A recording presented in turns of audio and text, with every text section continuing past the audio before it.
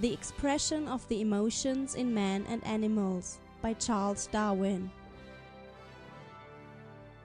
Introduction, Part 1.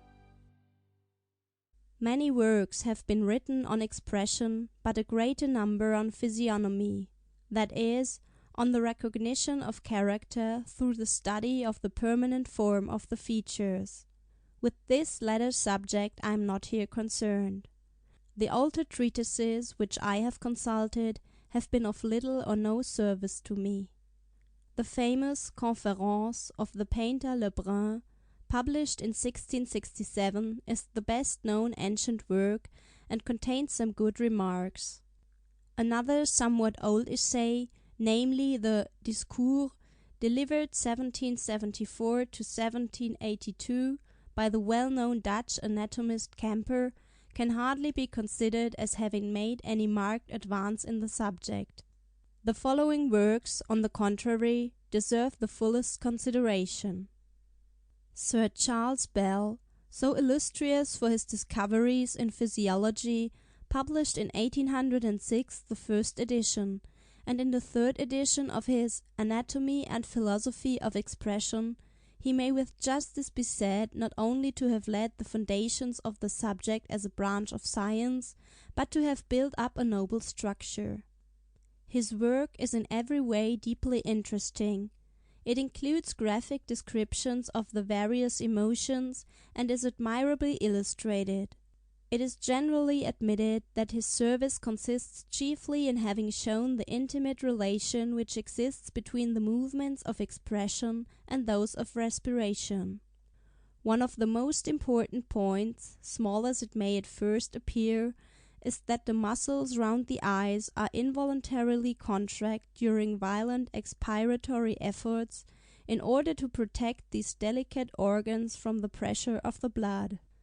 This fact, which has been fully investigated for me with the greatest kindness by Professor Stonders of Utrecht, throws, as we shall hereafter see, a flood of light on several of the most important expressions of the human countenance. The merits of Sir Charles Bell's work have been undervalued or quite ignored by several foreign writers, but have been fully admitted by some, for instance by M. Lemoine, who with great justice says, Le livre de Charles Bell devrait être médité par quiconque essaye de faire parler le visage de l'homme, par les philosophes aussi bien que par les artistes, car, sous une apparence plus légère et sous le prétexte de l'esthétique, c'est un des plus beaux monuments de la science des rapports du physique et du moral. From reasons which will presently be assigned, Sir Charles Bell did not attempt to follow out his views as far as they might have been carried. He does not try to explain why different muscles are brought into action under different emotions, why, for instance, the inner ends of the eyebrows are raised and the corners of the mouth depressed by a person suffering from grief or anxiety. In 1807, M. Moreau edited an edition of Lavater on Physiognomy, in which he incorporated several of his own essays, containing excellent descriptions of the movements of the facial muscles, together with many valuable remarks. He throws, however, very little light on the philosophy of the subject. For instance, M. Moreau, in speaking of the act of frowning, that is, the contraction of the muscle called by French writers the sourcilier, corrugator supercilii, remarks with truth, Cette action de sourciller est un des symptômes les plus tranchés de l'expression des affections pénibles ou concentrées. He then adds that these muscles from their attachment and position are fitted à resserrer, à concentrer les principaux traits de la face, comme il convient dans toutes ses passions, vraiment oppressives ou profondes, dans ces affections dont le sentiment semble porter l'organisation à revenir sur elle-même, à se contracter et à s'amoindrir, comme pour offrir moins de prise et de surface à des impressions redoutables ou importunes. He who thinks that remarks of this kind throw any light on the meaning or origin of the different expressions takes a very different view of the subject to what I do. The earliest edition of this work, referred to in the preface to the edition of 1820 in 10 volumes, as containing the observations of M. Moreau, is said to have been published in 1807, and I have no doubt that this is correct, because the Notice sur Lavater at the commencement of Volume 1 is dated April 13, 1806. In some bibliographical works, however, the date of 1805 to 1809 is given, but it seems impossible that 1805 can be correct. Dr. Dejection remarks, Mécanisme de la physionomie humaine, octavo édition, 1862, page 5, and Archives générales de médecine, janvier et février 1862, that M. Moreau a composé pour son ouvrage un article important, etc. in the year 1805, and I find in Volume 1 of the edition of 1820 passages bearing the dates of December 12, 1805, and another January 5, 1806. Besides that of April 13, 1806, above referred to. In consequence of some of these passages having thus been composed in 1805, Dr. Dejection assigns to M. Moreau the priority over Sir Charles Bell, whose work, as we have seen, was published in 1806. This is a very unusual manner of determining the priority of scientific works, but such questions are of extremely little importance in comparison with their relative merits. The passages above, quoted from M. Moreau and from Lebrun, are taken in this and all other cases from the edition of 1820 of Lavater, Tome 4, page 228, and Tome 9, page 279. In the above passage there is but a slight, if any, advance in the philosophy of the subject beyond that reached by the painter Lebrun, who, in 1667, in describing the expression of fright, says, Le sourcil qui est abaissé d'un côté et élevé de l'autre fait voir que la partie élevée semble le vouloir joindre au cerveau pour le garantir du mal que l'âme aperçoit. Et le côté qui est abaissé et qui paraît enflé nous fait trouver dans cet état par les esprits qui viennent du cerveau en abondance, comme pour couvrir l'âme et la défendre du mal qu'elle crée. La bouche fort ouverte fait voir le saisissement du cœur par le sang qui se retire vers lui, ce qui l'oblige, voulant respirer, à faire un effort qui est cause que la bouche s'ouvre extrêmement et qui, lorsqu'il passe par les organes de la voix, forme un son qui n'est point articulé, que si les muscles et les veines paraissent s'enfler, ce n'est que par les esprits que le cerveau envoie en ces parties-là. I have thought the foregoing sentences worth quoting as specimens of the surprising nonsense which has been written on the subject. The Physiology or Mechanism of Blushing, by Dr. Burgess, appeared in 1839, and to this work I shall frequently refer in my 13th chapter. In 1862, Dr. Dejection published 2 editions, in folio and octavo, of his Mécanisme de la physionomie humaine, in which he analyzes by means of electricity and illustrates by magnificent photographs the movements of the facial muscles. He has generously permitted me to copy as many of his photographs as I desired. His works have been spoken lightly of, or quite passed over by some of his countrymen. It is possible that Dr. Dejection may have exaggerated the importance of the contraction of single muscles in giving expression, for, owing to the intimate manner in which the muscles are connected, as may be seen in endless anatomical drawings, The best, I believe, ever published, it is difficult to believe in their separate action. Nevertheless, it is manifest that Dr. Dejection clearly apprehended this and other sources of error, and as it is known that he was eminently successful in elucidating the physiology of the muscles of the hand by the aid of electricity, it is probable that he is generally in the right about the muscles of the face. In my opinion, Dr. Dejection has greatly advanced the subject by his treatment of it. No one has more carefully studied the contraction of each separate muscle and the consequent furrows produced on the skin. He has also, and this is a very important service, shown which muscles are least under the separate control of the will.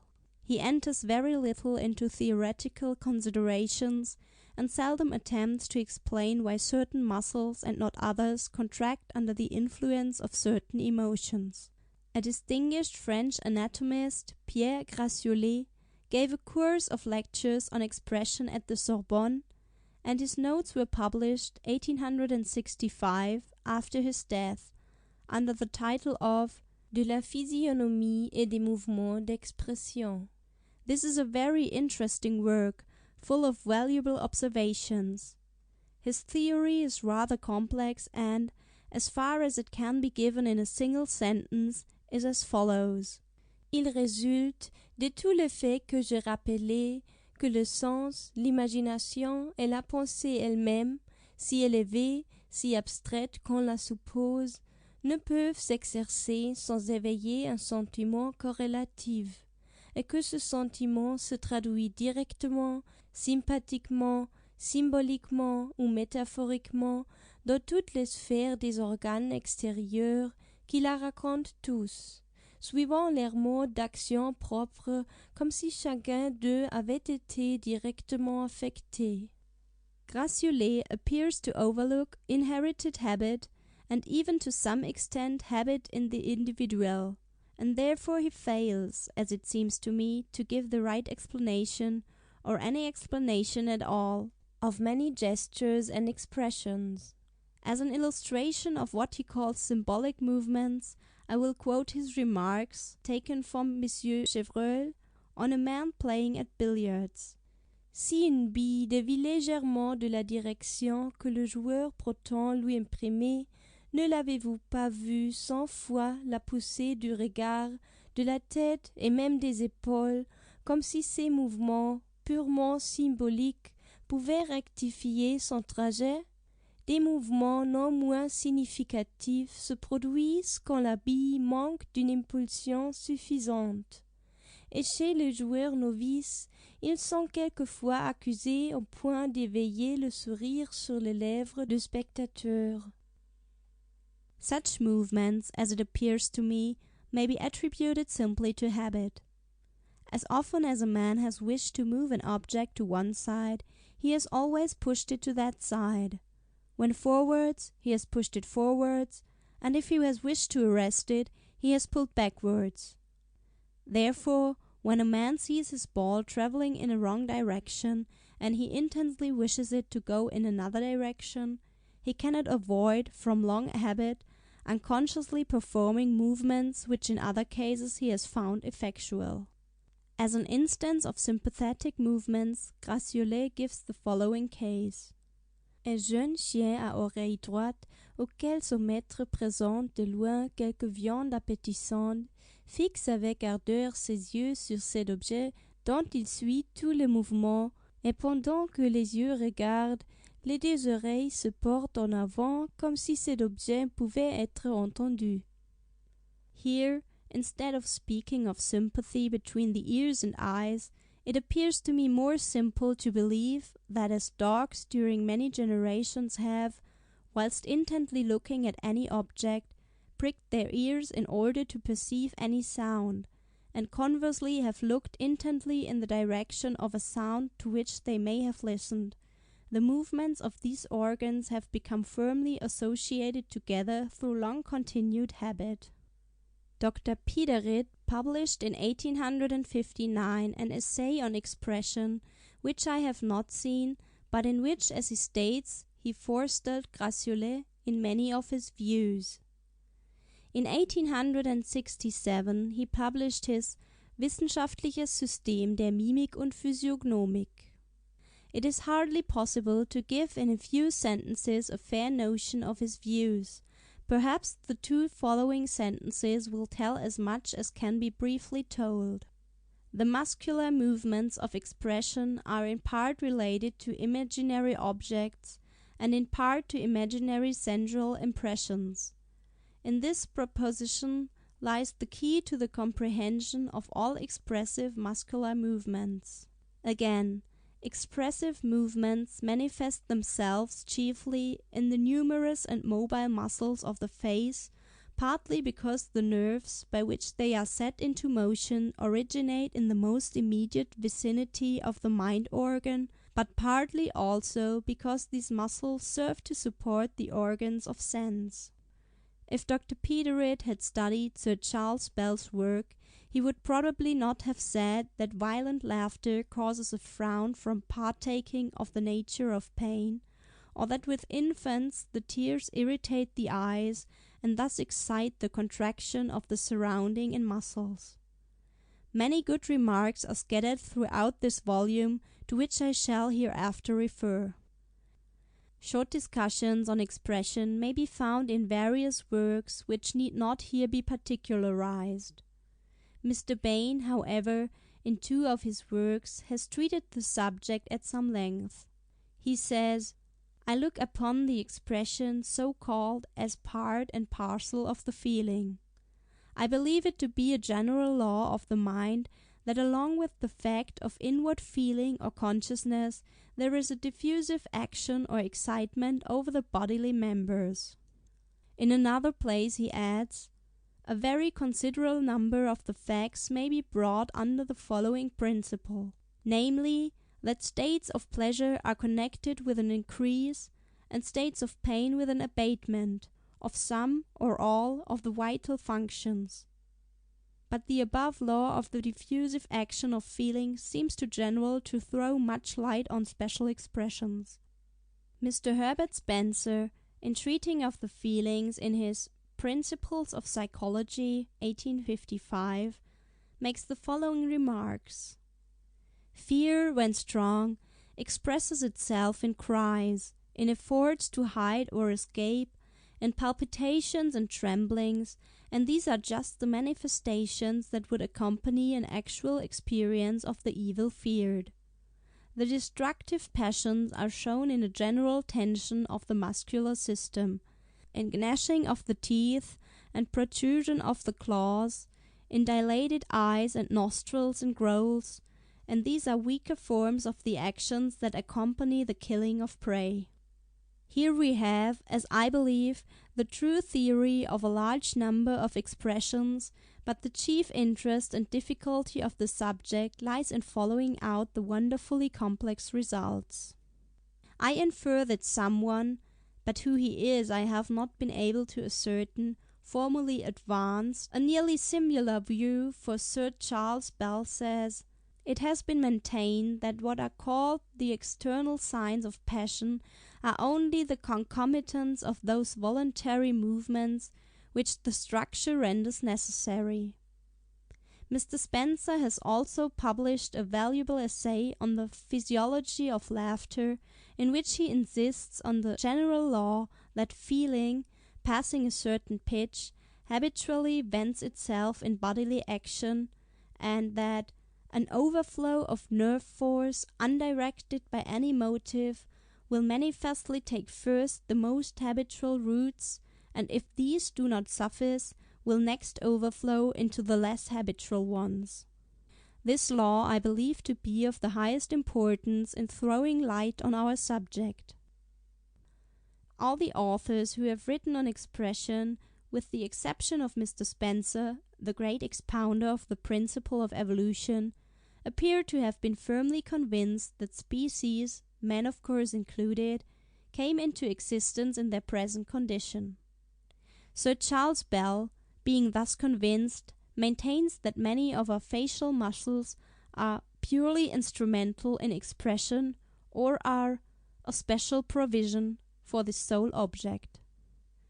But the simple fact that the anthropoid apes possess the same facial muscles as we do renders it very improbable that these muscles in our case serve exclusively for expression. For no one, I presume, would be inclined to admit that monkeys have been endowed with special muscles solely for exhibiting their hideous grimaces. Distinct uses, independently of expression, can indeed be assigned with much probability for almost all the facial muscles. Sir Charles Bell evidently wished to draw as broad a distinction as possible between man and the lower animals, and he consequently asserts that with the lower creatures there is no expression but what may be referred more or less plainly to their acts of volition or necessary instincts. He further maintains that their faces seem chiefly capable of expressing rage and fear. But man himself cannot express love and humility by external signs so plainly as does a dog, when with drooping ears, hanging lips, flexuous body, and wagging tail he meets his beloved master. Nor can these movements in the dog be explained by acts of volition or necessary instincts any more than the beaming eyes and smiling cheeks of a man when he meets an old friend. If Sir Charles Bell had been questioned about the expression of affection in the dog, he would no doubt have answered that this animal had been created with special instincts adapting him for association with man, and that all further enquiry on the subject was superfluous. Although Gratiolet emphatically denies that any muscle has been developed solely for the sake of expression, he seems never to have reflected on the principle of evolution.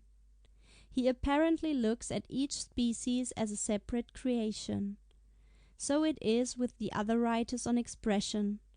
For instance, Dr. Dejection, after speaking of the movements of the limbs, refers to those which give expression to the face and remarks: Le créateur n'a donc pas eu à se préoccuper ici des besoins de la mécanique. Il a pu, selon sa sagesse, ou que l'on me pardonne cette manière de parler, par une divine fantaisie, mettre en action tel ou tel muscle, un seul ou plusieurs muscles à la fois, lorsqu'il a voulu que les signes caractéristiques des passions, même les plus fugaces, fussent écrits passagèrement sur la face de l'homme.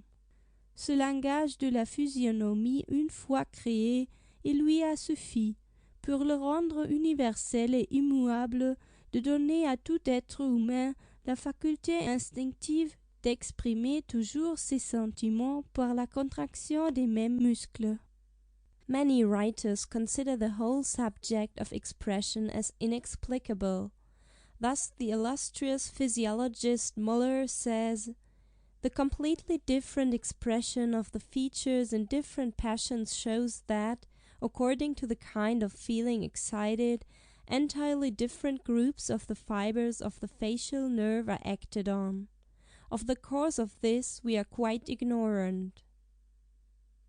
No doubt, as long as man and all other animals are viewed as independent creations, an effectual stop is put to our natural desire to investigate as far as possible the causes of expression. By this doctrine, anything and everything can be equally well explained, and it is proved as pernicious with respect to expression as to every other branch of natural history. With mankind some expressions, such as the bristling of the hair under the influence of extreme terror, or the uncovering of the teeth under that of furious rage, can hardly be understood, except on the belief that man once existed in a much lower and animal-like condition.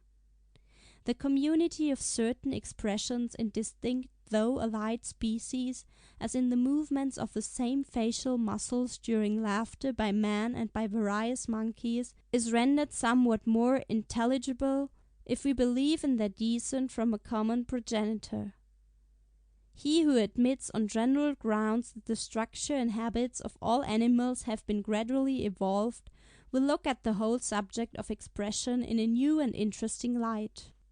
The study of expression is difficult, owing to the movements being often extremely slight and of a fleeting nature. A difference may be clearly perceived, and yet it may be impossible, at least I have found it so, to state in what the difference consists. When we witness any deep emotion, our sympathy is so strongly excited that close observation is forgotten or rendered almost impossible, of which fact I have had many curious proofs. Our imagination is another and still more serious source of error, for if from the nature of the circumstances we expect to see any expression, we readily imagine its presence. Notwithstanding Dr. Duchenne's great experience, he for a long time fancied, as he states, that several muscles contracted under certain emotions, whereas he ultimately convinced himself that the movement was confined to a single muscle. End of section 1. Introduction, Part 2. In order to acquire as good a foundation as possible, and to ascertain, independently of common opinion, how far particular movements of the features and gestures are really expressive of certain states of the mind, I have found the following means the most serviceable. In the first place, to observe infants, for they exhibit many emotions, as Sir C. Bell remarks, with extraordinary force, whereas in after life, some of our expressions cease to have the pure and simple source from which they spring in infancy. In the second place, it occurred to me that the insane ought to be studied, as they are liable to the strongest passions and give uncontrolled vent to them. I had myself no opportunity of doing this, so I applied to Dr. Maudsley and received from him an introduction to Dr. J. Crichton Browne, who has charge of an immense asylum near Wakefield, and who, as I found, had already attended to the subject. This excellent observer has with unwearied kindness sent me copious notes and descriptions, with valuable suggestions on many points, and I can hardly overestimate the value of his assistance. I owe also to the kindness of Mr. Patrick Nicole of the Sussex Lunatic Asylum interesting statements on 2 or 3 points. Thirdly, Dr. Duchenne galvanized, as we have already seen, certain muscles in the face of an old man, whose skin was little sensitive, and thus produced various expressions which were photographed on a large scale. It fortunately occurred to me to show several of the best plates, without a word of explanation, to above 20 educated persons of various ages and both sexes, asking them, in each case, by what emotion or feeling the old man was supposed to be agitated, and I recorded their answers in the words which they used. Several of the expressions were instantly recognized by almost everyone, though described in not exactly the same terms, and these may, I think, be relied on as truthful, and will hereafter be specified. On the other hand, the most widely different judgments were pronounced in regard to some of them. This exhibition was of use in another way, by convincing me how easily we may be misguided by our imagination. For when I first looked through Dr. Duchenne's photographs, reading at the same time the text, and thus learning what was intended, I was struck with admiration at the truthfulness of all, with only a few exceptions. Nevertheless, if I had examined them without any explanation, no doubt I should have been as much perplexed in some cases as other persons have been. Fourthly, I had hoped to derive much aid from the great masters in painting and sculpture, who are such close observers. Accordingly, I have looked at photographs and engravings of many well-known works, but, with a few exceptions, have not thus profited. The reason, no doubt, is that in works of art, beauty is the chief object, and strongly contracted facial muscles destroy beauty. The story of the composition is generally told with wonderful force and truth by skillfully given accessories. Fifthly, it seemed to me highly important to ascertain whether the same expressions and gestures prevail, as has often been asserted without much evidence, with all the races of mankind, especially with those who have associated but little with Europeans. Whenever the same movements of the features or body express the same emotions in several distinct races of man, we may infer with much probability that such expressions are true ones, that is, are innate or instinctive. Conventional expressions or gestures acquired by the individual during early life would probably have differed in the different races in the same manner as do their languages. Accordingly, I circulated, early in the year 1867, the following printed queries with a request, which has been fully responded to, that actual observations and not memory might be trusted. These queries were written after a considerable interval of time, during which my attention had been otherwise directed, and I can now see that they might have been greatly improved. To some of the later copies, I appended in manuscript a few additional remarks. 1. Is astonishment expressed by the eyes and mouth being opened wide and by the eyebrows being raised? 2. Does shame excite a blush when the color of the skin allows it to be visible, and especially how low down the body does the blush extend? 3. When a man is indignant or defiant, does he frown, hold his body and head erect, square his shoulders, and clench his fists? 4. When considering deeply on any subject or trying to understand any puzzle, does he frown or wrinkle the skin beneath the lower eyelids? 5. When in low spirits, are the corners of the mouth depressed and the inner corner of the eyebrows raised by that muscle which the French call the grief muscle? The eyebrow in this state becomes slightly oblique, with a little swelling at the inner end, and the forehead is transversely wrinkled in the middle part, but not across the whole breadth, as when the eyebrows are raised in surprise. 6. When in good spirits, do the eyes sparkle, with the skin a little wrinkled round and under them, and with the mouth a little drawn back at the corners? 7.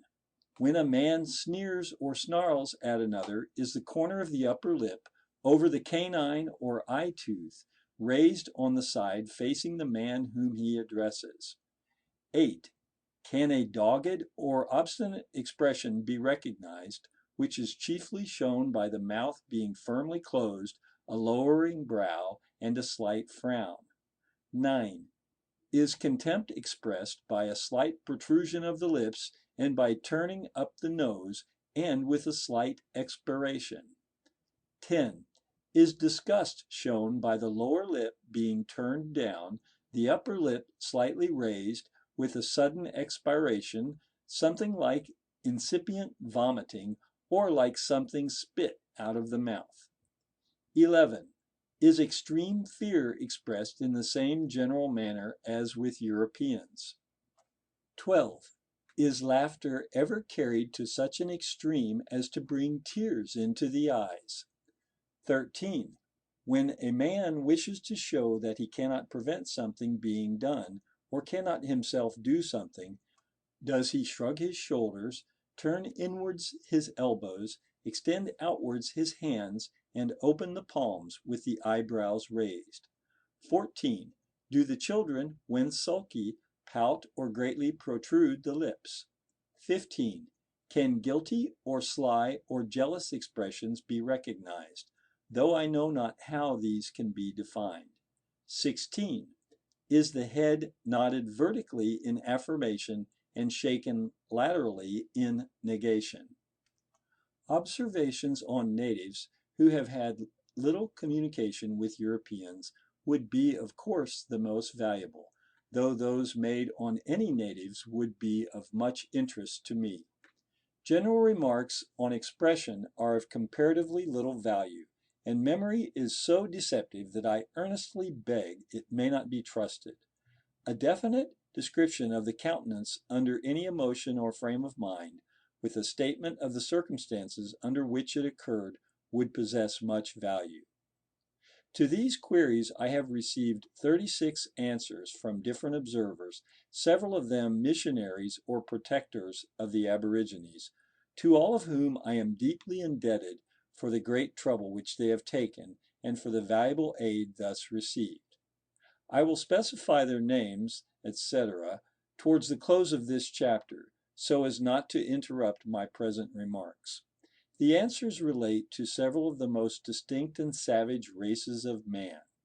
In many instances, the circumstances have been recorded under which each expression was observed, and the expression itself described. In such cases, much confidence may be placed in the answers.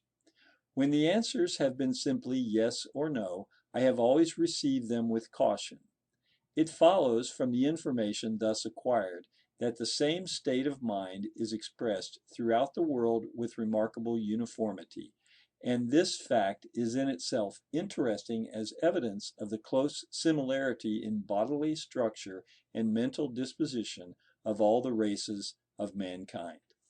Sixthly, and lastly, I have attended as closely as I could to the expression of the several passions in some of the commoner animals, and this I believe to be of paramount importance, not of course for deciding how far in man certain expressions are characteristic of certain states of mind, but as affording the safest basis for generalization on the causes or origin of the various movements of expression.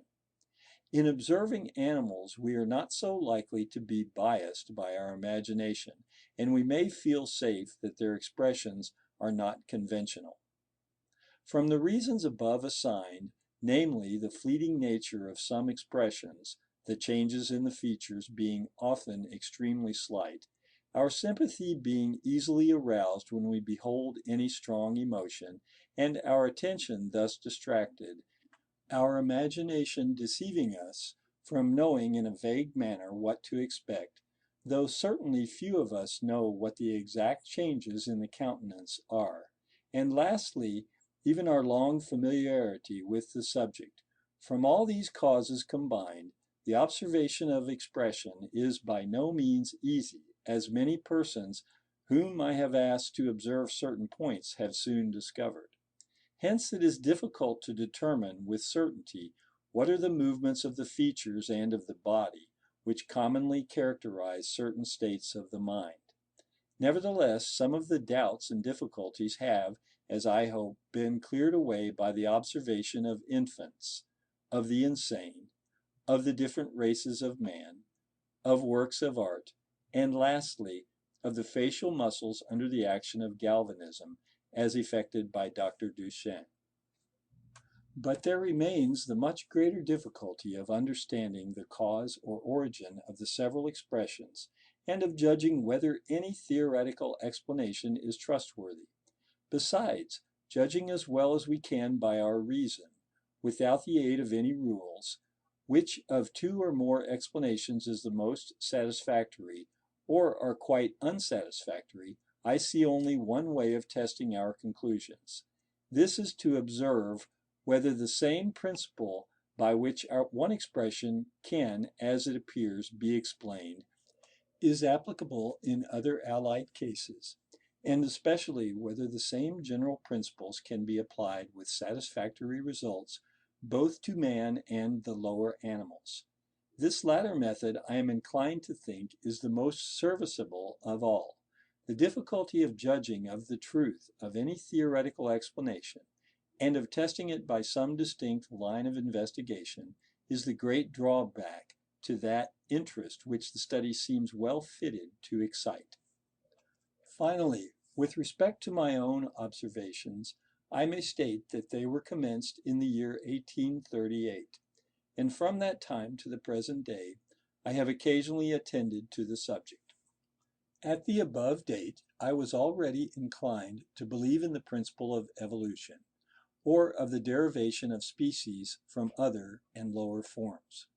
Consequently, when I read Sir C. Bell's great work, his view that man had been created with certain muscles specially adapted for the expression of his feelings struck me as unsatisfactory. It seemed probable that the habit of expressing our feelings by certain movements, though now rendered innate, had been in some manner gradually acquired. But to discover how such habits had been acquired was perplexing in no small degree. The whole subject had to be viewed under a new aspect, and each expression demanded a rational explanation.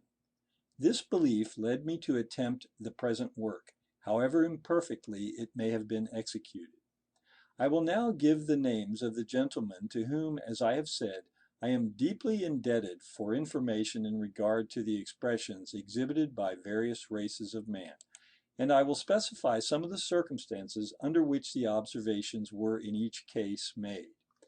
Owing to the great kindness and powerful influence of Mr. Wilson, of Hayes Place, Kent, I have received from Australia no less than 13 sets of answers to my queries. This has been particularly fortunate, as the Australian Aborigines rank amongst the most distinct of all the races of man. It will be seen that the observations have been chiefly made in the south, in the outlying parts of the colony of Victoria, but some excellent answers have been received from the north. Mr. Dyson Lacey has given me in detail some valuable observations made several hundred miles in the interior of Queensland.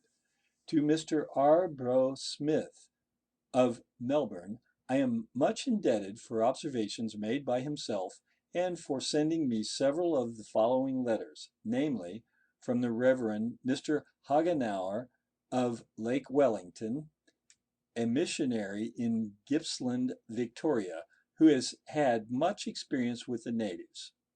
From Mr. Samuel Wilson, a landowner residing at Langerenong, Wimmera, Victoria, from the Reverend George Taplin, Superintendent of the Native Industrial Settlement at Port Macleay, from Mr. Archibald G. Lang of Coranderrick, Victoria, a teacher at a school where Aborigines, old and young, are collected from all parts of the colony. From Mr. H. B. Lane of Belfast, Victoria, a police magistrate and warden, whose observations I am assured are highly trustworthy. From Mr. Templeton Bonnet of Echuca, whose station is on the borders of the colony of Victoria, and who has thus been able to observe many Aborigines who have had little intercourse with white men. He compared his observations with those made by 2 other gentlemen long resident in the neighborhood. Also from Mr. J. Bulmer, a missionary in the remote part of Gippsland, Victoria. I am also indebted to the distinguished botanist, Dr. Ferdinand Muller of Victoria, for some observations made by himself, and for sending me others made by Mrs. Green, as well as for some of the foregoing letters. In regard to the Maoris of New Zealand, the Reverend J. W. Stack has answered only a few of my queries, but the answers have been remarkably full, clear, and distinct, with the circumstances recorded under which the observations were made. The Rajah Brooke has given me some information with respect to the Dayaks of Borneo. Respecting the Malays, I have been highly successful, for Mr. F. Geach, to whom I was introduced by Mr. Wallace, during his residence as a mining engineer in the interior of Malacca, observed many natives who had never before associated with white men. He wrote me 2 long letters with admirable and detailed observations on their expression. He likewise observed the Chinese immigrants in the Malay archipelago. The well-known naturalist H. M. Consul, Mr. Swinhoe, also observed for me the Chinese in their native country, and he made inquiries from others whom he could trust. In India, Mr. H. Erskine, whilst residing in his official capacity in the Ahmednagar district in the Bombay Presidency, attended to the expression of the inhabitants, but found much difficulty in arriving at any safe conclusions, owing to their habitual concealment of all emotions in the presence of Europeans. He also obtained information for me from Mr. West, the judge in Kanara, and he consulted some intelligent native gentlemen on certain points. In Calcutta, Mr. J. Scott, curator of the Botanic Gardens, carefully observed the various tribes of men therein employed during a considerable period, and no one has sent me such full and valuable details. The habit of accurate observation gained by his botanical studies has been brought to bear on our present subject. For Ceylon, I am much indebted to the Reverend S. O. Glennie for answers to some of my queries. Turning to Africa, I have been unfortunate with respect to the Negroes, though Mr. Winwood Reade aided me as far as lay in his power. It would have been comparatively easy to have obtained information in regard to the Negro slaves in America, but as they have been long associated with white men, such observations would have possessed little value. In the southern parts of the continent, Mrs. Barber observed the Kaffirs and Fingos and sent me many distinct answers. Mr. J. P. Mansell Wheel also made some observations on the natives and procured for me a curious document, namely the opinion, written in English, of Christian Gaika, brother of the chief Sandilli, on the expressions of his fellow countrymen. In the northern regions of Africa, Captain Speedy, who long resided with the Abyssinians, answered my queries partly from memory and partly from observations made on the son of King Theodore, who was then under his charge. Professor and Mrs. Asa Gray attended to some points in the expressions of the natives as observed by them whilst ascending the Nile. On the great American continent, Mr. Bridges, a catechist residing with the Fuegians, answered some few questions about their expression, addressed to him many years ago. In the northern half of the continent, Dr. Rothrock attended to the expressions of the wild Atna and Espiox tribes on the Nasse River in northwestern America. Mr. Washington Matthews, assistant surgeon in the United States Army, also observed with special care after having seen my queries as printed in the Smithsonian Report some of the wildest tribes in the western parts of the United States, namely the Tetons, Gros Ventres, Mandans, and Assiniboines, and his answers have proved of the highest value. Lastly, besides these special sources of information, I have collected some few facts incidentally given in books of travels. As I shall often have to refer, more especially in the latter part of this volume, to the muscles of the human face, I have had a diagram, copied and reduced from Sir C. Bell's work, and two others with more accurate details, from Herday's well-known Handbuch der systematischen Anatomie des Menschen. The same letters refer to the same muscles in all three figures, but the names are given of only the more important ones to which I shall have to allude. The facial muscles blend much together, and as I am informed, hardly appear on a dissected face so distinct as they are here represented. Some writers consider that these muscles consist of 19 pairs, with one unpaired, but others make the number much larger, amounting even to 55, according to Moreau. They are, as is admitted by everyone who has written on the subject, very variable in structure, and Moreau remarks that they are hardly alike in half a dozen subjects. They are also variable in function.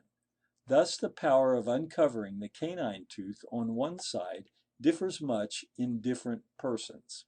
The power of raising the wings of the nostrils is also, according to Dr. Piderit, variable in a remarkable degree, and other such cases could be given.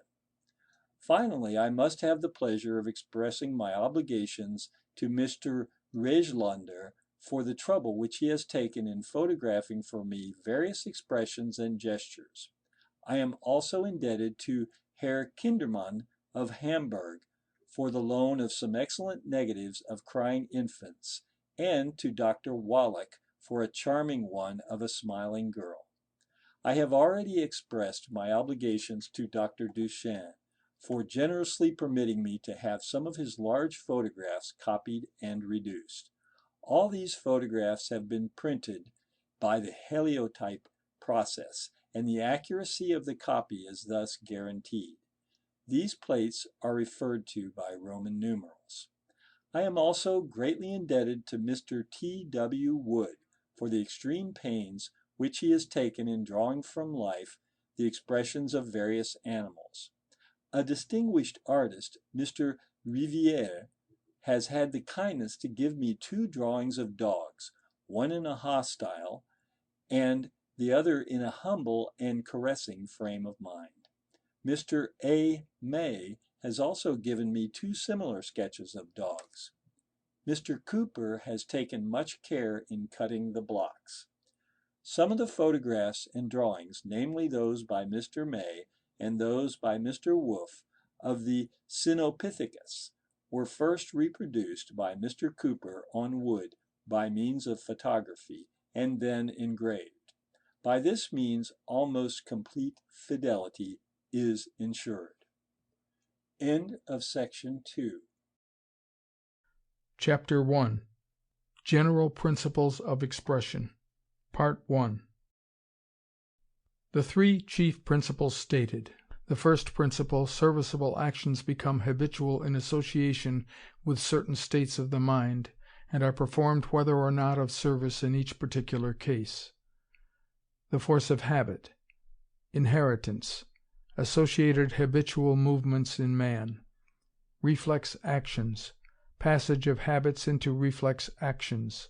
Associated habitual movements in the lower animals. Concluding remarks. I will begin by giving the 3 principles, which appear to me to account for most of the expressions and gestures involuntarily used by man and the lower animals, under the influence of various emotions and sensations. I arrived, however, at these 3 principles only at the close of my observations. They will be discussed in the present and 2 following chapters in a general manner.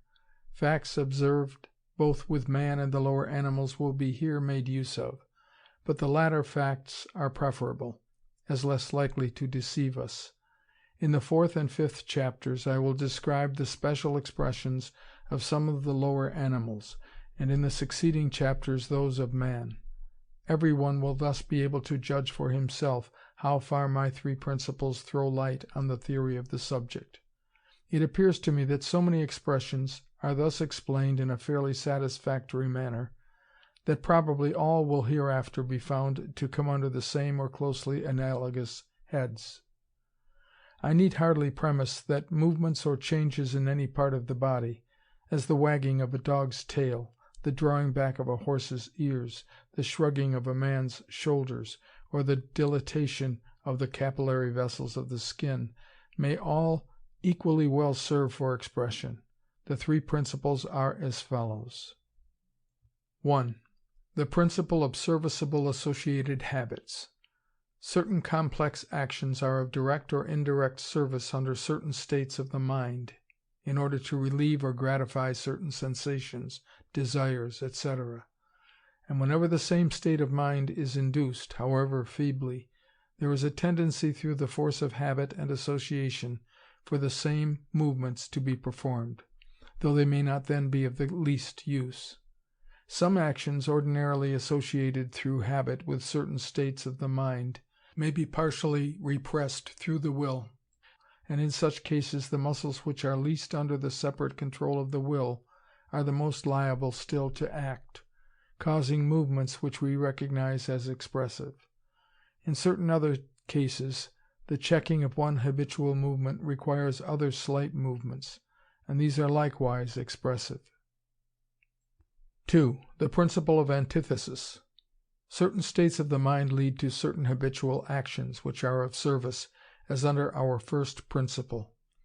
Now when a directly opposite state of mind is induced, there is a strong and involuntary tendency to the performance of movements of a directly opposite nature, though these are of no use, and such movements are in some cases highly expressive. 3. The principle of actions due to the constitution of the nervous system, independently from the first of the will, and independently to a certain extent of habit. When the sensorium is strongly excited, nerve force is generated in excess, and is transmitted in certain definite directions, depending on the connection of the nerve cells, and partly on habit. Or the supply of nerve force may, as it appears, be interrupted. Effects are thus produced, which we recognize as expressive. This third principle may, for the sake of brevity, be called that of the direct action of the nervous system. With respect to our first principle, it is notorious how powerful is the force of habit. The most complex and difficult movements can in time be performed without the least effort or consciousness. It is not positively known how it comes that habit is so efficient in facilitating complex movements, but physiologists admit, quote, that the conducting power of the nervous fibers increases with the frequency of their excitement, end quote. This applies to the nerves of motion and sensation, as well as to those connected with the act of thinking. That some physical change is produced in the nerve cells, or nerves which are habitually used, can hardly be doubted, for otherwise it is impossible to understand how the tendency to certain acquired movements is inherited.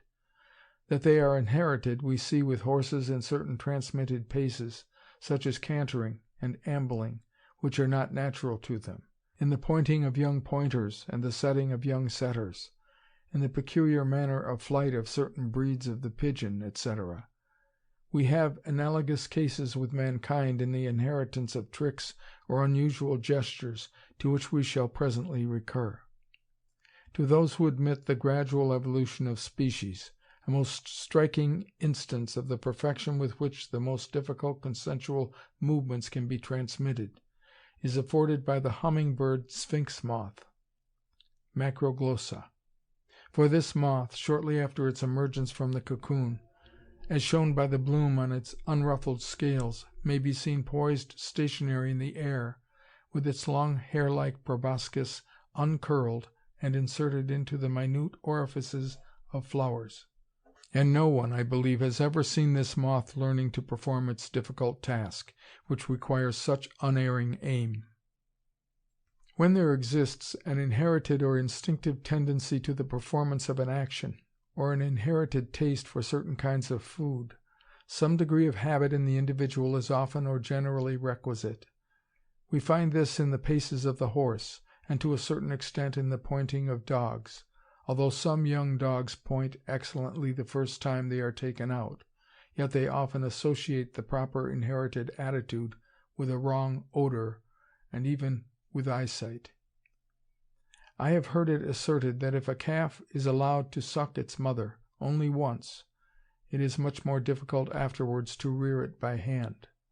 Caterpillars which have been fed on the leaves of one kind of tree have been known to perish from hunger rather than eat the leaves of another tree, although this afforded them their proper food under a state of nature. And so it is in many other cases. The power of association is admitted by everyone. Mr. Bain remarks that, quote, actions, sensations, and states of feeling occurring together or in close succession tend to grow together or cohere in such a way that when any of them is afterwards presented to the mind, the others are apt to be brought up in idea." End quote. It is so important for our purpose fully to recognize that actions readily become associated with other actions and with various states of the mind, that I will give a good many instances, in the first place relating to man, and afterwards to the lower animals. Some of the instances are of a very trifling nature, but they are as good for our purpose as more important habits. It is known to everyone how difficult, or even impossible it is, without repeated trials, to move the limbs in certain opposed directions which have never been practiced. Analogous cases occur with sensations, as in the common experiment of rolling a marble beneath the tips of two crossed fingers, when it feels exactly like two marbles. Every one protects himself when falling to the ground by extending his arms, and as Professor Allison has remarked, few can resist acting thus, when voluntarily falling on a soft bed. A man, when going out of doors, puts on his gloves quite unconsciously, and this may seem an extremely simple operation, but he who has taught a child to put on gloves knows that this is by no means the case. When our minds are much affected, so are the movements of our bodies. But here another principle besides habit, namely the undirected overflow of nerve force, partially comes into play. Norfolk, in speaking of Cardinal Wolsey, says, quote, "Some strange commotion is in his brain. He bites his lip and starts, stops on a sudden, looks upon the ground, then lays his finger on his temple, straight springs out into fast gait, then stops again, strikes his breast hard, and anon he casts his eye against the moon. In most strange postures we have seen him set himself." End quote. Henry VIII, Act 3, Scene 2. A vulgar man often scratches his head when perplexed in mind, and I believe that he acts thus from habit, as if he experienced a slightly uncomfortable body sensation, namely the itching of his head, to which he is particularly liable, and which he thus relieves. Another man rubs his eyes when perplexed, or gives a little cough when embarrassed, acting in either case as if he felt a slightly uncomfortable sensation in his eyes or windpipe. From the continued use of the eyes, these organs are especially liable to be acted on through association under various states of the mind, although there is manifestly nothing to be seen. A man, as Gratiolet remarks, who vehemently rejects a proposition, will almost certainly shut his eyes or turn away his face, but if he accepts the proposition, he will nod his head in affirmation and open his eyes widely. The man acts in this latter case as if he clearly saw the thing, and in the former case as if he did not or would not see it. I have noticed that persons in describing a horrid sight often shut their eyes momentarily and firmly, or shake their heads, as if not to see or drive away something disagreeable. And I have caught myself, when thinking in the dark of a horrible spectacle, closing my eyes firmly. In looking suddenly at any object, or in looking all around, everyone raises his eyebrows, so that the eyes may be quickly and widely opened. And Duchenne remarks that a person in trying to remember something often raises his eyebrows as if to see it. A Hindu gentleman made exactly the same remark to Mr. Erskine in regard to his countrymen. I noticed a young lady earnestly trying to recollect a painter's name, and she first looked to one corner of the ceiling and then to the opposite corner, arching the one eyebrow on that side, although, of course, there was nothing to be seen there. In most of the foregoing cases, we can understand how the associated movements were acquired through habit, but with some individuals, certain strange gestures or tricks have arisen in association with certain states of the mind, owing to wholly inexplicable causes, and are undoubtedly inherited. I have elsewhere given one instance from my own observation of an extraordinary and complex gesture, associated with pleasurable feelings, which was transmitted from a father to his daughter, as well as some other analogous facts. Another curious instance of an odd inherited movement, associated with the wish to obtain an object, will be given in the course of this volume. There are other actions which are commonly performed under certain circumstances, independently of habit, and which seem to be due to imitation or some sort of sympathy. Thus, persons cutting anything with a pair of scissors may be seen to move their jaws simultaneously with the blades of the scissors. Children learning to write often twist about their tongues as their fingers move, in a ridiculous fashion. When a public singer suddenly becomes a little hoarse, many of those present may be heard, as I have been assured by a gentleman on whom I can rely, to clear their own throats. But here habit probably comes into play, as we clear our own throats under similar circumstances. I have also been told that at leaping matches, as the performer makes his spring, many of the spectators, generally men and boys, move their feet, but here again habit probably comes into play, for it is very doubtful whether women would thus act. Reflex actions. Reflex actions, in the strict sense of the term, are due to the excitement of a peripheral nerve, which transmits its influence to certain nerve cells, and these in their turn excite certain muscles or glands into action. And all this may take place without any sensation or consciousness on our part, though often thus accompanied.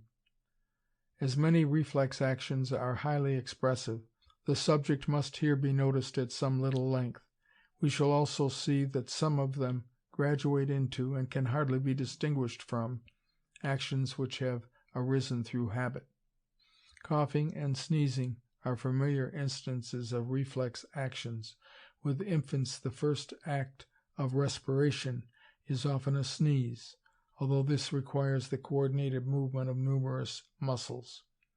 Respiration is partly voluntary, but mainly reflex, and is performed in the most natural and best manner without the interference of the will.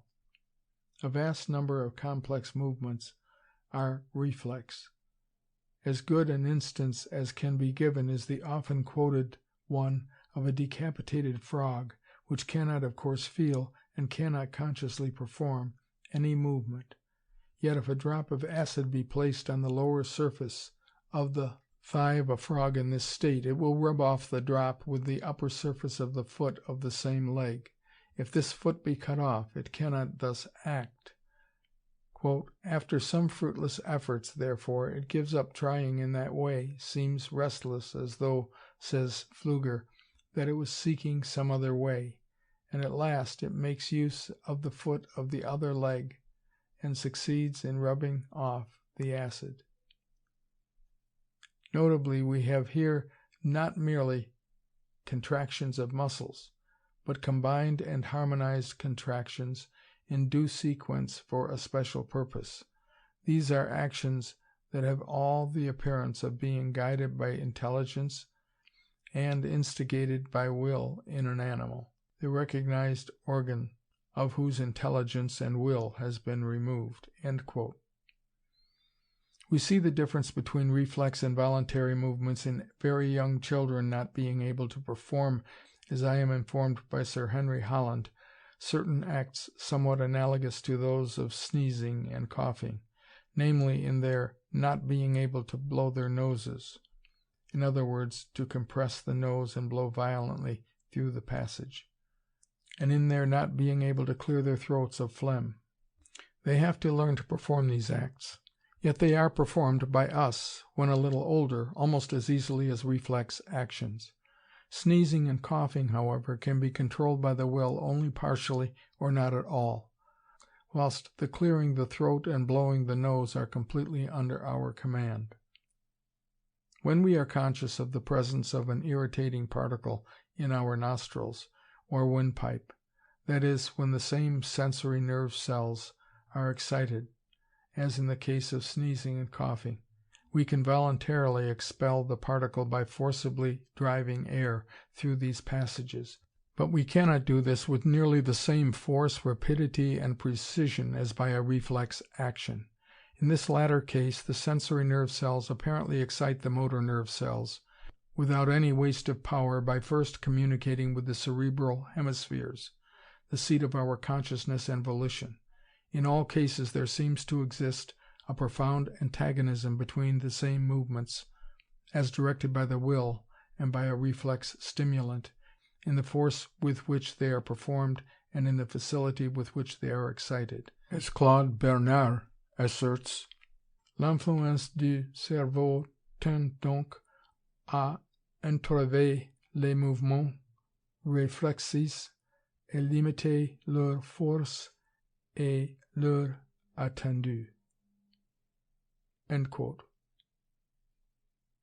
The conscious wish to perform a reflex action sometimes stops or interrupts its performance, though the proper sensory nerves may be stimulated. For instance, Many years ago I laid a small wager with a dozen young men that they would not sneeze if they took snuff, although they all declared that they invariably did so.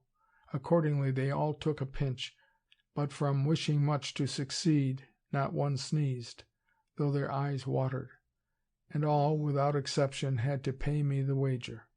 Sir H. Holland remarks that attention paid to the act of swallowing interferes with the proper movements, from which it probably follows, at least in part, that some persons find it so difficult to swallow uphill. Another familiar instance of a reflex action is the involuntary closing of the eyelids when the surface of the eye is touched. A similar winking movement is caused when a blow is directed towards the face, but this is an habitual and not a strictly reflex action, as the stimulus is conveyed through the mind and not by the excitement of a peripheral nerve. The whole body and head are generally at the same time drawn suddenly backwards. These latter movements, however, can be prevented if the danger does not appear to the imagination imminent. But our reason telling us that there is no danger does not suffice. I may mention a trifling fact, illustrating this point, and which at the time amused me. I put my face close to the thick glass plate in front of a puff adder in the zoological gardens, with the firm determination of not starting back if the snake struck at me. But as soon as the blow was struck, my resolution went for nothing, and I jumped a yard or two backwards with astonishing rapidity. My will and reason were powerless against the imagination of a danger which had never been experienced. The violence of a start seems to depend partly on the vividness of the imagination, and partly on the condition, either habitual or temporary, of the nervous system. He who will attend to the starting of his horse, when tired and fresh, will perceive how perfect is the gradation from a mere glance at some unexpected object, with a momentary doubt whether it is dangerous, to a jump so rapid and violent that the animal probably could not voluntarily whirl round in so rapid a manner. The nervous system of a fresh and highly fed horse sends its order to the motory system so quickly that no time is allowed for him to consider whether or not the danger is real. After one violent start, when he is excited and the blood flows freely through his brain, he is very apt to start again, and so it is, as I have noticed, with young infants. A start from a sudden noise, when the stimulus is conveyed through the auditory nerves, is always accompanied in grown-up persons by the winking of the eyelids. I observed, however, that though my infants started at sudden sounds when under a fortnight old, they certainly did not always wink their eyes, and I believe never did so. The start of an older infant apparently represents a vague catching hold of something to prevent falling. I shook a pasteboard box close before the eyes of one of my infants, when 114 days old, and it did not in the least wink. But when I put a few comfits into the box, holding it in the same position as before, and rattled them, the child blinked its eyes violently every time, and started a little. It was obviously impossible that a carefully guarded infant could have learnt by experience that a rattling sound near its eyes indicated danger to them. But such experience will have been slowly gained at a later age during a long series of generations. And from what we know of inheritance, there is nothing improbable in the transmission of a habit to the offspring at an earlier age than that at which it was first acquired by the parents. End of section 3. Chapter 1, Part 2.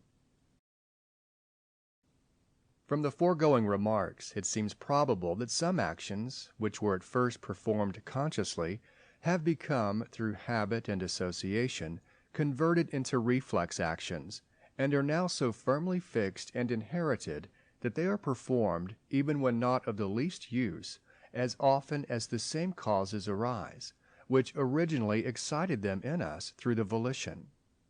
In such cases, the sensory nerve cells excite the motor cells, without first communicating with those cells on which our consciousness and volition depend.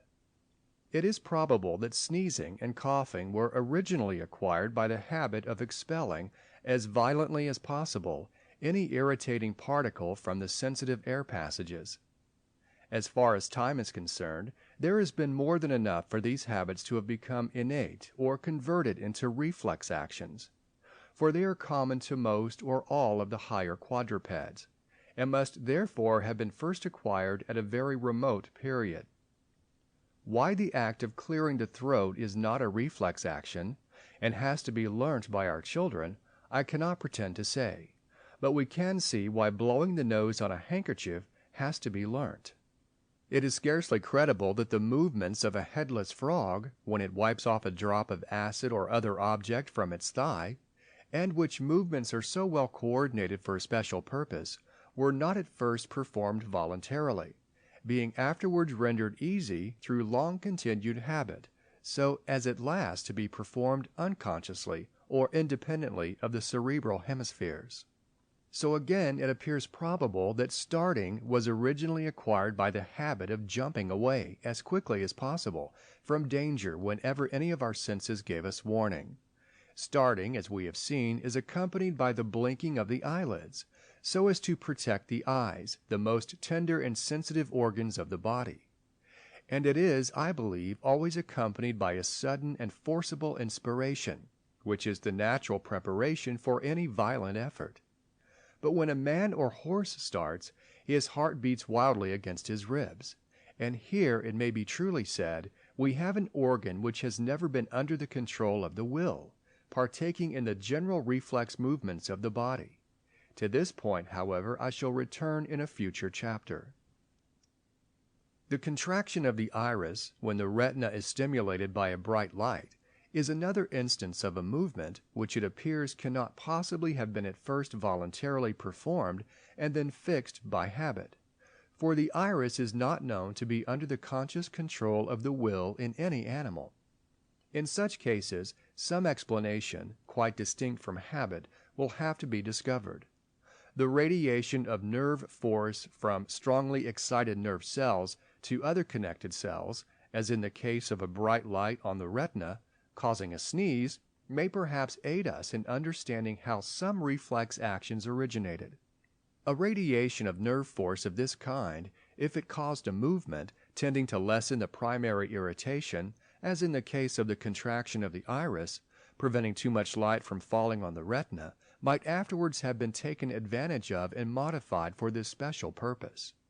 It further deserves notice that reflex actions are, in all probability, liable to slight variations, as are all corporeal structures and instincts, and any variations which were beneficial and of sufficient importance would tend to be preserved and inherited. Thus reflex actions, when once gained for one purpose, might afterwards be modified independently of the will or habit, so as to serve for some distinct purpose. Such cases would be parallel with those which, as we have every reason to believe, have occurred with many instincts. For although some instincts have been developed simply through long-continued and inherited habit, other highly complex ones have been developed through the preservation of variations of pre-existing instincts, that is, through natural selection. I have discussed at some little length, though as I am well aware, in a very imperfect manner, the acquirement of reflex actions, because they are often brought into play in connection with movements expressive of our emotions, and it was necessary to show that at least some of them might have been erst acquired through the will, in order to satisfy a desire, or to relieve a disagreeable sensation. Associated habitual movements in the lower animals. I have already given, in the case of man, several instances of movements associated with various states of the mind or body, which are now purposeless, but which were originally of use, and are still of use under certain circumstances. As this subject is very important for us, I will here give a considerable number of analogous facts, with reference to animals, although many of them are of a very trifling nature. My object is to show that certain movements were originally performed for a definite end, and that under nearly the same circumstances they are still pertinaciously performed through habit, when not of the least use. That the tendency in most of the following cases is inherited, we may infer from such actions being performed in the same manner by all the individuals, young and old, of the same species. We shall also see that they are excited by the most diversified, often circuitous, and sometimes mistaken associations. Dogs, when they wish to go to sleep on a carpet or other hard surface, generally turn round and scratch the ground with their forepaws in a senseless manner, as if they intended to trample down the grass and scoop out a hollow, as no doubt their wild parents did when they lived on open grassy plains or in the woods. Jackals, fennecs, and other allied animals in the zoological gardens treat their straw in this manner, but it's a rather odd circumstance that the keepers, after observing for some months, have never seen the wolves thus behave. A semi-idiotic dog and an animal in this condition would be particularly liable to follow a senseless habit, was observed by a friend, to turn completely round on a carpet 13 times before going to sleep. Many carnivorous animals, as they crawl towards their prey and prepare to rush or spring on it, lower their heads and crouch partly, as it would appear, to hide themselves, and partly to get ready for their rush. And this habit, in an exaggerated form, has become hereditary in our pointers and setters. Now I have noticed scores of times that when two strange dogs meet on an open road, the one which first sees the other, though at the distance of 100 or 200 yards, after the first glance always lowers its head, generally crouches a little, or even lies down. That is, he takes the proper attitude for concealing himself and for making a rush or spring, although the road is quite open and the distance great. Again, dogs of all kinds, when intently watching and slowly approaching their prey, frequently keep one of their forelegs doubled up for a long time, ready for the next cautious step. And this is eminently characteristic of the pointer. But from habit they behave in exactly the same manner, whenever their attention is aroused. I have seen a dog at the foot of a high wall, listening attentively to a sound on the opposite side, with one leg doubled up, and in this case there could have been no intention of making a cautious approach. Dogs, after voiding their excrement, often make with all 4 feet a few scratches backwards, even on a bare stone pavement, as if for the purpose of covering up their excrement with earth, in nearly the same manner as do cats. Wolves and jackals behave in the zoological gardens in exactly the same manner, yet, as I am assured by the keepers, neither wolves, jackals, nor foxes, when they have the means of doing so, ever cover up their excrement any more than do dogs. All these animals, however, bury superfluous food. Hence, if we rightly understand the meaning of the above cat-like habit, of which there can be little doubt, we have a purposeless remnant of an habitual movement which was originally followed by some remote progenitor of the dog genus for a definite purpose, and which has been retained for a prodigious length of time. Dogs and jackals take much pleasure in rolling and rubbing their necks and backs on carrion. The odor seems delightful to them, though dogs at least do not eat carrion. Mr. Bartlett has observed wolves for me, and has given them carrion, but has never seen them roll on it. I have heard it remarked, and I believe it to be true, that the larger dogs, which are probably descended from wolves, do not so often roll in carrion as do smaller dogs, which are probably descended from jackals. When a piece of brown biscuit is offered to a terrier of mine and she is not hungry, and I have heard of similar instances, she first tosses it about and worries it, as if it were a rat or other prey. She then repeatedly rolls on it precisely as if it were a piece of carrion, and at last eats it. It would appear that an imaginary relish has to be given to the distasteful morsel.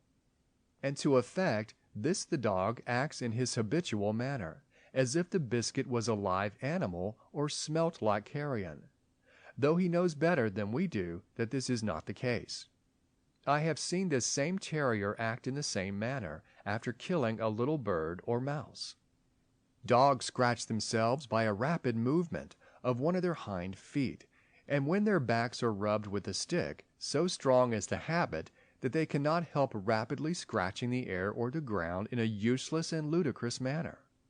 The terrier, just alluded to, when thus scratched with a stick, will sometimes show her delight by another habitual movement, namely, by licking the air as if it were my hand. Horses scratch themselves by nibbling those parts of their bodies which they can reach with their teeth, but more commonly one horse shows another where he wants to be scratched, and they then nibble each other. A friend whose attention I had called to the subject observed that when he rubbed his horse's neck, the animal protruded his head, uncovered his teeth, and moved his jaws, exactly as if nibbling on another horse's neck, for he could never have nibbled his own neck. If a horse is much tickled, as when currycombed, his wish to bite something becomes so intolerably strong that he will clatter his teeth together, and though not vicious, bite his groom. At the same time, from habit, he closely depresses his ears, so as to protect them from being bitten, as if he were fighting with another horse. A horse, when eager to start on a journey, makes the nearest approach which he can to the habitual movement of progression by pawing the ground. Now, when horses in their stalls are about to be fed and are eager for their corn, they paw the pavement or the straw. 2 of my horses thus behave when they see or hear the corn given to their neighbors. But here we have what may almost be called a true expression, as pawing the ground is universally recognized as a sign of eagerness. Cats cover up their excrements of both kinds with earth, and my grandfather saw a kitten scraping ashes over a spoonful of pure water spilt on the hearth, so that here a habitual or instinctive action was falsely excited, not by a previous act or by odor, but by eyesight. It is well known that cats dislike wetting their feet, owing, it is probable, to their having originally inhabited the dry country of Egypt, and when they wet their feet they shake them violently. My daughter poured some water into a glass close to the head of a kitten, and it immediately shook its feet in the usual manner, so that here we have a habitual movement, falsely excited by an associated sound, instead of by the sense of touch. Kittens, puppies, young pigs, and probably many other young animals alternately push with their forefeet against the mammary glands of their mothers, to excite a freer secretion of milk, or to make it flow. Now it is very common with young cats, and not at all rare with old cats of the common and Persian breeds, believed by some naturalists to be specifically extinct, when comfortably lying on a warm shawl or other soft substance, to pound it quietly and alternately with their forefeet, their toes being spread out and claws slightly protruded, precisely as when sucking their mother. That it is the same movement is clearly shown by their, often at the same time, taking a bit of the shawl into their mouths and sucking it, generally closing their eyes and purring from delight. This curious movement is commonly excited only in association with the sensation of a warm, soft surface. But I have seen an old cat, when pleased by having its back scratched, pounding the air with its feet in the same manner, so that this action has almost become the expression of a pleasurable sensation. Having referred to the act of sucking, I may add that this complex movement, as well as the alternate protrusion of the forefeet, are reflex actions, for they are performed if a finger moistened with milk is placed in the mouth of a puppy, the front part of whose brain has been removed. It has recently been stated in France that the action of sucking is excited solely through the sense of smell, so that if the olfactory nerves of a puppy are destroyed, it never sucks. In like manner, the wonderful power which a chicken possesses only a few hours after being hatched, of picking up small particles of food, seems to be started into action through the sense of hearing, for with chickens hatched by artificial heat, a good observer found that making a noise with the fingernail against a board, in imitation of the hen mother, first taught them to peck at their meat. I will give only one other instance of an habitual and purposeless movement.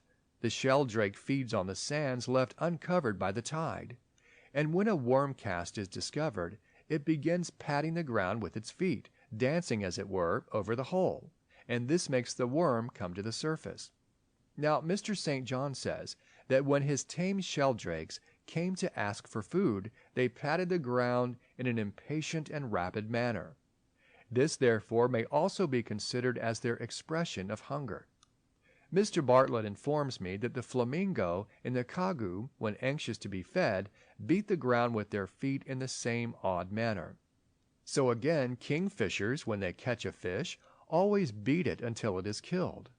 And in the zoological gardens they always beat the raw meat, with which they are sometimes fed, before devouring it. We have now, I think, sufficiently shown the truth of our first principle, namely, that when any sensation, desire, or dislike has led during a long series of generations to some voluntary movement, then a tendency to the performance of a similar movement will almost certainly be excited, whenever the same or any analogous or associated sensation, although very weak, is experienced, notwithstanding that the movement in this case may not be of the least use. Such habitual movements are often or generally inherited, and they then differ but little from reflex actions. When we treat of the special expressions of man, the latter part of our first principle, as given at the commencement of this chapter, will be seen to hold good, namely, that when movements, associated through habit with certain states of the mind, are partially repressed by the will, the strictly involuntary muscles, as well as those which are least under the separate control of the will, are liable still to act, and their action is often highly expressive. Conversely, when the will is temporarily or permanently weakened, the voluntary muscles fail before the involuntary. It is a fact, familiar to pathologists, as Sir C. Bell remarks, that when debility arises from affection of the brain, the influence is greatest on those muscles which are, in their natural condition, most under the command of the will. We shall also in our future chapters consider another proposition, included in our first principle, namely, that the checking of one habitual movement sometimes requires other slight movements, those latter serving as a means of expression. End of section 4. Chapter 2. General Principles of Expression. The principle of antithesis. Instances in the dog and cat. Origin of the principle. Conventional signs. The principle of antithesis has not arisen from opposite actions being consciously performed under opposite impulses. We will now consider our second principle, that of antithesis. Certain states of the mind lead, as we have seen in the last chapter, to certain habitual movements which were primarily, or may still be, of service. And we shall find that when a directly opposite state of mind is induced, there is a strong and involuntary tendency to the performance of movements of a directly opposite nature, though these have never been of any service. A few striking instances of antithesis will be given when we treat of the special expressions of man. But as, in these cases, we are particularly liable to confound conventional or artificial gestures and expressions with those which are innate or universal, and which alone deserve to rank as true expressions, I will, in the present chapter, almost confine myself to the lower animals. When a dog approaches a strange dog or man in a savage or hostile frame of mind, he walks upright and very stiffly. His head is slightly raised or not much lowered. The tail is held erect and quite rigid. The hairs bristle, especially along the neck and back. The pricked ears are directed forwards, and the eyes have a fixed stare. These actions, as will hereafter be explained, follow from the dog's intention to attack his enemy, and are thus to a large extent intelligible.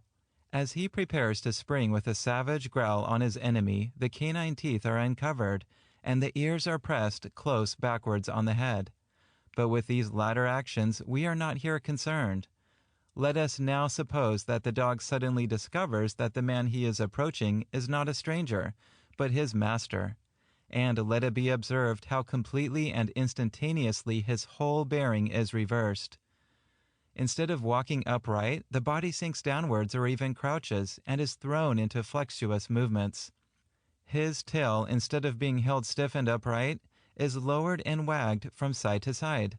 His hair instantly becomes smooth. His ears are depressed and drawn backwards, but not closely to the head, and his lips hang loosely.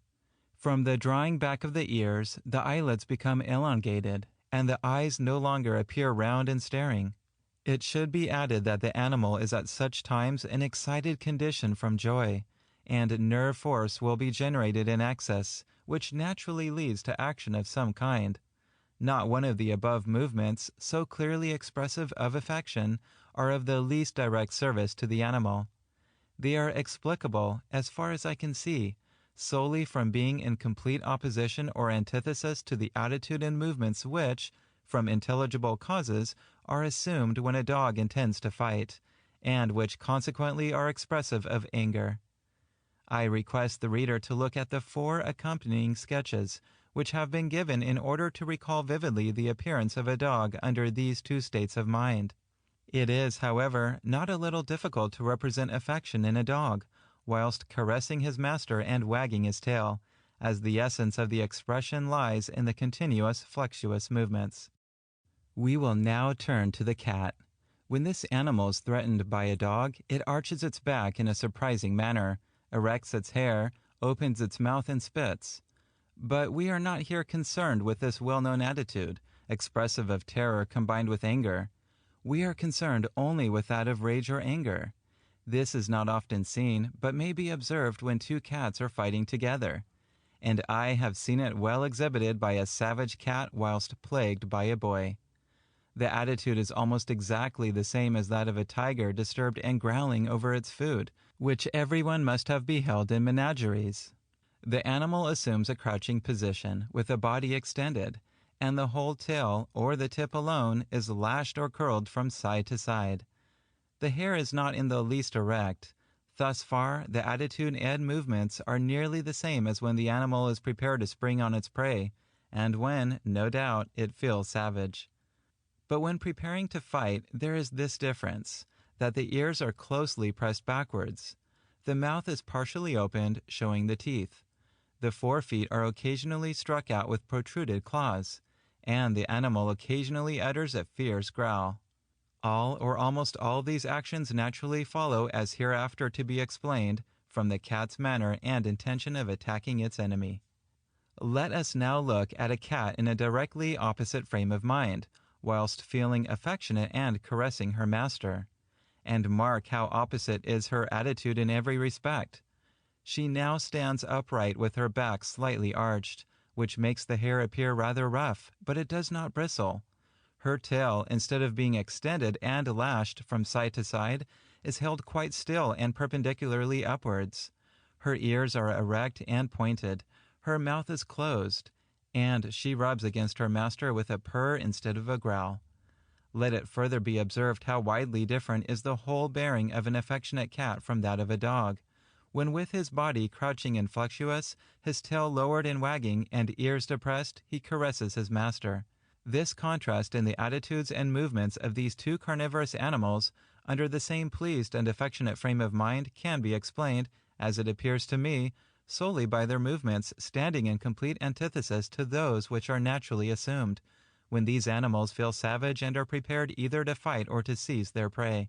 In these cases of the dog and cat, there is every reason to believe that the gestures both of hostility and affection are innate or inherited, for they are almost identically the same in the different races of the species, and in all the individuals of the same race, both young and old.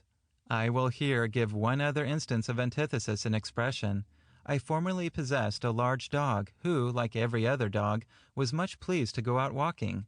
He showed his pleasure by trotting gravely before me with high steps, head much raised, moderately erected ears, and tail carried aloft but not stiffly. Not far from my house, a path branches off to the right, leading to the hothouse, which I used often to visit for a few moments to look at my experimental plants. This was always a great disappointment to the dog, as he did not know whether I should continue my walk, and the instantaneous and complete change of expression which came over him as soon as my body swerved in the least towards the path, and I sometimes tried this as an experiment, was laughable. His look of dejection was known to every member of the family, and was called his hothouse face. This consisted in the head drooping much, the whole body sinking a little and remaining motionless, the ears and tail falling suddenly down, but the tail was by no means wagged. With the falling of the ears and of his great chaps, the eyes became much changed in appearance, and I fancied that they looked less bright. His aspect was that of piteous, hopeless dejection, and it was, as I have said, laughable, as the cause was so slight.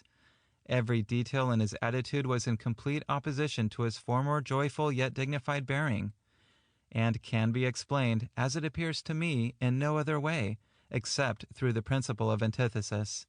Had not the change been so instantaneous, I should have attributed it to his lowered spirits affecting, as in the case of man, the nervous system and circulation, and consequently the tone of his whole muscular frame, and this may have been in part the cause. We will now consider how the principle of antithesis in expression has arisen.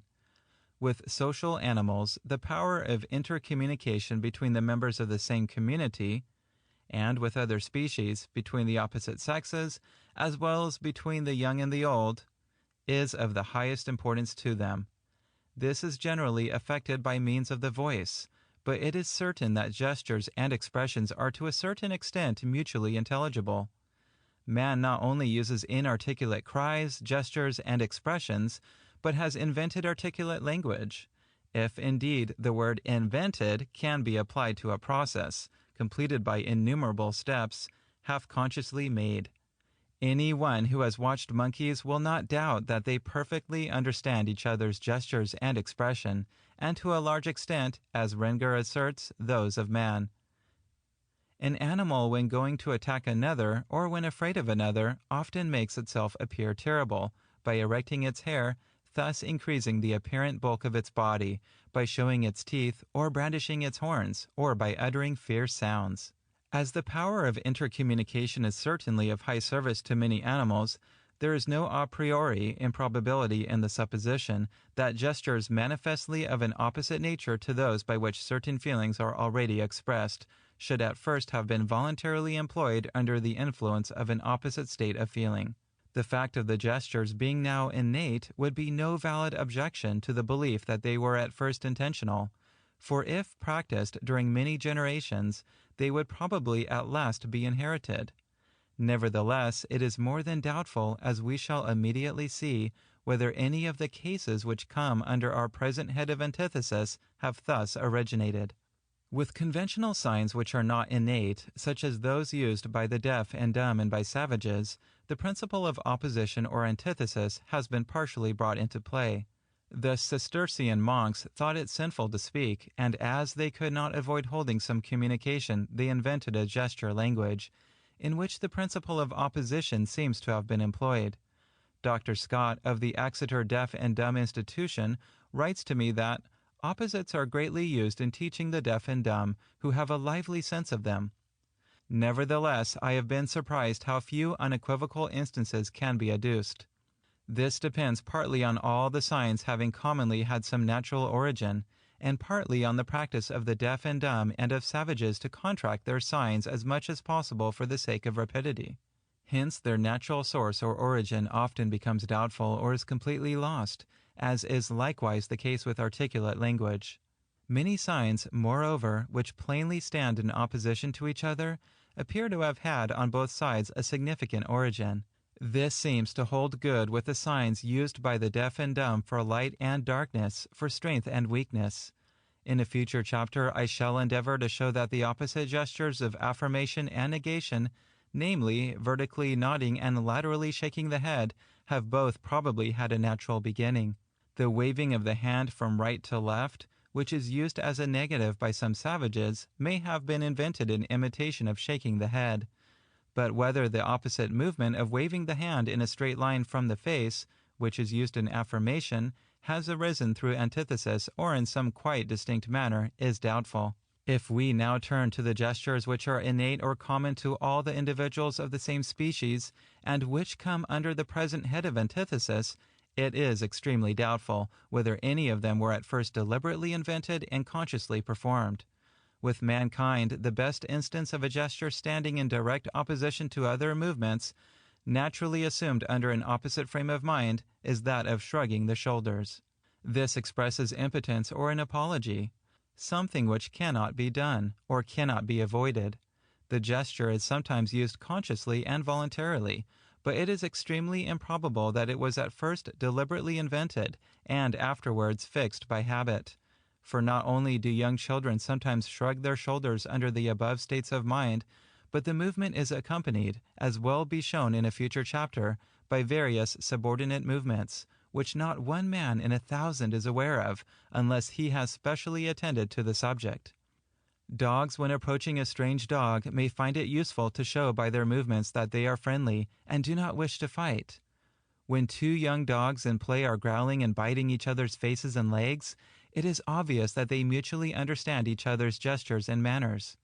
There seems, indeed, some degree of instinctive knowledge in puppies and kittens, that they must not use their sharp little teeth or claws too freely in their play, though this sometimes happens and a squeal is the result. Otherwise, they would often injure each other's eyes. When my terrier bites my hand in play, often snarling at the same time, if he bites too hard and I say, "Gently, gently," he goes on biting, but answers me by a few wags of the tail, which seems to say, "Never mind, it is all fun." Although dogs do thus express, and may wish to express, to other dogs and to man, that they are in a friendly state of mind, it is incredible that they could ever have deliberately thought of drawing back and depressing their ears instead of holding them erect, of lowering and wagging their tails instead of keeping them stiff and upright, because they knew that these movements stood in direct opposition to those assumed under an opposite and savage frame of mind. Again, when a cat, or rather when some early progenitor of this species, from feeling affectionate first slightly arched its back, held its tail perpendicularly upwards and pricked its ears, can it be believed that the animal consciously wished thus to show that its frame of mind was directly the reverse of that, when from being ready to fight or to spring on its prey, it assumed a crouching attitude, curled its tail from side to side, and depressed its ears? Even still less can I believe that my dog voluntarily put on his dejected attitude and hothouse face, which formed so complete a contrast to his previous cheerful attitude and whole bearing. It cannot be supposed that he knew that I should understand his expression, and that he could thus soften my heart and make me give up visiting the hothouse. Hence, for the development of the movements which come under the present head, some other principle, distinct from the will and consciousness, must have intervened. This principle appears to be that every movement which we have voluntarily performed throughout our lives has required the action of certain muscles. And when we have performed a directly opposite movement, an opposite set of muscles has been habitually brought into play, as in turning to the right or to the left, in pushing away or pulling an object towards us, and in lifting or lowering a weight. So strongly are our intentions and movements associated together that if we eagerly wish an object to move in any direction, we can hardly avoid moving our bodies in the same direction, although we may be perfectly aware that this can have no influence. A good illustration of this fact has already been given in the introduction, namely, in the grotesque movements of a young and eager billiard player, whilst watching the course of his ball.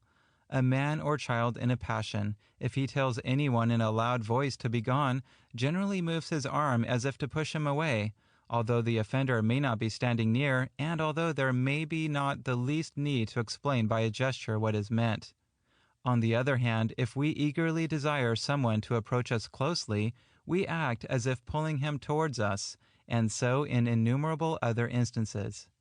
As the performance of ordinary movements of an opposite kind, under opposite impulses of the will, has become habitual in us and in the lower animals, so when actions of one kind have become firmly associated with any sensation or emotion, it appears natural that actions of a directly opposite kind, though of no use, should be unconsciously performed through habit and association, under the influence of a directly opposite sensation or emotion.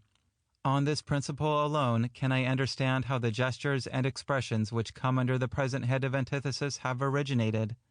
If indeed they are serviceable to man or to any other animal, in aid of inarticulate cries or language, they will likewise be voluntarily employed, and the habit will thus be strengthened. But whether or not of service as a means of communication, the tendency to perform opposite movements under opposite sensations or emotions would, if we may judge by analogy, become hereditary through long practice, and there cannot be a doubt that several expressive movements due to the principle of antithesis are inherited. End of section 5. Chapter 3.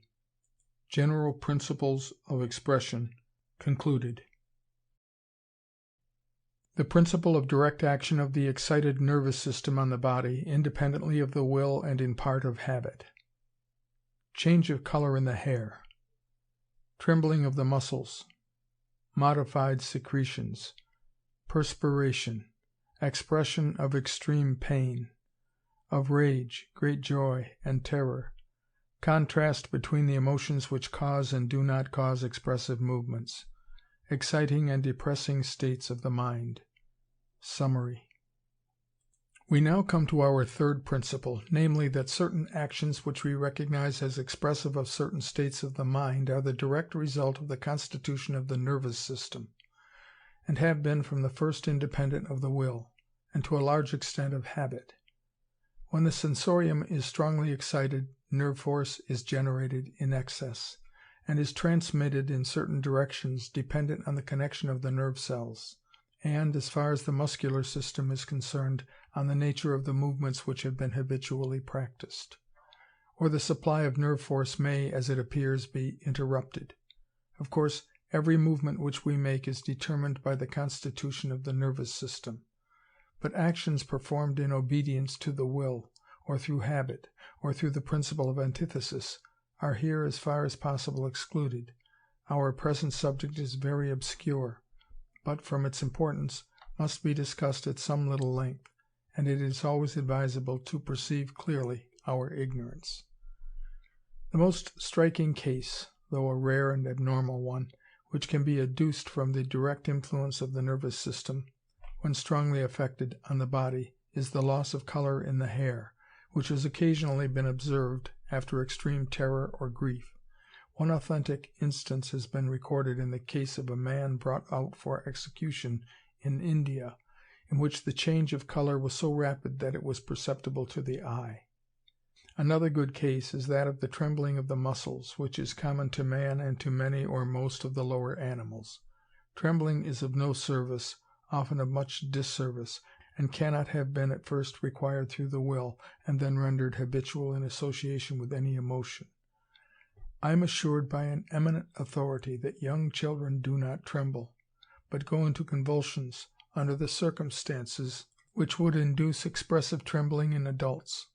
Trembling is excited in different individuals in very different degrees and by the most diversified causes. By cold to the surface, before fever fits, although the temperature of the body is then above the normal standard. In blood poisoning, delirium tremens, and other diseases. By general failure of power in old age. By exhaustion after excessive fatigue. Locally from severe injuries such as burns, and, in an especial manner, by the passage of a catheter. Of all emotions, fear notoriously is the most apt to induce trembling, but so do occasionally great anger and joy. I remember once seeing a boy who had just shot his first snipe on the wing, and his hands trembled to such a degree from delight that he could not for some time reload his gun. And I have heard of an exactly similar case with an Australian savage, to whom a gun had been lent. Fine music, from the vague emotions thus excited, causes a shiver to run down the backs of some persons. There seems to be very little in common in the above several physical causes and emotions to account for trembling. And Sir J. Paget, to whom I am indebted for several of the above statements, informs me that the subject is a very obscure one. As trembling is sometimes caused by rage, long before exhaustion can have set in, and as it sometimes accompanies great joy, it would appear that any strong excitement of the nervous system interrupts the steady flow of nerve force to the muscles.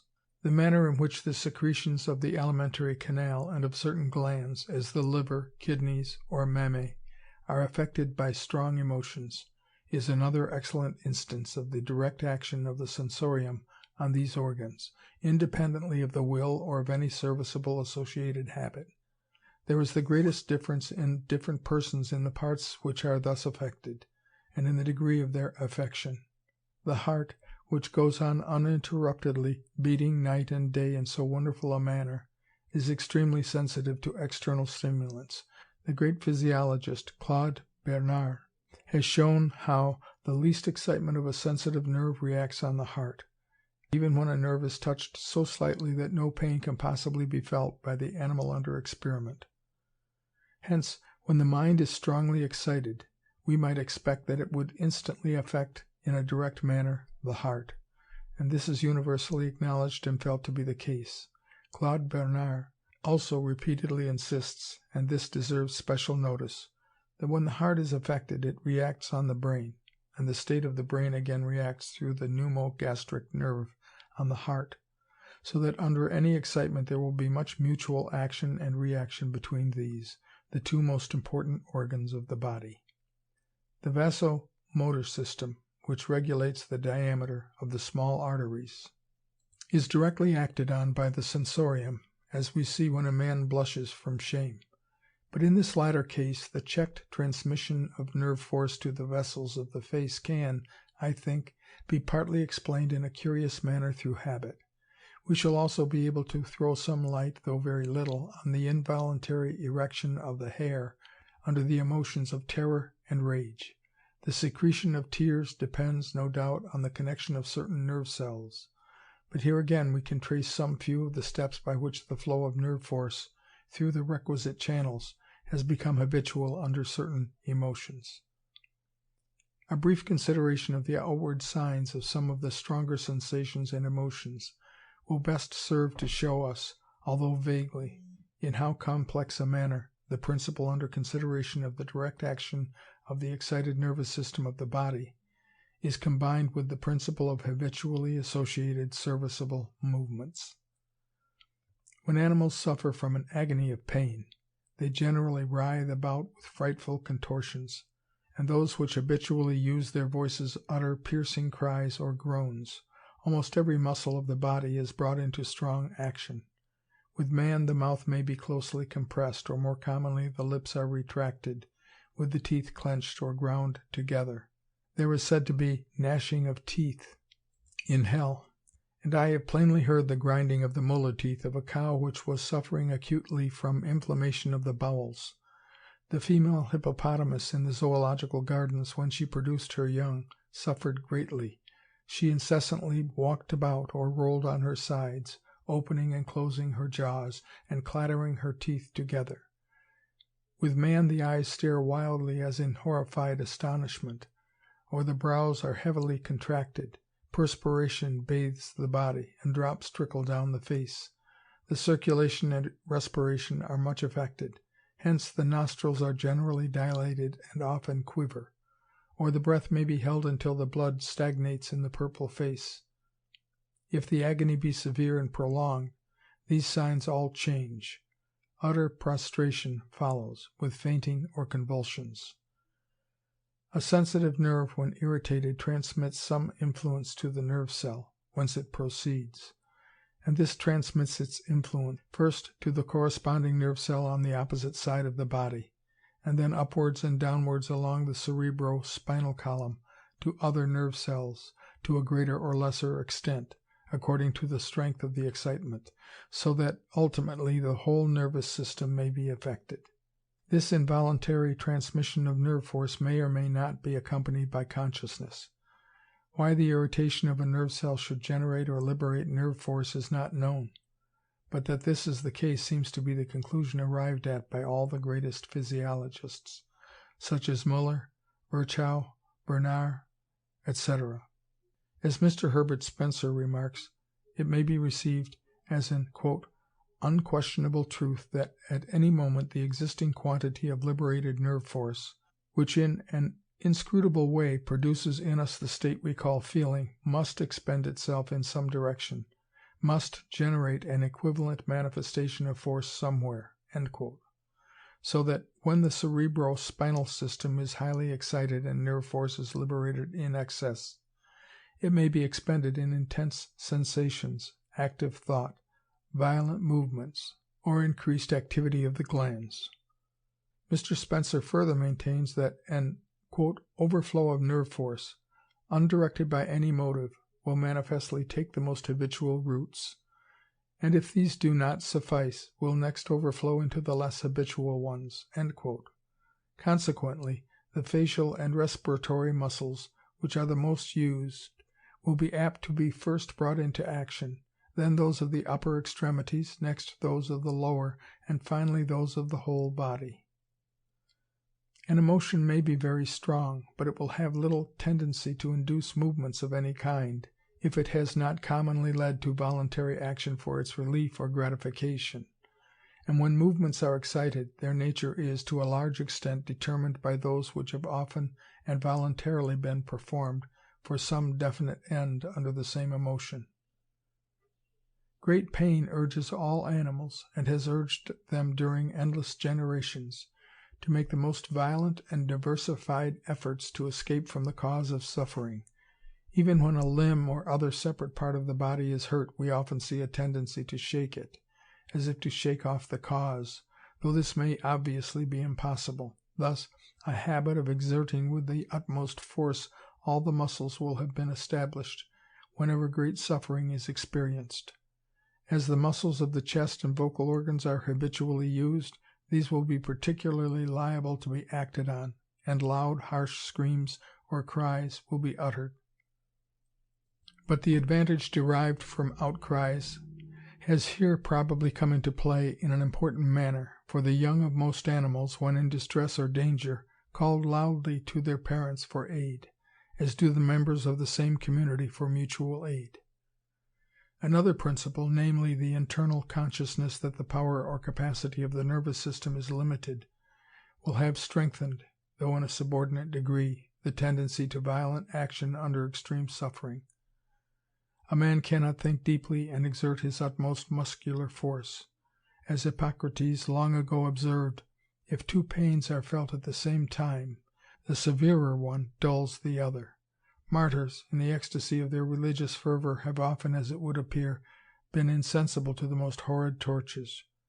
Sailors who are going to be flogged sometimes take a piece of lead in their mouths, in order to bite it with their utmost force, and thus to bear the pain. Parturient women prepare to exert their muscles to the utmost, in order to relieve their sufferings. We thus see that the undirected radiation of nerve force from the nerve cells which are first affected, the long-continued habit of attempting by struggling to escape from the cause of suffering, and the consciousness that voluntary muscular exertion relieves pain, have all probably concurred in giving a tendency to the most violent, almost convulsive movements under extreme suffering. And such movements, including those of the vocal organs, are universally recognized as highly expressive of this condition. As the mere touching of a sensitive nerve reacts in a direct manner on the heart, severe pain will obviously react on it in like manner, but far more energetically. Nevertheless, even in this case, we must not overlook the indirect effects of habit on the heart, as we shall see when we consider the signs of rage. When a man suffers from an agony of pain, the perspiration often trickles down his face, and I have been assured by a veterinary surgeon that he has frequently seen drops falling from the belly and running down the inside of the thighs of horses, and from the bodies of cattle, when thus suffering. He has observed this when there has been no struggling which would account for the perspiration. The whole body of the female hippopotamus, before alluded to, was covered with red-colored perspiration whilst giving birth to her young. So it is with extreme fear. The same veterinary has often seen horses sweating from this cause, as has Mr. Bartlett with the rhinoceros, and with man it is a well-known symptom. The cause of perspiration bursting forth in these cases is quite obscure, but it is thought by some physiologists to be connected with the failing power of the capillary circulation, and we know that the vasomotor system, which regulates the capillary circulation, is much influenced by the mind. With respect to the movements of certain muscles of the face under great suffering, as well as from other emotions, these will be best considered when we treat of the special expressions of man and of the lower animals. We will now turn to the characteristic symptoms of rage. Under this powerful emotion, the action of the heart is much accelerated, or it may be much disturbed.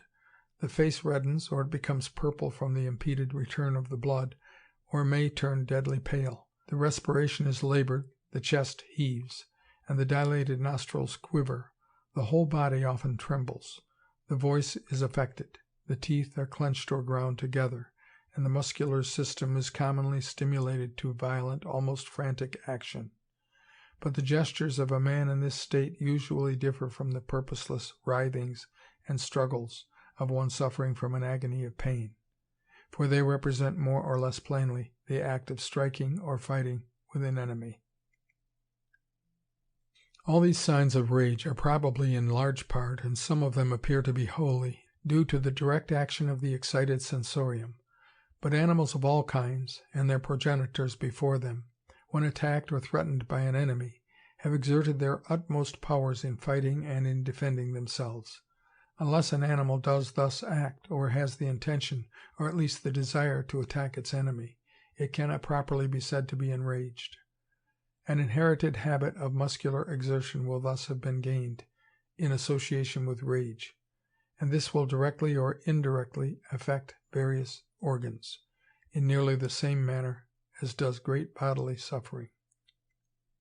The heart, no doubt, will likewise be affected in a direct manner, but it will also, in all probability, be affected through habit, and all the more so from not being under the control of the will. We know that any great exertion which we voluntarily make affects the heart, through mechanical and other principles which need not be here considered. And it was shown in the first chapter that nerve force flows readily through habitually used channels, through the nerves of voluntary or involuntary movement, and through those of sensation. Thus even a moderate amount of exertion will tend to act on the heart, and on the principle of association, of which so many instances have been given, we may feel entirely sure that any given sensation or emotion, as great pain or rage, which has habitually led to much muscular action, will immediately influence the flow of nerve force to the heart, although there may not be at the time any muscular exertion. The heart, as I have said, will be all the more readily affected through habitual associations, as it is not under the control of the will. A man, when moderately angry, or even when enraged, may command the movements of his body, but he cannot prevent his heart from beating rapidly. His chest will perhaps give a few heaves, and his nostrils just quiver, for the movements of respiration are only in part voluntary. In like manner, those muscles of the face which are least obedient to the will sometimes alone betray a slight and passing emotion. The glands again are wholly independent of the will, and a man suffering from grief may command his features, but cannot always prevent the tears from coming into his eyes. A hungry man, if tempting food is placed before him, may not show his hunger by any outward gesture, but he cannot check the secretion of saliva. Under a transport of joy or vivid pleasure, there is a strong tendency to various purposeless movements, and to the utterance of various sounds. We see this in our young children, in their loud laughter, clapping of hands, and jumping for joy, in the bounding and barking of a dog when going out to walk with its master, and in the frisking of a horse when turned out into an open field. Joy quickens the circulation, and this stimulates the brain, which again reacts on the whole body. The above purposeless movements and increased heart action may be attributed in chief part to the excited state of the sensorium, and to the consequent undirected flow, as Mr. Herbert Spencer insists, of nerve force. It deserves notice that it is chiefly the anticipation of pleasure, and not its actual enjoyment, which leads to purposeless and extravagant movements of the body, and to the utterance of various sounds. We see this in our children when they expect any great pleasure or treat, and dogs which have been bounding about at the sight of a plate of food, when they get it, do not show their delight by any outward action, not even by wagging of tails. Now with animals of all kinds, the acquirement of almost all their pleasures, with the exception of those of warmth and rest, are associated, and have long been associated with active movements, as in the hunting or search for food, and in their courtship. Moreover, the mere exertion of the muscles after long rest or confinement is in itself a pleasure, as we ourselves feel, and as we see in the play of young animals. Therefore, on this latter principle alone we might perhaps expect that vivid pleasure would be apt to show itself conversely in muscular movements. With all or almost all animals, even with birds, terror causes the body to tremble. The skin becomes pale, sweat breaks out, and the hair bristles. The secretions of the alimentary canal and of the kidneys are increased, and they are involuntarily voided, owing to the relaxation of the sphincter muscles, as is known to be the case with man, and as I have seen with cattle, dogs, cats, and monkeys. The breathing is hurried. The heart beats quickly, wildly, and violently, but whether it pumps the blood more efficiently through the body may be doubted, for the surface seems bloodless, and the strength of the muscles soon fails. In a frightened horse I have felt through the saddle the beating of the heart so plainly that I could have counted the beats. The mental faculties are much disturbed. Utter prostration soon follows, and even fainting. A terrified canary bird has been seen not only to tremble and to turn white about the base of the bill, but to faint. And I once caught a robin in a room, which fainted so completely that for a time I thought it dead. Most of these symptoms are probably the direct result, independently of habit, of the disturbed state of the sensorium, but it is doubtful whether they ought to be wholly thus accounted for. When an animal is alarmed, it almost always stands motionless for a moment, in order to collect its senses and to ascertain the source of danger, and sometimes for the sake of escaping detection. But headlong flight soon follows, with no husbanding of the strength as in fighting, and the animal continues to fly as long as the danger lasts, until utter prostration, with failing respiration and circulation, with all the muscles quivering and profuse sweating, renders further flight impossible. Hence it does not seem improbable that the principle of associated habit may in part account for, or at least augment, some of the above-named characteristic symptoms of extreme terror.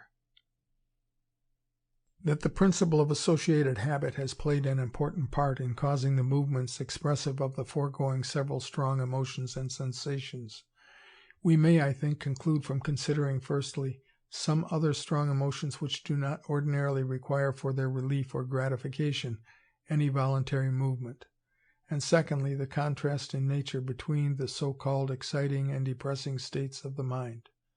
No emotion is stronger than maternal love, but a mother may feel the deepest love for her helpless infant, and yet not show it by any outward sign, or only by slight caressing movements with a gentle smile and tender eyes.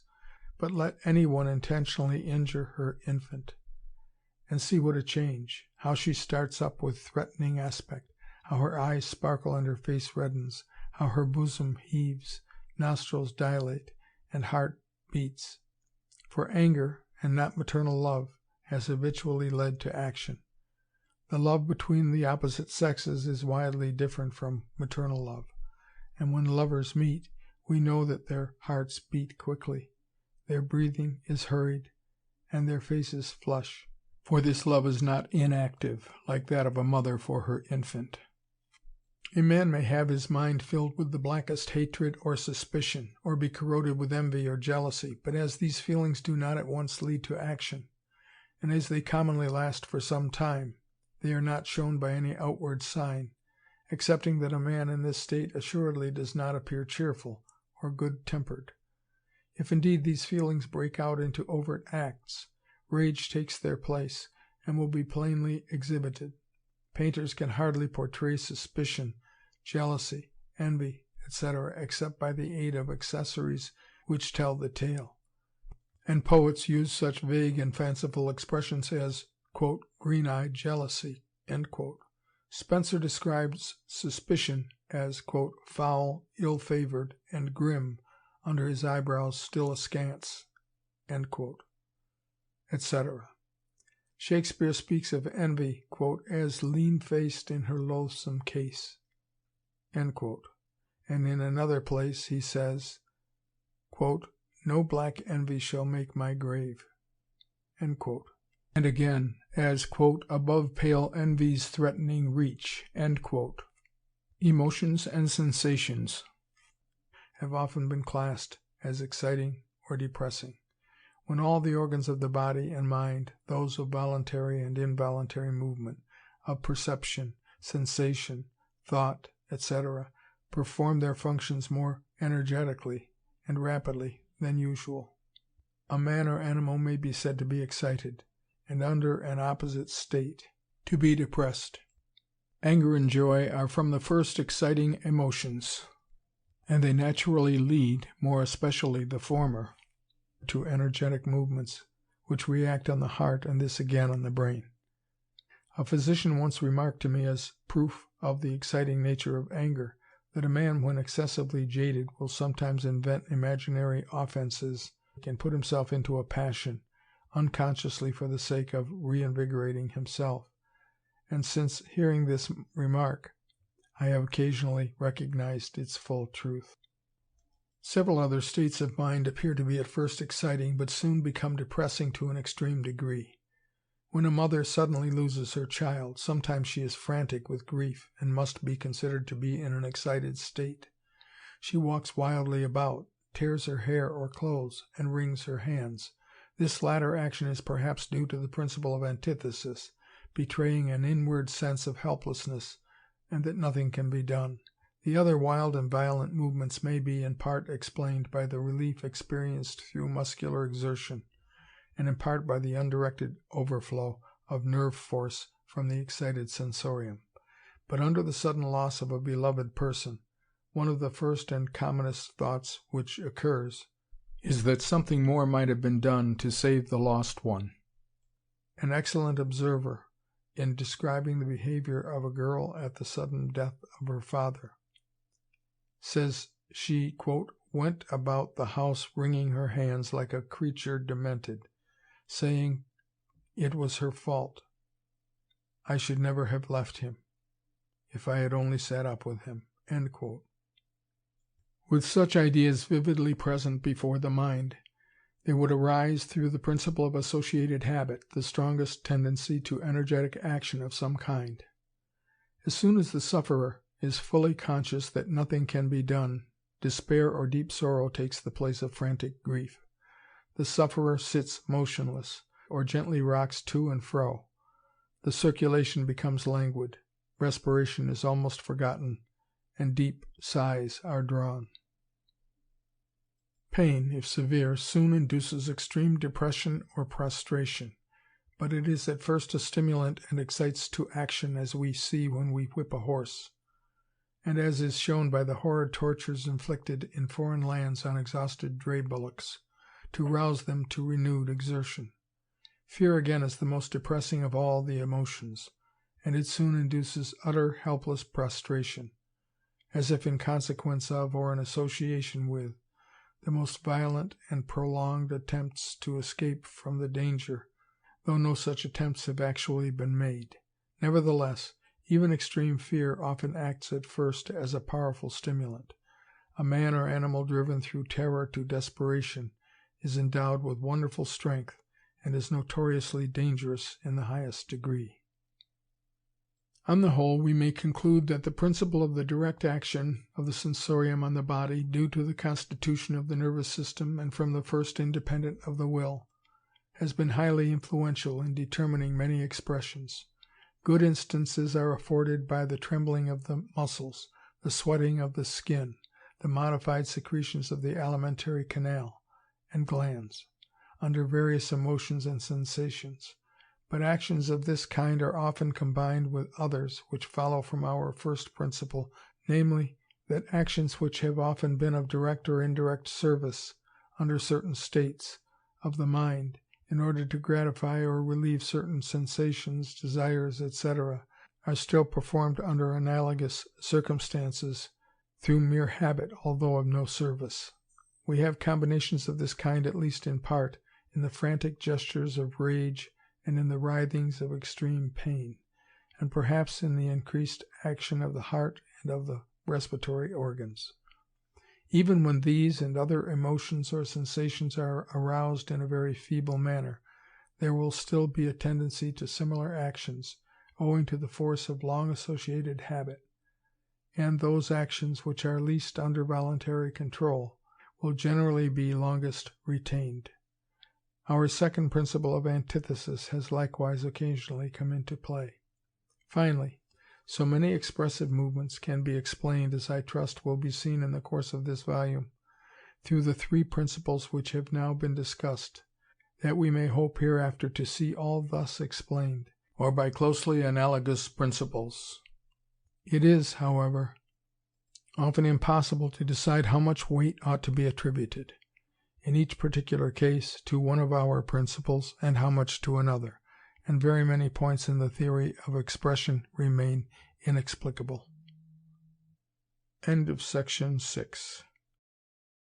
Chapter 4, Means of Expression in Animals, Part 1.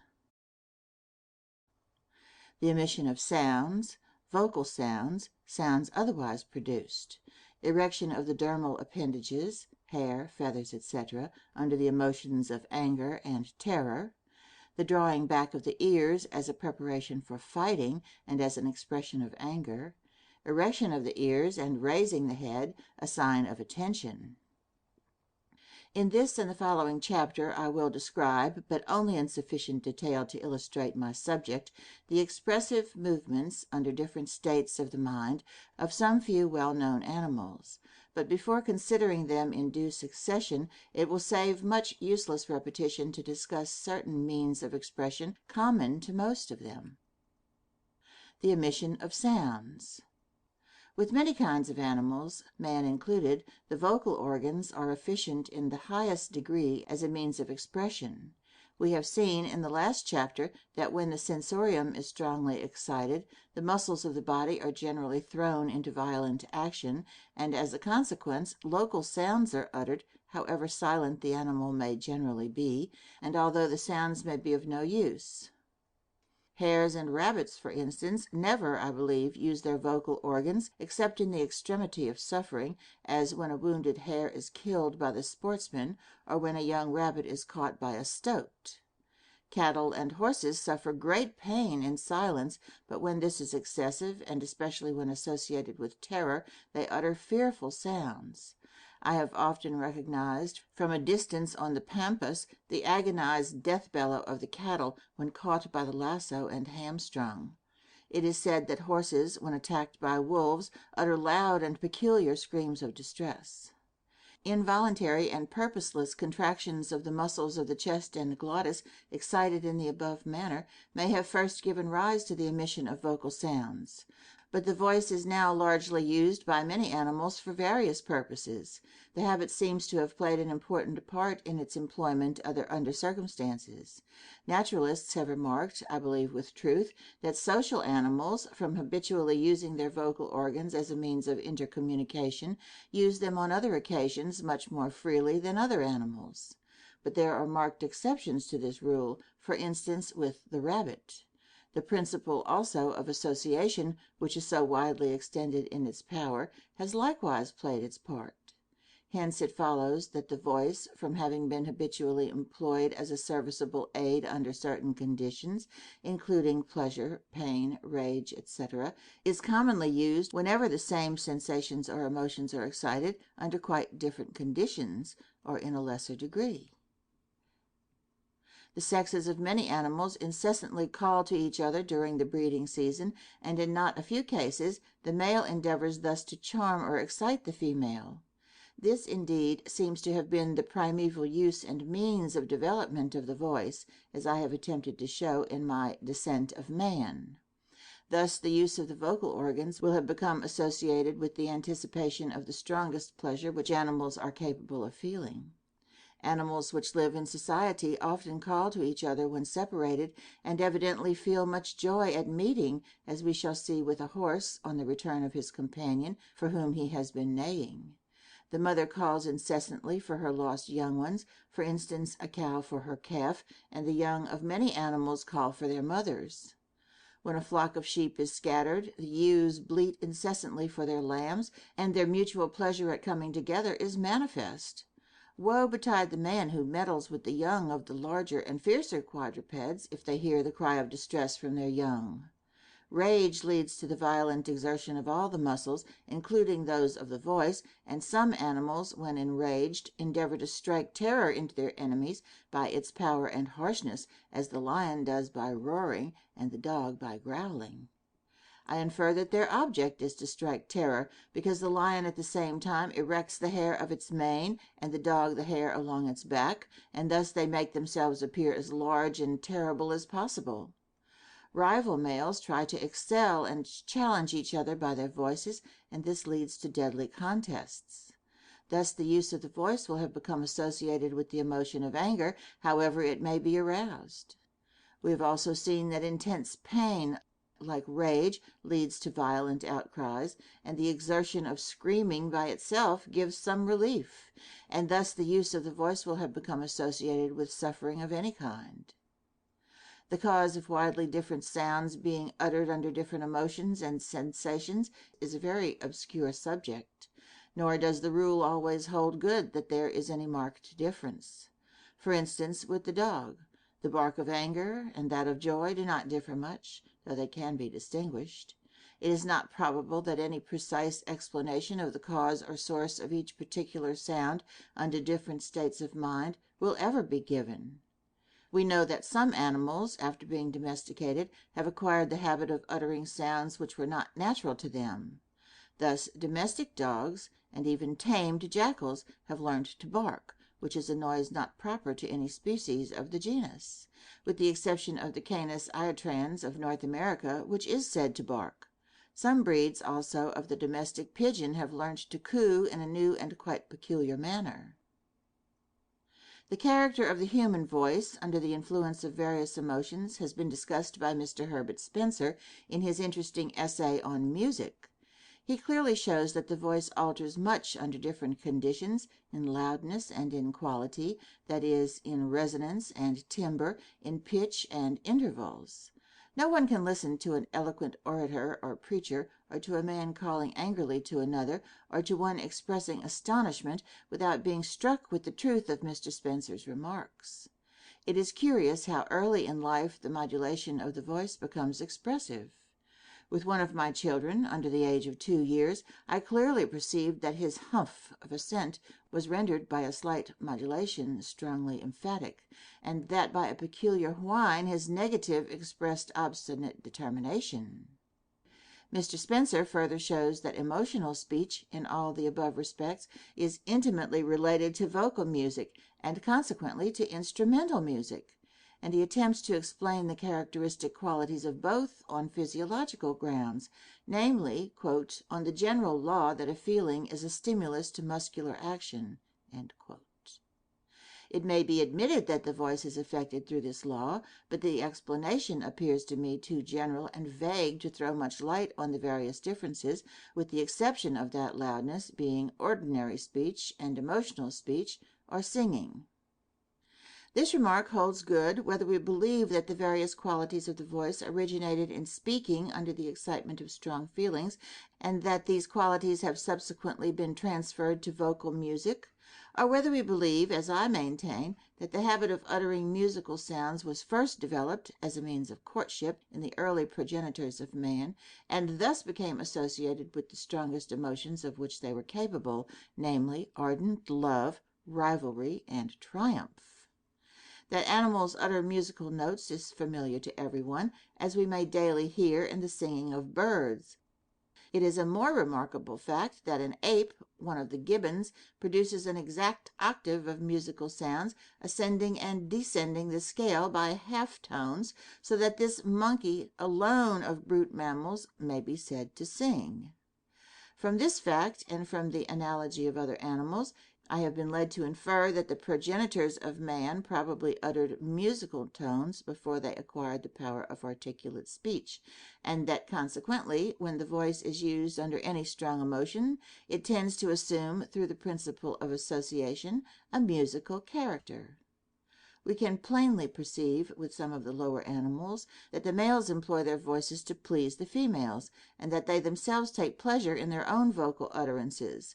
But why particular sounds are uttered, and why these give pleasure, cannot at present be explained. That the pitch of the voice bears some relation to certain states of feeling is tolerably clear. A person gently complaining of ill treatment or slightly suffering almost always speaks in a high-pitched voice. Dogs, when a little impatient, often make a high piping note through their noses, which at once strike us as plaintive. But how difficult it is to know whether the sound is essentially plaintive, or only appears so in this particular case, from our having learnt by experience what it means. Ringer states that the monkeys, Cebus azaro, which he kept in Paraguay, expressed astonishment by a half-piping, half-snarling noise, anger or impatience by repeating the sound hoo, hoo, in a deeper grunting voice, and fright or pain by shrill screams. On the other hand, with mankind, deep groans and high piercing screams equally express an agony of pain.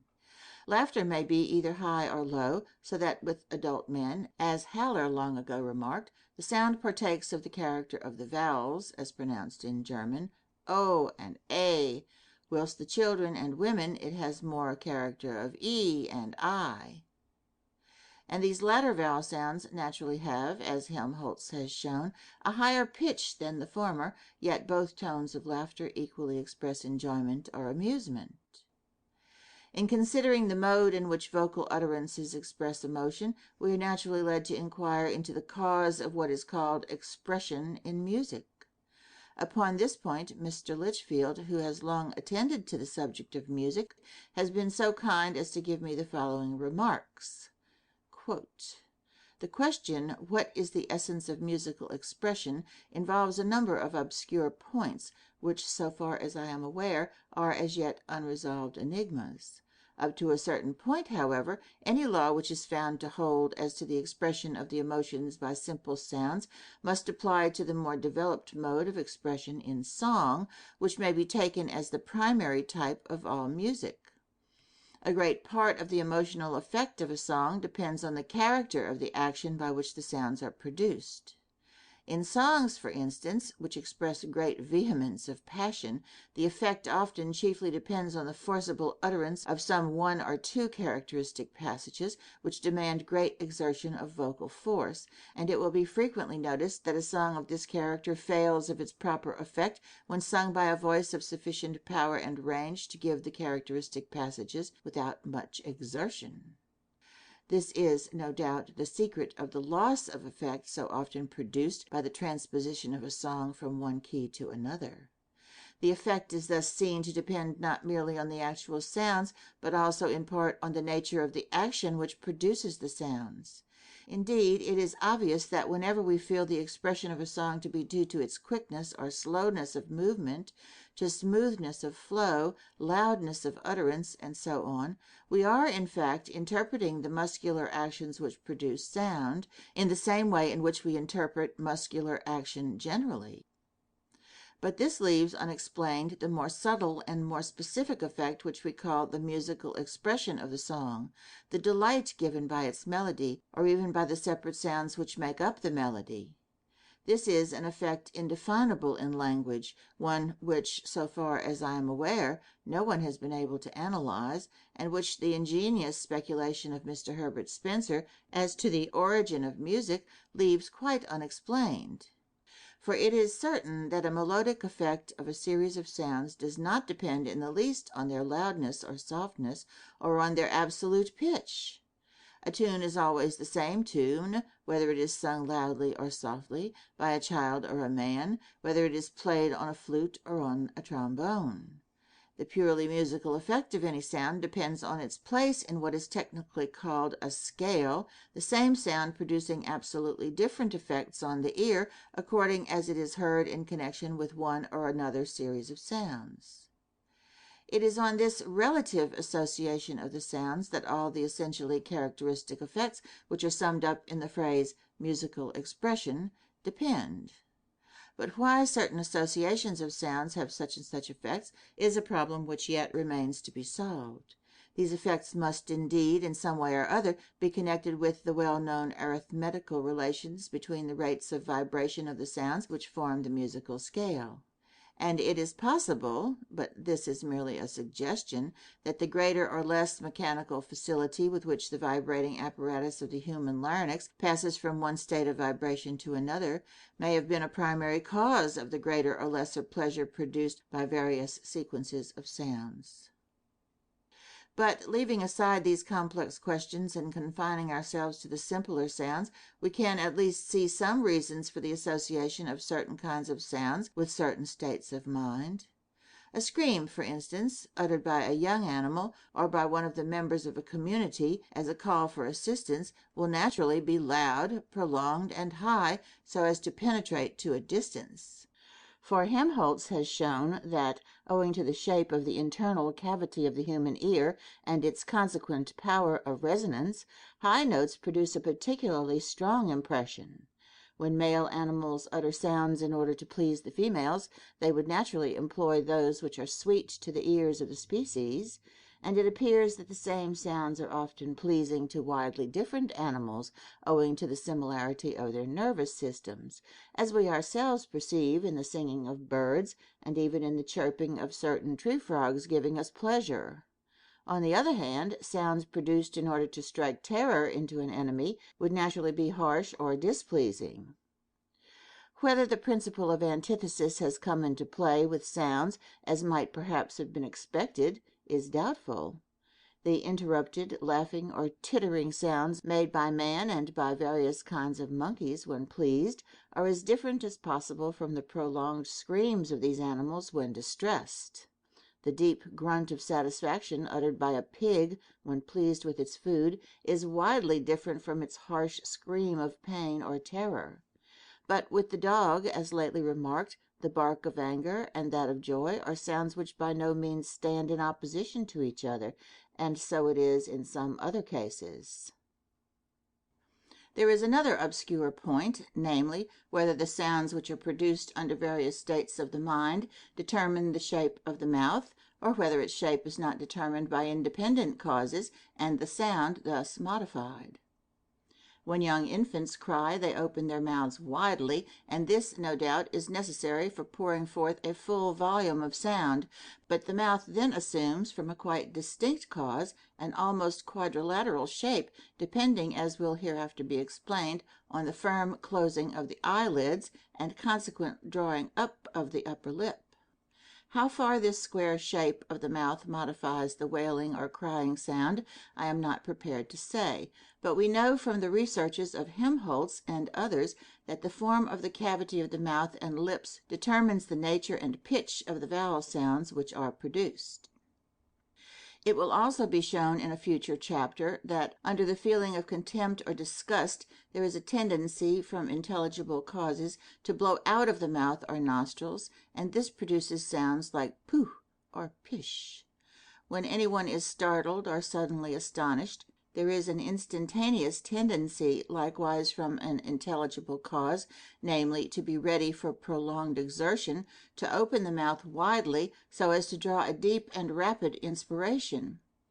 When the next full expiration follows, the mouth is slightly closed, and the lips, from causes hereafter to be discussed, are somewhat protruded, and this form of the mouth, if the voice be at all exerted, produces, according to Helmholtz, the sound of the vowel O.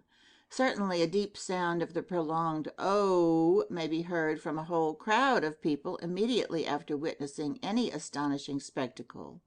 If, together with surprise, pain be felt, there is a tendency to contract all the muscles of the body, including those of the face, and the lips will then be drawn back, and this will perhaps account for the sound becoming higher and assuming the character of ah or ach.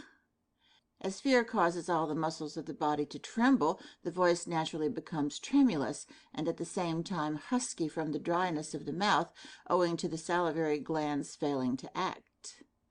Why the laughter of man and the tittering of monkeys should be a rapidly reiterated sound cannot be explained. During the utterance of these sounds, the mouth is transversely elongated by the corners being drawn backwards and upwards, and of this fact an explanation will be attempted in a future chapter. but the whole subject of the differences of the sounds produced under different states of mind is so obscure that I have succeeded in throwing hardly any light on it, and the remarks which I have made have but little significance.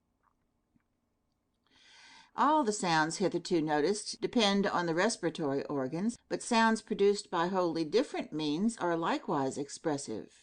Rabbits stamp loudly on the ground as a signal to their comrades, and if a man knows how to do so properly, he may on a quiet evening hear the rabbits answering him all around. These animals, as well as some others, also stamp on the ground when made angry. Porcupines rattle their quills and vibrate their tails when angered, and one behaved in this manner when a live snake was placed in its compartment.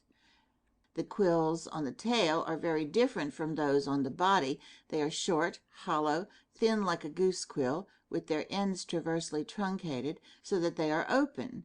They are supported on long, thin, elastic footstalks. Now, when the tail is rapidly shaken, these hollow quills strike against each other and produce, as I heard in the presence of Mr. Bartlett, a peculiar continuous sound. We can, I think, understand why porcupines have been provided, through the modification of their protective spines, with this special sound-producing instrument. They are nocturnal animals, and if they scented or heard a prowling beast of prey, it would be a great advantage to them in the dark to give warning to their enemy what they were, and that they were furnished with dangerous spines. They would thus escape being attacked. They are, as I may add, so fully conscious of the power of their weapons that when they are enraged they will charge backwards with their spines erected, yet still inclined backwards. Many birds during their courtship produce diversified sounds by means of specially adapted feathers. Storks, when excited, make a loud clattering noise with their beaks. Some snakes produce a grating or rattling noise. Many insects stridulate by rubbing together specifically modified parts of their hard integuments. This stridulation generally serves as a sexual charm or call, but it is likewise used to express different emotions. Everyone who has attended to bees knows that their humming changes when they are angry, and this serves as a warning that there is danger of being stung. I have made these few remarks because some writers have laid so much stress on the vocal and respiratory organs as having been specially adapted for expression that it was advisable to show that sounds otherwise produced serve equally well for the same purpose. Erection of the dermal appendages. Hardly any expressive movement is so general as the involuntary erection of the hairs, feathers, or other dermal appendages, for it is common throughout 3 of the great vertebrate classes. These appendages are erected under the excitement of anger or terror, more especially when these emotions are combined or quickly succeed each other.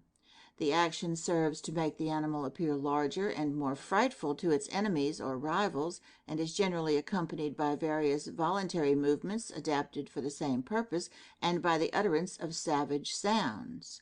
Mr. Bartlett, who has had such wide experience with animals of all kinds, does not doubt that this is the case, but it is a different question whether the power of erection was primarily acquired for this special purpose. I will first give a considerable body of facts showing how general this action is with mammals, birds, and reptiles, retaining what I have to say in regard to man for a future chapter.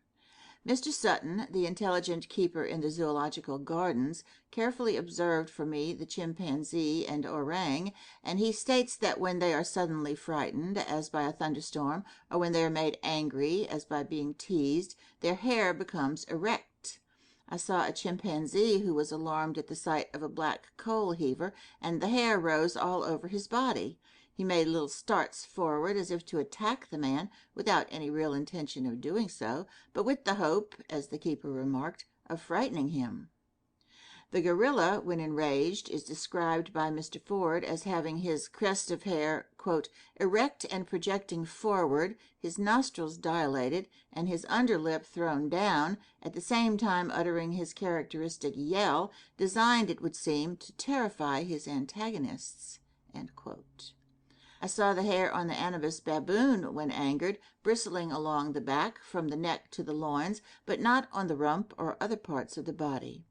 I took a stuffed snake into the monkey house, and the hair on several of the species instantly became erect, especially on their tails, as I particularly noted with the Cereopithecus nictitans. Brehm states that the Midas Oedipus, belonging to the American division, when excited erects its mane in order, as he adds, to make itself as frightful as possible. With the Carnivora, the erection of the hair seems to be almost universal, often accompanied by threatening movements, the uncovering of the teeth, and the utterance of savage growls. In the Herpestes, I have seen the hair on end over nearly the whole body, including the tail, and the dorsal crest is erected in a conspicuous manner by the hyena and the protellus. The enraged lion erects his mane. The bristling of the hair along the neck and back of the dog, and over the whole body of the cat, especially on the tail, is familiar to everyone. With the cat it apparently occurs only under fear, with the dog under anger and fear, but not, as far as I have observed, under abject fear, as when the dog is going to be flogged by a severe gamekeeper. If, however, the dog shows fight, as sometimes happens, up goes his hair. I have often noticed that the hair of a dog is particularly liable to rise if he is half angry and half afraid, as on beholding some object only indistinctly seen in the dusk. I have been assured by a veterinary surgeon that he has often seen the hair erected on horses and cattle on which he had operated and was again going to operate.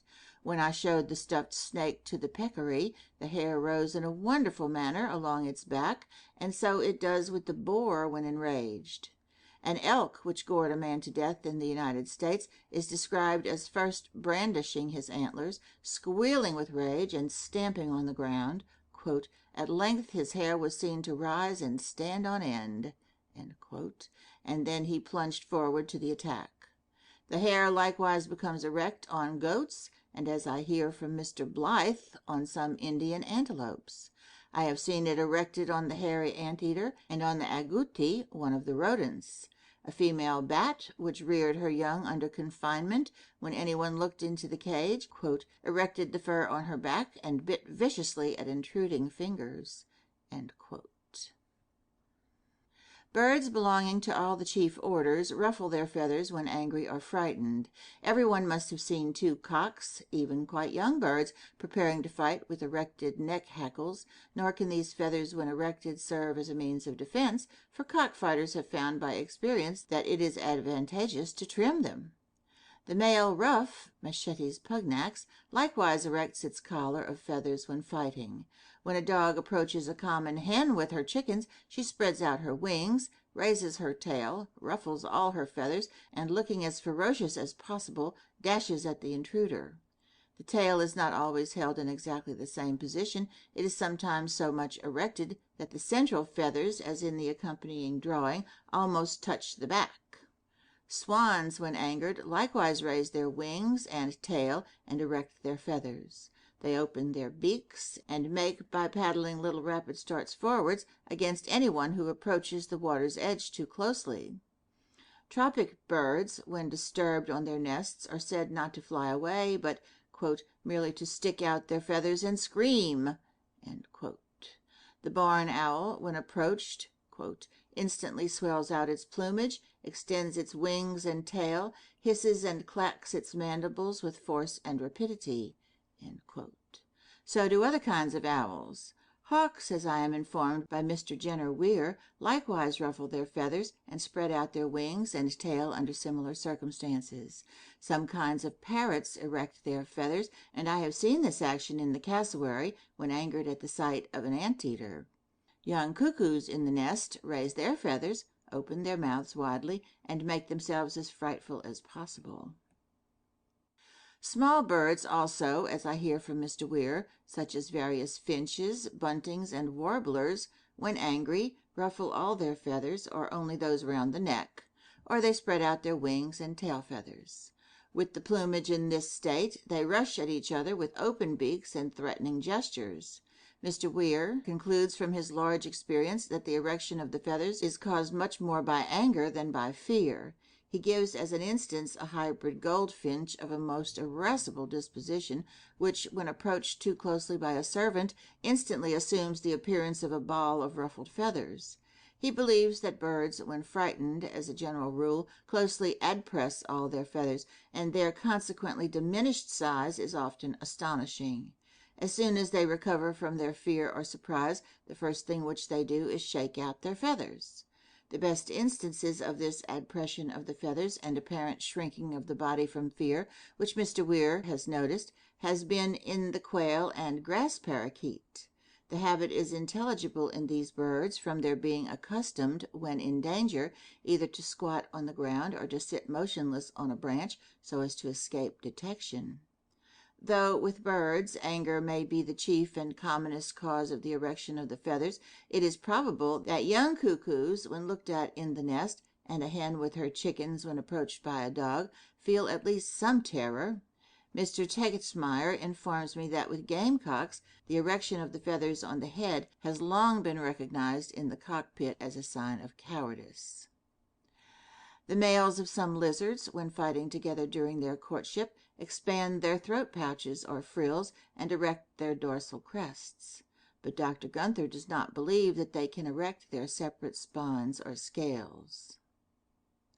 End of section 7. Chapter 4, Means of Expression in Animals, Part 2. We thus see how generally throughout the two higher vertebrate classes, and with some reptiles, the dermal appendages are erected under the influence of anger and fear. The movement is effected, as we know from Colliker's interesting discovery, by the contraction of minute, unstriped, involuntary muscles, often called erectores pili, which are attached to the capsules of the separate hairs, feathers, etc. By the contraction of these muscles, the hairs can be instantly erected, as we see in a dog, being at the same time drawn a little out of their sockets. They are afterwards quickly depressed. The vast number of these minute muscles over the whole body of a hairy quadruped is astonishing. The erection of the hair is, however, aided in some cases, as with that on the head of a man, by the striped and voluntary muscles of the underlying panniculus carnosus. It is by the action of these latter muscles that the hedgehog erects its spines. It appears also from the researches of Leydig and others that striped fibers extend to the panniculus of some of the larger hairs, such as the vibrissae of certain quadrupeds.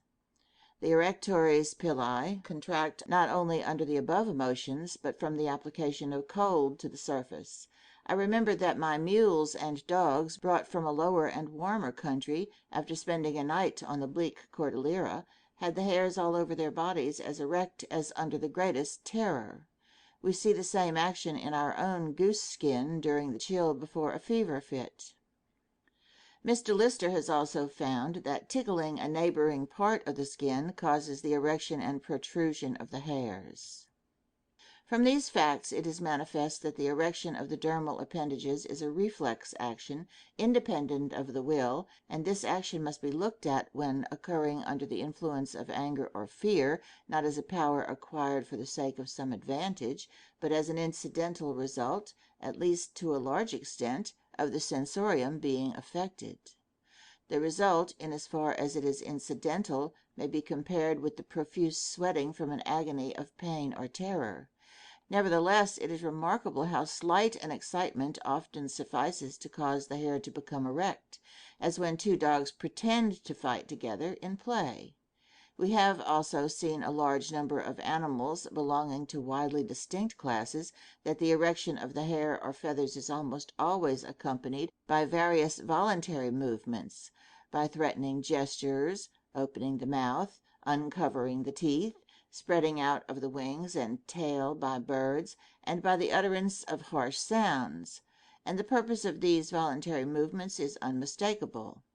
Therefore, it seems hardly credible that the coordinated erection of the dermal appendages, by which the animal is made to appear larger and more terrible to its enemies or rivals, should be altogether an incidental or purposeless result of the disturbance of the sensorium. This seems almost as incredible as that the erection by the hedgehog of its spines, or of the quills by the porcupine, or of the ornamental plumes by many birds during their courtship, should all be purposeless actions. We here encounter a great difficulty. How can the contraction of the unstriped and involuntary erectories pillae have been coordinated with that of various voluntary muscles for the same purpose? If we could believe that the erectors primordially had been voluntary muscles and had since lost their stripes and become involuntary, the case would be comparatively simple. I am not, however, aware that there is any evidence in favor of this view, although the reversed transition would not have presented any great difficulty, as the voluntary muscles are in an unstriped condition in the embryos of the higher animals and in the larvae of some crustaceans. Moreover, in the deeper layers of the skin of adult birds, the muscular network is, according to Leydig, in a transitional condition, the fibers exhibiting only indications of transverse striation. Another explanation seems possible. We may admit that originally the erectors pillae were slightly acted on in a direct manner under the influence of rage and terror by the disturbance of the nervous system, as is undoubtedly the case with our so-called goose skin before a fever fit. Animals have been repeatedly excited by rage and terror during many generations, and consequently the direct effects of the disturbed nervous system on the dermal appendages will almost certainly have been increased through habit and through the tendency of nerve force to pass readily along accustomed channels. We shall find this view of the force of habit strikingly confirmed in a future chapter, where it will be shown that the hair of the insane is affected in an extraordinary manner, owing to their repeated accesses of fury and terror. As soon as with animals the power of erection had thus been strengthened or increased, they must often have seen the hairs or feathers erected in rival and enraged males, and the bulk of their bodies thus increased. In this case it appears possible that they might have wished to make themselves appear larger and more terrible to their enemies by voluntarily assuming a threatening attitude and uttering harsh cries, such attitudes and utterances after a time becoming through habit instinctive. In this manner, actions performed by the contraction of voluntary muscles might have been combined for the same special purpose with those effected by involuntary muscles. It is even possible that animals, when excited and dimly conscious of some change in the state of their hair, might act on it by repeated exertions of their attention and will.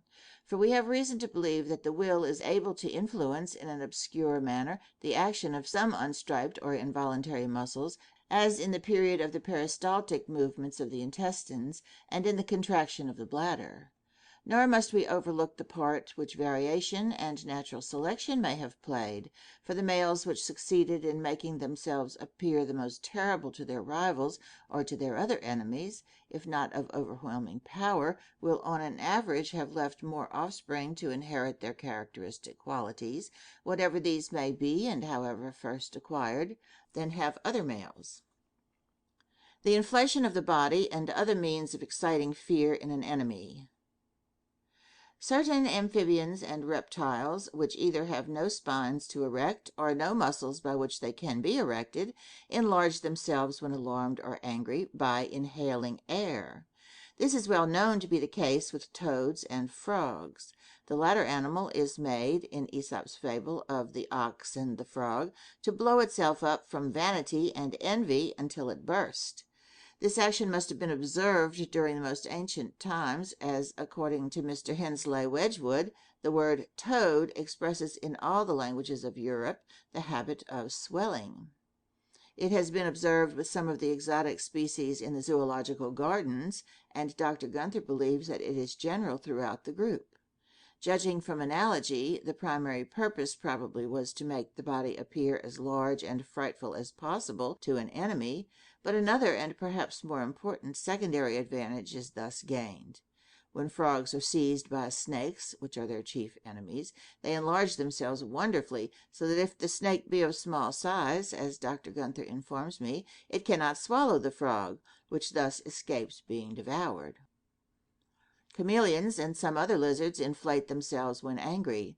Thus, a species inhabiting Oregon, the Tapaya douglasii, is slow in its movements and does not bite, but has a ferocious aspect. When irritated, it springs in a most threatening manner at anything pointed at it, at the same time opening its mouth wide and hissing audibly, after which it inflates its body and shows other marks of anger. Several kinds of snakes likewise inflate themselves when irritated. The puff adder, Clotho aritans, is remarkable in this respect, but I believe, after carefully watching these animals, that they do not act thus for the sake of increasing their apparent bulk, but simply for inhaling a large supply of air, so as to produce their surprisingly loud, harsh, and prolonged hissing sound. The cobras de capello, when irritated, enlarge themselves a little and hiss moderately, but at the same time they lift their heads aloft and dilate by means of their elongated anterior ribs the skin on each side of the neck into a large flat disc, the so-called hood. With their widely opened mouths, they then assume a terrific aspect. The benefit thus derived ought to be considerable in order to compensate for the somewhat lessened rapidity, though this is still great, with which, when dilated, they can strike at their enemies or prey, on the same principle that a broad, thin piece of wood cannot be moved through the air so quickly as a small, round stick. An innocuous snake, the Travadonatus macrophthalmus, an inhabitant of India, likewise dilates its neck when irritated, and consequently is often mistaken for its compatriot, the deadly cobra. This resemblance perhaps serves as some protection to the Trapedonatus. Another innocuous species, the Dasypeltis of South Africa, blows itself out, distends its neck, hisses, and darts at the intruder. Many other snakes hiss under similar circumstances. They also rapidly vibrate their protruded tongues, and this may aid in increasing their terrific appearance. Snakes possess other means of producing sounds besides hissing. Many years ago I observed in South America that a venomous Trigonocephalus, when disturbed, rapidly vibrated the end of its tail, which, striking against the dry grass and twigs, produced a rattling noise that could be distinctly heard at the distance of 6 feet. The deadly and fierce Echis carinata of India produces a curious, prolonged, almost hissing sound in a very different manner, namely by rubbing the sides of the folds of its body against each other, whilst the head remains in almost the same position. The scales on the sides, and not on other parts of the body, are strongly keeled, with the keels toothed like a saw, and as the coiled-up animal rubs its sides together, these grate against each other.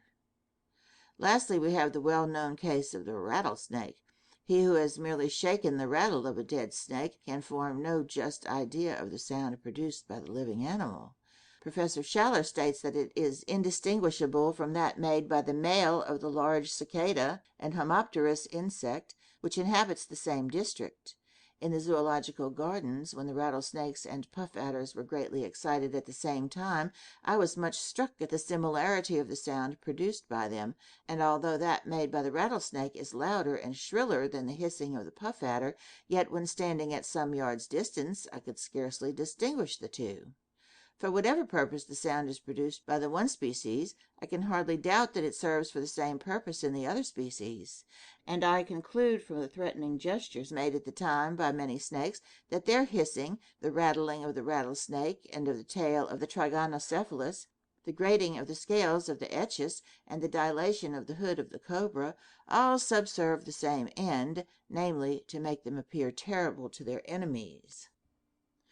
It seems at first a probable conclusion that venomous snakes, such as the foregoing, from being already so well defended by their poison fangs, would never be attacked by any enemy, and consequently would have no need to excite additional terror.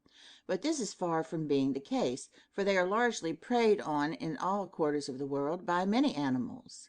It is well known that pigs are employed in the United States to clear districts infested with rattlesnakes, which they do most effectually. In England, the hedgehog attacks and devours the viper. In India, as I hear from Dr. Jerdon, several kinds of hawks and at least one mammal, the herpestes, kill cobras and other venomous species, and so it is in South Africa. Therefore, it is by no means improbable that any sounds or signs by which the venomous species could instantly make themselves recognized as dangerous would be of more service to them than to the innocuous species which would not be able, if attacked, to inflict any real injury. Having said thus much about snakes, I am tempted to add a few remarks on the means by which the rattle of the rattlesnake was probably developed. Various animals, including some lizards, either curl or vibrate their tails when excited. This is the case with many kinds of snakes. In the zoological gardens, an innocuous species, the Coronella sayi, vibrates its tail so rapidly that it becomes almost invisible. The trigonocephalus, before alluded to, has the same habit, and the extremity of its tail is a little enlarged, or ends in a bead. In the Lachesis, which is so closely allied to the rattlesnake that it was placed by Linnaeus in the same genus, the tail ends in a single large lancet-shaped point or scale. With some snakes, the skin, as Professor Schaller remarks, is more imperfectly detached from the region about the tail than at any other parts of the body. Now, if we suppose that the end of the tail of some ancient American species was enlarged and was covered by a single large scale, this could hardly have been cast off at the successive molts. In this case, it would have been permanently retained, and at each period of growth, as the snake grew larger, a new scale, larger than the last, would have been formed above it, and would likewise have been retained. The foundation for the development of a rattle would thus have been laid, and it would have been habitually used if the species, like so many others, vibrated its tail whenever it was irritated. That the rattle has since been specially developed to serve as an efficient sound-producing instrument, there can hardly be a doubt, for even the vertebrae included within the extremity of the tail have been altered in shape and cohere. But there is no greater improbability in various structures, such as the rattle of the rattlesnake, the lateral scales of the etchus, the neck with the included ribs of the cobra, and the whole body of the puff adder, having been modified for the sake of warning and frightening away their enemies, than in a bird, namely the wonderful secretary hawk, Gypogeranus, having had its whole frame modified for the sake of killing snakes with impunity. It is highly probable, judging from what we have before seen, that this bird would ruffle its feathers whenever it attacked a snake, and it is certain that the Herpestes, when it eagerly rushes to attack a snake, erects the hair all over its body, and especially that on its tail. We have also seen that some porcupines, when angered or alarmed at the sight of a snake, rapidly vibrate their tails, thus producing a peculiar sound by the striking together of the hollow quills. So that here both the attackers and the attacked endeavor to make themselves as dreadful as possible to each other, and both possess for this purpose specialized means, which, oddly enough, are nearly the same in some of these cases. Finally, we can see that if, on the one hand, those individual snakes which were best able to frighten their enemies escaped best from being devoured, and if, on the other hand, those individuals of the attacking enemy survived in larger numbers which were the best fitted for the dangerous task of killing and devouring venomous snakes, then, in the one case as in the other, beneficial variations, supposing the characters in question to vary, would commonly have been preserved through the survival of the fittest.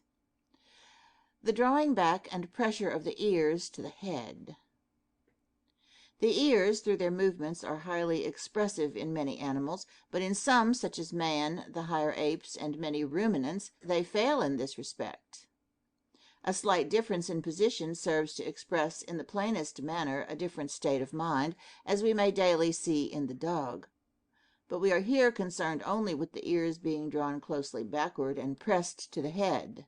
A savage frame of mind is thus shown, but only in the case of those animals which fight with their teeth. And the care with which they take to prevent their ears being seized by their antagonists accounts for this position. Consequently, through habit and association, whenever they feel slightly savage, or pretend in their play to be savage, their ears are drawn back. That this is the true explanation may be inferred from the relation which exists in very many animals between their manner of fighting and the retraction of their ears. All the carnivora fight with their canine teeth, and all, as far as I have observed, draw their ears back when feeling savage. This may be continually seen with dogs when fighting in earnest, and with puppies fighting in play. The movement is different from the falling down and slight drawing back of the ears when a dog feels pleased and is caressed by his master. The retraction of the ears may likewise be seen in kittens fighting together in their play, and in full-grown cats when really savage, as before illustrated in Figure 9. Although their ears are thus to a large extent protected, yet they often get much torn in old male cats during their mutual battles. The same movement is very striking in tigers, leopards, etc., whilst growling over their food in menageries. The lynx has remarkably long ears, and their retraction when one of these animals is approached in its cage is very conspicuous, and is eminently expressive of its savage disposition. Even one of the eared seals, the Ateria pusilla, which has very small ears, draws them backwards when it makes a savage rush at the legs of its keeper. When horses fight together, they use their incisors for biting and their forelegs for striking, much more than they do their hind legs for kicking backwards. This has been observed when stallions have broken loose and have fought together, and may likewise be inferred from the kind of wounds which they inflict on each other. Everyone recognizes the vicious appearance which the drawing back of the ears gives to the horse. This movement is very different from that of listening to a sound behind. If an ill-tempered horse in a stall is inclined to kick backwards, his ears are retracted from habit, though he has no intention or power to bite. But when the horse throws up both hind legs in play, as when entering an open field, or when just touched by the whip, he does not generally depress his ears, for he does not then feel vicious. Guanacos fight savagely with their teeth, and they must do so frequently, for I found the hides of several which I shot in Patagonia deeply scored. So do camels, and both these animals, when savage, draw their ears closely backwards. Guanacos, as I have noticed, when not intending to bite, but merely to spit their offensive saliva from a distance at an intruder, retract their ears. Even the hippopotamus, when threatening with its widely open enormous mouth a comrade, draws back its small ears, just like a horse. Now, what a contrast is presented between the foregoing animals and cattle, sheep, or goats, which never use their teeth in fighting, and never draw back their ears when enraged. Although sheep and goats appear such placid animals, the males often join in furious contests. As deer form a closely related family, and as I do not know that they ever fought with their teeth, I was much surprised at the account given by Major Ross King of the moose deer in Canada. He says, when, quote, two males chance to meet, laying back their ears and gnashing their teeth together, they rush at each other with appalling fury, end quote. But Mr. Bartlett informs me that some species of deer fight savagely with their teeth, so that the drawing back of the ears by the moose accords with our rule. Several kinds of kangaroos, kept in the zoological gardens, fight by scratching with their forefeet and by kicking with their hind legs, but they never bite each other, and the keepers have never seen them draw back their ears when angered. Rabbits fight chiefly by kicking and scratching, but they likewise bite each other, and I have known one to bite off half the tail of its antagonist. At the commencement of their battles they lay back their ears, but afterwards, as they bound over and kick each other, they keep their ears erect or move them much about. Mr. Bartlett watched a wild boar quarreling rather savagely with his sow, and both had their mouths opened and their ears drawn backwards. But this does not appear to be a common action with domestic pigs when quarreling. Boars fight together by striking upwards with their tusks, and Mr. Bartlett doubts whether they then draw back their ears. Elephants, which in like manner fight with their tusks, do not retract their ears, but on the contrary erect them when rushing at each other or at an enemy. The rhinoceroses in the zoological gardens fight with their nasal horns, and have never been seen to attempt biting each other except in play, and the keepers are convinced that they do not draw back their ears, like horses and dogs, when feeling savage. The following statement, therefore, by Sir S. Baker, is inexplicable, namely, that a rhinoceros, which he shot in North Africa, quote, had no ears. They had been bitten off close to the head by another of the same species while fighting, and this mutilation is by no means uncommon, end quote. Lastly, with respect to monkeys. Some kinds which have movable ears and which fight with their teeth, for instance the Cereopithecus ruber, draw back their ears when irritated, just like dogs, and they then have a very spiteful appearance. Other kinds, as the Inuus echaudatus, apparently do not thus act. Again, other kinds, and this is a great anomaly in comparison with most other animals, retract their ears, show their teeth, and jabber when they are pleased by being caressed. I observed this in 2 or 3 species of Macasis and in the Cynopithecus niger.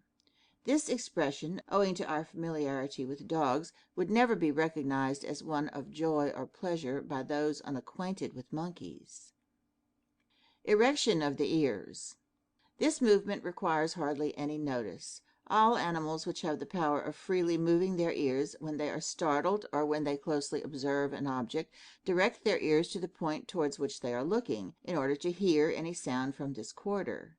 At the same time they generally raise their heads, as all their organs of sense are there situated, and some of the smaller animals rise on their hind legs. Even those kinds which squat on the ground or instantly flee away to avoid danger generally act momentarily in this manner in order to ascertain the source and nature of the danger. The head being raised, with erected ears and eyes directed forwards, gives an unmistakable expression of close attention to any animal. End of section 8. Chapter 5. Special Expressions of Animals, Part 1.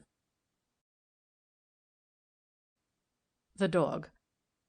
I have already described the appearance of a dog approaching another dog with hostile intentions, namely, with erected ears, eyes intently directed forwards, hair on the neck and back bristling, gait remarkably stiff, with the tail upright and rigid. So familiar is this appearance to us that an angry man is sometimes said to, quote, have his back up, unquote. Of the above points, the stiff gait and upright tail alone require further discussion. Sir C. Bell remarks that when a tiger or wolf is struck by its keeper and is suddenly roused to ferocity, every muscle is in tension, and the limbs are in an attitude of strained exertion, prepared to spring. This tension of the muscles and consequent stiff gait may be accounted for on the principle of associated habit, for anger has continually led to fierce struggles, and consequently to all the muscles of the body having been violently exerted.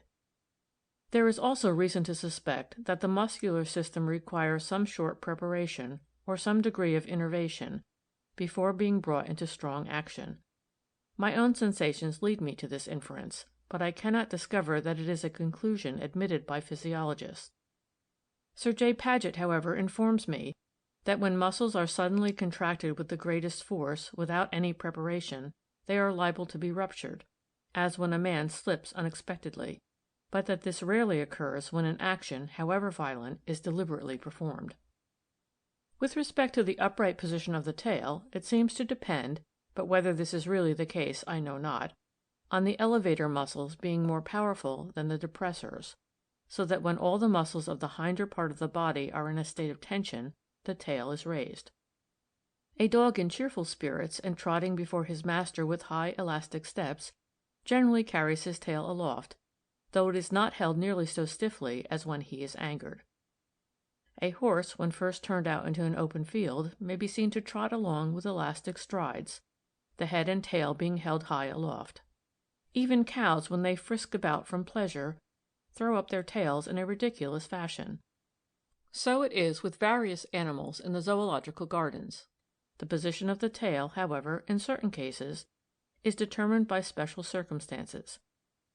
Thus, as soon as a horse breaks into a gallop at full speed, he always lowers his tail, so that as little resistance as possible may be offered to the air. When a dog is on the point of springing on his antagonist, he utters a savage growl. The ears are pressed closely backwards, and the upper lip is retracted out of the way of his teeth, especially of his canines. These movements may be observed with dogs and puppies in their play. But if a dog gets really savage in his play, his expression immediately changes. This, however, is simply due to the lips and ears being drawn back with much greater energy. If a dog only snarls at another, the lip is generally retracted on one side alone, namely towards his enemy. The movements of a dog whilst exhibiting affection towards his master were described in our second chapter. These consist in the head and whole body being lowered and thrown into flexuous movements, with the tail extended and wagged from side to side. The ears fall down and are drawn somewhat backwards, which causes the eyelids to be elongated and alters the whole appearance of the face. The lips hang loosely, and the hair remains smooth. All these movements or gestures are explicable, as I believe, from their standing in complete antithesis to those naturally assumed by a savage dog under a directly opposite state of mind. When a man merely speaks to, or just notices, his dog, we see the last vestige of these movements in a slight wag of the tail without any other movement of the body, and without even the ears being lowered. Dogs always exhibit their affection by desiring to rub against their masters, and to be rubbed or patted by them. Gratiolet explains the above gestures of affection in the following manner, and the reader can judge whether the explanation appears satisfactory. Speaking of animals in general, including the dog, he says, C'est toujours la partie la plus sensible de leur corps qui recherche les caresses ou les dents. Lorsque toute la longueur des flancs et du corps est sensible, l'animal serpente et rampe sous les caresses, et ses ondulations se propagent le long des muscles analogues des segments jusqu'aux extrémités de la colonne vertébrale. Le queue se ploie et s'agite. Unquote. Further on he adds that dogs, when feeling affectionate, lower their ears in order to exclude all sounds, so that their whole attention may be concentrated on the caresses of their master. Dogs have another and striking way of exhibiting their affection, namely, by licking the hands or faces of their masters. They sometimes lick other dogs, and then it is always their chops. I have also seen dogs licking cats with whom they were friends. This habit probably originated in the females carefully licking their puppies, the dearest object of their love, for the sake of cleansing them. They also often give their puppies, after a short absence, a few cursory licks, apparently from affection.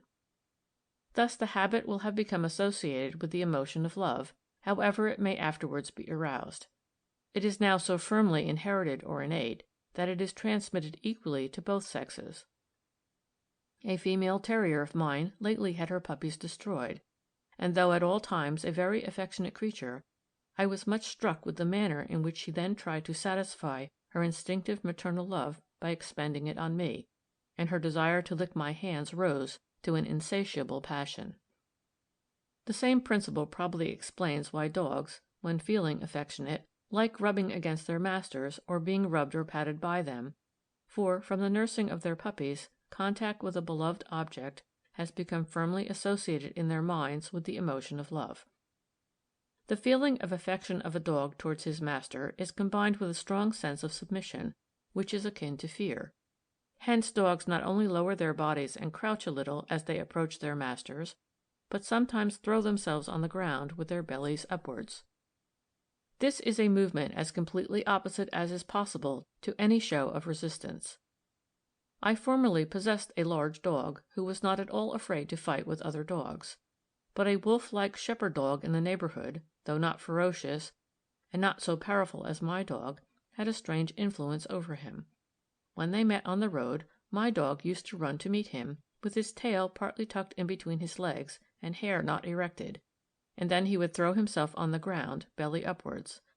By this action he seemed to say more plainly than by words, "Behold, I am your slave." A pleasurable and excited state of mind, associated with affection, is exhibited by some dogs in a very peculiar manner, namely by grinning.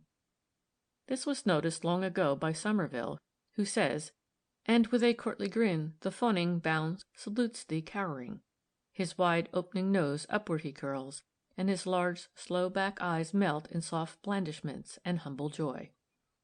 The Chase, Book 1. Sir W. Scott's famous Scotch greyhound, Maida, had this habit, and it is common with terriers. I have also seen it in a Spitz and in a sheepdog. Mr. Riviere, who has particularly attended to this expression, informs me that it is rarely displayed in a perfect manner, but is quite common in a lesser degree. The upper lip during the act of grinning is retracted, as in snarling, so that the canines are exposed and the ears are drawn backwards, but the general appearance of the animal clearly shows that anger is not felt. Sir C. Bell remarks, quote, "Dogs, in their expression of fondness, have a slight aversion of the lips, and grin and sniff amidst their gambols in a way that resembles laughter." Unquote. Some persons speak of the grin as a smile, but if it had been really a smile, we should see a similar though more pronounced movement of the lips and ears when the dogs utter their bark of joy. But this is not the case, although a bark of joy often follows a grin.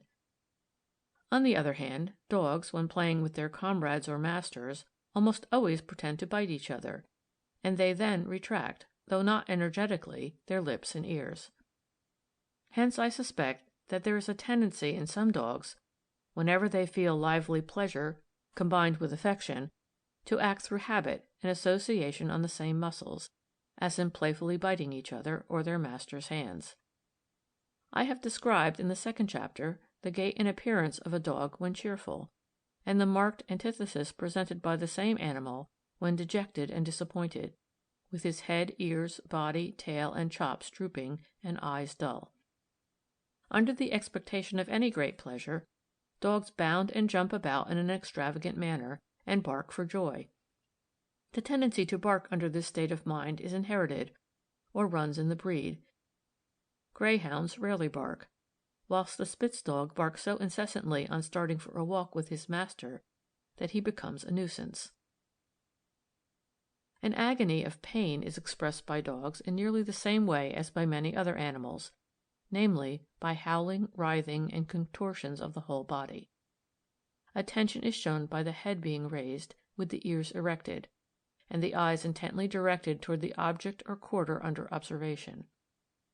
If it be a sound and the source is not known, the head is often turned obliquely from side to side in a most significant manner, apparently in order to judge with more exactness from what point the sound proceeds. But I have seen a dog greatly surprised at a new noise, turning his head to one side through habit, though he clearly perceived the source of the noise. Dogs, as formerly remarked, when their attention is in any way aroused whilst watching some object or attending to some sound, often lift up one paw, and keep it doubled up, as if to make a slow and stealthy approach. A dog under extreme terror will throw himself down, howl, and void his excretions, but the hair, I believe, does not become erect unless some anger is felt. I have seen a dog much terrified at a band of musicians who were playing loudly outside the house, with every muscle of his body trembling, with his heart palpitating so quickly that the beats could hardly be counted, and panting for breath with widely open mouth, in the same manner as a terrified man does. Yet this dog had not exerted himself. He had only wandered slowly and restlessly about the room, and the day was cold. Even a very slight degree of fear is invariably shown by the tail being tucked in between the legs. This tucking in of the tail is accompanied by the ears being drawn backwards, but they are not pressed closely to the head as in snarling, and they are not lowered as when a dog is pleased or affectionate. When two young dogs chase each other in play, the one that runs away always keeps his tail tucked inwards. So it is when a dog, in the highest spirits, careers like a mad creature round and round his master in circles or in figures of 8. He then acts as if another dog were chasing him. This curious kind of play, which must be familiar to everyone who has attended to dogs, is particularly apt to be excited after the animal has been a little startled or frightened, as by his master suddenly jumping out on him in the dusk. In this case, as well as when two young dogs are chasing each other in play, it appears as if the one that runs away was afraid of the other catching him by the tail. But as far as I can find out, dogs very rarely catch each other in this manner. I asked a gentleman who had kept foxhounds all his life, and be applied to other experienced sportsmen, whether they had ever seen hounds thus seize a fox. But they never had. It appears that when a dog is chased, or when in danger of being struck behind, or of anything falling on him, in all these cases he wishes to withdraw as quickly as possible his whole hindquarters, and that from some sympathy or connection between the muscles, the tail is then drawn closely inwards. A similarly connected movement between the hindquarters and the tail may be observed in the hyena. Mr. Bartlett informs me that when two of these animals fight together, they are mutually conscious of the wonderful power of each other's jaws, and are extremely cautious. They well know that if one of their legs were seized, the bone would instantly be crushed into atoms. Hence they approach each other kneeling, with their legs turned as much as possible inwards, and with their whole bodies bowed so as not to present any salient point, the tail at the same time being closely tucked in between the legs. In this attitude they approach each other sideways, or even partly backwards. So again with deer, several of the species, when savage and fighting, tuck in their tails. When one horse in a field tries to bite the hindquarters of another in play, or when a rough boy strikes a donkey from behind, the hindquarters and the tail are drawn in, though it does not appear as if this were done merely to save the tail from being injured. We have also seen the reverse of these movements, for when an animal trots with high elastic steps, the tail is almost always carried aloft. As I have said, when a dog is chased and runs away, he keeps his ears directed backwards but still open, and this is clearly done for the sake of hearing the footsteps of his pursuer. From habit, the ears are often held in the same position, and the tail tucked in, when the danger is obviously in front. I have repeatedly noticed, with a timid terrier of mine, that when she is afraid of some object in front, the nature of which she perfectly knows and does not need to reconnoitre, yet she will for a long time hold her ears and tail in this position, looking the image of discomfort. Discomfort, without any fear, is similarly expressed. Thus one day I went out of doors, just at the time when this same dog knew that her dinner would be brought. I did not call her, but she wished much to accompany me, and at the same time she wished much for her dinner, and there she stood, first looking one way and then the other, with her tail tucked in and ears drawn back, presenting an unmistakable appearance of perplexed discomfort. Almost all the expressive movements now described, with the exception of the grinning from joy, are innate or instinctive, for they are common to all the individuals, young and old, of all the breeds. Most of them are likewise common to the aboriginal parents of the dog, namely the wolf and jackal, and some of them to other species of the same group. Tamed wolves and jackals, when caressed by their masters, jump about for joy, wag their tails, lower their ears, lick their masters' hands, crouch down, and even throw themselves on the ground belly upwards. I have seen a rather fox-like African jackal from the Gaboon depress its ears when caressed. Wolves and jackals, when frightened, certainly tuck in their tails, and a tame jackal has been described as careering round his master in circles and figures of 8, like a dog, with his tail between his legs. It has been stated that foxes, however tame, never display any of the above expressive movements, but this is not strictly accurate. Many years ago I observed in the Zoological Gardens, and recorded the fact at the time, that a very tame English fox, when caressed by the keeper, wagged its tail, depressed its ears, and then threw itself on the ground belly upwards. The black fox of North America likewise depressed its ears in a slight degree. But I believe that foxes never lick the hands of their masters, and I have been assured that when frightened they never tuck in their tails. If the explanation which I have given of the expression of affection in dogs be admitted, then it would appear that animals which have never been domesticated, namely wolves, jackals, and even foxes, have nevertheless acquired, through the principle of antithesis, certain expressive gestures. For it is not probable that these animals, confined in cages, should have learnt them by imitating dogs. Cats.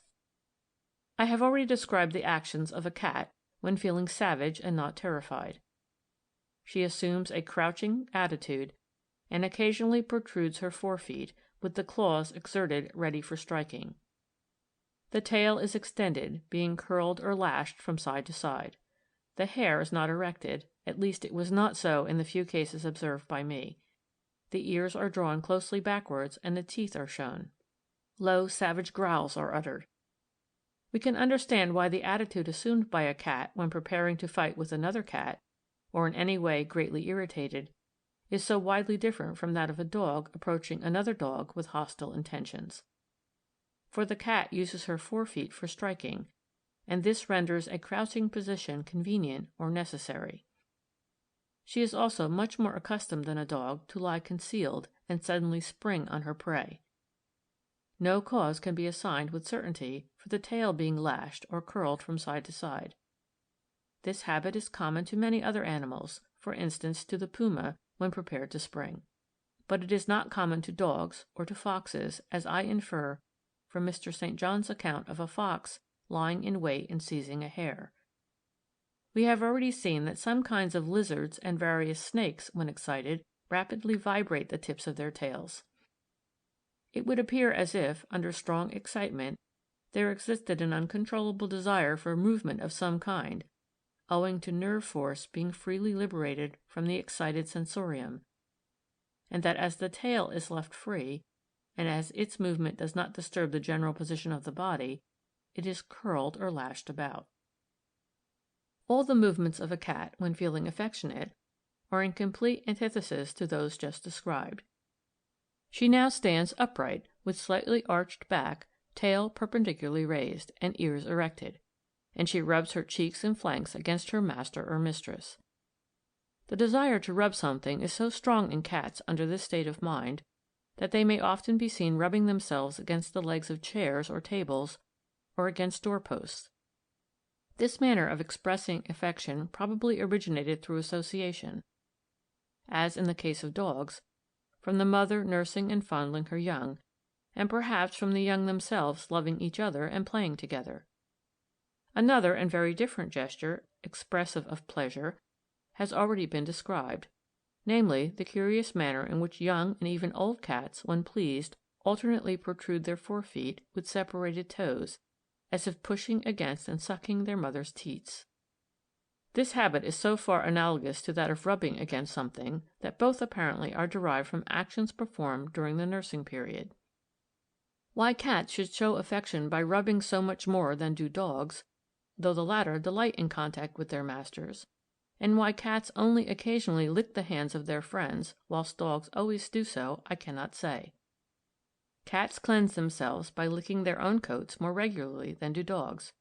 On the other hand, their tongues seem less well fitted for the work than the longer and more flexible tongues of dogs.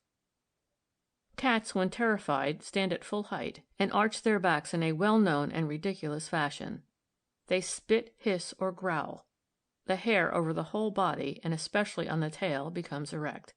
In the instances observed by me, the basal part of the tail was held upright, the terminal part being thrown on one side. But sometimes the tail is only a little raised, and is bent almost from the base to one side.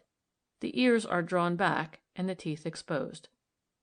When two kittens are playing together, the one often thus tries to frighten the other. From what we have seen in former chapters, all the above points of expression are intelligible, except the extreme arching of the back. I am inclined to believe that, in the same manner as many birds, whilst they ruffle their feathers, spread out their wings and tail to make themselves look as big as possible, so cats stand upright at their full height, arch their backs, often raise the basal part of the tail, and erect their hair for the same purpose. The lynx, when attacked, is said to arch its back, and is thus figured by Brehm. But the keepers in the zoological gardens have never seen any tendency to this action in the larger feline animals, such as tigers, lions, etc., and these have little cause to be afraid of any other animal. Cats use their voices much as a means of expression, and they utter, under various emotions and desires, at least 6 or 7 different sounds. The purr of satisfaction, which is made during both inspiration and expiration, is one of the most curious. The puma, cheetah, and ocelot likewise purr, but the tiger, when pleased, emits a peculiar short snuffle, accompanied by the closure of the eyelids. It is said that the lion, jaguar, and leopard do not purr. Horses. Horses, when savage, draw their ears closely back, protrude their heads, and partially uncover their incisor teeth, ready for biting. When inclined to kick behind, they generally, through habit, draw back their ears, and their eyes are turned backwards in a peculiar manner. When pleased, as when some coveted food is brought to them in the stable, they raise and draw in their heads, prick their ears, and look intently towards their friend, often whinny. Impatience is expressed by pawing the ground. The actions of a horse when much startled are highly expressive. One day my horse was much frightened at a drilling machine, covered by a tarpaulin, and lying on an open field. He raised his head so high that his neck became almost perpendicular, and this he did from habit, for the machine lay on a slope below, and could not have been seen with more distinctness through the raising of the head, nor, if any sound had proceeded from it, could the sound have been more distinctly heard. His eyes and ears were directed intently forwards, and I could feel through the saddle the palpitations of his heart. With red, dilated nostrils he snorted violently, and, whirling round, would have dashed off at full speed had I not prevented him. The distension of the nostrils is not for the sake of scenting the source of danger, for when a horse smells carefully at any object and is not alarmed, he does not dilate his nostrils. Owing to the presence of a valve in the throat, a horse when panting does not breathe through his open mouth, but through his nostrils, and these consequently have become endowed with great powers of expansion. This expansion of the nostrils, as well as the snorting, and the palpitations of the heart, are actions which have become firmly associated during a long series of generations with the emotion of terror, for terror has habitually led the horse to the most violent exertion in dashing away at full speed from the cause of danger. End of section 9. Chapter 5. Special Expressions of Animals Continued, Part 2. Ruminants. Cattle and sheep are remarkable from displaying in so slight a degree their emotions or sensations, excepting that of extreme pain. A bull, when enraged, exhibits his rage only by the manner in which he holds his lowered head, with distended nostrils, and by bellowing. He also often paws the ground, but this pawing seems quite different from that of an impatient horse, for when the soil is loose he throws up clouds of dust. I believe that bulls act in this manner when irritated by flies, for the sake of driving them away. The wilder breeds of sheep and the chamois, when startled, stamp on the ground, and whistle through their noses, and this serves as a danger signal to their comrades. The musk ox of the Arctic regions, when encountered, likewise stamps on the ground. How this stamping action arose I cannot conjecture, for from inquiries which I have made it does not appear that any of these animals fight with their forelegs. Some species of deer, when savage, display far more expression than do cattle, sheep, or goats, for, as has already been stated, they draw back their ears, grind their teeth, erect their hair, squeal, stamp on the ground, and brandish their horns. One day in the Zoological Gardens, the Formosan deer, Cervus pseudaxis, approached me in a curious attitude, with his muzzle raised high up, so that the horns were pressed back on his neck, the head being held rather obliquely. From the expression of his eye I felt sure that he was savage. He approached slowly, and as soon as he came close to the iron bars, he did not lower his head to butt at me, but suddenly bent it inwards, and struck his horns with great force against the railings. Mr. Bartlett informs me that some other species of deer place themselves in a similar attitude when enraged. Monkeys. The various species and genera of monkeys express their feelings in many different ways, and this fact is interesting, as in some degree bearing on the question whether the so-called races of man should be ranked as distinct species or varieties, for, as we shall see in the following chapters, the different races of man express their emotions and sensations with remarkable uniformity throughout the world. Some of the expressive actions of monkeys are interesting in another way, namely from being closely analogous to those of man. As I have had no opportunity of observing any one species of the group under all circumstances, my miscellaneous remarks will be best arranged under different states of the mind. Pleasure, joy, affection. It is not possible to distinguish in monkeys, at least without more experience than I have had, the expression of pleasure or joy from that of affection. Young chimpanzees make a kind of barking noise when pleased by the return of any one to whom they are attached. When this noise, which the keepers call a laugh, is uttered, the lips are protruded, but so they are under various other emotions.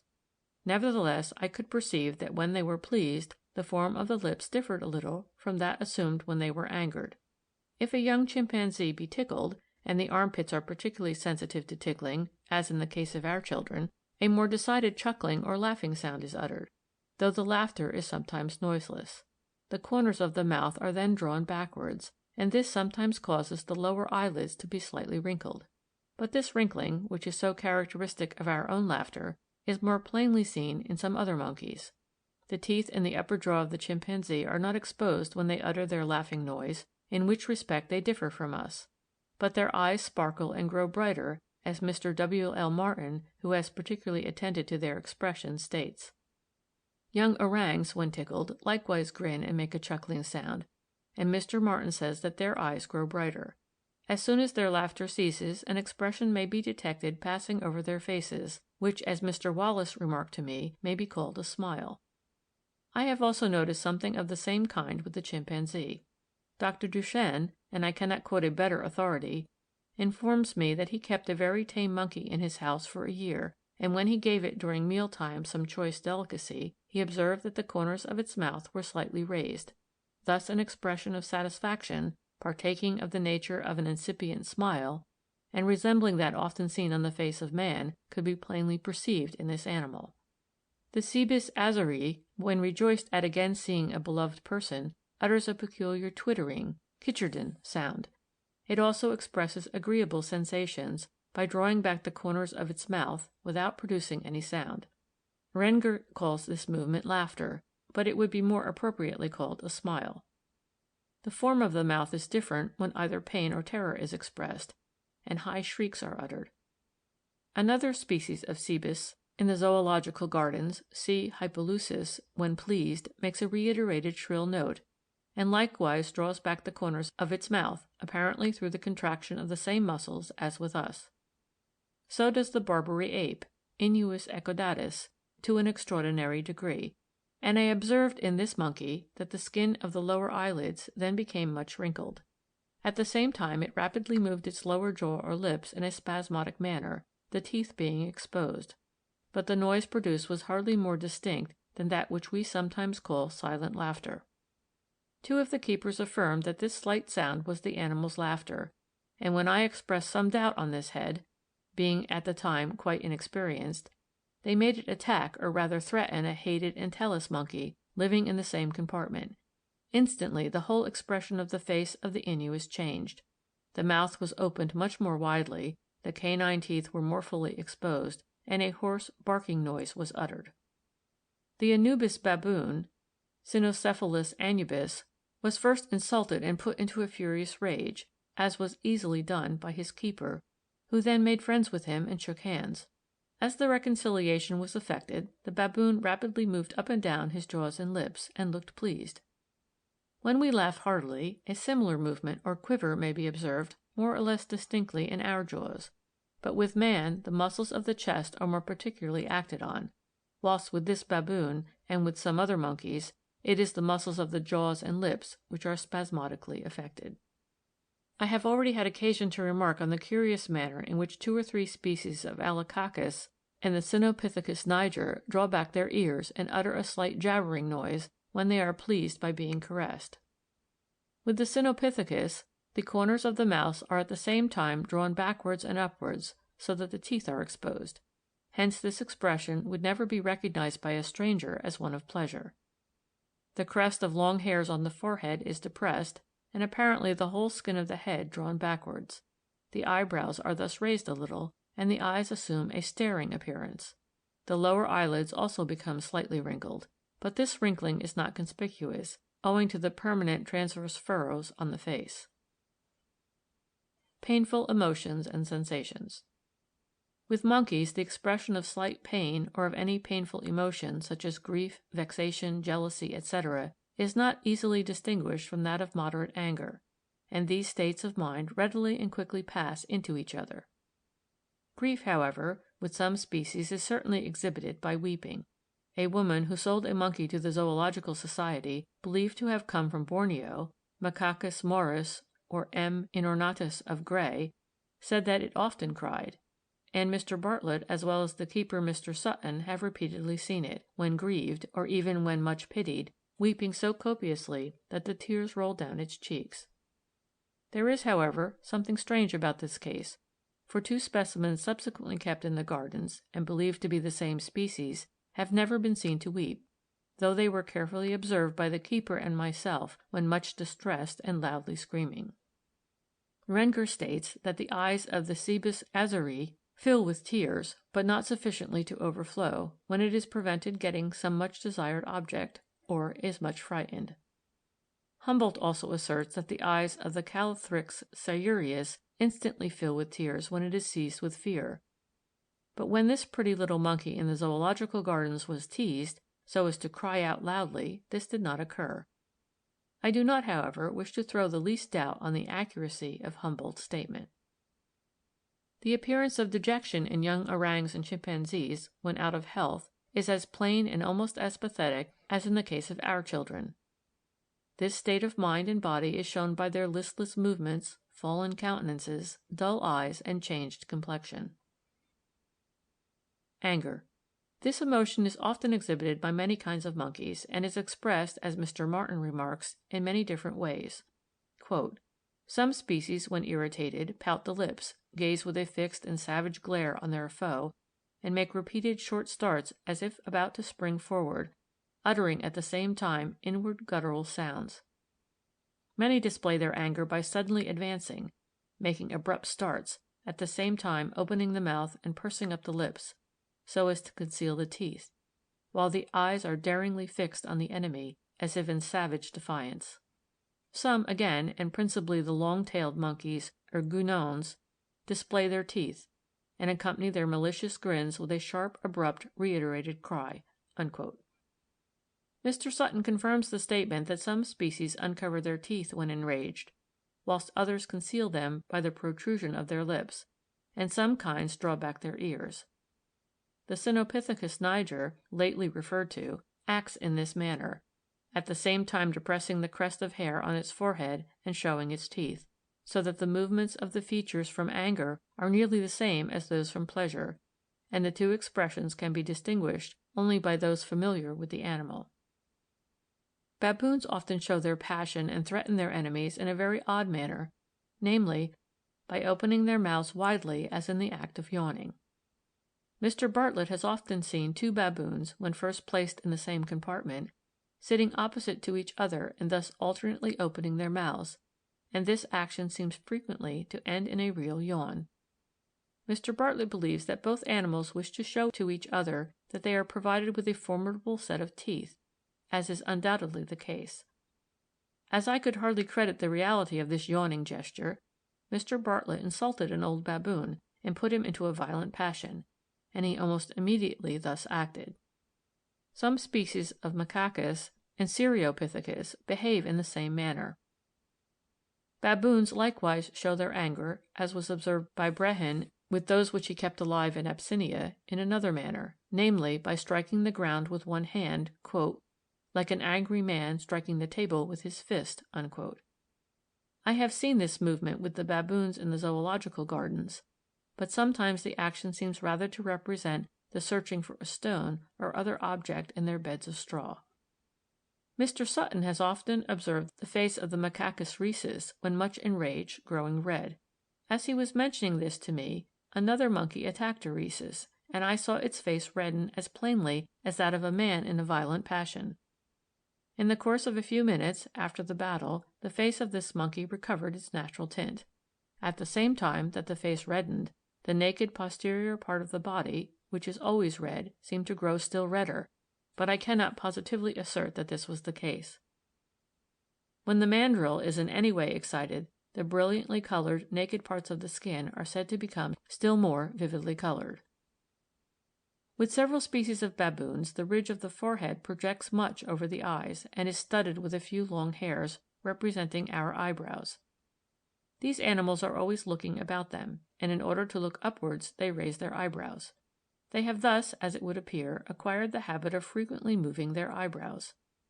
However this may be, many kinds of monkeys, especially the baboons, when angered or in any way excited, rapidly and incessantly move their eyebrows up and down, as well as the hairy skin of their foreheads. As we associate in the case of man the raising and lowering of the eyebrows with definite states of the mind, the almost incessant movement of the eyebrows by monkeys gives them a senseless expression. I once observed a man who had a trick of continually raising his eyebrows without any corresponding emotion, and this gave to him a foolish appearance.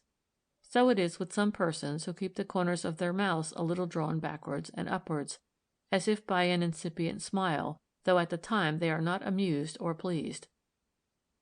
A young orang, made jealous by her keeper attending to another monkey, slightly uncovered her teeth, and uttering a peevish noise like tish shisht, turned her back on him. Both orangs and chimpanzees, when a little more angered, protrude their lips greatly and make a harsh barking noise. A young female chimpanzee, in a violent passion, presented a curious resemblance to a child in the same state. She screamed loudly with widely open mouth, the lips being retracted so that the teeth were fully exposed. She threw her arms wildly about, sometimes clasping them over her head. She rolled on the ground, sometimes on her back, sometimes on her belly, and bit everything within reach. A young gibbon, Hylobatus syndactylus, in a passion has been described as behaving in almost exactly the same manner. The lips of young orangs and chimpanzees are protruded, sometimes to a wonderful degree under various circumstances.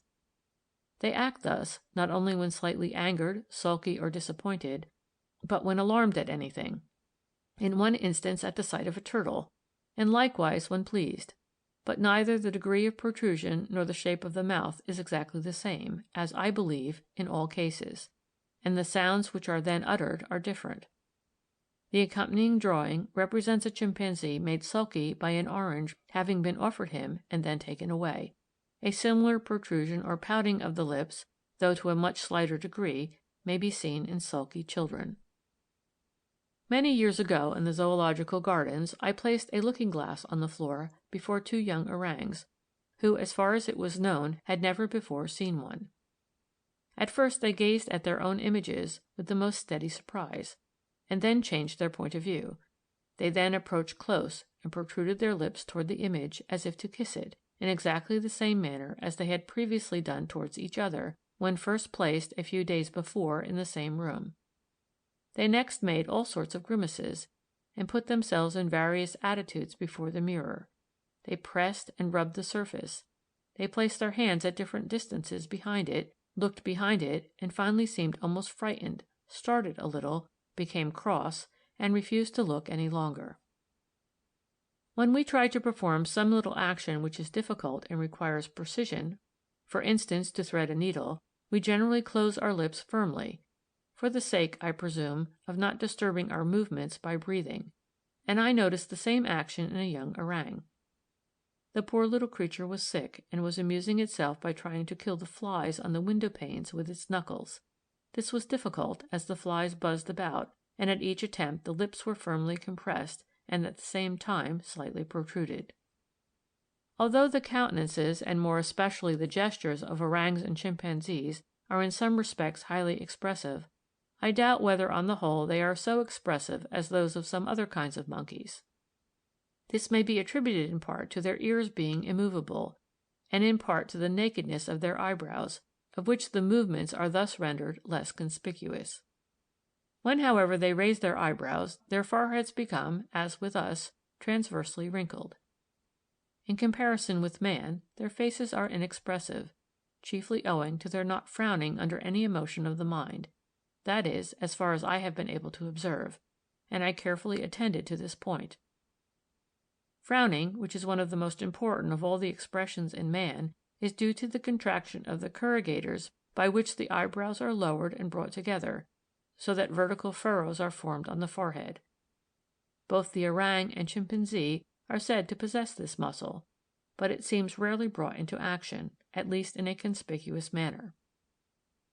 I made my hands into a sort of cage, and placing some tempting fruit within, allowed both a young orang and chimpanzee to try their utmost to get it out. But although they grew rather cross, they showed not a trace of a frown. Nor was there any frown when they were enraged. Twice I took 2 chimpanzees from their rather dark room suddenly into bright sunshine, which would certainly have caused us to frown. They blinked and winked their eyes, but only once did I see a very slight frown. On another occasion I tickled the nose of a chimpanzee with a straw, and as it crumpled up its face, slight vertical furrows appeared between the eyebrows. I have never seen a frown on the forehead of the orang. The gorilla, when enraged, is described as erecting its crest of hair, throwing down its under lip, dilating its nostrils, and uttering terrific yells. Messrs. Savage and Wyman state that the scalp can be freely moved backwards and forwards, and that when the animal is excited it is strongly contracted. But I presume that they mean by this latter expression that the scalp is lowered, for they likewise speak of the young chimpanzee, when crying out, as having the eyebrows strongly contracted. The great power of movement in the scalp of the gorilla, of many baboons and other monkeys, deserves notice in relation to the power possessed by some few men, either through reversion or persistence, of voluntarily moving their scalps. Astonishment, terror. A living freshwater turtle was placed at my request in the same compartment in the zoological gardens with many monkeys, and they showed unbounded astonishment, as well as some fear. This was displayed by their remaining motionless, staring intently with widely opened eyes, their eyebrows being often moved up and down. Their faces seemed somewhat lengthened. They occasionally raised themselves on their hind legs to get a better view. They often retreated a few feet, and then turning their heads over one shoulder, again stared intently. It was curious to observe how much less afraid they were of the turtle than of a living snake, which I had formerly placed in their compartment, for in the course of a few minutes some of the monkeys ventured to approach and touch the turtle. On the other hand, some of the larger baboons were greatly terrified, and grinned as if on the point of screaming out. When I showed a little dressed-up doll to the Cynopithecus niger, it stood motionless, stared intently with widely opened eyes, and advanced its ears a little forwards. But when the turtle was placed in its compartment, this monkey also moved its lips in an odd, rapid, jabbering manner, which the keeper declared was meant to conciliate or please the turtle. I was never able clearly to perceive that the eyebrows of the astonished monkeys were kept permanently raised, though they were frequently moved up and down. Attention, which precedes astonishment, is expressed by man by a slight raising of the eyebrows, and Dr. Duchenne informs me that when he gave to the monkey formerly mentioned some quite new article of food, it elevated its eyebrows a little, thus assuming an appearance of close attention. It then took the food in its fingers, and, with lowered or rectilinear eyebrows, scratched, smelt, and examined it, an expression of reflection being thus exhibited. Sometimes it would throw back its head a little, and again with sudden raised eyebrows re-examine and finally taste the food. In no case did any monkey keep its mouth open when it was astonished. Mr. Sutton observed for me a young orang and chimpanzee during a considerable length of time, and however much they were astonished, or whilst listening intently to some strange sound, they did not keep their mouths open. This fact is surprising, as with mankind hardly any expression is more general than a widely open mouth under the sense of astonishment. As far as I have been able to observe, monkeys breathe more freely through their nostrils than men do, and this may account for their not opening their mouths when they are astonished, for as we shall see in a future chapter, man apparently acts in this manner when startled, at first for the sake of quickly drawing in a full inspiration, and afterwards for the sake of breathing as quietly as possible. Terror is expressed by many kinds of monkeys by the utterance of shrill screams, the lips being drawn back so that the teeth are exposed. The hair becomes erect, especially when some anger is likewise felt. Mr. Sutton has distinctly seen the face of the Macacus rhesus grow pale from fear. Monkeys also tremble from fear, and sometimes they void their excretions.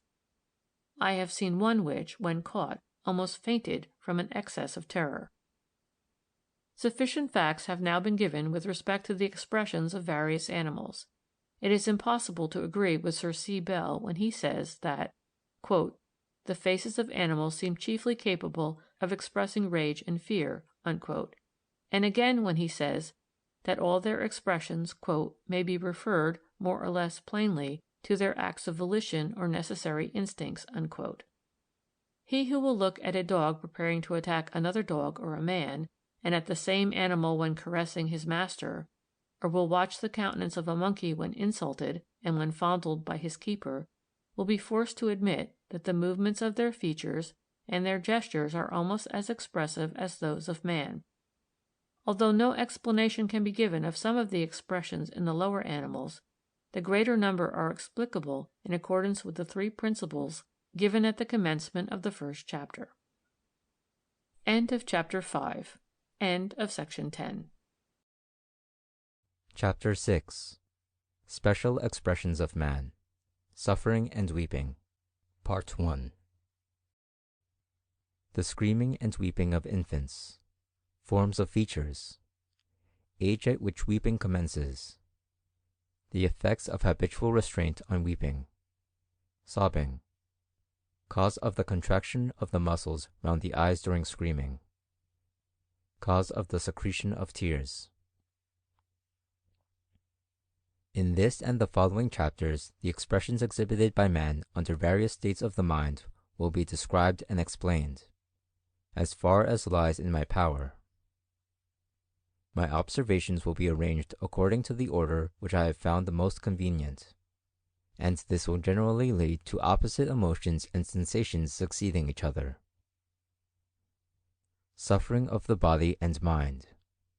Weeping. I have already described in sufficient detail, in the third chapter, the signs of extreme pain, as shown by screams or groans, with the writhing of the whole body and the teeth clenched or ground together. These signs are often accompanied or followed by profuse sweating, pallor, trembling, utter prostration, or faintness. No suffering is greater than that from extreme fear or horror, but here a distinct emotion comes into play, and will be elsewhere considered. Prolonged suffering, especially of the mind, passes into low spirits, grief, dejection, and despair, and these states will be the subject of the following chapter. Here I shall almost confine myself to weeping or crying, more especially in children. Infants, when suffering even slight pain, moderate hunger, or discomfort, utter violent and prolonged screams. Whilst thus screaming, their eyes are firmly closed, so that the skin round them is wrinkled, and the forehead contracted into a frown. The mouth is widely opened with the lips retracted in a peculiar manner, which causes it to assume a squarish form, the gums or teeth being more or less exposed. The breath is inhaled almost spasmodically. It is easy to observe infants whilst screaming, but I have found photographs made by the instantaneous process the best means for observation, as allowing more deliberation. I have collected 12, most of them made purposely for me, and they all exhibit the same general characteristics. I have, therefore, had 6 of them reproduced by the heliotype process. The firm closing of the eyelids and consequent compression of the eyeball, and this is a most important element in various expressions, serves to protect the eyes from becoming too much gorged with blood, as will presently be explained in detail. With respect to the order in which the several muscles contract in firmly compressing the eyes, I am indebted to Dr. Langstaff, of Southampton, for some observations, which I have since repeated. The best plan for observing the order is to make a person first raise his eyebrows, and this produces transverse wrinkles across the forehead, and then very gradually to contract all the muscles round the elves with as much force as possible. The reader who is unacquainted with the anatomy of the face ought to refer to page 24, and look at the woodcuts 1 to 3. The corrugators of the brow, corrugator supercilii, seem to be the first muscles to contract, and these draw the eyebrows downwards and inwards toward the base of the nose, causing vertical furrows, that is a frown, to appear between the eyebrows. At the same time, they cause the disappearance of the transverse wrinkles across the forehead. The orbicular muscles contract almost simultaneously with the corrugators, and produce wrinkles all around the eyes.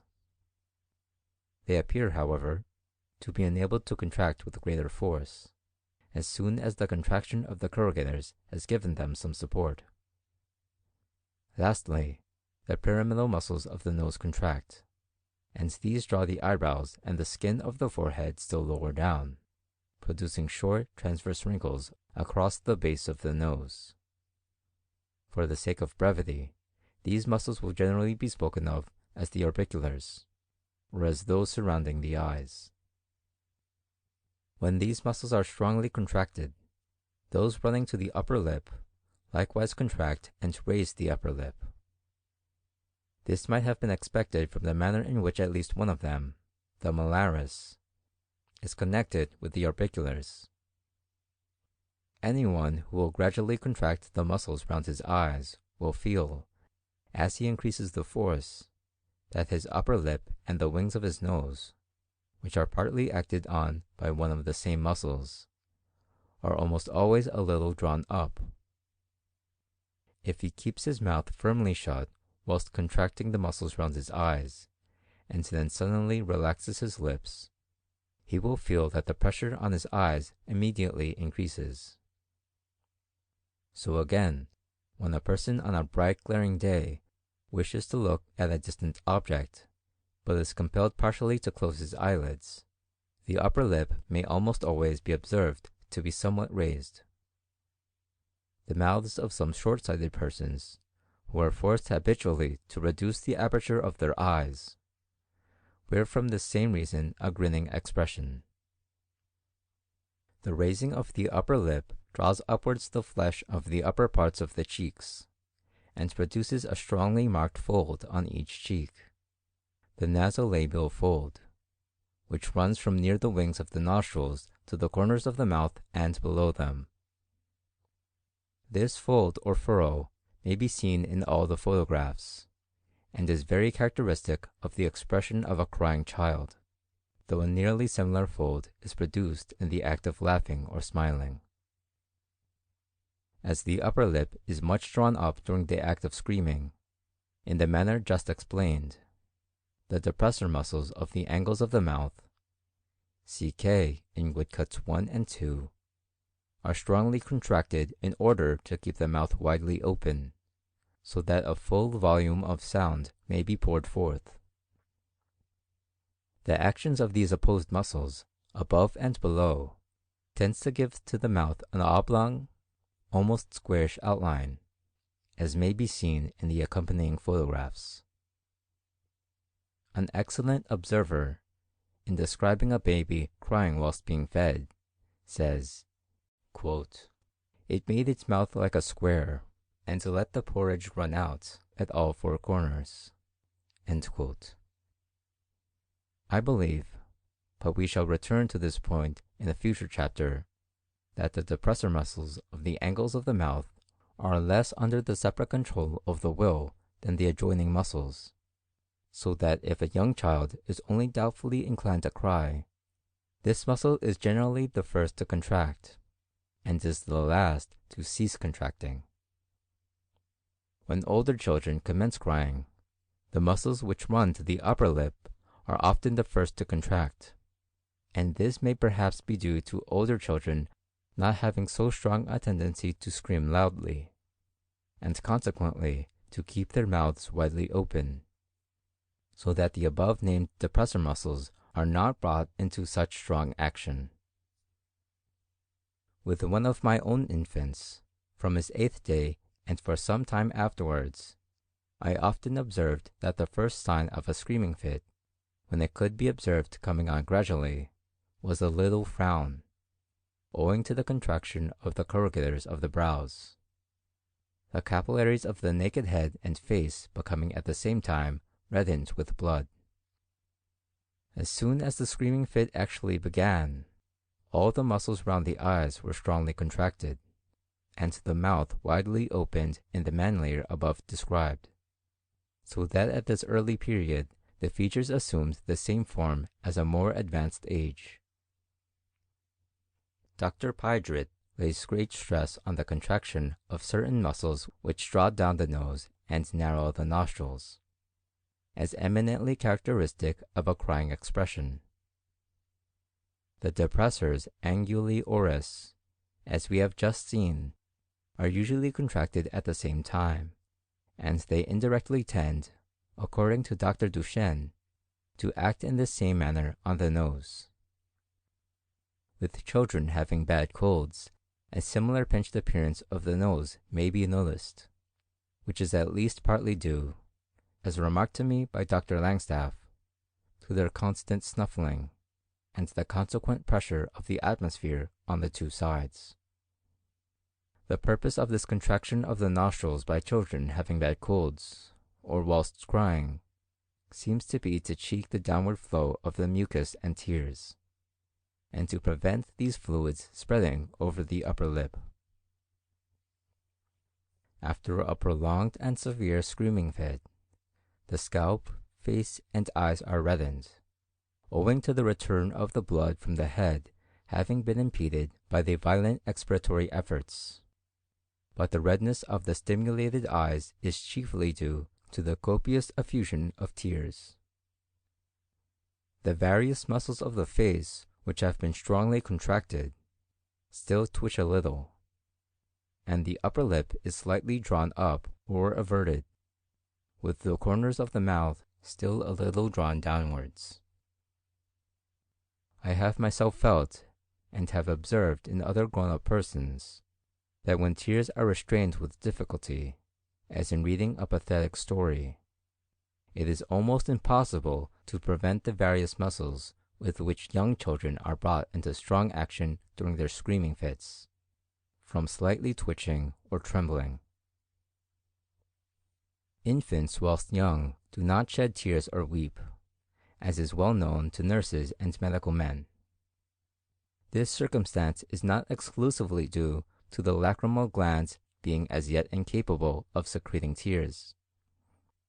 I first noticed this fact from having accidentally brushed with the cuff of my coat the open eye of one of my infants, when 77 days old, causing his eye to water freely, and though the child screamed violently, the other eye remained dry, or was only slightly suffused with tears. A similar slight effusion occurred 10 days previously in both eyes during a screaming fit. The tears did not run over the eyelids and roll down the cheeks of this child, whilst screaming badly, when 122 days old. This first happened 17 days later, at the age of 139 days. A few other children had been observed for me, and the period of free weeping appears to be very variable. In one case, the eyes became slightly suffused at the age of only 20 days, in another at 62 days.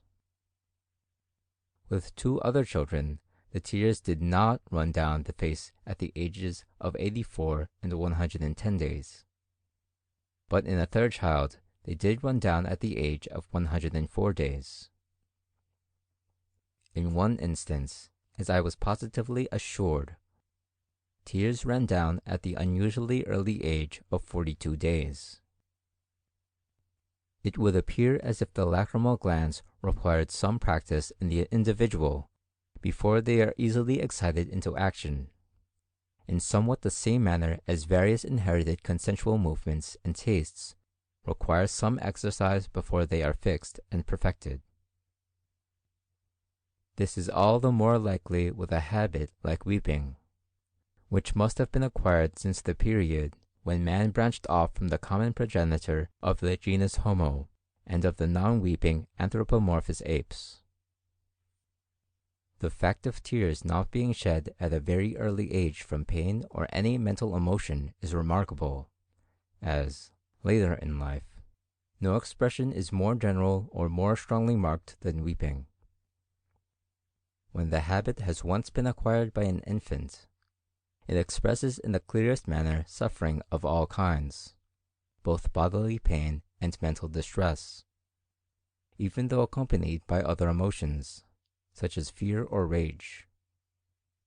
The character of the crying, however, changes at a very early age, as I noticed in my own infants, the passionate cry differing from that of grief.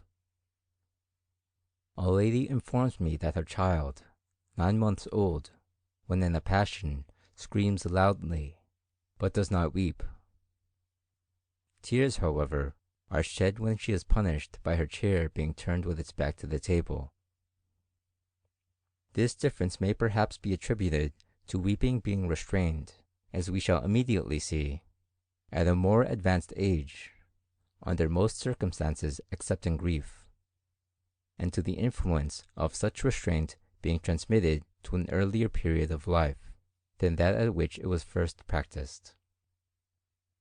With adults, especially of the male sex, weeping soon ceases to be caused by, or to express, bodily pain. This may be accounted for by its being thought weak and unmanly by men, both of civilized and barbarous races, to exhibit bodily pain by any outward sign. With this exception, savages weep copiously from very slight causes, of which fact Sir J. Lubbock has collected instances. A New Zealand chief, quote, cried like a child because the sailor spoilt his favorite cloak by powdering it with flour. End quote.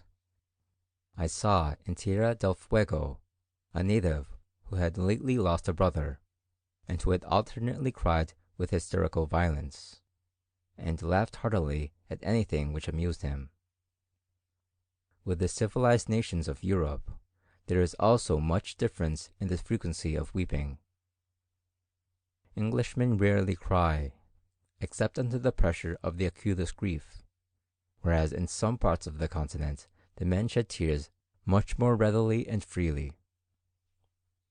The insane notoriously give way to all their emotions with little or no restraint, and I am informed by Dr. J. Crichton Browne that nothing is more characteristic of simple melancholia, even in the male sex, than a tendency to weep on the slightest occasions, or from no cause.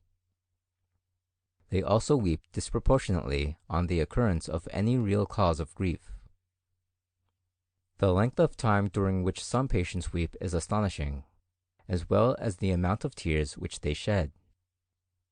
One melancholic girl wept for a whole day, and afterwards confessed to Dr. Browne that it was because she remembered that she had once shaved off her eyebrows to promote their growth.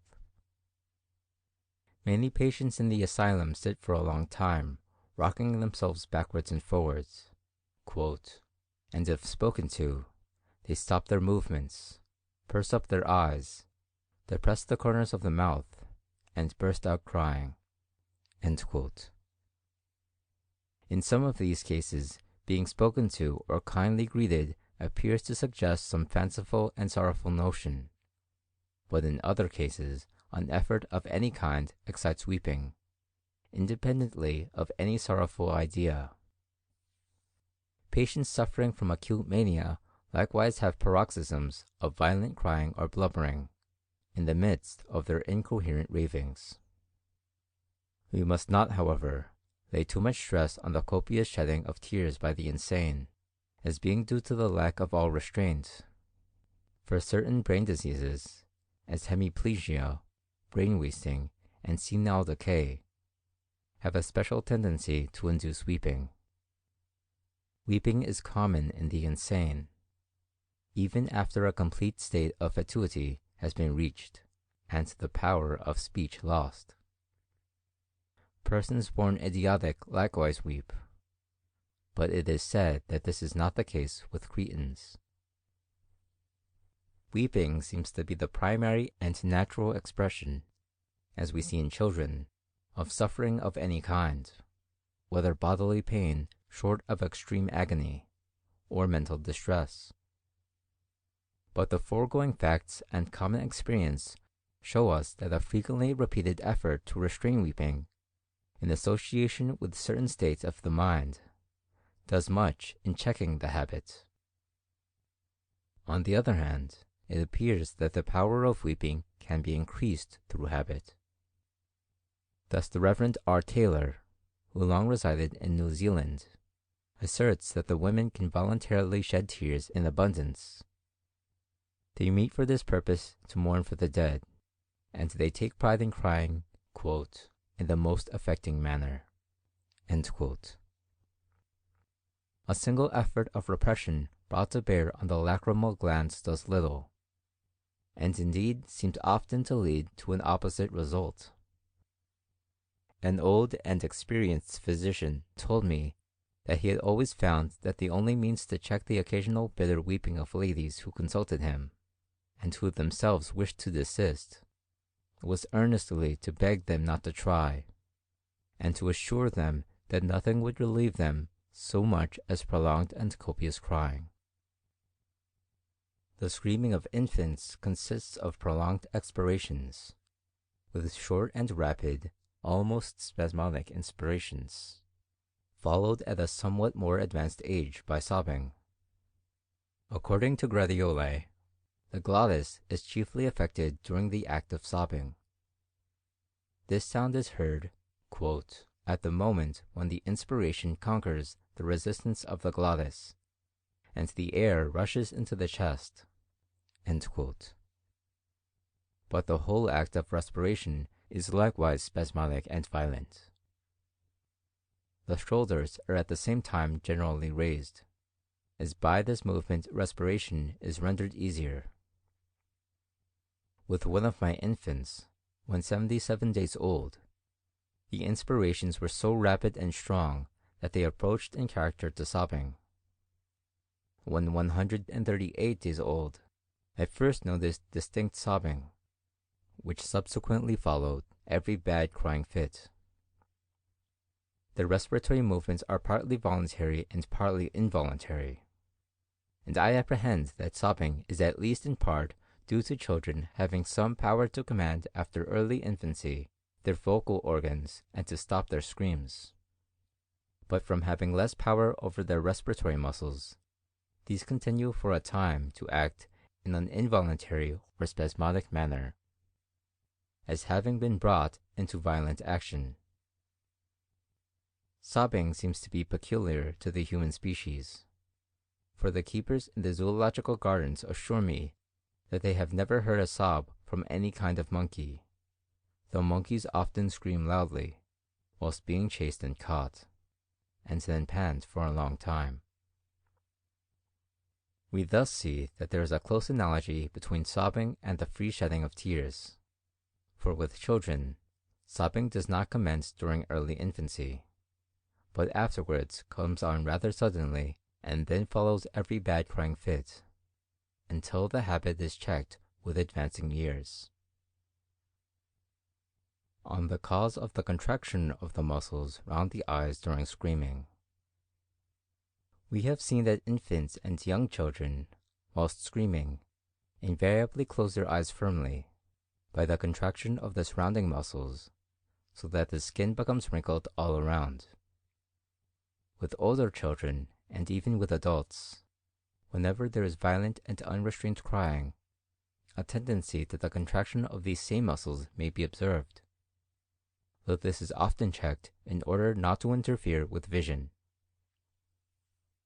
Sir C. Bell explains this action in the following manner, quote, during every violent act of expiration, whether in hearty laughter, weeping, coughing, or sneezing, the eyeball is firmly compressed by the fibers of the orbicularis, and this is a provision for supporting and defending the vascular system of the interior of the eye from a retrograde impulse communicated to the blood in the veins at the same time. When we contract the chest and expel the air, there is a retardation of the blood in the veins of the neck and head, and in the more powerful acts of expulsion, the blood not only distends the vessels, but is even regurgitated into the minute branches. Were the eye not properly compressed at the time, and a resistance given to the shock, irreparable injury might be inflicted on the delicate textures of the interior of the eye." End quote. He further adds, quote, "If we separate the eyelids of a child to examine the eye, while it cries and struggles with passion, by taking off the natural support to the vacuolar system of the eye, and means of guarding it against the rush of blood then occurring, the conjunctiva becomes suddenly filled with blood, and the eyelids averted." End quote. Not only are the muscles round the eyes strongly contracted, as Sir C. Bell states, and as I have often observed, during screaming, loud laughter, coughing, and sneezing, but during several other analogous actions. A man contracts these muscles when he violently blows his nose. I asked one of my boys to shout as loudly as he possibly could, and as soon as he began, he firmly contracted his orbicular muscles. I observed this repeatedly, and on asking him why he had every time so firmly closed his eyes, I found that he was quite unaware of the fact. He had acted instinctively or unconsciously. It is not necessary, in order to lead to the contraction of these muscles, that the air should actually be expelled from the chest. It suffices that the muscles of the chest and abdomen should contract with great force, whilst by the closure of the glottis no air escapes. In violent vomiting or retching, the diaphragm is made to descend by the chest being filled with air. It is then held in this position by the closure of the glottis, quote, "as well as by the contraction of its own fibers." End quote. The abdominal muscles now contract strongly upon the stomach, its proper muscles likewise contracting, and the contents are thus ejected. During each effort of vomiting, quote, "the head becomes greatly congested, so that the features are red and swollen, and the large veins of the face and temples visibly dilated." End quote.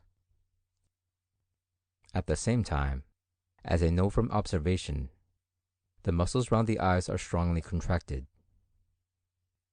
This is likewise the case when the abdominal muscles act downwards with unusual force in expelling the contents of the intestinal canal. The greatest exertion of the muscles of the body, if those of the chest are not brought into action in expelling or compressing the air within the lungs, does not lead to the contraction of the muscles round the eyes.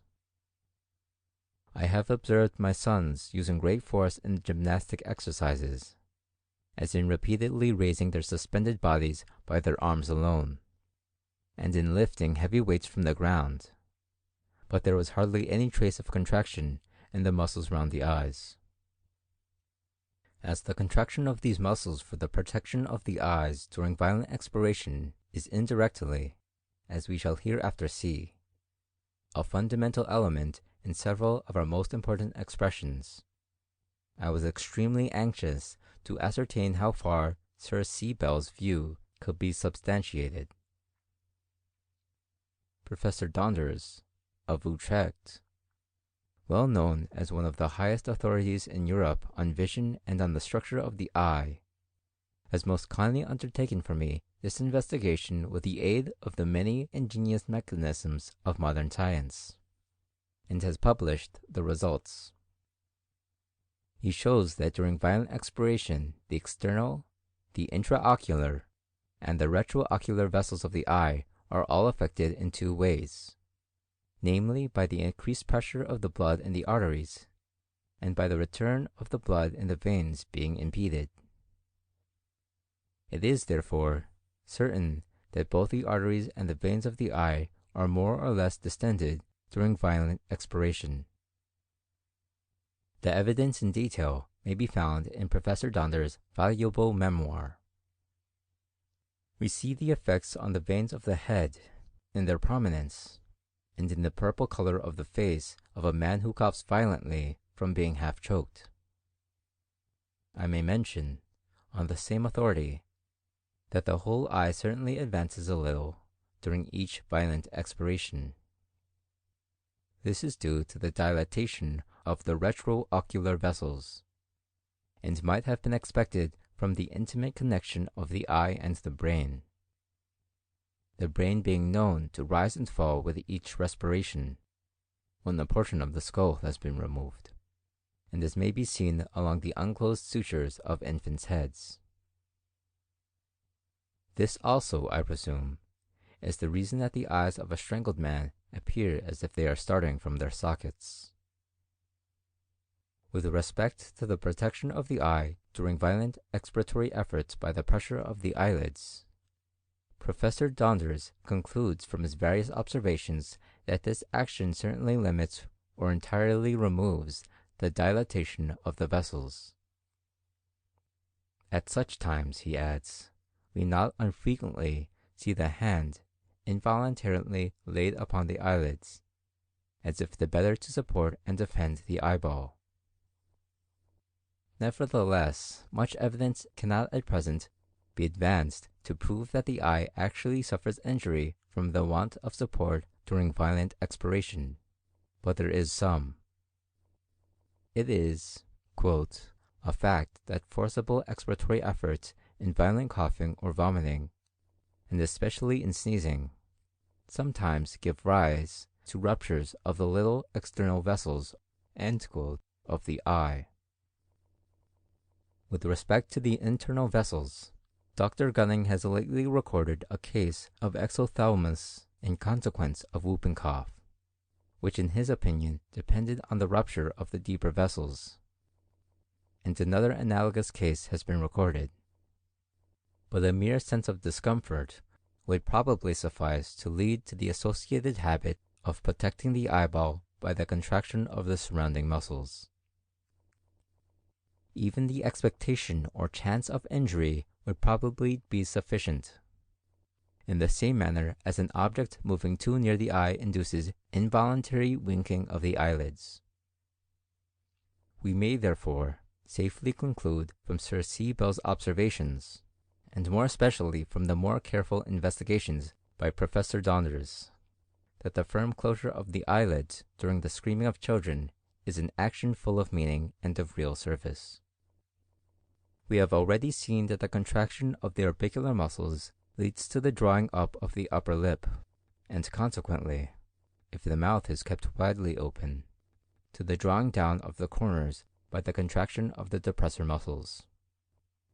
The formation of the nasolabial fold on the cheeks likewise follows from the drawing up of the upper lip. Thus all the chief expressive movements of the face during crying apparently result from the contraction of the muscles round the eyes. We shall also find that the shedding of tears depends on, or at least stands in some connection with, the contraction of these same muscles. In some of the foregoing cases, especially in those of sneezing and coughing, it is possible that the contraction of the orbicular muscles may serve in addition to protect the eyes from too severe a jar or vibration. I think so, because dogs and cats, in crunching hard bones, always close their eyelids, and at least sometimes in sneezing, though dogs do not do so whilst barking loudly. Mr. Sutton carefully observed for me a young orangutan and chimpanzee, and he found that both always closed their eyes in sneezing and coughing, but not whilst screaming violently. I gave a small pinch of snuff to a monkey of the American division, namely a cebus, and it closed its eyelids whilst sneezing, but not on a subsequent occasion whilst uttering loud cries. End of section 11. Chapter 6. Special Expressions of Man. Suffering and Weeping. Part 2. Cause of the secretion of tears. It is an important fact which must be considered in any theory of the secretion of tears from the mind being affected, that whenever the muscles round the eyes are strongly and involuntarily contracted in order to compress the blood vessels and thus to protect the eyes, tears are secreted, often in sufficient abundance to roll down the cheeks. This occurs under the most opposite emotions, and under no emotion at all. The sole exception, and this is only a partial one, to the existence of a relation between the involuntary and strong contraction of these muscles and the secretion of tears, is that of young infants, who, whilst screaming violently with their eyelids firmly closed, do not commonly weep until they have attained the age of from 2 to 3 or 4 months. Their eyes, however, become suffused with tears at a much earlier age. It would appear, as already remarked, that the lacrymal glands do not, from the want of practice or some other cause, come to full functional activity at a very early period of life. With children at a somewhat later age, crying out or wailing from any distress is so regularly accompanied by the shedding of tears, that weeping and crying are synonymous terms. Under the opposite emotion of great joy or amusement, as long as laughter is moderate, there is hardly any contraction of the muscles round the eyes, so that there is no frowning. But when peals of loud laughter are uttered, with the rapid and violent spasmodic expirations, tears stream down the face. I have more than once noticed the face of a person, after a paroxysm of violent laughter, and I could see that the orbicular muscles and those running to the upper lip were still partially contracted, which together with the tear-stained cheeks gave to the upper half of the face an expression not to be distinguished from that of a child still blubbering from grief. The fact of tears streaming down the face during violent laughter is common to all the races of mankind, as we shall see in a future chapter. In violent coughing, especially when a person is half choked, the face becomes purple, the veins distended, the orbicular muscles strongly contracted, and tears run down the cheeks. Even after a fit of ordinary coughing, almost everyone has to wipe his eyes. In violent vomiting or retching, as I have myself experienced and seen in others, the orbicular muscles are strongly contracted, and tears sometimes flow freely down the cheeks. It has been suggested to me that this may be due to irritating matter being injected into the nostrils, and causing by reflex action the secretion of tears. Accordingly, I asked one of my informants, a surgeon, to attend to the effects of retching when nothing was thrown up from the stomach, and, by an odd coincidence, he himself suffered the next morning from an attack of retching, and 3 days subsequently observed a lady under a similar attack, and he is certain that in neither case an atom of matter was ejected from the stomach, yet the orbicular muscles were strongly contracted, and tears freely secreted. I can also speak positively to the energetic contraction of these same muscles round the eyes, and to the coincident free secretion of tears, when the abdominal muscles act with unusual force in a downward direction on the intestinal canal. Yawning commences with a deep inspiration, followed by a long and forcible expiration, and at the same time almost all the muscles of the body are strongly contracted, including those round the eyes. During this act tears are often secreted, and I have seen them even rolling down the cheeks. I have frequently observed that when persons scratch some point which itches intolerably, they forcibly close their eyelids, but they do not, as I believe, first draw a deep breath and then expel it with force, and I have never noticed that the eyes then become filled with tears. But I am not prepared to assert that this does not occur. The forcible closure of the eyelids is, perhaps, merely a part of that general action by which almost all the muscles of the body are at the same time rendered rigid. It is quite different from the gentle closure of the eyes which often accompanies, as Gratiolet remarks, the smelling a delicious odor, or the tasting a delicious morsel, and which probably originates in the desire to shut out any disturbing impressions through the eyes.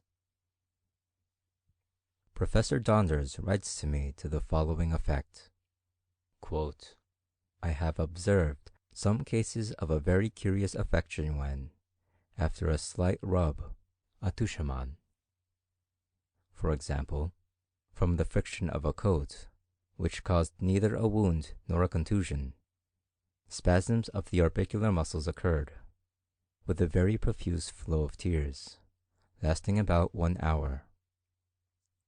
Subsequently, sometimes after an interval of several weeks, violent spasms of the same muscles reoccurred, accompanied by the secretion of tears, together with primary or secondary redness of the eye." End quote. Mr. Bowman informs me that he has occasionally observed closely analogous cases, and that, in some of these, there was no redness or inflammation of the eyes. I was anxious to ascertain whether there existed in any of the lower animals a similar relation between the contraction of the orbicular muscles during violent expiration and the secretion of tears, but there are very few animals which contract these muscles in a prolonged manner, or which shed tears. The Macacus maurus, which formerly wept so copiously in the zoological gardens, would have been a fine case for observation, but the 2 monkeys now there, and which are believed to belong to the same species, do not weep. Nevertheless, they were carefully observed by Mr. Bartlett and myself, whilst screaming loudly, and they seemed to contract these muscles, but they moved about their cages so rapidly that it was difficult to observe with certainty. No other monkey, as far as I have been able to ascertain, contracts its orbicular muscles whilst screaming. The Indian elephant is known sometimes to weep.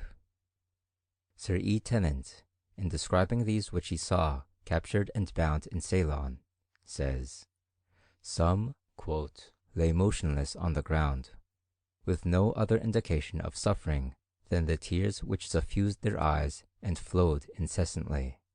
End quote. Speaking of another elephant, he says, quote, "When overpowered and made fast, his grief was most affecting. His violence sank to utter prostration, and he lay on the ground, uttering choking cries, with tears trickling down his cheeks." End quote. In the zoological gardens, the keeper of the Indian elephants positively asserts that he has several times seen tears rolling down the face of the old female, when distressed by the removal of the young one. Hence I was extremely anxious to ascertain, as an extension of the relation between the contraction of the orbicular muscles and the shedding of tears in man, whether elephants, when screaming or trumpeting loudly, contract these muscles. At Mr. Bartlett's desire, the keeper ordered the old and the young elephant to trumpet, and we repeatedly saw in both animals that, just as the trumpeting began, the orbicular muscles, especially in the lower ones, were distinctly contracted. On a subsequent occasion, the keeper made the old elephant trumpet much more loudly, and invariably both the upper and lower orbicular muscles were strongly contracted, and now in an equal degree. It is a singular fact that the African elephant, which, however, is so different from the Indian species that it is placed by some naturalists in a distinct subgenus, when made on 2 occasions to trumpet loudly, exhibited no trace of the contraction of the orbicular muscles. From the several foregoing cases with respect to man, there can, I think, be no doubt that the contraction of the muscles round the eyes, during violent expiration or when the expanded chest is forcibly compressed, is, in some manner, intimately connected with the secretion of tears. This holds good under widely different emotions, and independently of any emotion. It is not, of course, meant that tears cannot be secreted without the contractions of these muscles, for it is notorious that they are often freely shed with the eyelids not closed, and with the brows unwrinkled. The contraction must be both involuntary and prolonged, as during a choking fit, or energetic, as during a sneeze. The mere involuntary winking of the eyelids, though often repeated, does not bring tears into the eyes, nor does the voluntary and prolonged contraction of the several surrounding muscles suffice. As the lacrimal glands of children are easily excited, I persuaded my own and several other children of different ages to contract these muscles repeatedly with their utmost force, and to continue doing so as long as they possibly could, but this produced hardly any effect. There was sometimes a little moisture in the eyes, but not more than apparently could be accounted for by the squeezing out of the already secreted tears within the glands. The nature of the relation between the involuntary and energetic contraction of the muscles round the eyes and the secretion of tears cannot be positively ascertained, but a probable view may be suggested.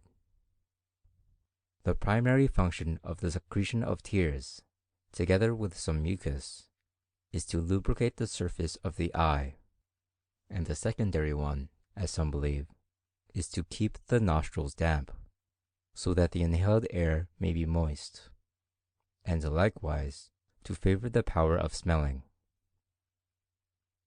But another, and at least equally important function of tears, is to wash out particles of dust or other minute objects which may get into the eyes.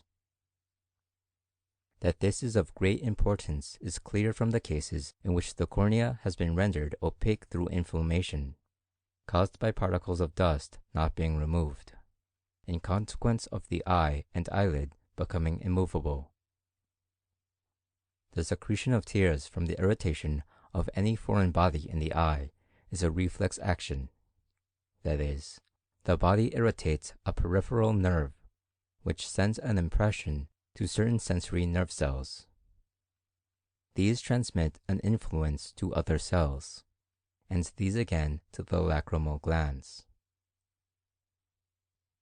The influence transmitted to these glands causes, as there is good reason to believe, the relaxation of the muscular coats of the smaller arteries. This allows more blood to permeate the glandular tissue, and this induces a free secretion of tears. When the small arteries of the face, including those of the retina, are relaxed under very different circumstances, namely, during an intense blush, the lacrimal glands are sometimes affected in a like manner, for the eyes become suffused with tears.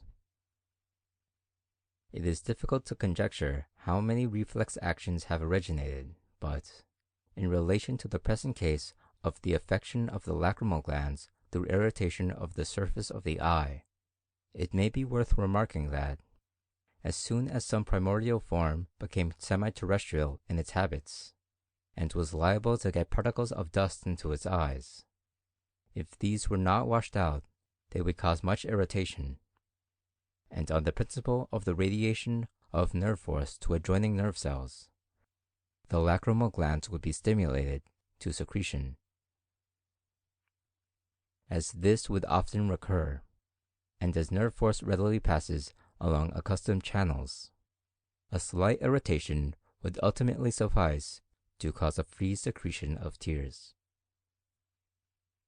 As soon as by this, or by some other means, a reflex action of this nature had been established and rendered easy, other stimulants applied to the surface of the eye, such as a cold wind, slow inflammatory action, or a blow on the eyelids, would cause a copious secretion of tears, as we know to be the case.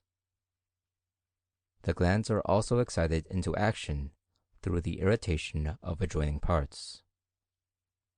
Thus, when the nostrils are irritated by pungent vapors, though the eyelids may be kept firmly closed, tears are copiously secreted, and this likewise follows from a blow on the nose, for instance from a boxing glove. A stinging switch on the face produces, as I have seen, the same effect. In these latter cases, the secretion of tears is an incidental result, and of no direct service. As all these parts of the face, including the lacrimal glands, are supplied with branches of the same nerve, namely the fifth, it is in some degree intelligible that the effects of the excitement of any one branch should spread to the nerve cells or roots of the other branches. The internal parts of the eye likewise act, under certain conditions, in the reflex manner on the lacrimal glands. The following statements have been kindly communicated to me by Mr. Bowman, but the subject is a very intricate one, as all the parts of the eye are so intimately related together, and are so sensitive to various stimulants. A strong light acting on the retina, when in a normal condition, has very little tendency to cause lacrimation, but with unhealthy children having small, old-standing ulcers on the cornea, the retina becomes excessively sensitive to light, and exposure even to common daylight causes forcible and sustained closure of the eyelids, and a profuse flow of tears. When persons who ought to begin the use of convex glasses habitually strain the waning power of accommodation, an undue secretion of tears very often follows, and the retina is liable to become unduly sensitive to light. In general, morbid affections of the surface of the eye and of the ciliary structures concerned in the accommodative act are prone to be accompanied with excessive secretion of tears. Hardness of the eyeball, not rising to inflammation, but implying a want of balance between the fluids poured out and again taken up by the intraocular vessels, is not usually attended with any lacrimation. When the balance is on the other side, and the eye becomes too soft, there is a great tendency to lacrimation. Finally, there are numerous morbid states and structural alterations of the eyes, and even terrible inflammations, which may be attended with little or no secretion of tears. It also deserves notice, as indirectly bearing on our subject, that the eye and adjoining parts are subject to an extraordinary number of reflex and associated movements, sensations, and actions, besides those relating to the lacrimal glands. When a bright light strikes the retina of one eye alone, the iris contracts, but the iris of the other eye moves after a measurable interval of time. The iris likewise moves in accommodation to near or distant vision, and when the two eyes are made to converge. Everyone knows how irresistibly the eyebrows are drawn down under an intensely bright light. The eyelids also involuntarily wink when an object is moved near the eyes, or a sound is suddenly heard. A well-known case of a bright light causing some person to sneeze is even more curious.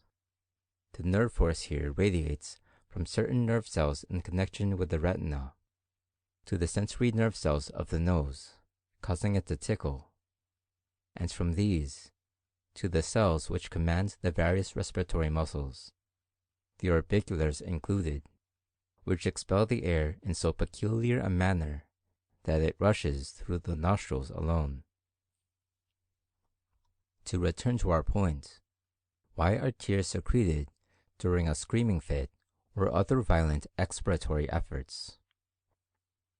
As a slight blow on the eyelids causes a copious secretion of tears, it is at least possible that this spasmodic contraction of the eyelids, by strongly pressing on the eyeball, should in a similar manner cause some secretion.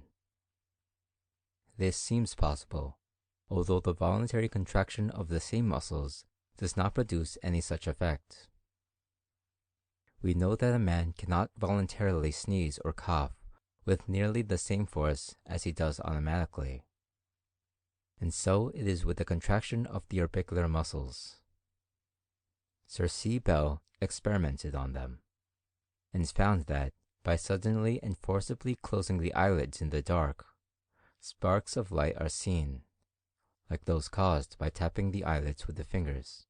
Quote, "But in sneezing, the compression is both more rapid and more forcible, and the sparks are more brilliant." End quote. That these sparks are due to the contractions of the eyelids is clear, because if they, quote, "are held open during the act of sneezing, no sensation of light will be experienced." End quote. In the peculiar cases referred to by Professor Donders and Mr. Bowman, we have seen that some weeks after the eye has been very slightly injured, spasmodic contractions of the eyelids ensue, and these are accompanied by a profuse flow of tears. In the act of yawning, the tears are apparently due solely to the spasmodic contraction of the muscles round the eyes. Notwithstanding these latter cases, it seems hardly credible that the pressure of the eyelids on the surface of the eye, although effected spasmodically and therefore with much greater force than can be done voluntarily, should be sufficient to cause by reflex action the secretion of tears in the many cases in which this occurs during violent expiratory efforts. Another cause may come conjointly into play. We have seen that the internal parts of the eye, under certain conditions, act in a reflex manner on the lacrimal glands. We know that during violent expiratory efforts, the pressure of the arterial blood within the vessels of the eye is increased, and that the return of the venous blood is impeded.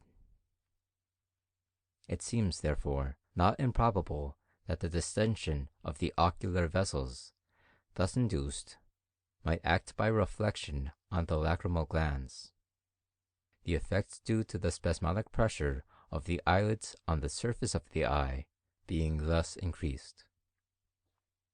In considering how far this view is probable, we should bear in mind that the eyes of infants have been acted on in this double manner during numberless generations, whenever they have screamed, and on the principle of nerve force readily passing along accustomed channels. Even a moderate compression of the eyeballs and a moderate distension of the ocular vessels would ultimately come, through habit, to act on the glands.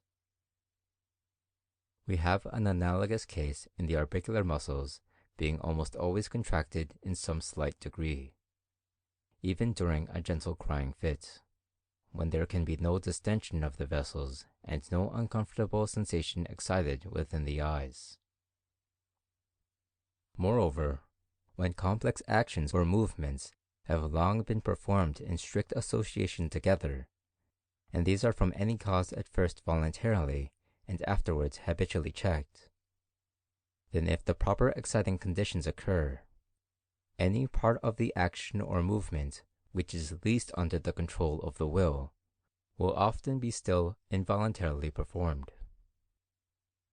The secretion by a gland is remarkably free from the influence of the will.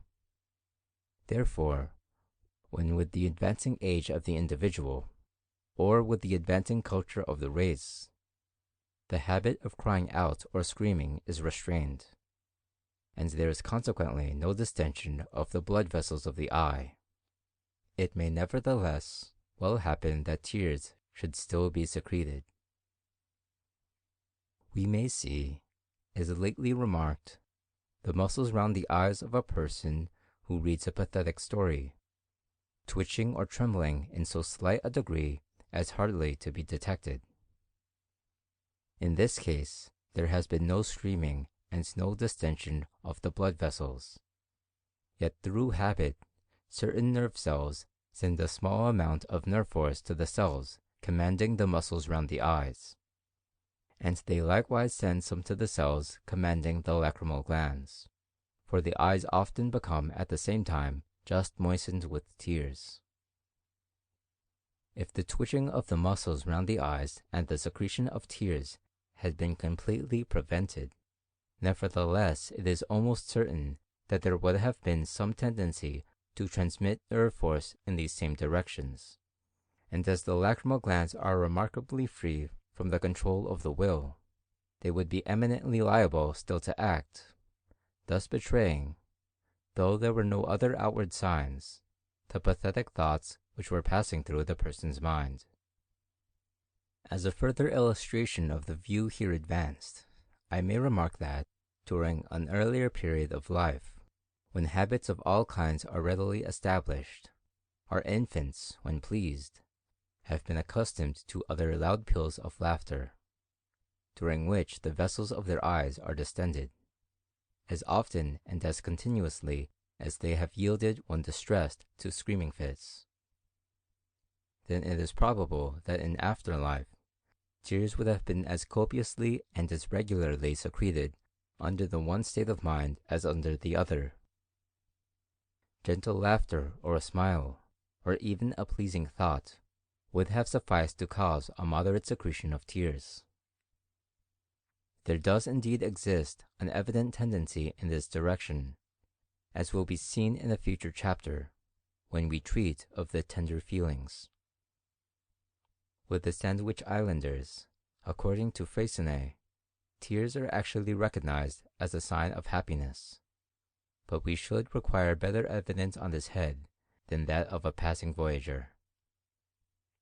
So again, if our infants, during many generations, and each of them during several years, had almost daily suffered from prolonged choking fits, during which the vessels of the eyes are distended and tears copiously secreted, then it is probable, such is the force of associated habit, that during afterlife the mere thought of a choke, without any distress of mind, would have sufficed to bring tears into our eyes. To sum up this chapter, weeping is probably the result of some such chain of events as follows. Children, when wanting food or suffering in any way, cry out loudly, like the young of most other animals, partly as a call to their parents for aid, and partly from any great exertion serving relief. Prolonged screaming inevitably leads to the gorging of the blood vessels of the eye, and this will have led, at first consciously and at last habitually, to the contraction of the muscles round the eye in order to protect them. At the same time, the spasmodic pressure on the surface of the eye, and the distension of the vessels within the eye, without necessarily entailing any conscious sensation, will have affected, through reflex action, the lacrimal glands. Finally, through the three principles of nerve force readily passing along accustomed channels, of association, which is so widely extended in its power, and of certain actions being more under the control of the will than others, it has come to pass that suffering readily causes the secretion of tears, without being necessarily accompanied by any other action. Although in accordance with this view, we must look at weeping as an incidental result, as purposeless as the secretion of tears from a blow outside the eye, or as a sneeze from the retina being affected by a bright light. Yet this does not present any difficulty in our understanding how the secretion of tears serves as a relief to suffering, and by as much as the weeping is more violent or hysterical, by so much will the relief be greater. on the same principle that the writhing of the whole body, the grinding of the teeth, and the uttering of piercing shrieks, all give relief under an agony of pain. End of section 12. Chapter 7. Low Spirits, Anxiety, Grief, Dejection, Despair. Part 1.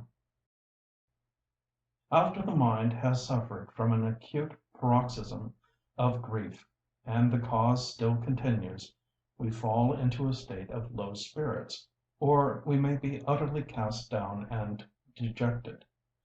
Prolonged bodily pain, if not amounting to an agony, generally leads to the same state of mind.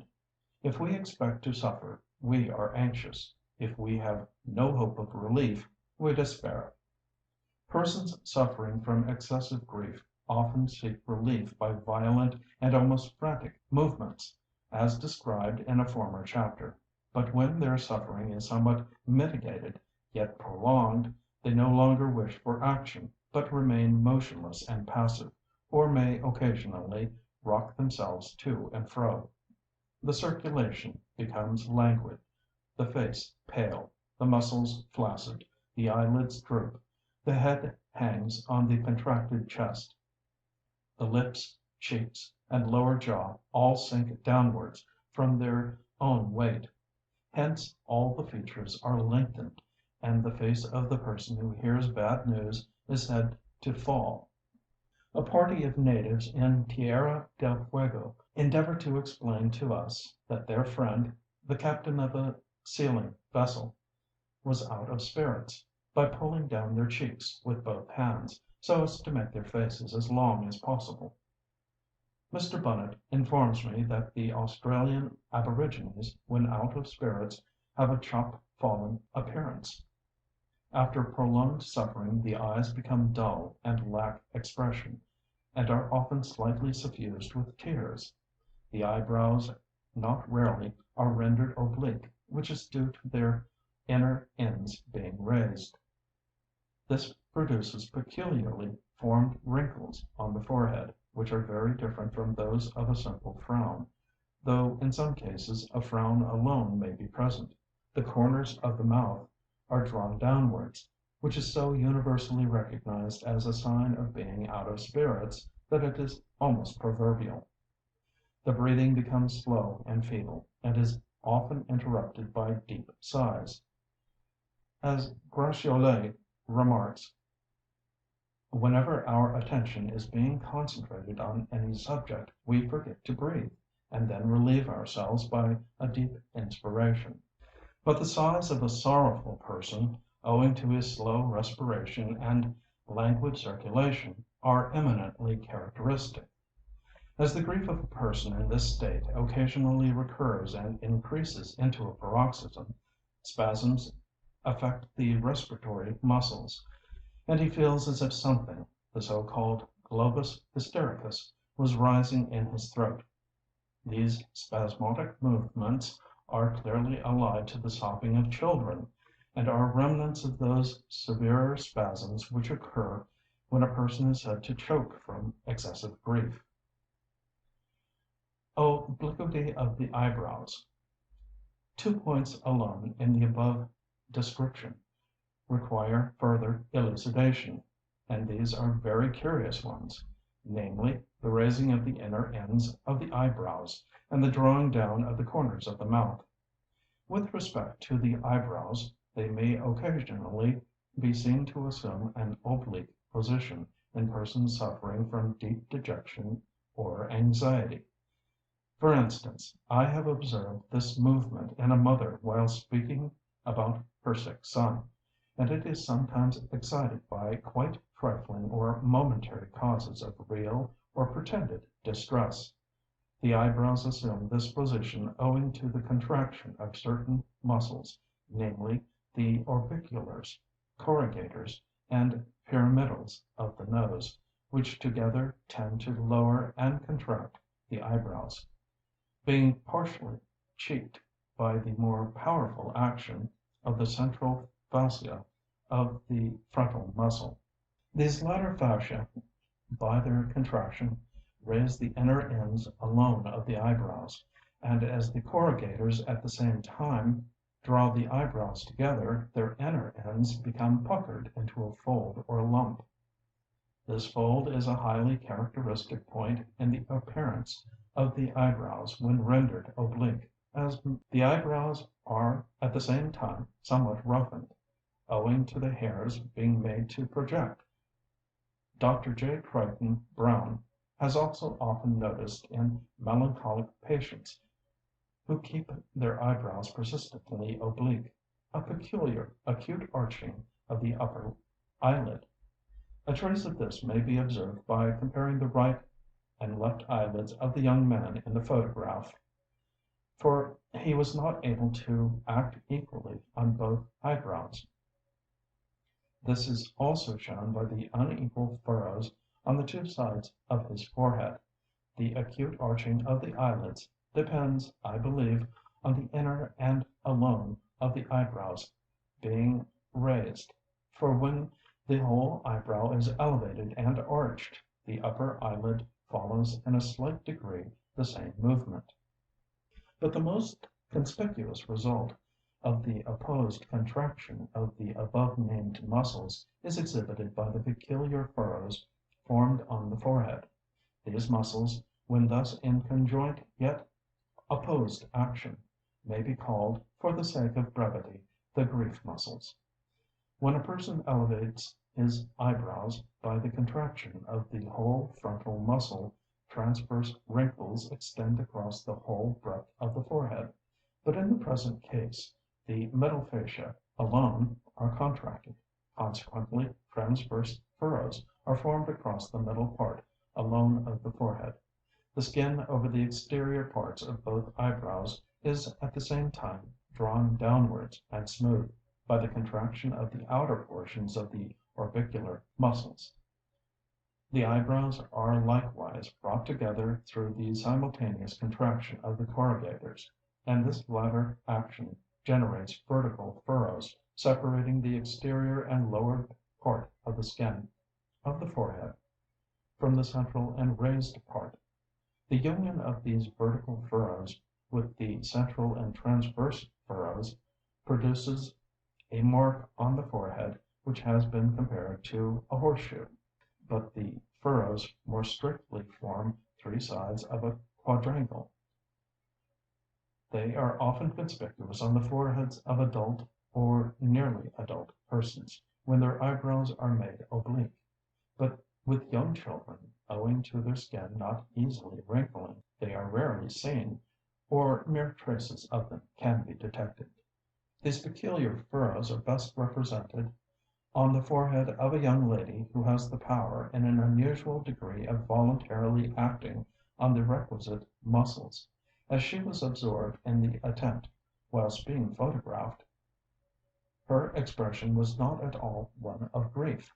I have therefore given the forehead alone on the same plate, copied from Dr. Deschain's work. Represents on a reduced scale the face, in its natural state, of a young man who was a good actor. He is shown simulating grief, but the two eyebrows, as before remarked, are not equally acted on.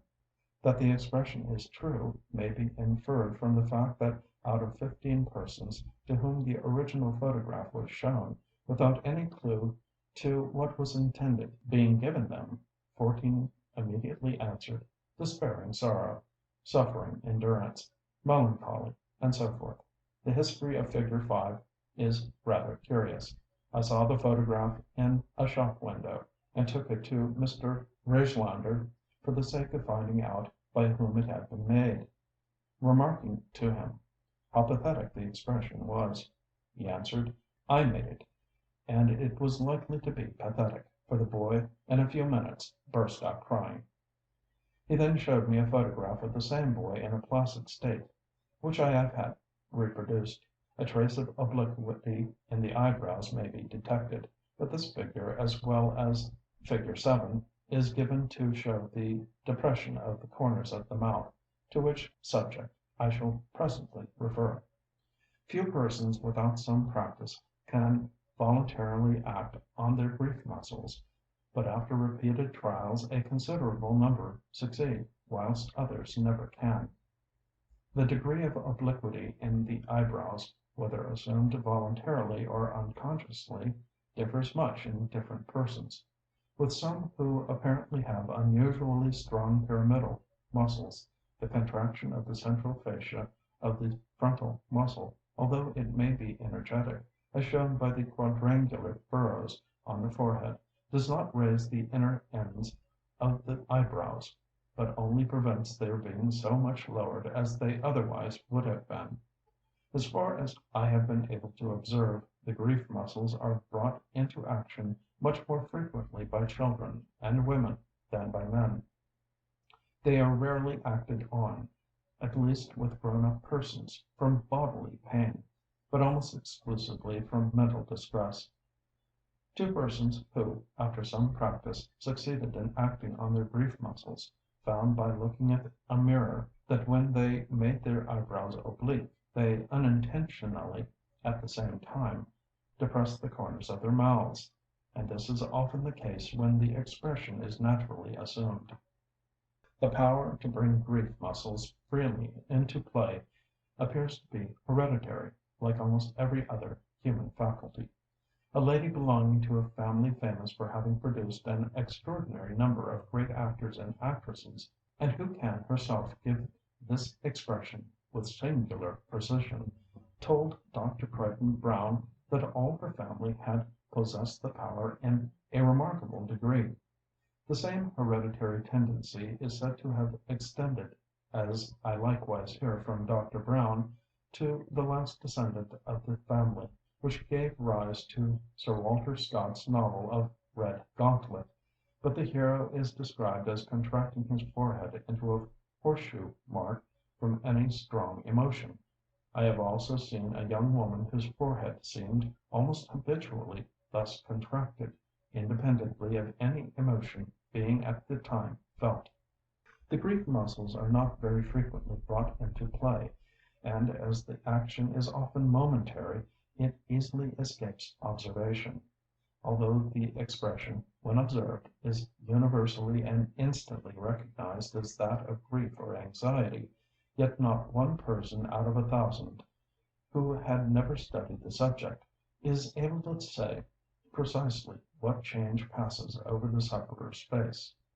Hence, probably, it is that this expression is not even alluded to, as far as I have noticed, in any work of fiction, with the exception of Red Gauntlet, and of one other novel, and the authoress of the latter, as I am informed, belongs to the famous family of actors just alluded to, so that her attention may have been specially called to the subject.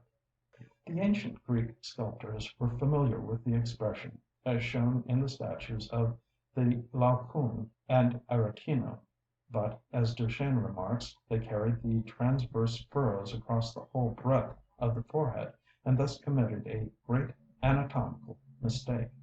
This is likewise the case in some modern statues.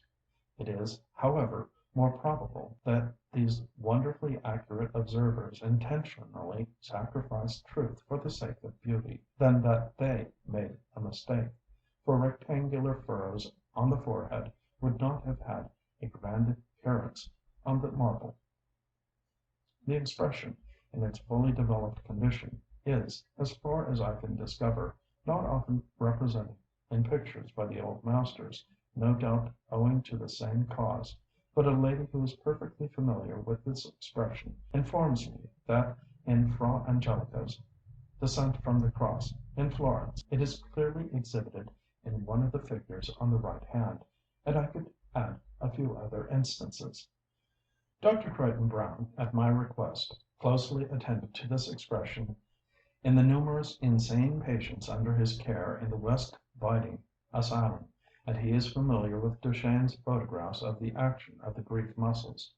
He informs me that they may constantly be seen in energetic action in cases of melancholia, and especially of hypochondria, and that the persistent lines or furrows, due to their habitual contraction, are characteristic of the physiognomy of the insane belonging to these two classes.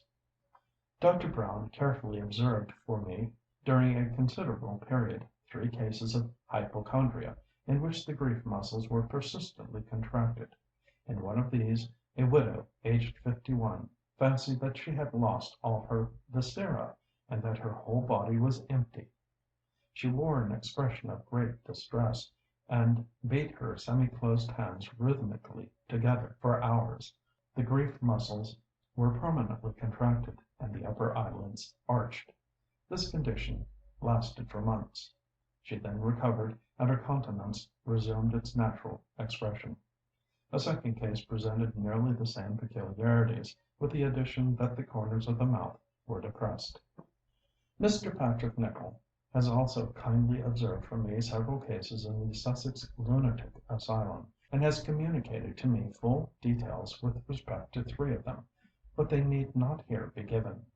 From his observations on melancholic patients, Mr. Nicol concludes that the inner ends of the eyebrows are almost always more or less raised, with the wrinkles on the forehead more or less plainly marked. In the case of one young woman, these wrinkles were observed to be in constant slight play or movement. In some cases the corners of the mouth are depressed, but often only in a slight degree.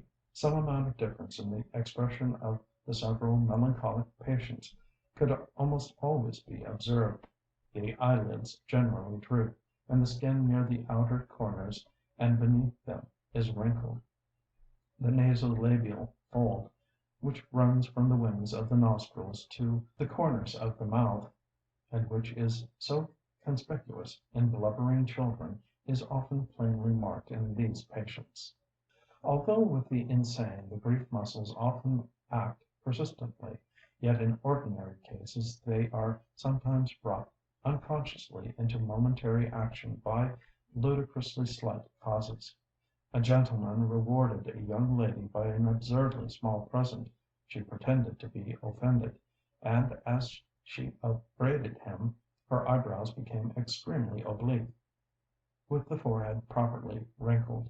Another young lady and a youth, both in the highest spirits, were eagerly talking together with extraordinary rapidity, and I noticed that, as often as the young lady was beaten and could not get out her words fast enough, her eyebrows went obliquely upwards, and rectangular furrows were formed on her forehead. She thus each time hoisted a flag of distress, and this she did half a dozen times in the course of a few minutes. I made no remark on the subject, but on a subsequent occasion I asked her to act on her grief muscles. Another girl who was present, and who could do so voluntarily, showing her what was intended, she tried repeatedly but utterly failed.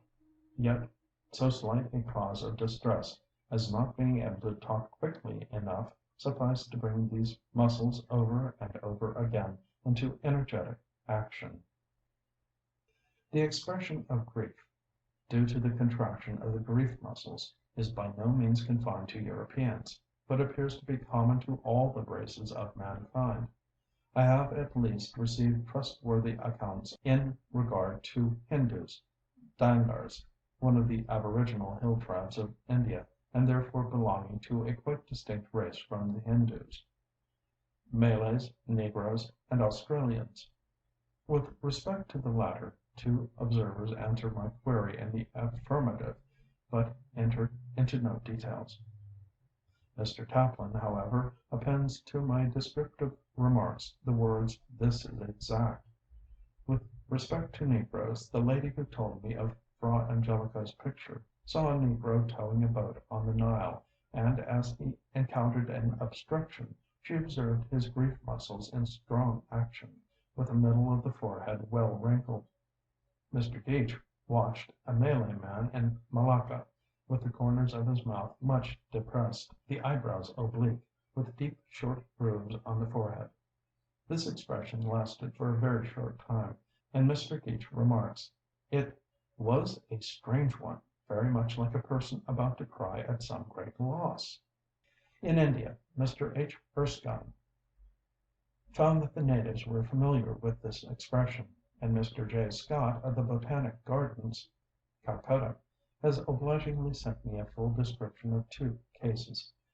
He observed during some time, himself unseen, a very young Dangar woman from Nagpur, the wife of one of the gardeners, nursing her baby who was at the point of death, and he distinctly saw the eyebrows raised at the inner corners, the eyelids drooping, the forehead wrinkled in the middle, the mouth slightly open, with the corners much depressed. He then came from behind a screen of plants and spoke to the poor woman, who started, burst into a bitter flood of tears, and besought him to cure her baby. The second case was that of a Hindustani man, who from illness and poverty was compelled to sell his favorite goat.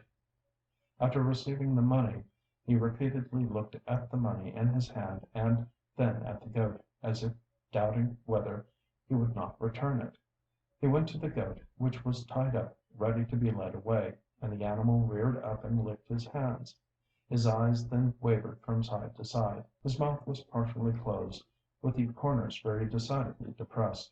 At last the poor man seemed to make up his mind that he must part with his goat, and then, as Mr. Scott saw, the eyebrows became slightly oblique, with the characteristic puckering or swelling at the inner ends, but the wrinkles on the forehead were not present. The man stood thus for a minute, then, heaving a deep sigh, burst into tears, raised up his 2 hands, blessed the goat, turned round, and, without looking again, went away. End of Section 13. Chapter 7. Low Spirits, Anxiety, Grief, Dejection, Despair, Part 2. On the cause of the obliquity of the eyebrows under suffering. During several years no expression seemed to me so utterly perplexing as this which we are here considering. Why should grief or anxiety cause the central fascia alone in the frontal muscle, together with those round the eyes, to contract? Here we seem to have a complex movement for the sole purpose of expressing grief. And yet it is a comparatively rare expression, and often overlooked. I believe the explanation is not so difficult as it at first appears. Dr. Duchesne gives a photograph of the young man before referred to, who, when looking upwards at a strongly illuminated surface, involuntarily contracted his grief muscles in an exaggerated manner. I had entirely forgotten this photograph, when on a very bright day, with the sun behind me, I met, whilst on horseback, a girl whose eyebrows, as she looked up at me, became extremely oblique, with the proper furrows on her forehead. I have observed the same movement under similar circumstances on several subsequent occasions. On my return home I made 3 of my children, without giving them any clue to my object, look as long and as attentively as they could, at the summit of a tall tree standing against an extremely bright sky. With all 3, the orbicular, corrugator, and pyramidal muscles were energetically contracted, through reflex action, from the excitement of the retina, so that their eyes might be protected from the bright light.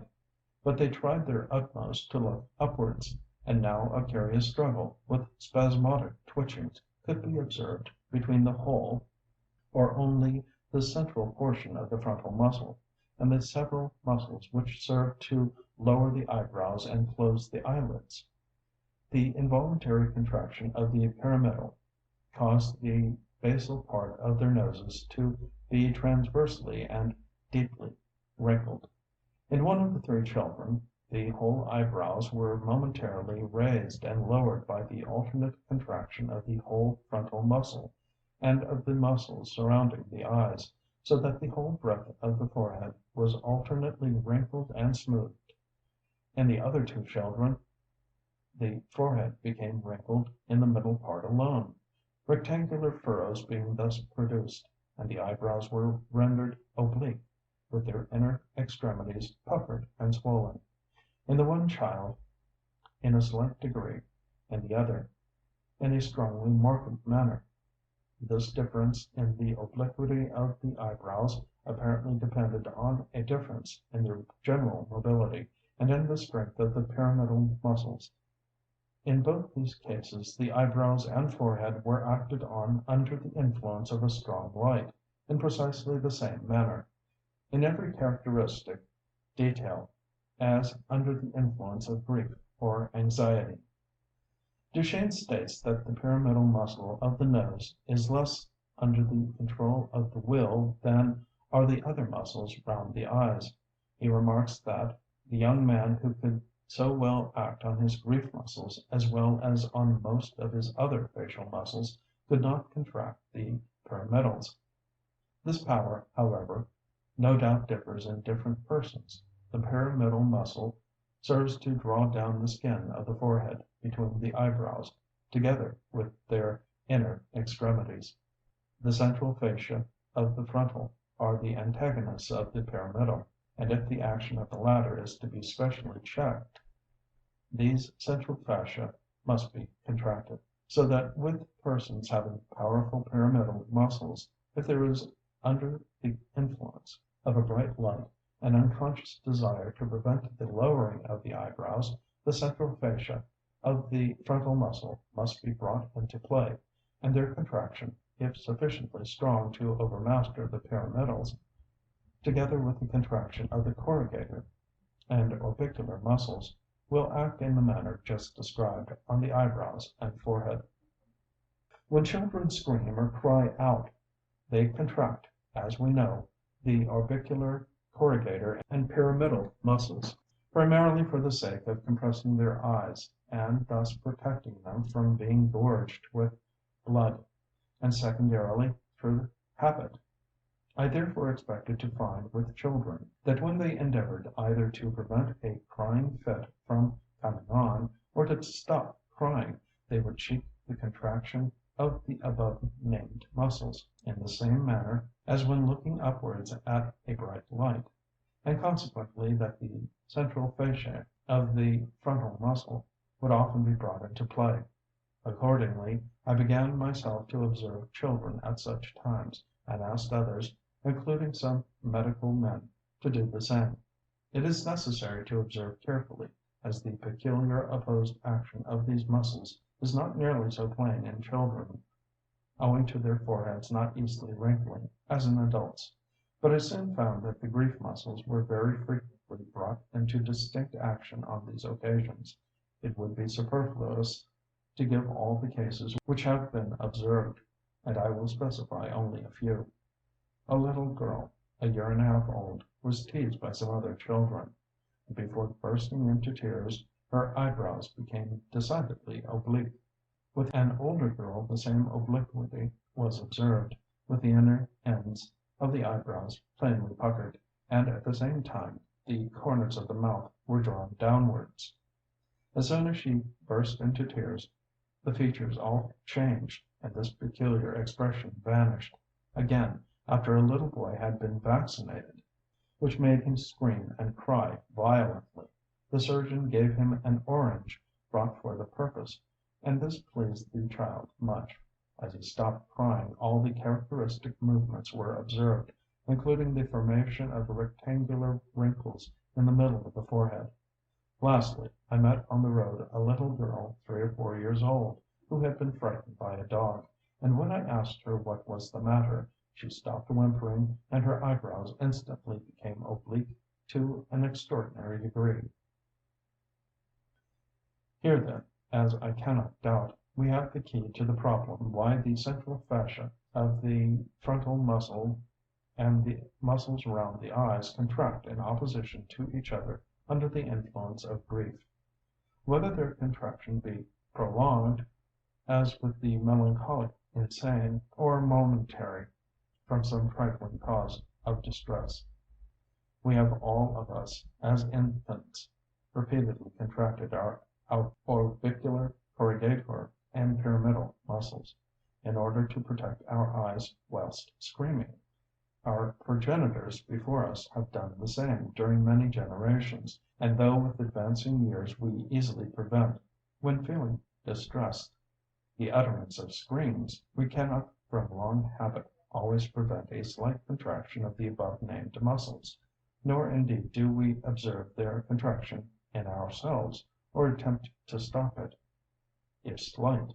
But the pyramidal muscles seem to be less under the command of the will than the other related muscles, and if they be well developed, their contraction can be checked only by the antagonistic contraction of the central fascia of the frontal muscle. The result which necessarily follows, if these fascia contract energetically, is the oblique drawing up of the eyebrows, the puckering of their inner ends, and the formation of rectangular furrows on the middle of the forehead. As children and women cry much more freely than men, and as grown-up persons of both sexes rarely weep except from mental distress, we can understand why the grief muscles are more frequently seen in action, as I believe to be the case with children and women than with men, and with adults of both sexes, from mental distress alone. In some of the cases before recorded, as in that of the poor Dangar woman and of the Hindustani man, the action of the grief muscles was quickly followed by bitter weeping. In all cases of distress, whether great or small, our brains tend, through long habit, to send an order to certain muscles to contract, as if we were still infants on the point of screaming out. But this order we, by the wondrous power of the will, and through habit, are able partially to counteract, although this is effected unconsciously, as far as the means of counteraction are concerned. On the depression of the corners of the mouth, this action is effected by the depressores anguli oris. The fibers of this muscle diverge downwards, with the upper convergent ends attached round the angles of the mouth and to the lower lip a little way within the angles.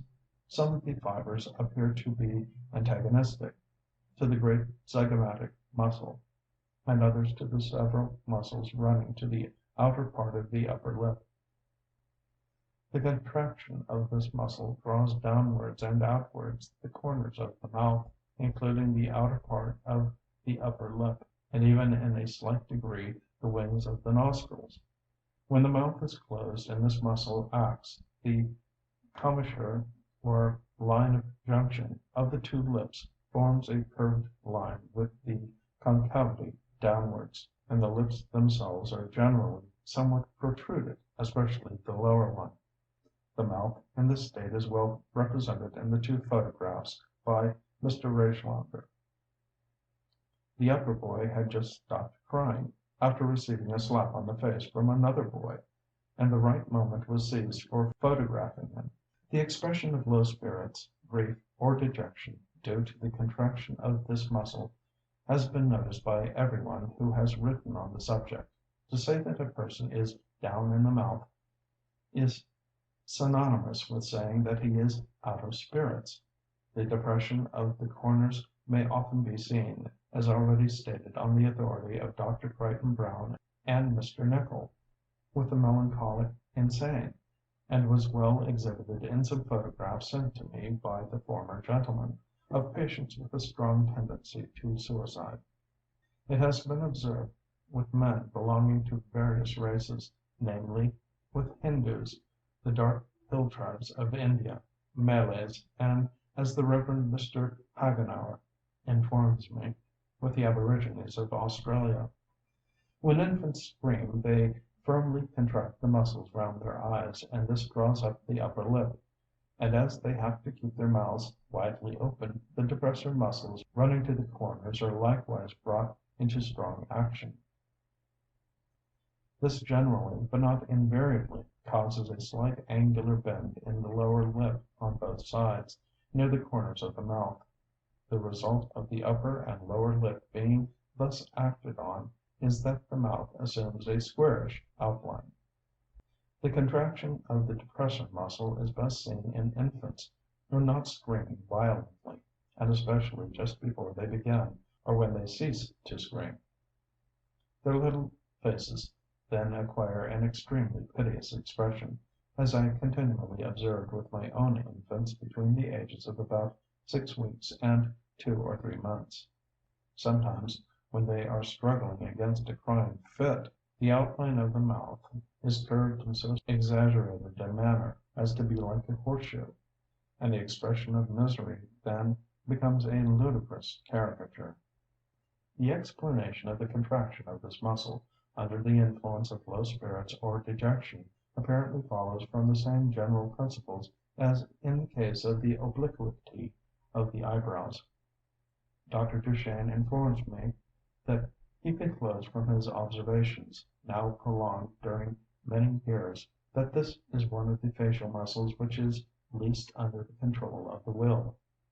This fact may indeed be inferred from what has just been stated with respect to infants, when doubtfully beginning to cry, or endeavoring to stop crying, for they then generally command all.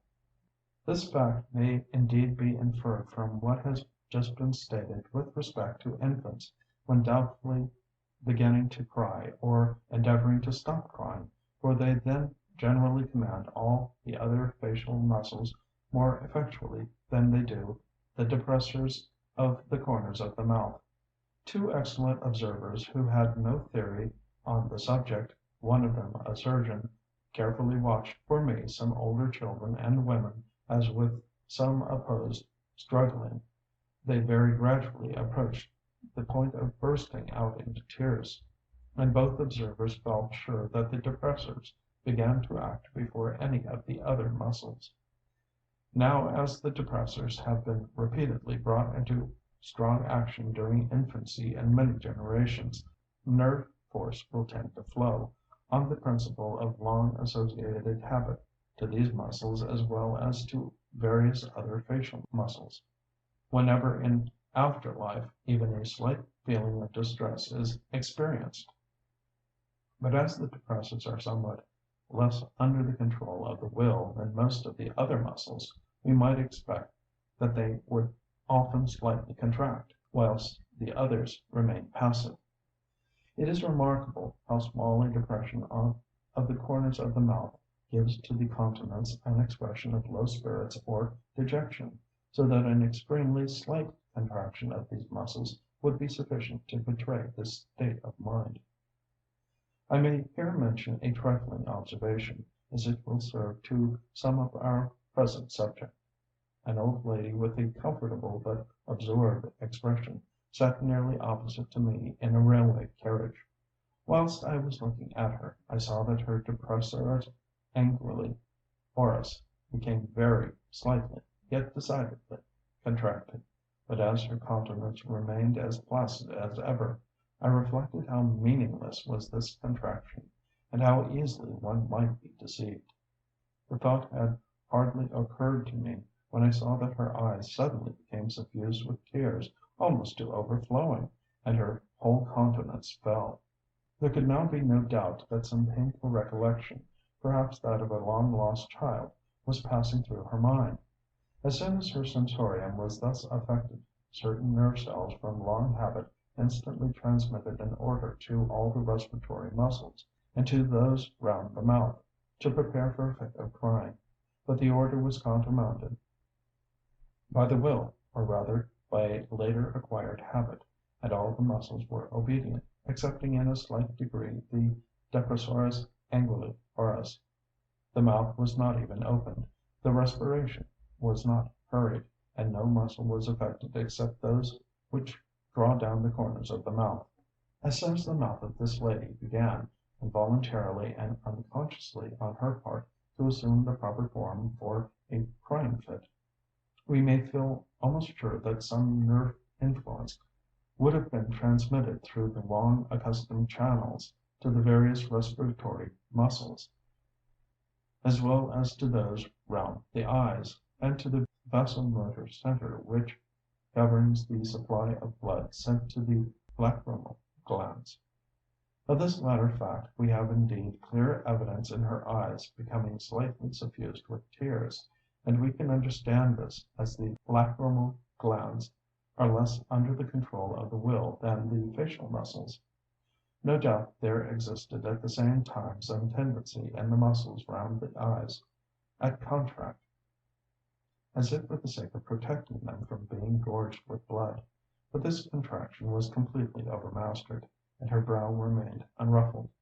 Had the pyramidal, corrugator, and orbicular muscles been as little obedient to the will as they are in many persons, they would have been slightly acted on. And then the central fascia of the frontal muscle would have contracted in antagonism, and her eyebrows would have become oblique with rectangular furrows on her forehead. Her countenance would then have expressed still more plainly than it did a state of dejection, or rather one of grief.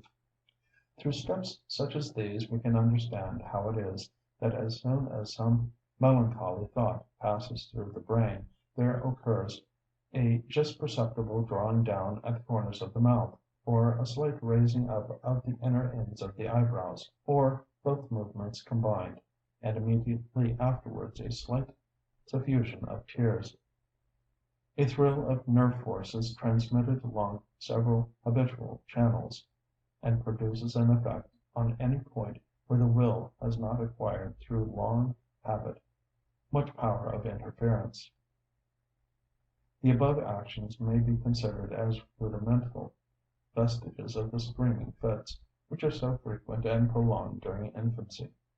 In this case, as well as in many others, the links are indeed wonderful which connect cause and effect, in giving rise to various expressions on the human countenance, and they explain to us the meaning of certain movements which we involuntarily and unconsciously perform, whenever certain transitory emotions pass through our minds. End of section 14. Chapter 8, Joy, High Spirits, Love, Tender Feelings, Devotion, Part 1. Laughter primarily the expression of joy, ludicrous ideas, movement of the features during laughter, nature of the sound produced, the secretions of tears during loud laughter, gradations from loud laughter to gentle smiling, high spirits, the expression of love, tender feelings, devotion. Joy, when intense, leads to various purposeless movements, to dancing about, clapping the hands, stamping, and to loud laughter. Laughter seems primarily to be the expression of mere joy or happiness. We clearly see this in children at play, who are almost incessantly laughing. With young persons past childhood, when they are in high spirits, there is always much meaningless laughter. The laughter of the gods is described by Homer as the exuberance of their celestial joy after their daily banquet. A man smiles, and smiling, as we shall see, graduates into laughter, at meeting an old friend in the street, as he does at any trifling pleasure, such as smelling a sweet perfume. Laura Brickman, from her blindness and deafness, could not have acquired any expression through imitation. Yet, when a letter from a beloved friend was communicated to her by gesture language, she laughed and clapped her hands, and the color mounted to her cheeks. On other occasions she has been seen to stamp for joy. Idiots and imbecile persons likewise afford good evidence that laughter or smiling primarily expresses mere happiness or joy. Dr. Crichton Browne, to whom, as on so many other occasions, I am indebted for the results of his wide experience, informs me that with idiots, laughter is the most prevalent and frequent of all the emotional expressions. Many idiots are morose, passionate, restless, in a painful state of mind, or utterly stolid, and these never laugh. Others frequently laugh in a quite senseless manner. Thus, an idiot boy, incapable of speech, complained to Dr. Browne, by the aid of signs, that another boy in the asylum had given him a black eye, and this was accompanied by explosions of laughter, and with his face covered with the broadest smiles. There is another class of idiots who are persistently joyous and benign, and who are constantly laughing or smiling. Their countenances often exhibit a stereotyped smile. Their joyousness is increased, and they grin, chuckle, or giggle whenever food is placed before them, or when they are caressed, are shown bright colors, or hear music. Some of them laugh more than usual when they walk about, or attempt any muscular exertion. The joyousness of most of these idiots cannot possibly be associated, as Dr. Brown remarks, with any distinct ideas. They simply feel pleasure and express it by laughter or smiles. With imbeciles rather higher in the scale, personal vanity seems to be the commonest cause of laughter, and next to this, pleasure arising from the approbation of their conduct. With grown-up persons, laughter is excited by causes considerably different from those which suffice during childhood, but this remark hardly applies to smiling. Laughter in this respect is analogous with weeping, which with adults is almost confined to mental distress, while with children it is excited by bodily pain or any suffering, as well as by fear or rage. Many curious discussions have been written on the causes of laughter with grown-up persons. The subject is extremely complex. Something incongruous or unaccountable, exciting surprise and some sense of superiority in the laughter, who must be in a happy frame of mind, seems to be the commonest cause. The circumstances must not be of a momentous nature. No poor man would laugh or smile on suddenly hearing that a large fortune had been bequeathed to him. If the mind is strongly excited by pleasurable feelings, and any little unexpected event or thought occurs, then, as Mr. Herbert Spencer remarks, a large amount of nervous energy, instead of being allowed to expend itself in producing an equivalent amount of the new thoughts and emotion which were nascent, is suddenly checked in its flow. The excess must discharge itself in some other direction, and there result an efflux through the motor nerves to various classes of the muscles, producing the half-convulsive actions we term laughter.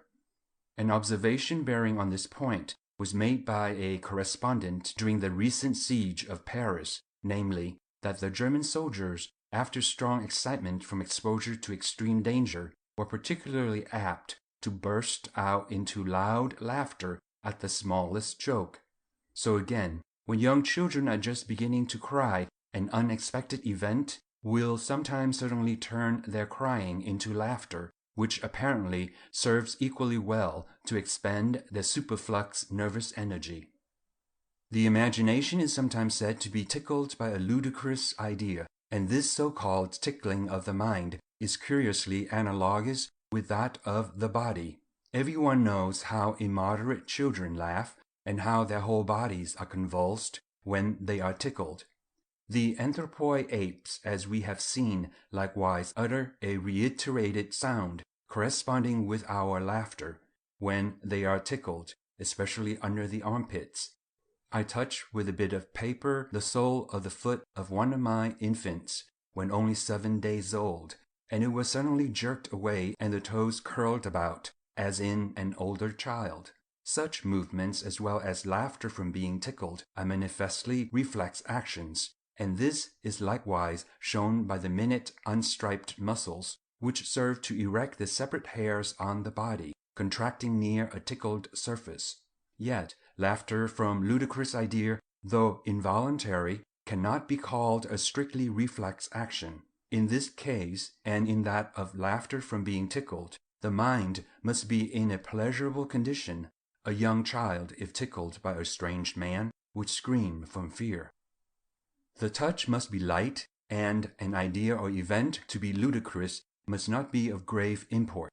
The parts of the body which are most easily tickled are those which are not commonly touched, such as the armpits, or between the toes, or parts such as the soles of the feet, which are habitually touched by a broad surface, but the surface on which we sit offers a marked exception to this rule. According to Gratiolet, certain nerves are much more sensitive to tickling than others.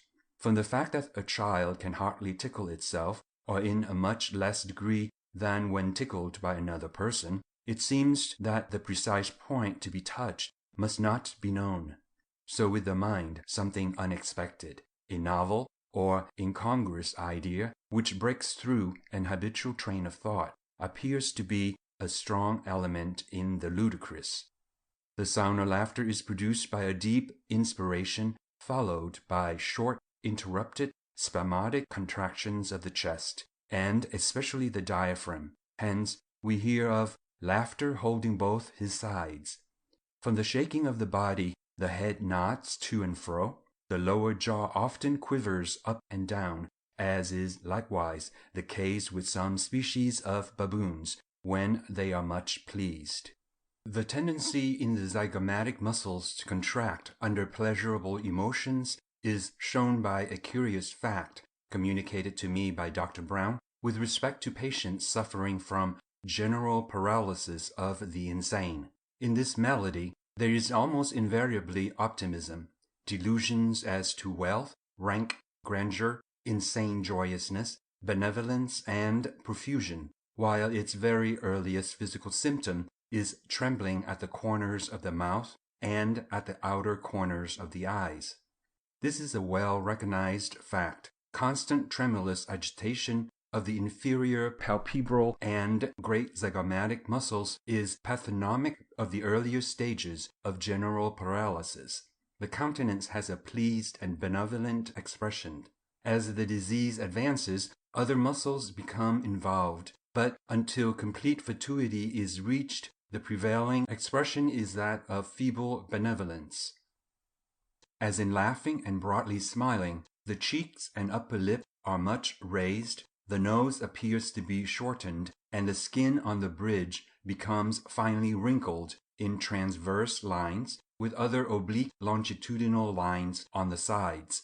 The upper front teeth are commonly exposed. A well-marked nasolabial fold is formed, which runs from the wing of each nostril to the corner of the mouth, and this fold is often double in old persons.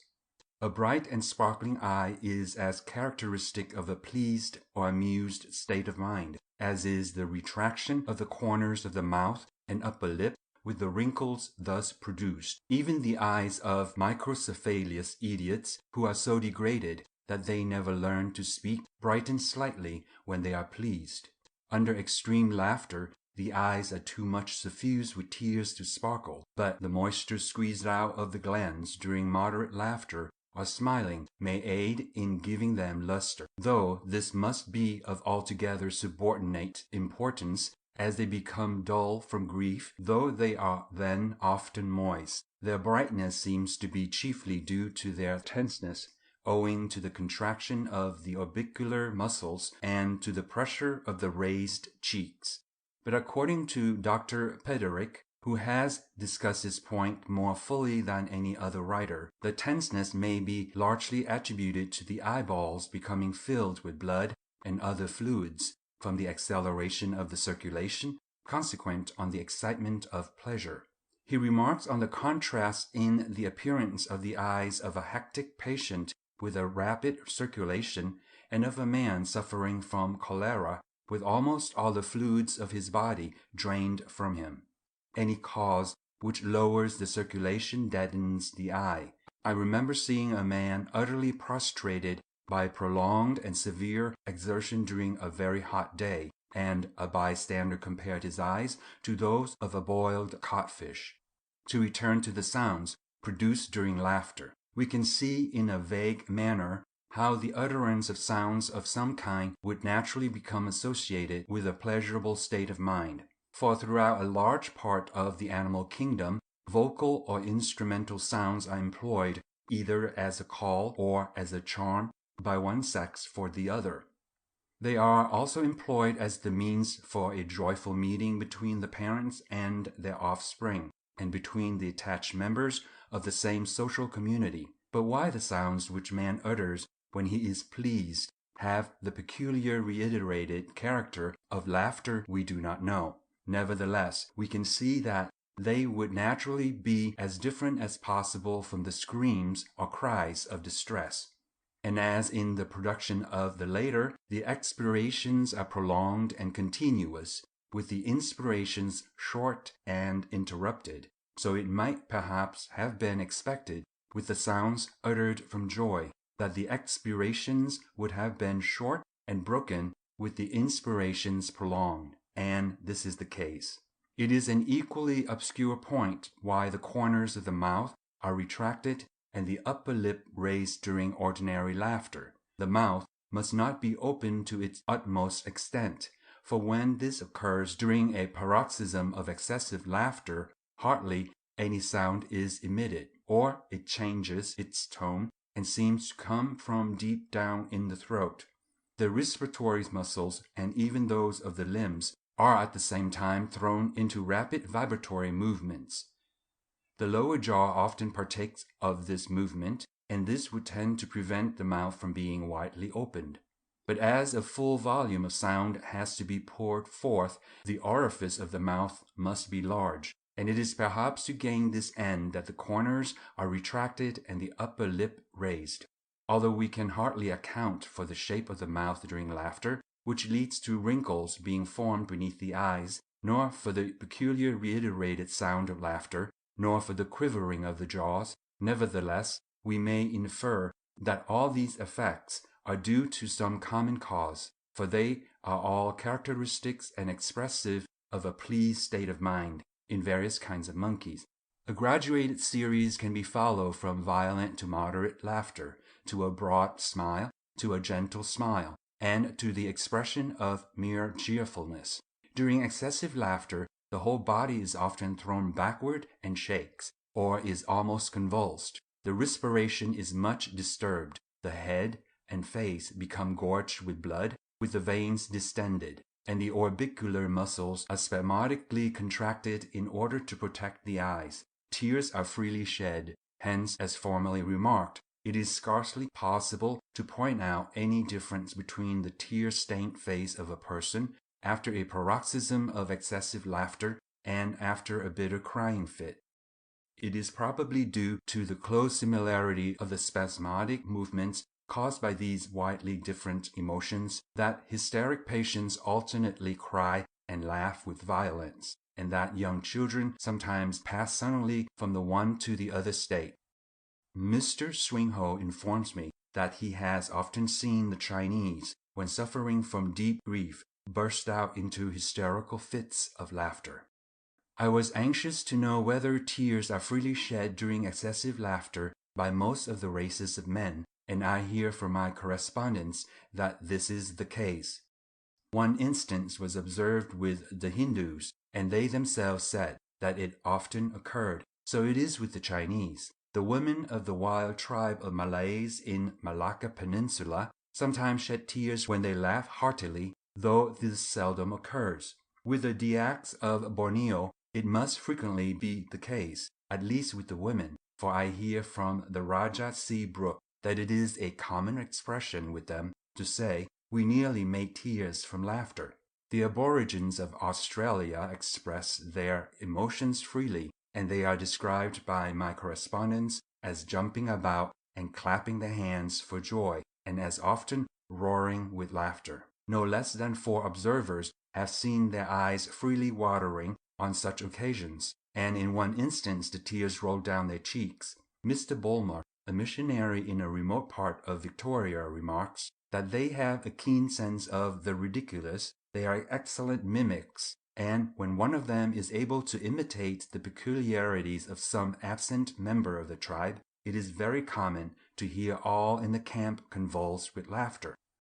With Europeans, hardly anything excites laughter so easily as mimicry, and it is rather curious to find the same fact with the savages of Australia, who constitute one of the most distinct races in the world. In southern Africa, with the 2 tribes of Kafirs, especially with the women, their eyes often fill with tears during laughter. Gaika, the brother of the chief Sandili, answered my query on this bead with the words, "Yes, that is their common practice." Sir Andrew Smith has seen the painted face of a Hottentot woman all furrowed with tears after a fit of laughter. In northern Africa, with the Abyssinians, tears are secreted under the same circumstances. Lastly, in North America, The same fact has been observed in a remarkably savage and isolated tribe, but chiefly with the women. In another tribe it was observed only on a single occasion. Excessive laughter, as before remarked, graduate into moderate laughter. In this later case, the muscles round the eyes are much less contracted, and there is little or no frowning. Between a gentle laugh and a broad smile, there is hardly any difference, excepting that, in smiling, no reiterated sound is uttered, though a single rather strong expiration or slight noise, a rudiment of a laugh, may often be heard at the commencement of a smile. On a moderately smiling countenance, the contraction of the upper orbicular muscles can still just be traced by a slight lowering of the eyebrows. The contraction of the lower orbicular and palpebral muscles is much plainer, and is shown by the wrinkling of the lower eyelids and of the skin beneath them, together with a slight drawing up of the upper lip. From the broadest smile we pass by the finest steps into the gentlest one. In this later case, the features are moved in a much less degree and much more slowly, and the mouth is kept closed. The curvature of the nasolabial furrow is also slightly different in the two cases. We thus see that no abrupt line of demarcation can be drawn between the movement of the features during the most violent laughter and a very faint smile. A smile, therefore, may be said to be the first stage in the development of a laugh, but a different and more probable view may be suggested, namely, that the habit of uttering low reiterated sounds from a sense of pleasure first led to the retraction of the corners of the mouth and of the upper lip, and to the contraction of the orbicular muscles, and that now, through association and long-continued habit, the same muscles are brought into slight play whenever any cause excites in us a feeling which, if stronger, would have led to laughter, and the result is a smile. Whether we look at laughter as the full development of a smile, or, as is more probable, at the gentle smile as the last trace of a habit, firmly fixed during many generations, of laughing whenever we are joyful, we can follow in our infants the gradual passage of the one into the other. It is well known to those who have the charge of young infants that it is difficult to feel sure when certain movements about their mouths are really expressive, that is, when they really smile. Hence, I carefully watched my own infants, one of them at the age of 45 days, and being at the time in a happy frame of mind, smiled, that is, the corners of the mouth were retracted, and simultaneously the eyes became decidedly bright. I observed the same thing on the following day, but on the third day the child was not quite well, and there was no trace of a smile, and this renders it probable that the previous smiles were real. 8 days subsequently, and during the next succeeding week, it was remarkable how his eyes brightened whenever he smiled, and his nose became at the same time transversely wrinkled.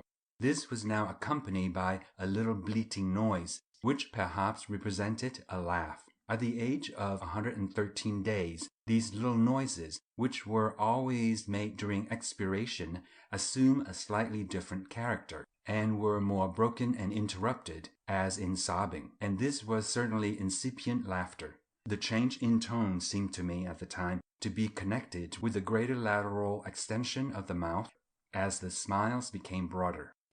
In a second infant, the first real smile was observed at about the same age, viz. 45 days, and in a third at a somewhat earlier age. The second infant, when 65 days old, smiled much more broadly and plainly than did the one first mentioned at the same age, and even at this early age uttered noises very like laughter.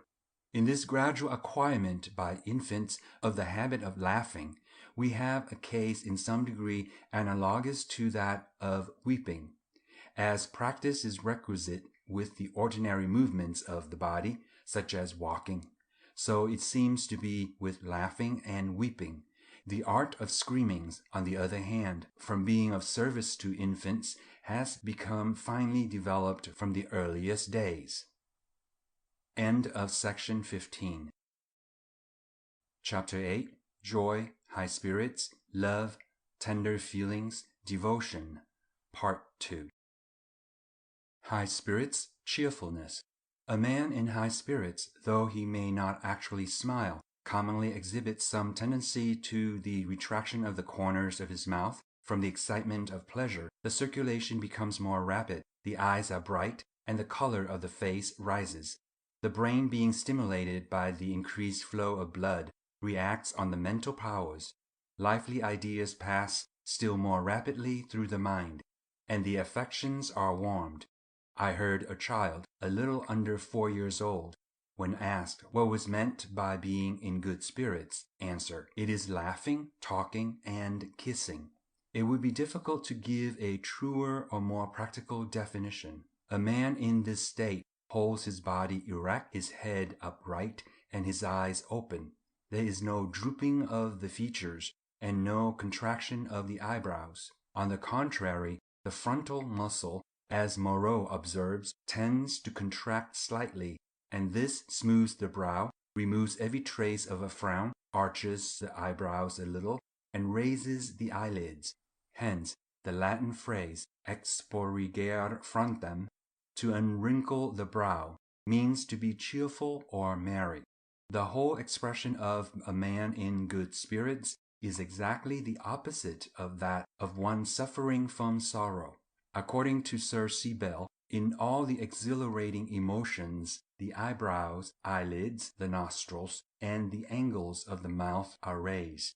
In the depressing passions, it is the reverse. Under the influence of the latter, the brow is heavy, the eyelids, cheeks, mouth, and whole head droop. The eyes are dull, and the countenance pallid, and the respiration slow. In joy, the face expands.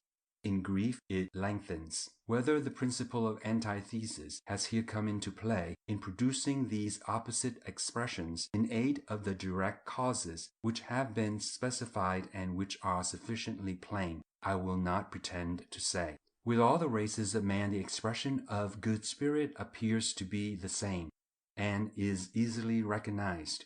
My informants from various parts of the Old and New Worlds answer in the affirmative to my queries on this head, and they give some particulars with respect to Hindus, Malays, and New Zealanders. The brightness of the eyes of the Australians has struck 4 observers, and the same fact has been noticed with the Hindus, New Zealanders, and the Dyaks of Borneo. Savages sometimes express their satisfaction not only by smiling, but by gestures derived from the pleasure of eating. Thus, Mr. Wedgwood quotes Petherick that the Negroes on the Upper Nile began a general rubbing of their bellies when he displayed his beads, and Leichhardt says that the Australians smack and clap their mouths at the sight of his horses and bullocks, and more especially of his kangaroo dogs. The Greenlanders, when they affirm anything with pleasure, suck down air with a certain sound, and this may be an imitation of the act of swallowing savory food. Laughter is suppressed by the firm contraction of the orbicular muscles of the mouth, which prevents the great zygomatic and other muscles from drawing the lips backwards and upwards. The lower lip is also sometimes held by the teeth, and this gives a roguish expression to the face. As was observed with the blind and deaf Laura Brickman, the great zygomatic muscle is sometimes variable in its course, and I have seen a young woman in whom the depressores anguli ores were brought into strong action in suppressing a smile, but this by no means gave to her countenance a melancholy expression owing to the brightness of her eyes. Laughter is frequently employed in a forced manner to conceal or mask some other state of mind, even anger. We often see persons laughing in order to conceal their shame or shyness. When a person purses up his mouth as if to prevent the possibility of a smile, though there is nothing to excite one or nothing to prevent its free indulgence, an affected, solemn, or pedantic expression is given. But of such hybrid expressions, nothing more need here be said. In the case of derision, a real or pretended smile or laugh is often blended with the expression proper to contempt, and this may pass into angry contempt or scorn. In such cases, the meaning of the laugh or smile is to show the offending person that he excites only amusement. Love tender feelings. Although the emotion of love, for instance, that of a mother for her infant, is one of the strongest of which the mind is capable, it can hardly be said to have any proper or peculiar means of expression, and this is intelligible, as it has not habitually led to any special line of action. No doubt, as affection is pleasurable sensation, it generally causes a gentle smile and some brightening of the eyes. A strong desire to touch the beloved person is commonly felt, and love is expressed by this means more plainly than by any other. Hence, we long to clasp in our arms those whom we tenderly love. We probably owe this desire to inherited habit in association with the nursing and tending of our children, and with the mutual caresses of lovers. With the lower animals, we see the same principle of pleasure derived from contact in association with love. Dogs and cats manifestly take pleasure in rubbing against their master and mistresses, and in being rubbed or patted by them. Many kinds of monkeys, as I am assured by the keepers in the zoological gardens, delight in fondling and being fondled by each other, and by persons to whom they are attached. Mr. Bartlett has described to me the behavior of two chimpanzees, rather older animals than those generally imported into this country, when they were first brought together. They sat opposite, touching each other with their much protruded lips, and the one put his hand on the shoulder of the other. They then mutually folded each other in their arms. Afterwards they stood up, each with one arm on the shoulder of the other, lifted up their heads, opened their mouths, and yelled with delight. We Europeans are so accustomed to kissing as a mark of affection that it might be thought to be innate in mankind, but this is not the case. Steele was mistaken when he said nature was its author and it began with the first courtship. Jemmy Button, a Fuegian, told me that this practice was unknown in his land. It is equally unknown with the New Zealanders, Tahitians, Papuans, Australians, Somals of Africa, and the Eskimo. But it is so far innate or natural that it apparently depends on pleasure from close contact with a beloved person, and it is replaced with various parts of the world, by the rubbing of noses, as with the New Zealanders and the Laplanders, by the rubbing or patting of the arms, breasts, or stomachs, or by one man striking his own face with the hands or feet of another. Perhaps a practice of blowing as a mark of affection on various parts of the body may depend on the same principle. The feelings which are called tender are difficult to analyze. They seem to be compounded of affection, joy, and especially of sympathy. These feelings are in themselves of a pleasurable nature, excepting when pity is too deep or horror is aroused, as in hearing of a tortured man or animal. They are remarkable under our present point of view, from so readily exciting the secretions of tears. Many a father and son have wept on meeting after a long separation, especially if the meeting has been unexpected. No doubt, extreme joy by itself tends to act on the lachrymal glands, but on such occasions as the foregoing vague thoughts of the grief which would have been felt had the father and son never met will probably have passed through their minds, and the grief naturally leads to the secretions of tears. Thus, on the return of Ulysses, Telemachus rose and clung weeping around his father's breast. There the pent grief reigned over them, yearning thus. Thus piteously they wailed in sore unrest, and on their weepings had gone down the day, but that at last Telemachus found words to say. Worsley's translation of the Odyssey, Book XVI. So again when Penelope at last recognized her husband, then from her eyelids the quick tears did start, and she ran to him from her place, and threw her arms about his neck, and a warm dew of kisses poured upon him, and thus spake. Book 23. The vivid recollection of our former home or of a long past happy days readily causes the eyes to be suffused with tears, but here again the thought naturally occurs that these days will never return. In such cases, we may be said to sympathize with ourselves in our present, in comparison with our former state.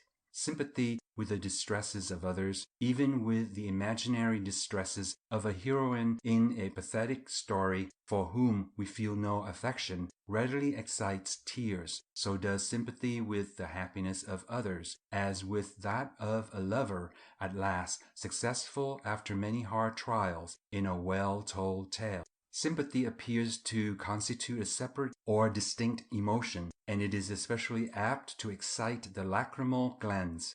This holds good whether we give or receive sympathy. Every one must have noticed how readily children burst out crying if we pity them for some small hurt.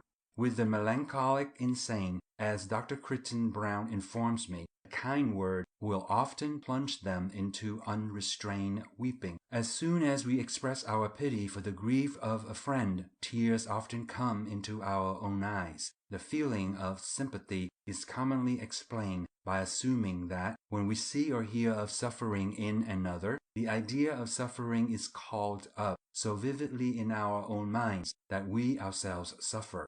But this explanation is hardly sufficient, for it does not account for the intimate alliance between sympathy and affection. We undoubtedly sympathize far more deeply with a beloved than with an indifferent person, and the sympathy of the one gives us far more relief than that of the other. Yet, assuredly, we can sympathize with those for whom we feel no affection. Why suffering, when actually experienced by ourselves, excites weeping has been discussed in a former chapter. With respect to joy, its natural and universal expression is laughter. And with all the races of man, loud laughter leads to the secretions of tears more freely than does any other cause, excepting distress. The suffusion of the eyes with tears, which undoubtedly occurs under great joy, though there is no laughter, can, as it seems to me, be explained through habit and association on the same principles as the effusions of tears from grief, although there is no screaming. Nevertheless, it is not a little remarkable that sympathy with the distresses of others should excite tears more freely than our own distress. And this certainly is the case. Many a man from whose eyes no suffering of his own could wring a tear has shed tears at the sufferings of a beloved friend. It is still more remarkable that sympathy with the happiness or good fortune of those whom we tenderly love should lead to the same result, while a similar happiness felt by ourselves would leave our eyes dry. We should, however, bear in mind that the long-continued habit of restraint, which is so powerful in checking the free flow of tears from bodily pain, has not been brought into play in preventing a moderate effusion of tears in sympathy with the sufferings or happiness of others. Music has a wonderful power, as I have elsewhere attempted to show, of recalling in a vague and indefinite manner those strong emotions which were felt during long past ages, when, as is probable, our early progenitors courted each other by the aid of vocal tones. And as several of our strongest emotions, grief, great joy, love, and sympathy, lead to the free secretions of tears, it is not surprising that music should be apt to cause our eyes to become suffused with tears, especially when we are already softened by any of the tenderer feelings.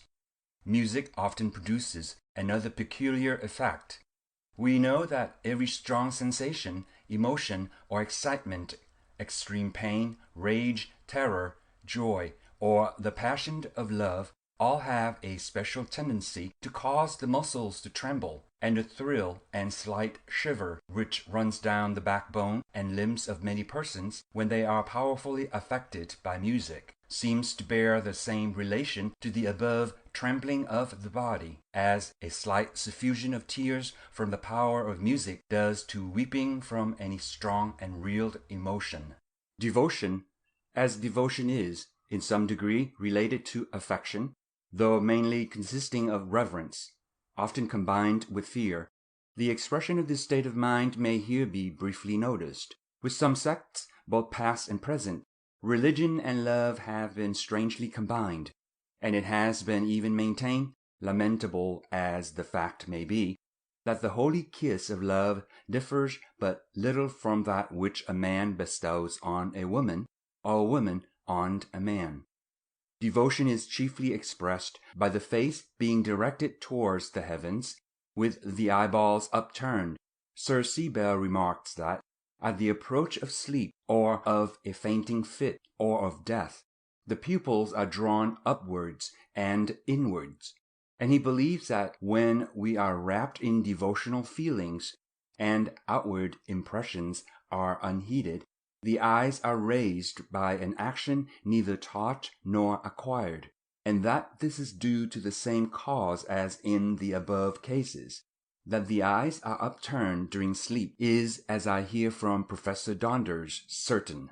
With babies, while sucking their mother's breast, this movement of the eyeballs often gives to them an observed appearance of ecstatic delight, and here it may be clearly perceived that a struggle is going on against the position naturally assumed during sleep. But Sir C. Bell's explanation of the fact, which rests on the assumption that certain muscles are more under the control of the will than the others, is, as I hear from Professor Donders, incorrect, as the eyes are often turned up in prayer without the mind being so much absorbed in thought as to approach to the unconsciousness of sleep. The movement is probably a conventional one, the result of the common belief that heaven, the source of divine power to which we pray, is seated above us. A humbling kneeling posture with the hands upturned and palms joined appears to us from long habit a gesture so appropriate to devotion that it might be thought to be innate, but I have not met with any evidence to this effect with the various extra-European races of mankind. During the classical period of Roman history, it does not appear, as I hear from an excellent classic, that the hands were thus joined during prayer. Mr. Rensley Wedgwood has apparently given the true explanation, though this implies that the attitude is one of slavish subjection. When the suppliant kneels and holds up his hands with the palms joined, he represents a captive who proves the completeness of his submission by offering up his hands to be bound by the victor. It is the pictorial representation of a Latin dare manus to signify submission. Hence, it is not probable that either the uplifting of the eyes or the joining of the open hands under the influence of devotional feelings are innate or truly expressive actions. And this could hardly have been expected, for it is very doubtful whether feelings, such as we should now rank as devotional, affected the hearts of men, while they remain during past ages in an uncivilized condition. End of section 16. Chapter 9. Reflection, Meditation, Ill Temper, Sulkiness, Determination. The act of frowning. Reflection with an effort, or with the perception of something difficult or disagreeable. Abstracted meditation. Ill temper, moroseness, obstinacy, sulkiness, and pouting. Decision or determination. The firm closure of the mouth. The corrugators, by their contraction, lower the eyebrows and bring them together, producing vertical furrows on the forehead, that is, a frown. Sir C. Bell, who erroneously thought that the corrugator was peculiar to man, ranks it as the most remarkable muscle of the human face. It knits the eyebrows with an energetic effort, which unaccountably, but irresistibly, conveys the idea of mind. Or as he elsewhere says, when the eyebrows are knit, energy of mind is apparent, and there is the mingling of thought and emotion with the savage and brutal rage of the mere animal. There is much truth in these remarks, but hardly the whole truth. Dr. Duchesne has called the corrugator the muscle of reflection. but this name, without some limitation, cannot be considered as quite correct. A man may be absorbed in the deepest thought, and his brow will remain smooth until he encounters some obstacle in his train of reasoning, or is interrupted by some disturbance, and then a frown passes like a shadow over his brow. A half-starved man may think intently how to obtain food, but he probably will not frown unless he encounters, either in thought or action, some difficulty, or finds the food when obtained nauseous. I have noticed that almost every one instantly frowns if he perceives a strange or bad taste in what he is eating. I asked several persons, without explaining my object, to listen intently to a very gentle tapping sound, the nature and source of which they all perfectly knew, and not one frowned. But a man who joined us, and who could not conceive what we were all doing in profound silence, when asked to listen, frowned much, though not in an ill temper, and said he could not in the least understand what we all wanted. Dr. Peterite, who has published remarks to the same effect, adds that stammerers generally frown in speaking, and that a man in doing even so trifling a thing as pulling on a boot, frowns if he finds it too tight. Some persons are such habitual frowners that the mere effort of speaking almost always causes their brows to contract. Men of all races frown when they are in any way perplexed in thought, as I infer from the answers which I have received to my queries, but I framed them badly, confounding absorbed meditation with perplexed reflection. Nevertheless, it is clear that the Australians, Malays, Hindus, and Kafirs of South Africa frown when they are puzzled. Dobertsoffer remarks that the Guaranis of South America on like occasions knit their brows. From these considerations we may conclude that frowning is not the expression of simple reflection, however profound, or of attention, however close, but of something difficult or displeasing encountered in a train of thought or in action. Deep reflection can, however, seldom be long carried on without some difficulty, so that it will generally be accompanied by a frown. Hence it is that frowning commonly gives to the countenance, as Sir C. Bell remarks, an aspect of intellectual energy. But in order that this effect may be produced, the eyes must be clear and steady, or they may be cast downwards, as often occurs in deep thought. The countenance must not be otherwise disturbed, as in the case of an ill-tempered or peevish man, or of one who shows the effects of prolonged suffering, with dulled eyes and drooping jaw, or who perceives a bad taste in his food, or who finds it difficult to perform some trifling act, such as threading a needle. In these cases a frown may often be seen, but it will be accompanied by some other expression, which will entirely prevent the countenance having an appearance of intellectual energy or of profound thought. We may now inquire how it is that a frown should express the perception of something difficult or disagreeable, either in thought or action. In the same way as naturalists find it advisable to trace the embryological development of an organ in order fully to understand its structure, so with the movements of expression it is advisable to follow as nearly as possible the same plan.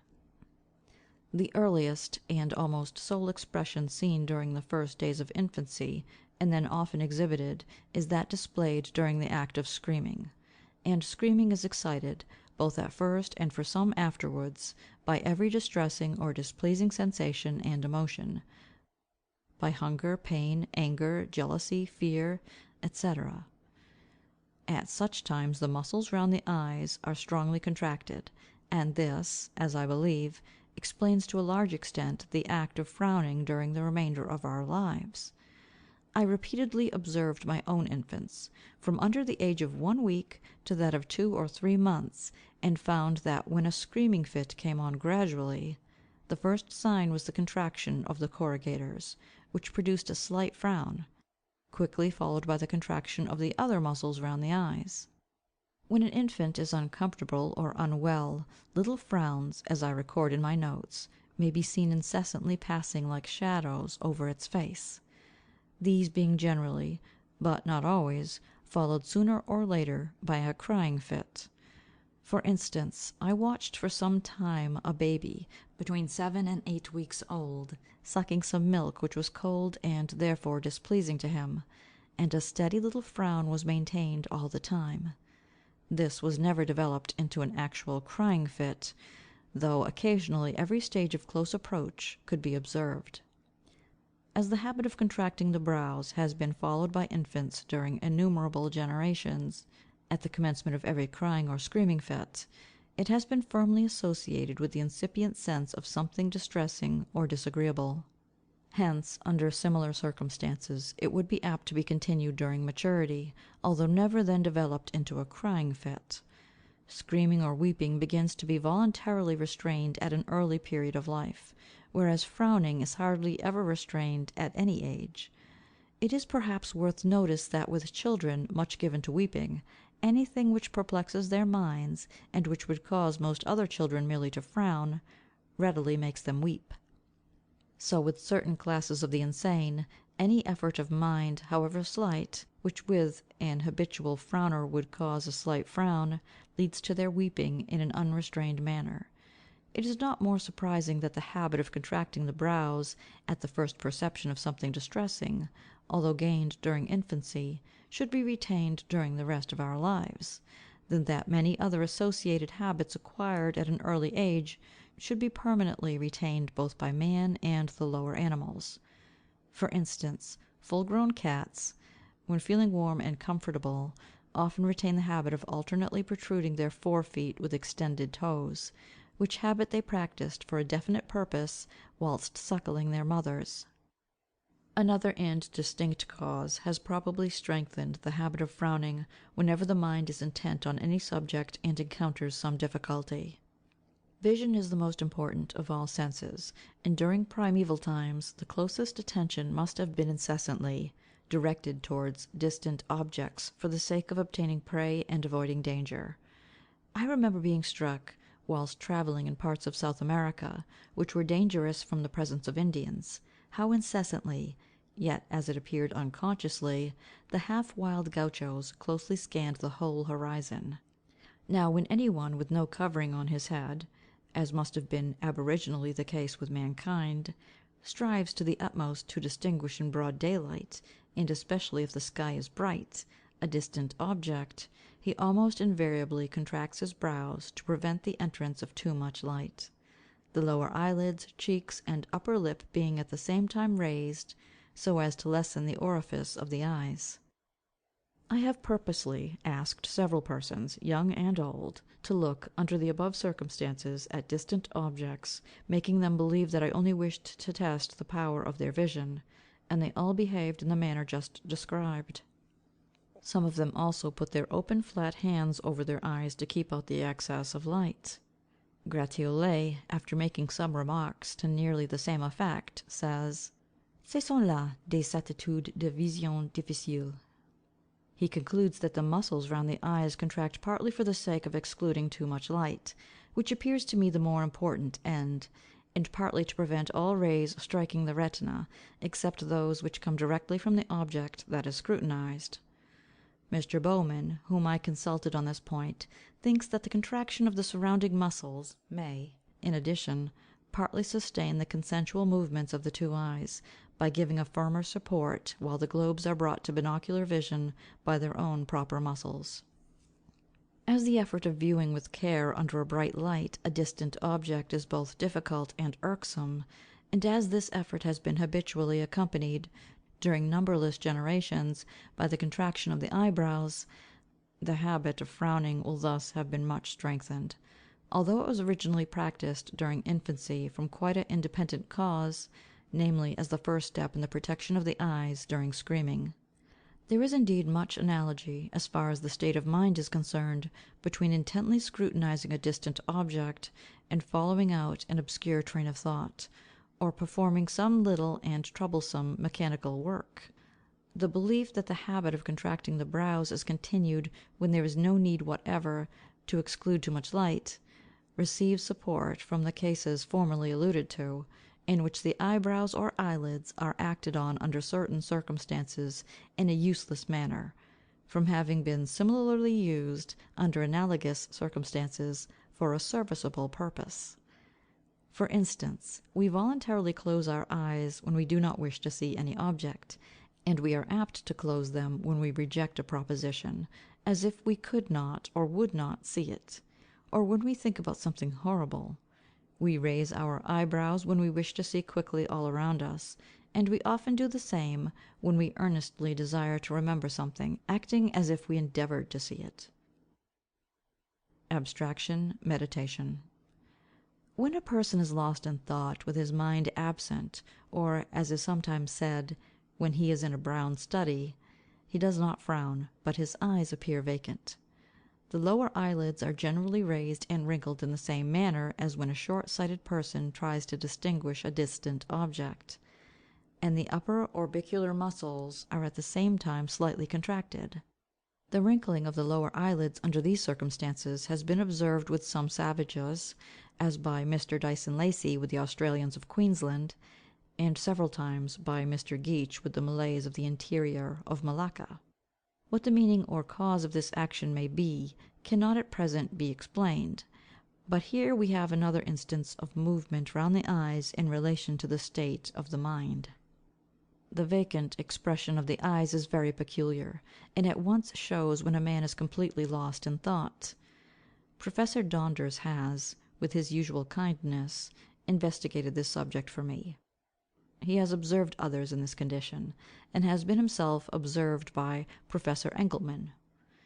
The eyes are not then fixed on any object, and therefore not, as I have imagined, on some distant object. The lines of vision of the two eyes even often become slightly divergent, the divergence, if the head be held vertically, with the plane of vision horizontal, amounting to an angle of 2 degrees as a maximum.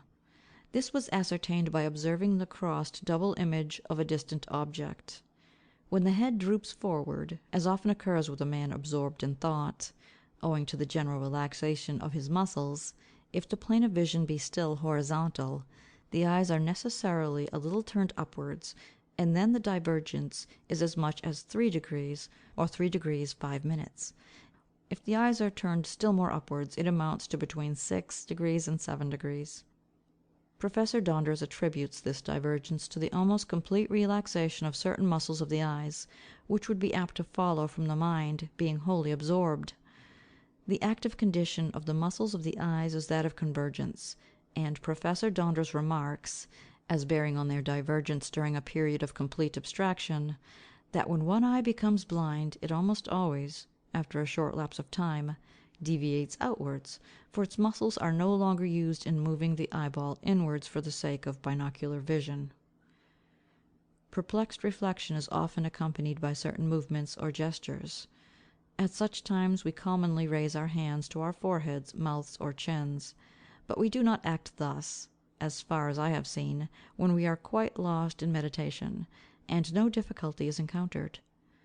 Plautus, describing in one of his plays a puzzled man, says, "Now look, he has pillared his chin upon his hand." Even so trifling and apparently unmeaning a gesture as the raising of the hand to the face has been observed with some savages. J. Mansell Weale has seen it with the Kaffirs of South Africa, and the native chief Gaika adds that men then sometimes pull their beards. Mr. Washington Matthews, who attended to some of the wildest tribes of Indians in the western regions of the United States, remarks that he has seen them, when concentrating their thoughts, bring their hands, usually the thumb and index finger, in contact with some part of the face, commonly the upper lip. We can understand why the forehead should be pressed or rubbed, as deep thought tries the brain, but why the hand should be raised to the mouth or face is far from clear.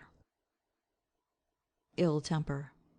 We have seen that frowning is the natural expression of some difficulty encountered, or of something disagreeable experienced either in thought or action, and he whose mind is often and readily affected in this way will be apt to be ill-tempered, or slightly angry, or peevish, and will commonly show it by frowning. But a cross expression, due to a frown, may be counteracted, if the mouth appears sweet, from being habitually drawn into a smile, and the eyes are bright and cheerful. So it will be if the eye is clear and steady, and there is the appearance of earnest reflection. Frowning with some depression, or the corners of the mouth, which is a sign of grief, gives an air of peevishness. If a child frowns much whilst crying, but does not strongly contract in the usual manner the orbicular muscles, a well-marked expression of anger, or even rage, together with misery, is displayed. If the whole frowning brow be drawn much downward by the contraction of the pyramidical muscles of the nose, which produces transverse wrinkles or folds across the base of the nose, the expression becomes one of moroseness. Duchesne believes that the contraction of this muscle, without any frowning, gives the appearance of extreme and aggressive hardness. But I much doubt whether this is a true or natural expression.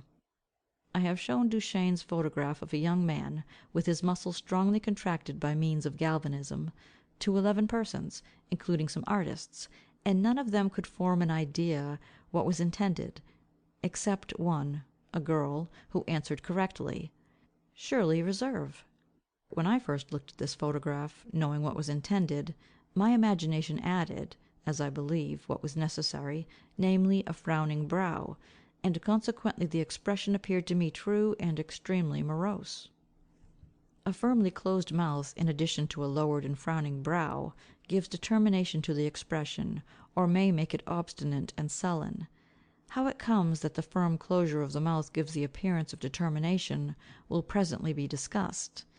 An expression of sullen obstinacy has been clearly recognized by my informants in the natives of 6 different regions of Australia.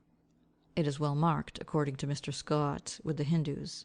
It has been recognized with the Malays, Chinese, Kaffirs, Abyssinians, and in a conspicuous degree, according to Dr. Rothrock, with the wild Indians of North America, and according to Mr. D. Forbes, with the Aymara of Bolivia. I have also observed it with the Araucano of southern Chile. Mr. Dyson Lacy remarks that the natives of Australia, when in this frame of mind, sometimes fold their arms across their breasts, an attitude which may be seen with us. A firm determination amounting to obstinacy is, also, sometimes expressed by both shoulders being kept raised, the meaning of which gesture will be explained in the following chapter. With young children sulkiness is shown by pouting, or, as it is sometimes called, making a snout. When the corners of the mouth are much depressed, the lower lip is a little everted and protruded, and this is likewise called a pout. But the pouting here referred to consists of the protrusion of both lips into a tubular form, sometimes to such an extent as to project as far as the end of the nose, if this be short. Pouting is generally accompanied by frowning, and sometimes by the utterance of a booing or hooing noise. This expression is remarkable, as almost the sole one, as far as I know, which is exhibited much more plainly during childhood, at least with Europeans, than during maturity. There is, however, some tendency to the protrusion of the lips with the adults of all races under the influence of great rage. Some children pout when they are shy, and they can then hardly be called sulky. From inquiries which I have made in several large families, pouting does not seem very common with European children. But it prevails throughout the world, and must be common and strongly marked with most savage races, as it has caught the attention of many observers. It has been noticed in 8 different districts of Australia, and one of my informants remarks how greatly the lips of children are then protruded. 2 observers have seen pouting with the children of Hindus, 3 with those of Kaffirs and Fingoes of South Africa, and with the Hottentots, and 2 with the children of the wild Indians of North America. Pouting has also been observed with the Chinese, Abyssinians, Malays of Malacca, Dyaks of Borneo, and often with the New Zealanders.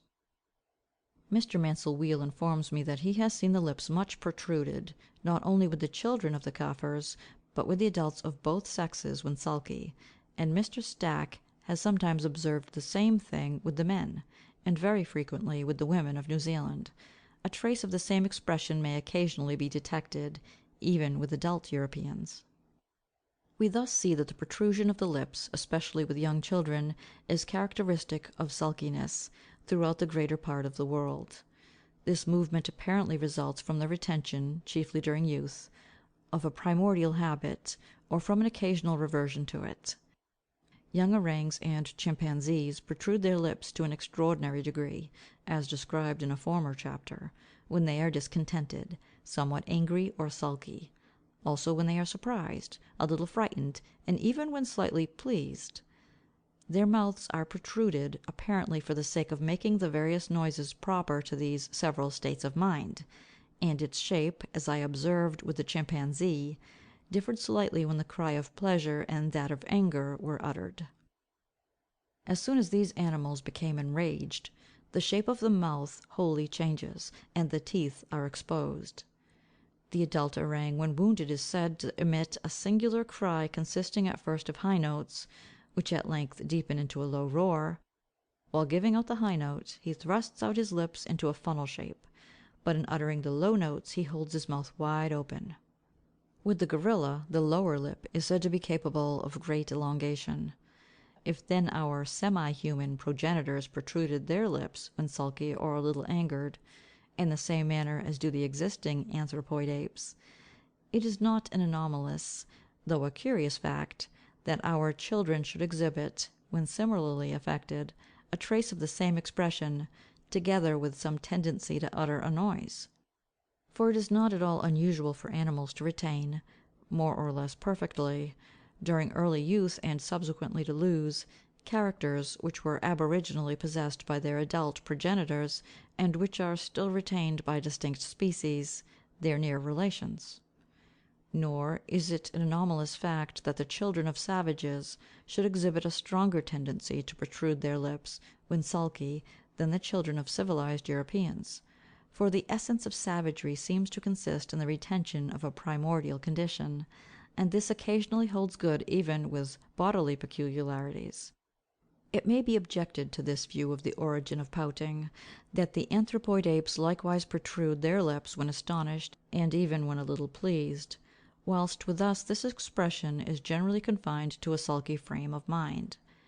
But we shall see in a future chapter, that with men of various races, surprise does sometimes lead to a slight protrusion of the lips, though great surprise or astonishment is more commonly shown by the mouth being widely opened. As when we smile or laugh we draw back the corners of the mouth, we have lost any tendency to protrude the lips, when pleased, if indeed our early progenitors thus expressed pleasure. A little gesture made by sulky children may here be noticed, namely their showing a cold shoulder. This has a different meaning, as I believe, from the keeping both shoulders raised. A cross child, sitting on its parent's knee, will lift up the near shoulder, then jerk it away, as if from a caress, and afterwards give a backward push with it, as if to push away the offender. I have seen a child, standing at some distance from anyone, clearly express its feelings by raising one shoulder, giving it a little backward movement, and then turning away its whole body. Decision or determination. The firm closure of the mouth tends to give an expression of determination or decision to the countenance. No determined man probably ever had an habitually gaping mouth. Hence also a small and weak lower jaw, which seems to indicate that the mouth is not habitually and firmly closed, is commonly thought to be characteristic of feebleness of character. A prolonged effort of any kind, whether of body or mind, implies previous determination. And if it can be shown that the mouth is generally closed with firmness before and during a great and continued exertion of the muscular system, then, through the principle of association, the mouth would almost certainly be closed as soon as any determined resolution was taken. Now several observers have noticed that a man, in commencing any violent muscular effort, invariably first distends his lungs with air, and then compresses it by the strong contraction of the muscles of the chest, and to effect this the mouth must be firmly closed. Moreover, as soon as the man is compelled to draw breath, he still keeps his chest as much distended as possible. Various causes have been assigned for this manner of acting. Circe Bell maintains that the chest is distended with air and is kept distended at such times in order to give a fixed support to the muscles which are thereto attached. Hence, as he remarks, when two men are engaged in a deadly contest, a terrible silence prevails, broken only by hard, stifled breathing. There is silence, because to expel the air in the utterance of any sound would be to relax the support for the muscles of the arms. If an outcry is heard, supposing the struggle to take place in the dark, we at once know that one of the two has given up in despair. Gratiolet admits that when a man has to struggle with another to his utmost, or has to support a great weight, or to keep for a long time the same forced attitude, it is necessary for him first to make a deep inspiration, and then to cease breathing. But he thinks that Sir C. Bell's explanation is erroneous. He maintains that arrested respiration retards the circulation of the blood, of which I believe there is no doubt, and he adduces some curious evidence from the structure of the lower animals, showing, on the one hand, that a retarded circulation is necessary for prolonged muscular exertion, and on the other hand, that a rapid circulation is necessary for rapid movements.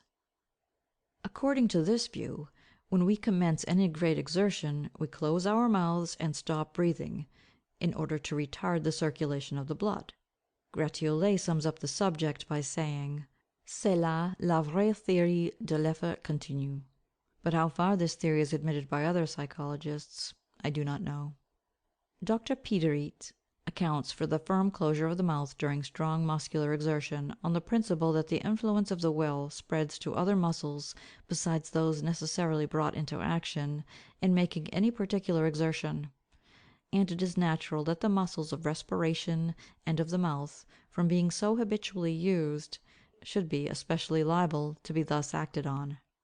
It appears to me that there probably is some truth in this view, for we are apt to press the teeth hard together during violent exertion, and this is not requisite to prevent expiration, whilst the muscles of the chest are strongly contracted. Lastly, when a man has to perform some delicate and difficult operation, not requiring the exertion of any strength, he nevertheless generally closes his mouth and ceases for a time to breathe. But he acts thus in order that the movements of his chest may not disturb those of his arms. A person, for instance, whilst threading a needle, may be seen to compress his lips and either to stop breathing, or to breathe as quietly as possible. So it was, as formerly stated, with a young and sick chimpanzee, whilst it amused itself by killing flies with its knuckles, as they buzzed about on the window panes. To perform an action, however trifling, if difficult, implies some amount of previous determination. There appears nothing improbable in all the above assigned causes having come into play in different degrees, either conjointly or separately, on various occasions. The result would be a well-established habit, now perhaps inherited, of firmly closing the mouth at the commencement of and during any violent and prolonged exertion, or any delicate operation.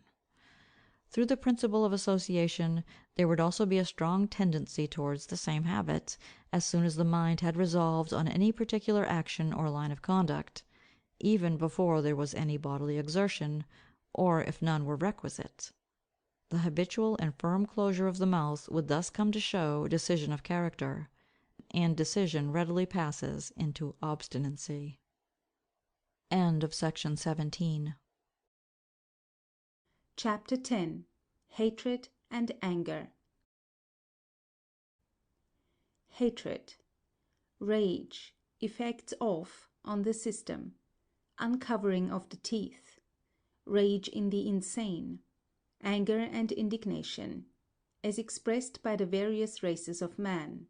Sneering and defiance. The uncovering of the canine tooth on one side of the face. If we have suffered or expect to suffer some wilful injury from a man, or if he is in any way offensive to us, we dislike him, and dislike easily rises into hatred. Such feelings, if experienced in a moderate degree, are not clearly expressed by any movement of the body or features, excepting perhaps by a certain gravity of behavior, or by some ill temper. Few individuals, however, can long reflect about a hated person without feeling and exhibiting signs of indignation or rage. But if the offending person be quite insignificant, we experience merely disdain or contempt. If, on the other hand, he is all-powerful, then hatred passes into terror, as when a slave thinks about a cruel master, or a savage about a bloodthirsty malignant deity. Most of our emotions are so closely connected with their expression that they hardly exist if the body remains passive, the nature of the expression depending in chief part on the nature of the actions which have been habitually performed under this particular state of the mind. A man, for instance, may know that his life is in the extremest peril, and may strongly desire to save it, yet, as Louis XVI said when surrounded by a fierce mob, "Am I afraid? Feel my pulse." So a man may intensely hate another, but until his bodily frame is affected, he cannot be said to be enraged. Rage. I have already had occasion to treat of this emotion in the 3rd chapter, when discussing the direct influence of the excited sensorium on the body, in combination with the effects of habitually associated actions. Rage exhibits itself in the most diversified manner. The heart and circulation are always affected. The face reddens or becomes purple, with the veins on the forehead and neck distended. The reddening of the skin has been observed with the copper-colored Indians of South America, and even, as it is said, on the white cicatrices left by old wounds on negroes. Monkeys also redden from passion. With one of my own infants, under 4 months old, I repeatedly observed that the first symptom of an approaching passion was the rushing of the blood into his bare scalp. On the other hand, the action of the heart is sometimes so much impeded by great rage that the countenance becomes pallid or livid, and not a few men with heart disease have dropped down dead under this powerful emotion. The respiration is likewise affected. The chest heaves and the dilated nostrils quiver. As Tennyson writes, "Sharp breaths of anger puffed her fairy nostrils out." Hence we have such expressions as breathing out vengeance and fuming with anger. The excited brain gives strength to the muscles, and at the same time energy to the will. The body is commonly held erect, ready for instant action, but sometimes it is bent forward towards the offending person, with the limbs more or less rigid. The mouth is generally closed with firmness, showing fixed determination, and the teeth are clenched or ground together. Such gestures as the rising of the arms, with the fists clenched, as if to strike the offender, are common. Few men in a great passion, and telling someone to be gone, can resist acting as if they intended to strike or push the man violently away. The desire, indeed, to strike often becomes so intolerably strong that inanimate objects are struck or dashed to the ground, but the gestures frequently become altogether purposeless or frantic. Young children, when in a violent rage, roll on the ground on their backs or bellies, screaming, kicking, scratching, or biting everything within reach. So it is, as I hear from Mr. Scott, with Hindu children, and, as we have seen, with the young of the anthropomorphous apes. But the muscular system is often affected in a wholly different way, for trembling is a frequent consequence of extreme rage. The paralyzed lips then refuse to obey the will, and the voice sticks in the throat, or it is rendered loud, harsh, and discordant. If there be much and rapid speaking, the mouth froths. The hair sometimes bristles, but I shall return to this subject in another chapter, when I treat of the mingled emotions of rage and terror. There is in most cases a strongly marked frown on the forehead, for this follows from the sense of anything displeasing or difficult, together with concentration of mind. But sometimes the brow, instead of being much contracted and lowered, remains smooth, with the glaring eyes kept widely open. The eyes are always bright, or may, as Homer expresses it, glisten with fire. They are sometimes bloodshot, and are said to protrude from their sockets, the result, no doubt, of the head being gorged with blood, as shown by the veins being distended. According to Gratiolet, the pupils are always contracted in rage, and I hear from Dr. Crichton Browne that this is the case in the fierce delirium of meningitis, but the movements of the iris under the influence of the different emotions is a very obscure subject. Shakespeare sums up the chief characteristics of rage as follows.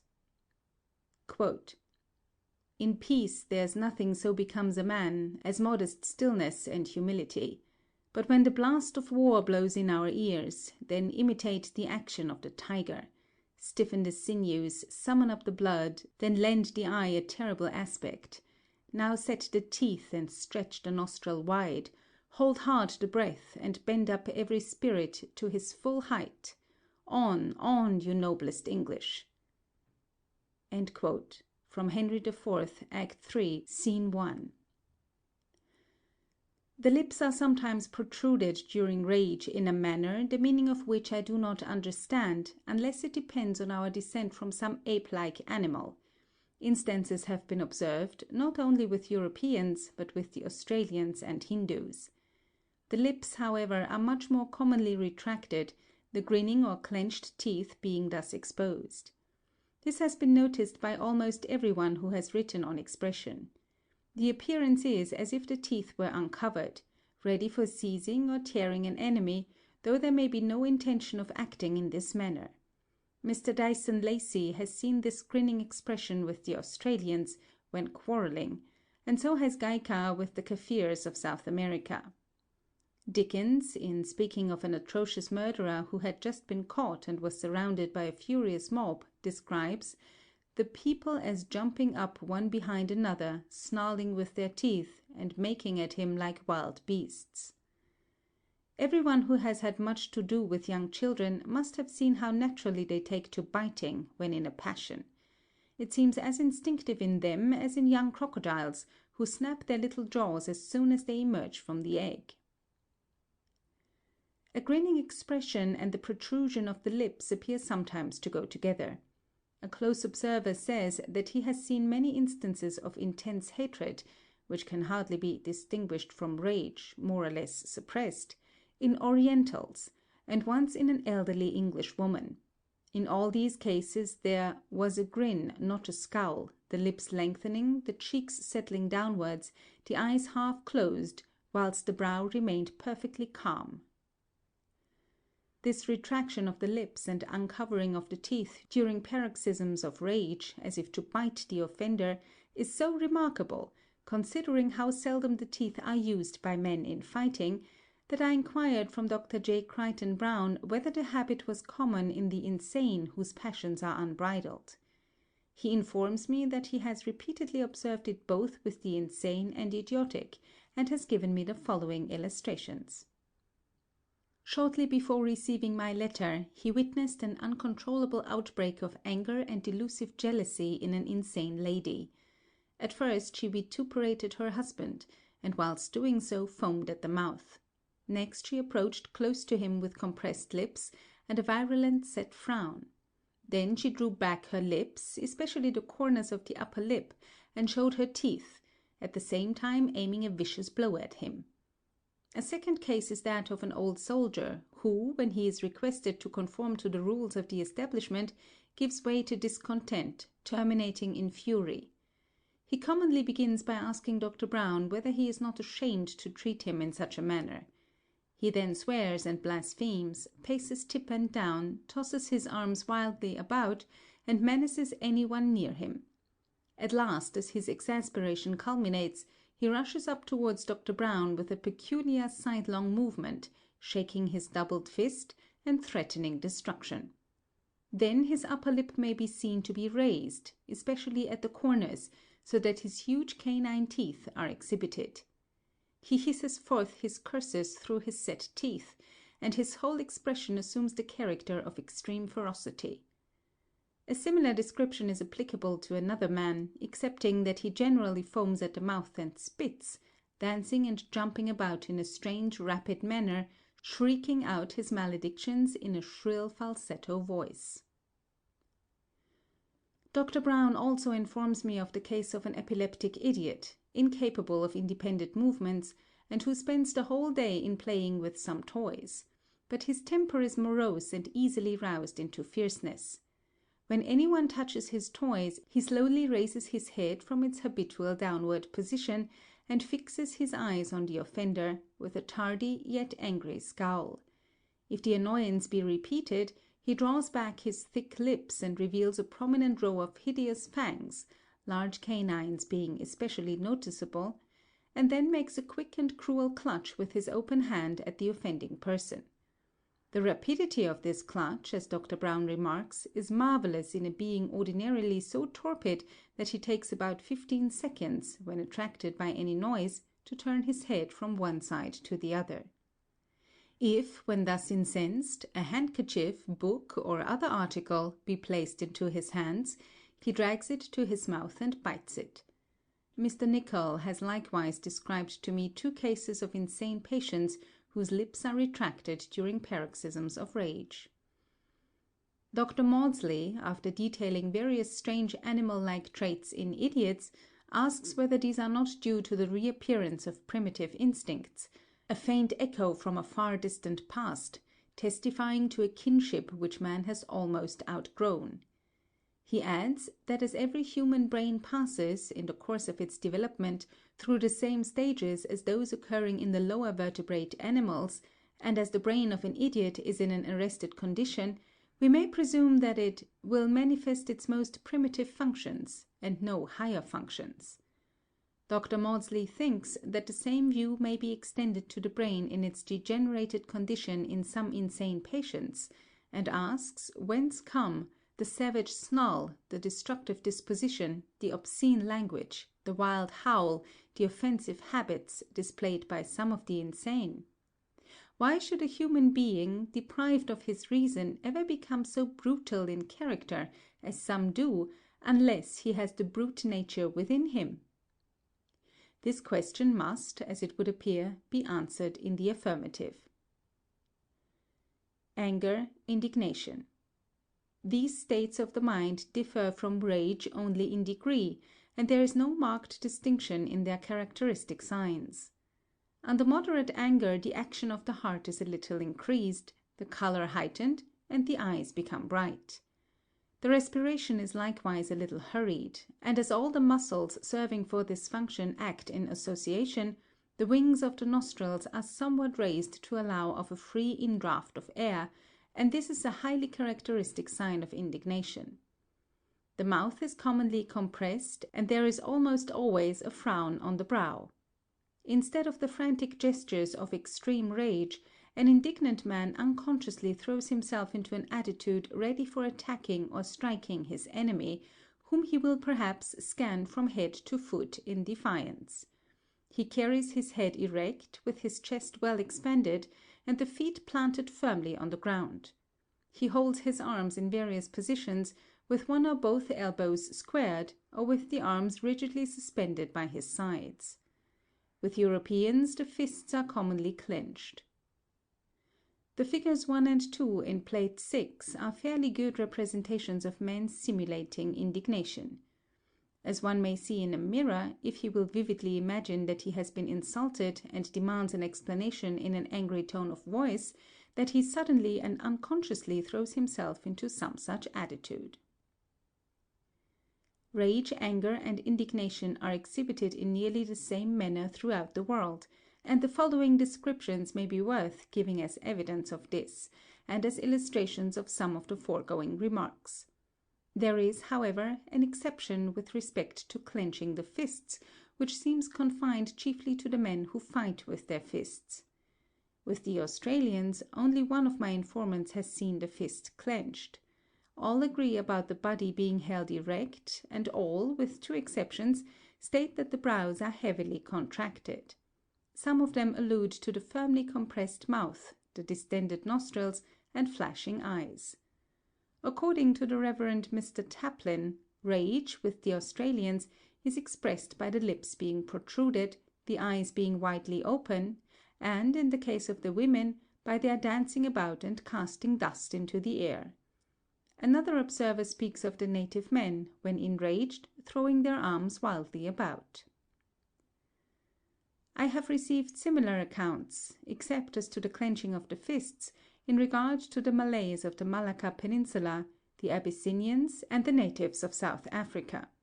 So it is with the Dakota Indians of North America, and, according to Mr. Matthews, they then hold their hands erect, frown, and often stalk away with long strides. Mr. Bridges states that the Fuegians, when enraged, frequently stamp on the ground, walk distractedly about, sometimes cry and grow pale.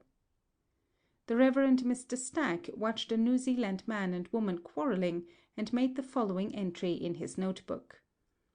Eyes dilated, body swayed violently backwards and forwards, head inclined forwards, fists clenched, now thrown behind the body, now directed towards each other's faces.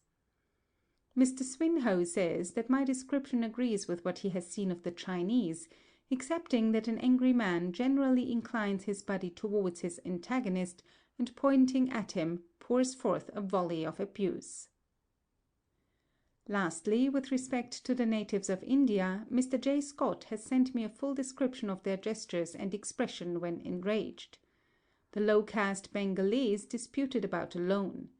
At first they were calm, but soon grew furious and poured forth the grossest abuse on each other's relations and progenitors for many generations past. Their gestures were very different from those of Europeans, for though their chests were expanded and shoulders squared, their arms remained rigidly suspended, with the elbows turned inwards and the hands alternately clenched and opened. Their shoulders were often raised high, and then again lowered. They looked fiercely at each other from under their lowered and strongly wrinkled brows, and their protruded lips were firmly closed. They approached each other, with hands and necks stretched forwards, and pushed, scratched, and grasped at each other. This protrusion of the head and body seems a common gesture with the enraged, and I have noticed it with degraded English women whilst quarrelling violently in the streets. In such cases it may be presumed that neither party expects to receive a blow from the other. A Bengalee employed in the Botanic Gardens was accused, in the presence of Mr. Scott, by the native overseer of having stolen a valuable plant. He listened silently and scornfully to the accusation, his attitude erect, chest expanded, mouth closed, lips protruding, eyes firmly set and penetrating. He then defiantly maintained his innocence, with upraised and clenched hands, his head being now pushed forwards, with the eyes widely open and eyebrows raised. Mr. Scott also watched two Mehis in Sikkim quarrelling about their share of payment. They soon got into a furious passion, and then their bodies became less erect, with their heads pushed forwards. They made grimaces at each other, their shoulders were raised, their arms rigidly bent inwards at the elbows, and their hands spasmodically closed, but not properly clenched. They continually approached and retreated from each other, and often raised their arms as if to strike, but their hands were open and no blow was given. Mr. Scott made similar observations of the Lepchas, whom he often saw quarrelling, and he noticed that they kept their arms rigid and almost parallel to their bodies, with the hands pushed somewhat backwards and partially closed, but not clenched. Sneering defiance, uncovering the canine tooth on one side. The expression which I wish here to consider differs but little from that already described, when the lips are retracted and the grinning teeth exposed. The difference consists solely in the upper lip being retracted in such a manner that the canine tooth on one side of the face alone is shown, the face itself being generally a little upturned and half averted from the person causing offence. The other signs of rage are not necessarily present. This expression may occasionally be observed in a person who sneers at or defies another, though there may be no real anger, as when any one is playfully accused of some fault and answers, "I scorn the imputation." The expression is not a common one, but I have seen it exhibited with perfect distinctness by a lady who was being quizzed by another person. It was described by Parsons as long ago as 1746, with an engraving showing the uncovered canine on one side. Mr. Raylander, without my having made any allusion to the subject, asked me whether I had ever noticed this expression, as he had been much struck by it. He has photographed for me, Plate 4, Figure 1, a lady who sometimes unintentionally displays the canine on one side, and who can do so voluntarily with unusual distinctness. The expression of a half-playful sneer graduates into one of great ferocity, when, together with a heavily frowning brow and fierce eye, the canine tooth is exposed. A Bengalee boy was accused before Mr. Scott of some misdeed. The delinquent did not dare to give vent to his wrath in words, but it was plainly shown on his countenance, sometimes by a defiant frown, and sometimes by a thoroughly canine snarl. When this was exhibited, the corner of the lip over the eye tooth, which happened in this case to be large and projecting, was raised on the side of his accuser, a strong frown being still retained on the brow. Sir C. Bell states that the actor Cook could express the most determined hate when with the oblique cast of his eyes he drew up the outer part of the upper lip and discovered a sharp angular tooth. The uncovering of the canine tooth is the result of a double movement. The angle or corner of the mouth is drawn a little backwards, and at the same time a muscle which runs parallel to and near the nose draws up the outer part of the upper lip and exposes the canine on this side of the face. The contraction of this muscle makes a distinct furrow on the cheek and produces strong wrinkles under the eye, especially at its inner corner. The action is the same as that of a snarling dog, and a dog, when pretending to fight, often draws up the lip on one side alone, namely that facing his antagonist. Our word sneer is in fact the same as snarl, which was originally snar, the L being merely an element implying continuance of action. I suspect that we see a trace of this same expression in what is called a derisive or a sardonic smile. The lips are then kept joined or almost joined, but one corner of the mouth is retracted on the side towards the derided person, and this drawing back of the corner is part of a true sneer. Although some persons smile more on one side of their face than on the other, it is not easy to understand why in cases of derision the smile, if a real one, should so commonly be confined to one side. I have also on these occasions noticed a slight twitching of the muscle which draws up the outer part of the upper lip, and this movement, if fully carried out, would have uncovered the canine and would have produced a true sneer. Mr. Bulmer, an Australian missionary in a remote part of Gippsland, says, in answer to my query about the uncovering of the canine on one side, "I find that the natives in snarling at each other speak with the teeth closed, the upper lip drawn to one side, and a general angry expression of face, but they look direct at the person addressed." 3 other observers in Australia, one in Abyssinia and one in China, answer my query on this head in the affirmative, but as the expression is rare, and as they enter into no details, I am afraid of implicitly trusting them. It is, however, by no means improbable that this animal-like expression may be more common with savages than with civilized races. Mr. Gage is an observer who may be fully trusted, and he has observed it on one occasion in a Malay in the interior of Malacca. The Rev. S. O. Gleaney answers, "We have observed this expression with the natives of Ceylon, but not often." Lastly, in North America, Dr. Rothrock has seen it with some wild Indians, and often in a tribe adjoining the Atnas. Although the upper lip is certainly sometimes raised on one side alone in sneering at or defying anyone, I do not know that this is always the case, for the face is commonly half averted, and the expression is often momentary. The movement being confined to one side may not be an essential part of the expression, but may depend on the proper muscles being incapable of movement excepting on one side. I asked 4 persons to endeavor to act voluntarily in this manner. 2 could expose the canine only on the left side, 1 only on the right side, and the 4th on neither side. Nevertheless, it is by no means certain that these same persons, if defying anyone in earnest, would not unconsciously have uncovered their canine tooth on the side, whichever it might be, towards the offender. For we have seen that some persons cannot voluntarily make their eyebrows oblique, yet instantly act in this manner when affected by any real, although most trifling, cause of distress.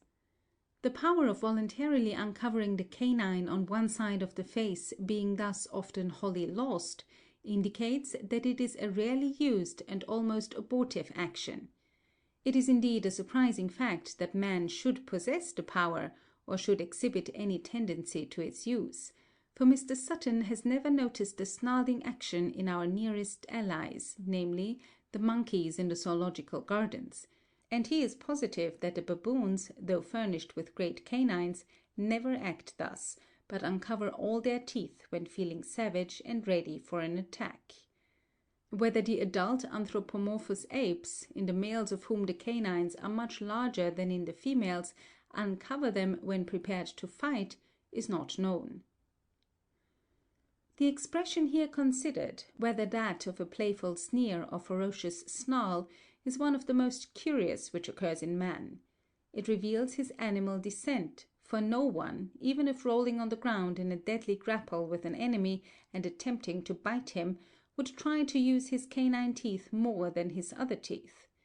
We may readily believe from our affinity to the anthropomorphous apes that our male semi-human progenitors possessed great canine teeth, and men are now occasionally born having them of unusually large size, with interspaces in the opposite jaw for their reception. We may further suspect, notwithstanding that we have no support from analogy, that our semi-human progenitors uncovered their canine teeth when prepared for battle, as we still do when feeling ferocious, or when merely sneering at or defying someone, without any intention of making a real attack with our teeth. End of section 18. Chapter 11. Disdain, Contempt, Disgust, Guilt, Pride, etc. Helplessness, Patience, Affirmation, and Negation. Part 1. Contempt, scorn, and disdain, variously expressed. Derisive smile, gestures expressive of contempt. Disgust, guilt, deceit, pride, etc. Helplessness or impotence, patience, obstinacy, shrugging the shoulders common to most of the races of man. Signs of affirmation and negation. Scorn and disdain can hardly be distinguished from contempt, excepting that they imply a rather more angry frame of mind. Nor can they be clearly distinguished from the feelings discussed in the last chapter under the terms of sneering and defiance. Disgust is a sensation rather more distinct in its nature and refers to something revolting, primarily in relation to the sense of taste, as actually perceived or vividly imagined, and secondarily to anything which causes a similar feeling through the sense of smell, touch, and even of eyesight. Nevertheless, extreme contempt, or as it is often called, loathing contempt, hardly differs from disgust. These several conditions of the mind are, therefore, nearly related, and each of them may be exhibited in many different ways. Some writers have insisted chiefly on one mode of expression, and others on a different mode. From this circumstance, M. Lemoine has argued that their descriptions are not trustworthy, but we shall immediately see that it is natural that the feelings which we have here to consider should be expressed in many different ways, inasmuch as various habitual actions serve equally well through the principle of association for their expression. Scorn and disdain, as well as sneering and defiance, may be displayed by a slight uncovering of the canine tooth on one side of the face, and this movement appears to graduate into one closely like a smile. Or the smile or laugh may be real, although one of derision, and this implies that the offender is so insignificant that he excites only amusement, but the amusement is generally a pretense. Gaika, in his answers to my queries, remarks that contempt is commonly shown by his countrymen, the Kafirs, by smiling, and the Rajah Brooke makes the same observation with respect to the Dyaks of Borneo. As laughter is primarily the expression of simple joy, very young children do not, I believe, ever laugh in derision. The partial closure of the eyelids, as Duchesne insists, or the turning away of the eyes or of the whole body are likewise highly expressive of disdain. These actions seem to declare that the despised person is not worth looking at or is disagreeable to behold. The accompanying photograph by Mr. Raylander shows this form of disdain. It represents a young lady who is supposed to be tearing up the photograph of a despised lover. The most common method of expressing contempt is by movements about the nose or round the mouth, but the latter movements, when strongly pronounced, indicate disgust. The nose may be slightly turned up, which apparently follows from the turning up of the upper lip, or the movement may be abbreviated into the mere wrinkling of the nose. The nose is often slightly contracted so as partly to close the passage, and this is commonly accompanied by a slight snort or expiration. All these actions are the same with those which we employ when we perceive an offensive odor and wish to exclude or expel it. In extreme cases, as Dr. Piderit remarks, we protrude and raise both lips, or the upper lip alone, so as to close the nostrils as by a valve, the nose being thus turned up.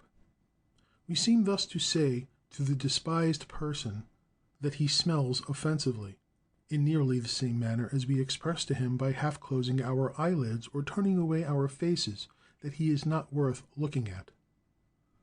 It must not, however, be supposed that such ideas actually pass through the mind when we exhibit our contempt, but as whenever we have perceived a disagreeable odor or seen a disagreeable sight, actions of this kind have been performed. They have become habitual or fixed, and are now employed under any analogous state of mind.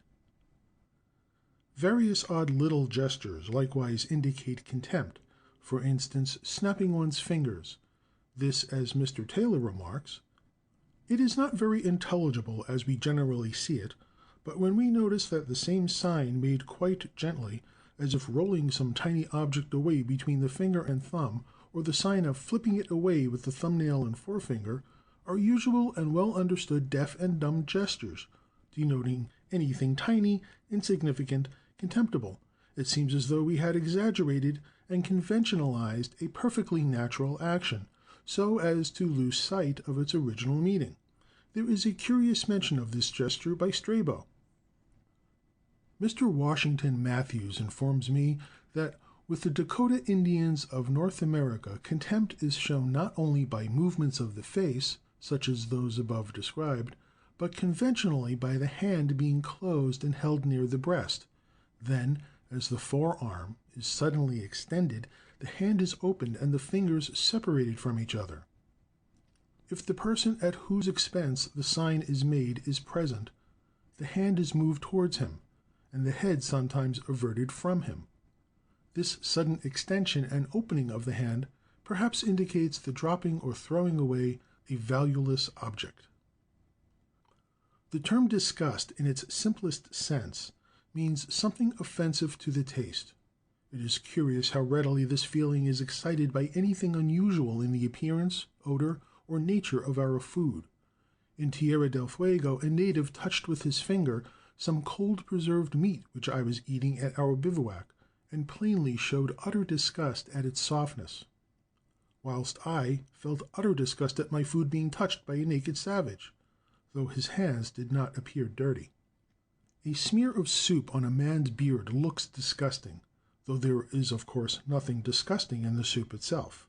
I presume that this follows from the strong association in our minds between the sight of food, however circumstanced, and the idea of eating it.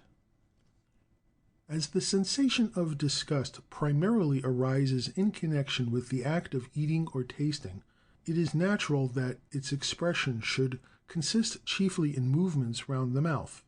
But as disgust also causes annoyance, it is generally accompanied by a frown, and often by gestures as if to push away or to guard oneself against the offensive object.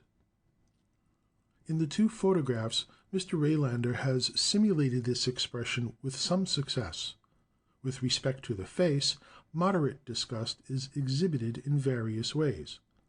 By the mouth being widely opened, as if to let an offensive morsel drop out, by spitting, by blowing out of the protruded lips, or by a sound as of clearing the throat. Such guttural sounds are written ah or ugh, and their utterance is sometimes accompanied by a shudder, the arms being pressed close to the sides and the shoulders raised in the same manner as when horror is experienced. Extreme disgust is expressed by movements round the mouth identical with those preparatory to the act of vomiting. The mouth is opened widely with the upper lip strongly retracted, which wrinkles the sides of the nose, and with the lower lip protruded and everted as much as possible. This latter movement requires the contraction of the muscles which draws downward the corners of the mouth. It is remarkable how readily and instantly retching or actual vomiting is induced in some persons by the mere idea of having partaken of any unusual food, as of an animal which is not commonly eaten, although there is nothing in such food to cause the stomach to reject it. When vomiting results as a reflex action from some real cause, as from too rich food or tainted meat, or from an emetic, it does not ensue immediately, but generally after a considerable interval of time. Therefore, to account for retching or vomiting being so quickly and easily excited by a mere idea, the suspicion arises that our progenitors must formerly have had the power, like that possessed by ruminants and some other animals, of voluntarily rejecting food which disagreed with them, or which they thought would disagree with them, and now this power has been lost. As far as the will is concerned, it is called into involuntary action, through the force of a formerly well-established habit, whenever the mind revolts at the idea of having partaken of any kind of food or at anything disgusting. This suspicion receives support from the fact, of which I am assured by Mr. Sutton, that the monkeys in the zoological gardens often vomit whilst in perfect health, which looks as if the act were voluntary. We can see that as man is able to communicate by language to his children and others the knowledge of the kinds of food to be avoided, he would have little occasion to use the faculty of voluntary rejection, so that this power would tend to be lost through disuse. As the sense of smell is so intimately connected with that of taste, it is not surprising that an excessively bad odor should excite retching or vomiting in some persons, quite as readily as the thought of revolting food does, and that, as a further consequence, a moderately offensive odor should cause the various expressive movements of disgust. The tendency to retch from a fetid odor is immediately strengthened in a curious manner by some degree of habit, though soon lost by longer familiarity with the cause of offense and by voluntary restraint. For instance, I wished to clean the skeleton of a bird which had not been sufficiently macerated, and the smell made my servant and myself, we not having had much experience in such work, retch so violently that we were compelled to desist. During the previous days I had examined some other skeletons which smelled slightly, yet the odor did not in the least affect me, but subsequently for several days, whenever I handled these same skeletons, they made me retch. From the answers received from my correspondents, it appears that the various movements, which have now been described as expressing contempt and disgust, prevail throughout a large part of the world. Dr. Rothrock, for instance, answers with a decided affirmative with respect to certain wild Indian tribes of North America. Krantz says that when a Greenlander denies anything with contempt or horror, he turns up his nose and gives a slight sound through it. Mr. Scott has sent me a graphic description of the face of a young Hindu at the sight of castor oil, which he was compelled occasionally to take. Mr. Scott has also seen the same expression on the faces of high caste natives who have approached close to some defiling object. Mr. Bridges says that the Fuegians express contempt by shooting out the lips and hissing through them, and by turning up the nose. The tendency either to snort through the nose or to make a noise expressed by ugh or ach is noticed by several of my correspondents. Shakespeare makes the Duke of Norfolk say, "I spit at him, call him a slanderous coward and a villain." So again Falstaff says, "Tell thee what, Hal, if I tell thee a lie, spit in my face." Leichhardt remarks that the Australians interrupted their speeches by spitting and uttering a noise like poo poo, apparently expressive of their disgust, and Captain Burton speaks of certain negroes spitting with disgust upon the ground. Captain Speedy informs me that this is likewise the case with the Abyssinians. Mr. Guiche says that with the Malays of Malacca, the expression of disgust answers to spitting from the mouth, and with the Fuegians, according to Mr. Bridges, to spit at one is the highest mark of contempt. I never saw disgust more plainly expressed than on the face of one of my infants at the age of 5 months, when for the first time some cold water, and again a month afterwards when a piece of ripe cherry was put into his mouth. This was shown by the lips and whole mouth assuming a shape which allowed the contents to run or fall quickly out, the tongue being likewise protruded. These movements were accompanied by a little shudder. It was all the more comical, as I doubt whether the child felt real disgust, the eyes and forehead expressing much surprise and consideration. The protrusion of the tongue as letting a nasty object fall out of the mouth may explain how it is that lolling out the tongue universally serves as a sign of contempt and hatred. We have now seen that scorn, disdain, contempt, and disgust are expressed in many different ways, by movements of the features and by various gestures, and that these are the same throughout the world. They all consist of actions representing the rejection or exclusion of some real object which we dislike or abhor, but which does not excite in us certain other strong emotions, such as rage or terror. And through the force of habit and association similar actions are performed, whenever any analogous sensation arises in our minds. Jealousy, envy, avarice, revenge, suspicion, deceit, slyness, guilt, vanity, conceit, ambition, pride, humility, etc. It is doubtful whether the greater number of the above complex states of mind are revealed by any fixed expression, sufficiently distinct to be described or delineated. When Shakespeare speaks of envy as lean-faced or black or pale, and jealousy as the green-eyed monster, and when Spenser describes suspicion as foul, ill-favored, and grim, they must have felt this difficulty. Nevertheless, the above feelings, at least many of them, can be detected by the eye, for instance, conceit, but we are often guided in as much greater degree than we suppose by our previous knowledge of the persons or circumstances. My correspondents almost unanimously answer in the affirmative to my query, whether the expression of guilt and deceit can be recognized among the various races of men, and I have confidence in their answers, as they generally deny that jealousy can thus be recognized. In the cases in which details are given, the eyes are almost always referred to.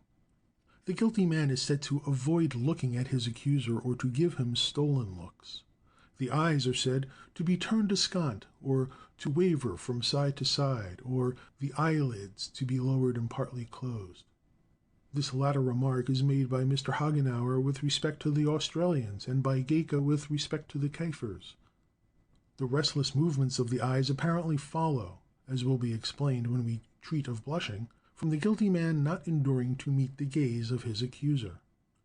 I may add that I have observed a guilty expression without a shade of fear in some of my own children at a very early age.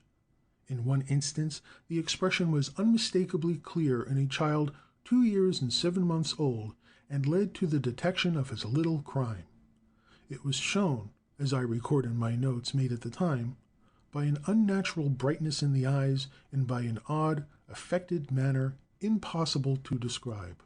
Slyness is also, I believe, exhibited chiefly by movements about the eyes, for these are less under the control of the will, owing to the force of long-continued habit, than are the movements of the body. Mr. Herbert Spencer remarks, "When there is a desire to see something on one side of the visual field without being supposed to see it, the tendency is to check the conspicuous movement of the head, and to make the required adjustment entirely with the eyes, which are therefore drawn very much to one side. Hence, when the eyes are turned to one side, while the face is not turned to the same side, we get the natural language of what is called slyness. Of all the above-named complex emotions, pride perhaps is the most plainly expressed. A proud man exhibits his sense of superiority over others by holding his head and body erect. He is haughty, hot or high, and makes himself appear as large as possible, so that metaphorically he is said to be swollen or puffed up with pride.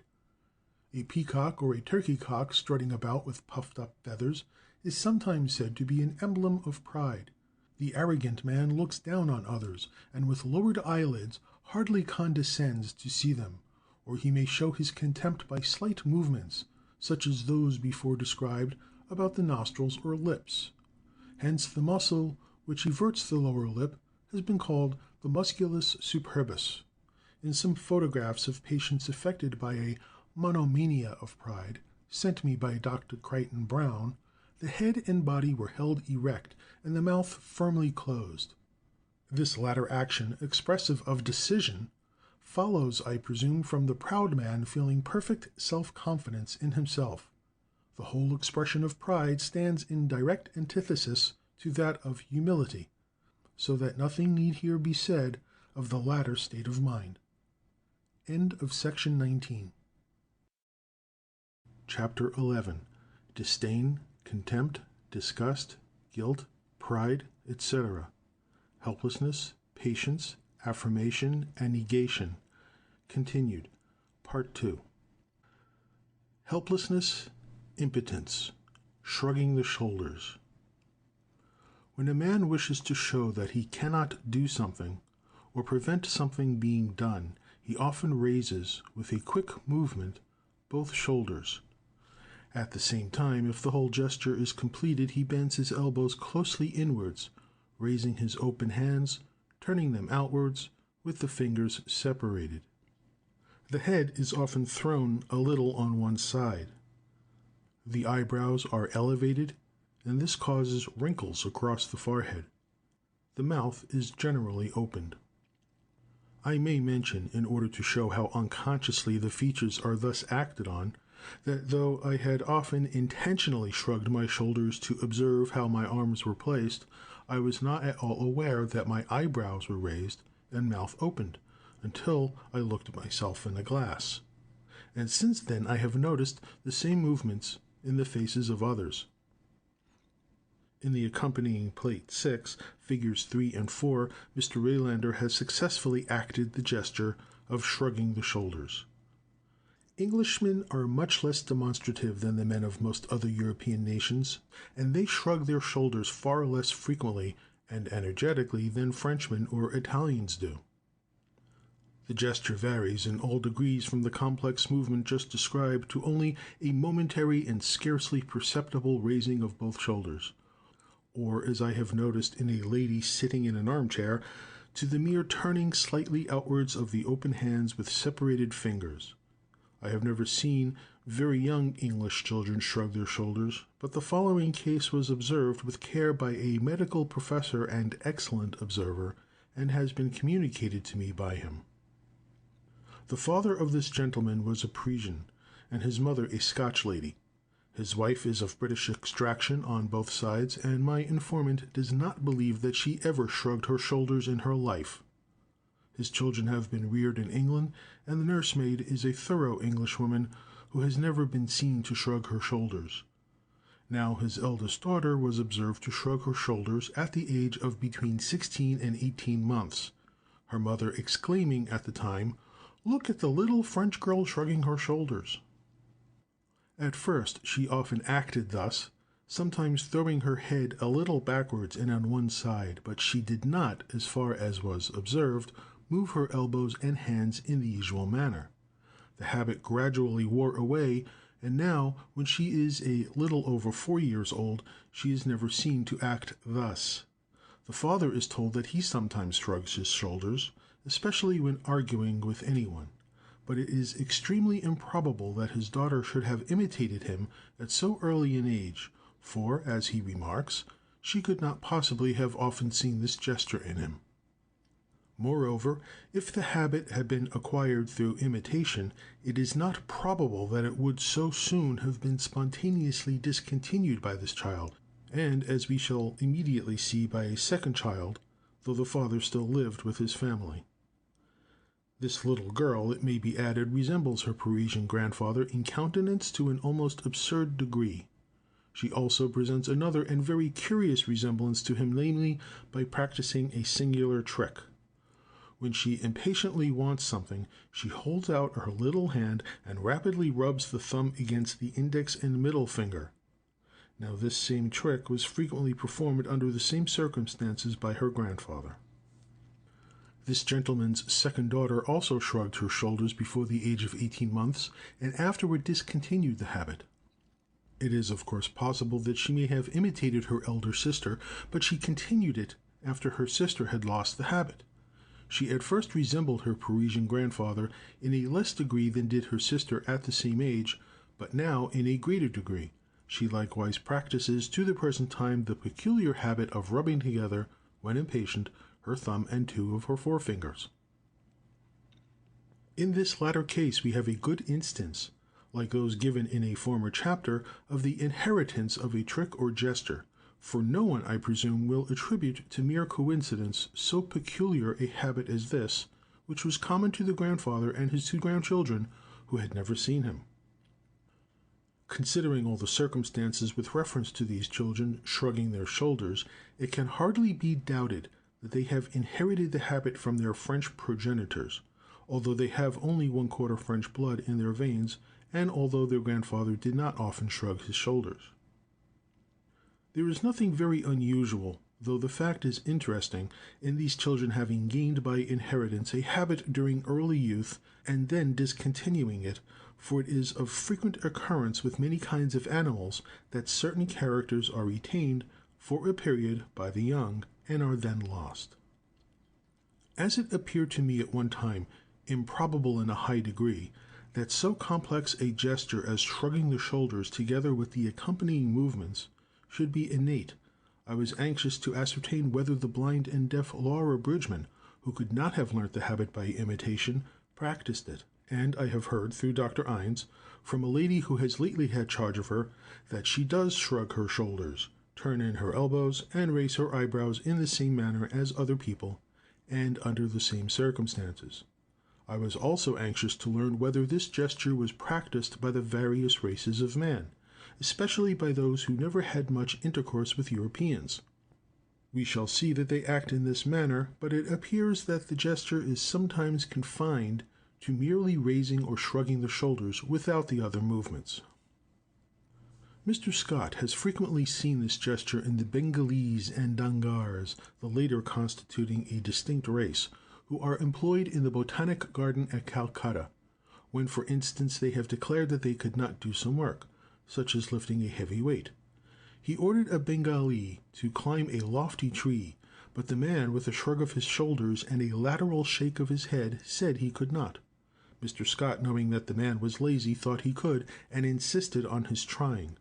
His face now became pale, his arms dropped to his sides, his mouth and eyes were widely opened, and again surveying the tree, he looked askant at Mr. Scott, shrugged his shoulders, inverted his elbows, extended his open hands, and with a few quick lateral shakes of the head, declared his inability. Mr. H. Erskine has likewise seen the natives of India shrugging their shoulders, but he has never seen the elbows turned so much inwards as with us, and whilst shrugging their shoulders they sometimes lay their uncrossed hands on their breasts. With the wild Malays of the interior of Malacca, and with the Bugis, true Malays, though speaking a different language, Mr. Geach has often seen this gesture. I presume that it is complete, as, in answer to my query descriptive of the movements of the shoulders, arms, hands, and face, Mr. Geach remarks, "It is performed in a beautiful style." I have lost an extract from a scientific voyage, in which shrugging the shoulders by some natives, Micronesians, of the Caroline Archipelago in the Pacific Ocean was well described. Captain Speedy informs me that the Abyssinians shrug their shoulders, but enters into no details. Mr. Asa Gray saw an Arab dragoman in Alexandria acting exactly as described in my query, when an old gentleman on whom he attended would not go in the proper direction which had been pointed out to him. Mr. Washington Matthews says, in reference to the wild Indian tribes of the western parts of the United States, "I have on a few occasions detected men using a slight apologetic shrug, but the rest of the demonstration which you described I have not witnessed." Fritz Miller informs me that he has seen the Negroes in Brazil shrugging their shoulders, but it is of course possible that they may have learnt to do so by imitating the Portuguese. Mrs. Barber has never seen this gesture with the Kafirs of South Africa, and Geika, judging from his answer, did not even understand what was meant by my description. Mr. Swinhoe is also doubtful about the Chinese, but he has seen them, under the circumstances which would make us shrug our shoulders, press their right elbow against their side, raise their eyebrows, lift up their hand with the palm directed toward the person addressed, and shake it from right to left. Lastly, with respect to the Australians, 4 of my informants answer by a simple negative and 1 by a simple affirmative. Mr. Bunnett, who has had excellent opportunities for observation on the borders of the colony of Victory, also answers by a yes, adding that the gesture is performed in a more subdued and less demonstrative manner than is the case with civilized nations. This circumstance may account for its not having been noticed by 4 of my informants. These statements relating to Europeans, Hindus, the hill tribes of India, Malays, Micronesians, Abyssinians, Arabs, Negroes, Indians of North America, and apparently to the Australians, many of these natives having had scarcely any intercourse with Europeans, are sufficient to show that shrugging the shoulders, accompanied in some cases by other proper movements, is a gesture natural to mankind. This gesture implies an unintentional or unavoidable action on our part, or one that we cannot perform, or an action performed by another person which we cannot prevent.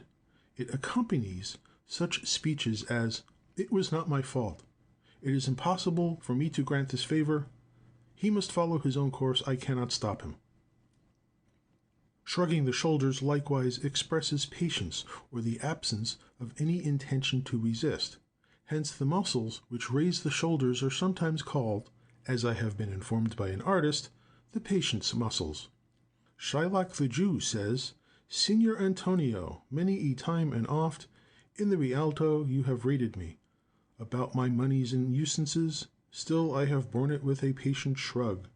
Merchant of Venice, Act 1, Scene 3. Sir Charles Bell has given a lifelike figure of a man who is shrinking back from some terrible danger and is on the point of screaming out in abject terror. He is represented with his shoulders lifted up almost to his ears, and this at once declares that there is no thought of resistance. A shrugging the shoulders generally implies, "I cannot do this or that." So, by a slight chance, it sometimes implies, "I won't do it." The movement then expresses a dogged determination not to act. Olmsted describes an Indian in Texas as giving a great shrug to his shoulders when he was informed that a party of men were Germans and not Americans, thus expressing that he would have nothing to do with them. Sulky and obstinate children may be seen with both their shoulders raised high up, but this movement is not associated with the others which generally accompany a true shrug. An excellent observer in describing a young man who was determined not to yield to his father's desire says, "He thrust his hands deep down into his pockets, and set up his shoulders to his ears, which was a good warning that, come right or wrong, this rock should fly from its firm base as soon as Jack would, and that any remonstrance on the subject was purely futile. As soon as the son got his own way, he put his shoulders into their natural position." Resignation is sometimes shown by the open hands being placed one over the other on the lower part of the body. I should not have thought this little gesture worth even a passing notice had not Dr. William Ogle remarked to me that he had 2 or 3 times observed it in patients who were preparing for operations under chloroform. They exhibited no great fear, but seemed to declare by this posture of their hands that they had made up their minds and were resigned to the inevitable.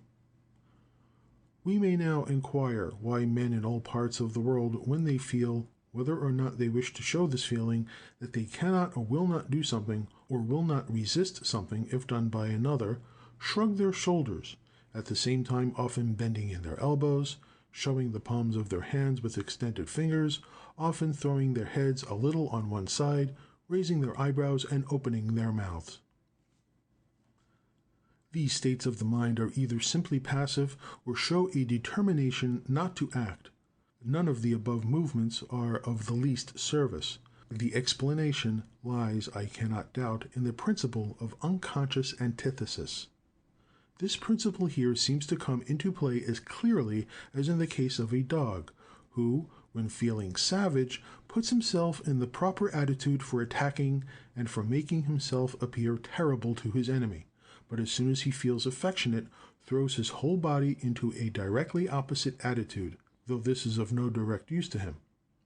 Let it be observed how an indignant man who resents and will not submit to some inquiry holds his head erect, squares his shoulders, and expands his chest. He often clenches his fist and puts one or both arms in the proper position for attack or defense, with the muscles of his limbs rigid. He frowns, that is, he contracts and lowers his brows, and being determined, closes his mouth. The actions and attitude of a helpless man are in every one of these respects exactly the reverse.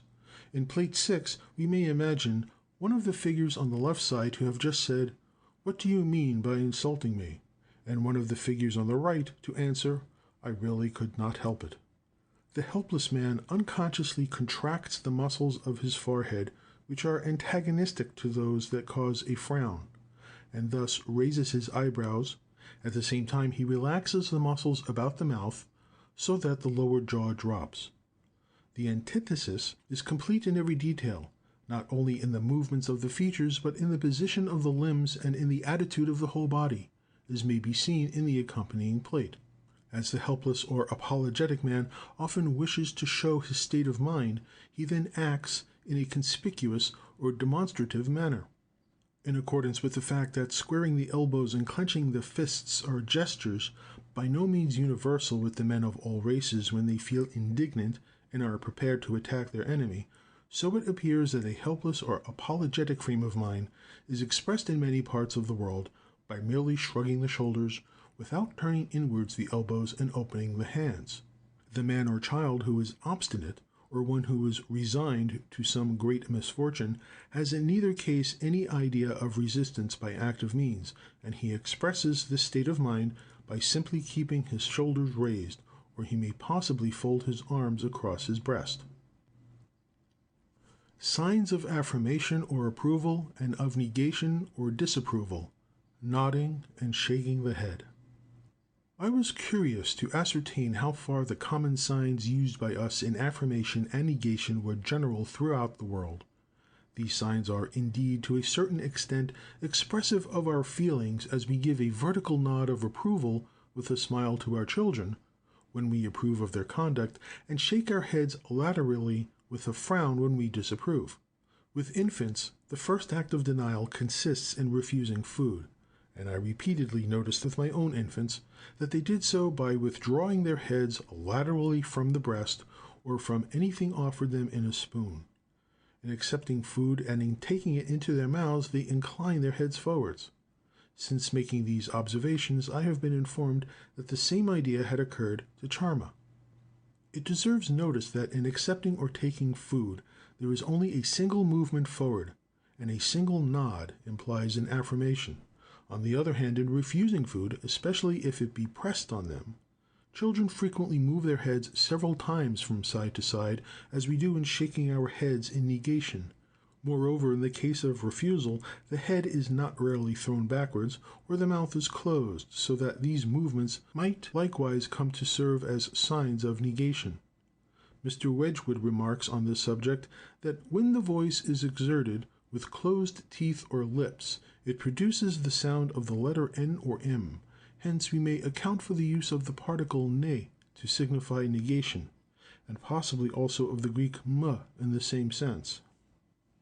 That these signs are innate or instinctive, at least with Anglo-Saxons, is rendered highly probable by the blind and deaf Laura Bridgman constantly accompanying her yes with the common affirmative nod, and her no with our negative shake of the head. Had not Mr. Lieber stated to the contrary, I should have imagined that these gestures might have been acquired or learnt by her, considering her wonderful sense of touch and appreciation of the movements of others. With microcephalous idiots who are so degraded that they never learn to speak, one of them is described by Vogt as answering, when asked whether he wished for more food or drink, by inclining or shaking his head. Schmaltz, in his remarkable dissertation on the education of the deaf and dumb, as well as of children raised only 1 degree above idiocy, assumes that they can always both make and understand the common signs of affirmation and negation. Nevertheless, if we look to the various races of man, these signs are not so universally employed as I should have expected. Yet they seem too general to be ranked as altogether conventional or artificial. My informants assert that both signs are used by the Malays, by the natives of Ceylon, the Chinese, the Negroes of the Guinea coast, and, according to Gaika, by the Kafirs of South Africa, though with these latter people Mrs. Barber has never seen a lateral shake used as a negative. With respect to the Australians, 7 observers agree that a nod is given in affirmation. 5 agree about a lateral shake in negation, accompanied or not by some word.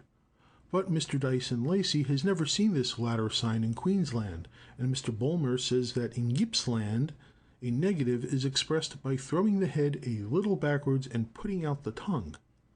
At the northern extremity of the continent, near Torres Straits, the natives, when uttering a negative, don't shake the head with it, but holding up the right hand, shake it by turning it half round and back again 2 or 3 times. The throwing back of the head with a cluck of the tongue is said to be used as a negative by the modern Greeks and Turks, the latter people expressing yes by a movement like that made by us when we shake our heads. The Abyssinians, as I am informed by Captain Speedy, express a negative by jerking the head to the right shoulder, together with a slight cluck, the mouth being closed. An affirmation is expressed by the head being thrown backwards and the eyebrows raised for an instant. The Tagals of Luzon in the Philippine archipelago, as I hear from Dr. Adolf Meyer, when they say yes, also throw the head backwards. According to the Raja Brooke, the Dayaks of Borneo express an affirmation by raising the eyebrows, and a negation by slightly contracting them, together with a peculiar look from the eyes. With the Arabs on the Nile, Professor and Mrs. Asa Gray concluded that nodding in affirmation was rare, whilst shaking the head in negation was never used, and was not even understood by them. With the Eskimo, a nod means yes, and a wink no. The New Zealanders elevate the head and chin in place of nodding acquiescence. With the Hindus, Mr. H. Erskine concludes, from inquiries made from experienced Europeans and from native gentlemen, that the signs of affirmation and negation vary, a nod and a lateral shake being sometimes used as we do, but a negative is more commonly expressed by the head being thrown suddenly backwards and a little to one side with a cluck of the tongue. What the meaning may be of this cluck of the tongue, which has been observed with various people, I cannot imagine. A native gentleman stated that affirmation is frequently shown by the head being thrown to the left. I asked Mr. Scott to attend particularly to this point, and after repeated observations, he believes that a vertical nod is not commonly used by the natives in affirmation, but that the head is first thrown backwards, either to the left or to the right, and then jerked obliquely forwards only once. This movement would perhaps have been described by a less careful observer as a lateral shake. He also states that in negation the head is usually held nearly upright and shaken several times. Mr. Bridges informs me that the Fuegians nod their heads vertically in affirmation and shake them laterally in denial. With the wild Indians of North America, according to Mr. Washington Matthews, nodding and shaking the head have been learnt from Europeans and are not naturally employed. They express affirmation by describing with the hand, all the fingers except the index being flexed a curve downwards and outwards from the body, whilst negation is expressed by moving the open hand outwards with the palm facing inwards. Other observers state that the sign of affirmation with these Indians is the forefinger being raised and then lowered and pointed to the ground, or the hand is waved straight forward from the face, and that the sign of negation is the finger or whole hand shaken from side to side. This latter movement probably represents in all cases the lateral shaking of the head. The Italians are said in like manner to move the lifted finger from right to left in negation, as indeed we English sometimes do. On the whole, we find considerable diversity in the signs of affirmation and negation in the different races of man. With respect to negation, if we admit that the shaking of the finger or hand from side to side is symbolic of the lateral movement of the head, and if we admit that the sudden backward movement of the head represents one of the actions often practiced by young children in refusing food, then there is much uniformity throughout the world in the signs of negation, and we can see how they originated. The most marked exceptions are presented by the Arabs, Eskimo, some Australian tribes, and Dyaks. With the latter, a frown is the sign of negation, and with us, frowning often accompanies a lateral shake of the head. With respect to nodding in affirmation, the exceptions are rather more numerous, namely with some of the Hindus, with the Turks, Abyssinians, Dyaks, Tagals, and New Zealanders. The eyebrows are sometimes raised in affirmation, as a person in bending his head forwards and downwards naturally looks up to the person whom he addresses, he will be apt to raise his eyebrows, and this sign may thus have arisen as an abbreviation. So again with the New Zealanders, the lifting up of the chin and head in affirmation may perhaps represent, in an abbreviated form, the upward movement of the head after it has been nodded forwards and downwards. End of section 20. Chapter 12. Surprise, Astonishment, Fear, Horror. Part 1. Surprise, astonishment, elevation of the eyebrows, opening the mouth, protrusion of the lips, gestures accompanying surprise, admiration, fear, terror, erection of the hair, contraction of the platysma muscle, dilatation of the pupils, horror, conclusion. Attention, if sudden and close, graduates into surprise, and this into astonishment, and this into stupefied amazement. The latter frame of mind is closely akin to terror. Attention is shown by the eyebrows being slightly raised, and as this state increases into surprise, they are raised to a much greater extent, with the eyes and mouth widely open. The raising of the eyebrows is necessary in order that the eyes should be opened quickly and widely, and this movement produces transverse wrinkles across the forehead. The degree to which the eyes and mouth are open corresponds with the degree of surprise felt, but these movements must be coordinated, for a widely opened mouth with eyebrows only slightly raised results in a meaningless grimace, as Dr. Dejection has shown in one of his photographs. On the other hand, a person may often be seen to pretend surprise by merely raising his eyebrows. Dr. Dejection has given a photograph of an old man with his eyebrows well elevated and arched by the galvanization of the frontal muscle, and with his mouth voluntarily opened. This figure expresses surprise with much truth. I showed it to 24 persons without a word of explanation, and one alone did not at all understand what was intended. A second person answered terror, which is not far wrong. Some of the others, however, added to the words surprise or astonishment the epithets horrified, woeful, painful, or disgusted. The eyes and mouth being widely open is an expression universally recognized as one of surprise or astonishment. Thus Shakespeare says, "I saw a smith stand with open mouth swallowing a tailor's news." King John, Act 4, Scene 2.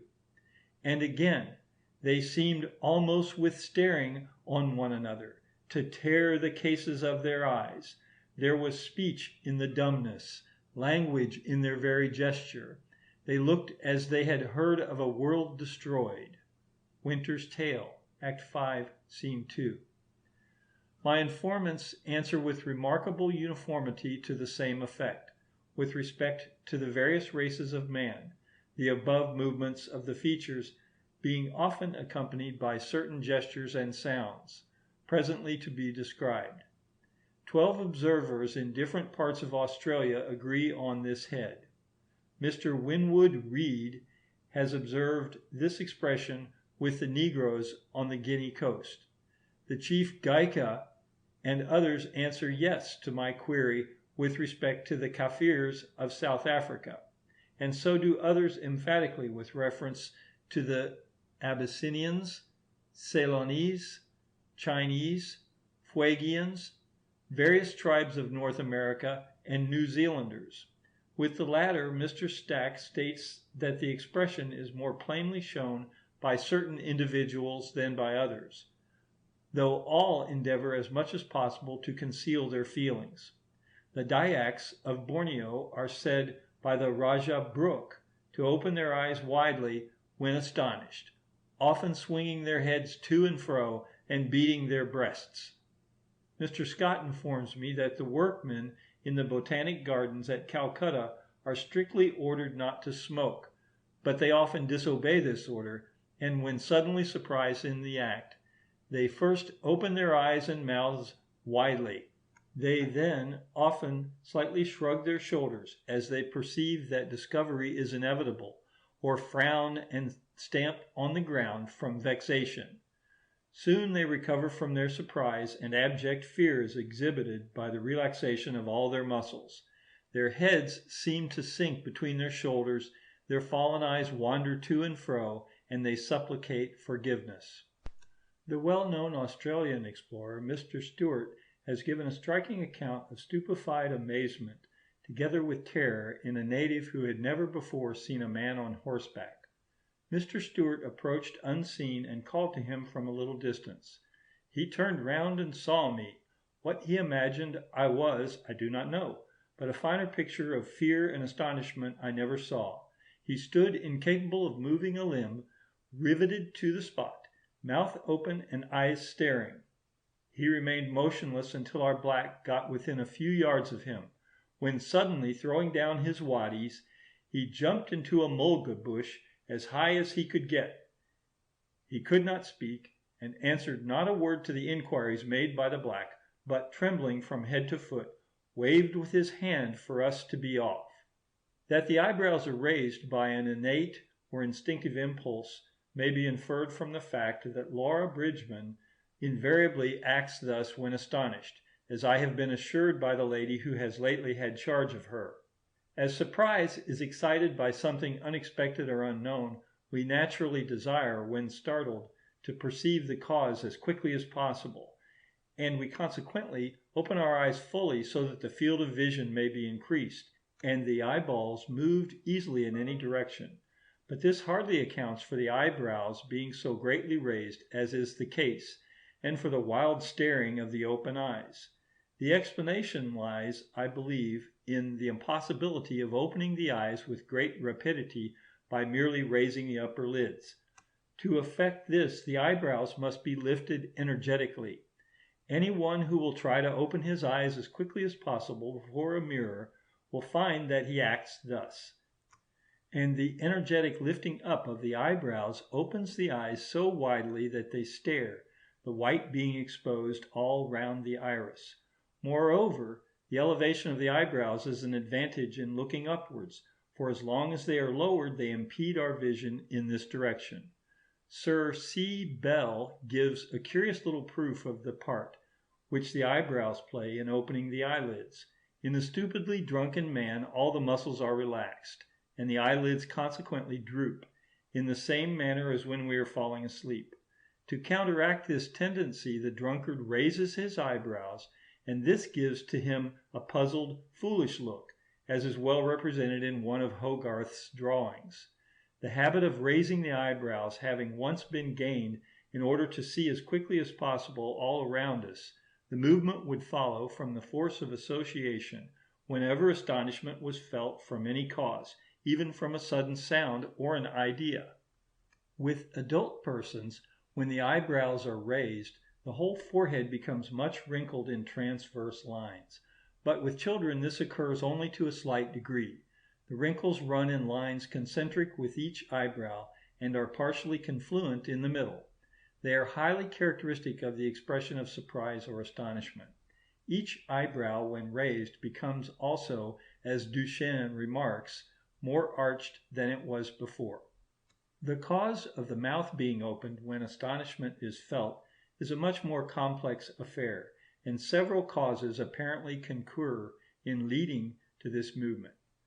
It has often been supposed that the sense of hearing is thus rendered more acute, but I have watched persons listening intently to a slight noise, the nature and source of which they knew perfectly, and they did not open their mouths. Therefore, I at one time imagined that the open mouth might aid in distinguishing the direction whence a sound proceeded, by giving another channel for its entrance into the ear through the eustachian tube. But Dr. W. Ogle has been so kind as to search the best recent authorities on the functions of the eustachian tube, and he informs me that it is almost conclusively proved that it remains closed except during the act of deglutition, and that in persons in whom the tube remains abnormally open, the sense of hearing, as far as external sounds are concerned, is by no means improved. On the contrary, it is impaired by the respiratory sounds being rendered more distinct. If a watch be placed within the mouth but not allowed to touch the sides, the ticking is heard much less plainly than when held outside. In persons in whom from disease or a cold the eustachian tube is permanently or temporarily closed, the sense of hearing is injured, but this may be accounted for by mucus accumulating within the tube and the consequent exclusion of air. We may therefore infer that the mouth is not kept open under the sense of astonishment for the sake of hearing sounds more distinctly, notwithstanding that most deaf people keep their mouths open. Every sudden emotion, including astonishment, quickens the actions of the heart, and with it the respiration. Now we can breathe, as Gratiolet remarks, and it appears to me to be the case, much more quietly through the open mouth than through the nostrils. Therefore, when we wish to listen intently to any sound, we either stop breathing or breathe as quietly as possible by opening our mouths, at the same time keeping our bodies motionless. One of my sons was awakened in the night by a noise under circumstances which naturally led to great care, and after a few minutes he perceived that his mouth was widely open. He then became conscious that he had opened it for the sake of breathing as quietly as possible. This view receives support from the reversed case which occurs with dogs. A dog, when panting after exercise or on a hot day, breathes loudly, but if his attention be suddenly aroused, he suddenly pricks his ears to listen, shuts his mouth, and breathes quietly, as he is enabled to do through his nostrils. When the attention is concentrated for a length of time with fixed earnestness on any object or subject, all the organs of the body are forgotten and neglected, and as the nervous energy of each individual is limited in amount, little is transmitted to any part of the system, excepting that which is at the time brought into energetic action. Therefore, many of the muscles tend to become relaxed, and the jaw drops from its own weight. This will account for the dropping of the jaw and open mouth of a man stupefied with amazement, and perhaps, when less strongly affected, I have noticed this appearance, as I find recorded in my notes, in very young children when they were only moderately surprised. There is still another and highly effective cause leading to the mouth being opened when we are astonished, and more especially when we are suddenly startled. We can draw a full and deep inspiration much more easily through the widely open mouth than through the nostrils. Now, when we start at any sudden sound or sight, almost all the muscles of the body are involuntarily and momentarily thrown into strong action, for the sake of guarding ourselves against or jumping away from the danger, which we habitually associate with anything unexpected. But we always unconsciously prepare ourselves for any great exertion, as formerly explained, by first taking a deep and full inspiration, and we consequently open our mouths.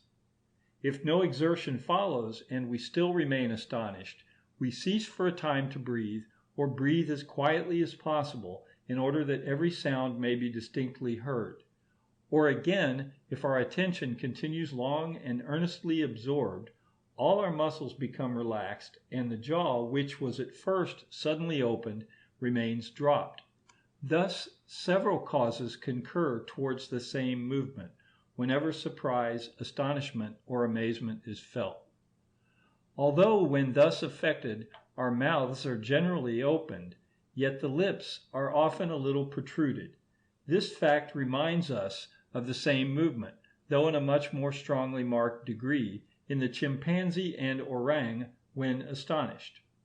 As a strong expiration naturally follows the deep inspiration which accompanies the first sense of startled surprise, and as the lips are often protruded, the various sounds which are then commonly uttered can apparently be accounted for.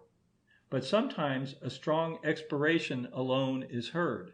Thus, Laura Bridgman, when amazed, rounds and protrudes her lips, opens them, and breathes strongly. One of the commonest sounds is a deep "oh," and this would naturally follow, as explained by Helmholtz, from the mouth being moderately opened and the lips protruded. On a quiet night, some rockets were fired from the Beagle in a little creek in Tahiti to amuse the natives, and as each rocket was let off there was absolute silence. But this was invariably followed by a deep groaning "oh," resounding all round the bay. Mr. Washington Matthews says that the North American Indians express astonishment by a groan, and the Negroes on the west coast of Africa, according to Mr. Winwood Reade, protrude their lips and make a sound like "hey, hey." If the mouth is not much opened, whilst the lips are considerably protruded, a blowing, hissing, or whistling noise is produced. Mr. R. Brough Smith informs me that an Australian from the interior was taken to the theatre to see an acrobat rapidly turning head over heels. He was greatly astonished, and protruded his lips, making a noise with his mouth as if blowing out a match. According to Mr. Bulmer, the Australians, when surprised, utter the exclamation "corky," and to do this the mouth is drawn out as if going to whistle. We Europeans often whistle as a sign of surprise. Thus, in a recent novel, it is said, "Hear the man expressing his astonishment and disapprobation by a prolonged whistle." A Kafir girl, as Mr. J. Mansell Wheel informs me, on hearing of the high price of an article, raised her eyebrows and whistled just as a European would. Mr. Wedgwood remarks that such sounds are written down as "whoo," and they serve as interjections for surprise. According to 3 other observers, the Australians often evince astonishment by a clucking noise. Europeans also sometimes express gentle surprise by a little clicking noise of nearly the same kind. We have seen that when we are startled, the mouth is suddenly opened, and if the tongue happens to be then pressed closely against the palate, its sudden withdrawal will produce a sound of this kind, which might thus come to express surprise. Turning to gestures of the body. A surprised person often raises his open hands high above his head, or by bending his arms only to the level of his face. The flat palms are directed towards the person who causes this feeling, and the straightened fingers are separated. This gesture is represented by Mr. Reglander in Plate 7, Figure 1. In The Last Supper, by Leonardo da Vinci, 2 of the apostles have their hands half uplifted, clearly expressive of their astonishment. A trustworthy observer told me that he had lately met his wife under most unexpected circumstances. She started, opened her mouth and eyes very widely, and threw up both her arms above her head. Several years ago I was surprised by seeing several of my young children earnestly doing something together on the ground, but the distance was too great for me to ask what they were about. Therefore I threw up my open hands with extended fingers above my head, and as soon as I had done this, I became conscious of the action. I then waited, without saying a word, to see if my children had understood this gesture, and as they came running to me, they cried out, "We saw that you were astonished at us." I do not know whether this gesture is common to the various races of man, as I neglected to make inquiries on this head.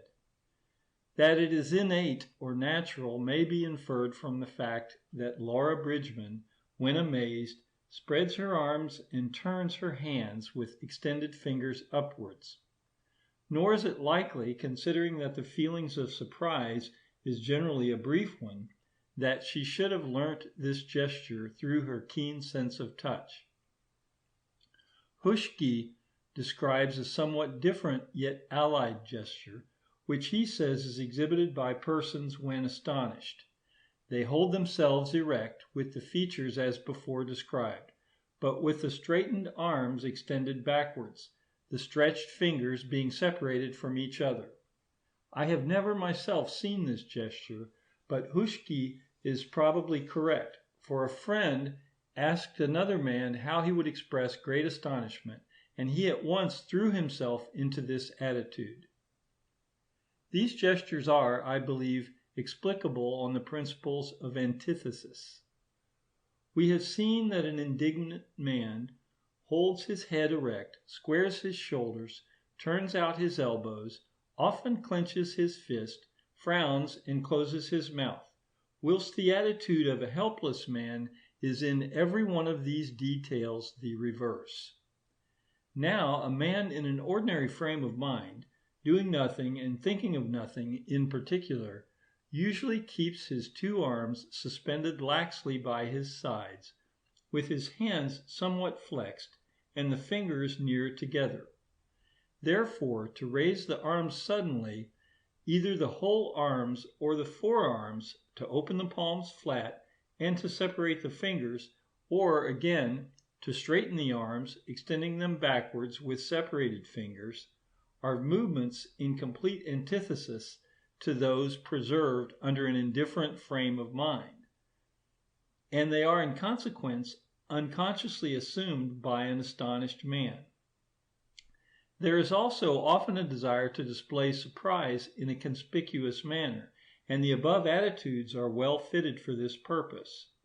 It may be asked, why should surprise in only a few other states of the mind be exhibited by movements in antithesis to others?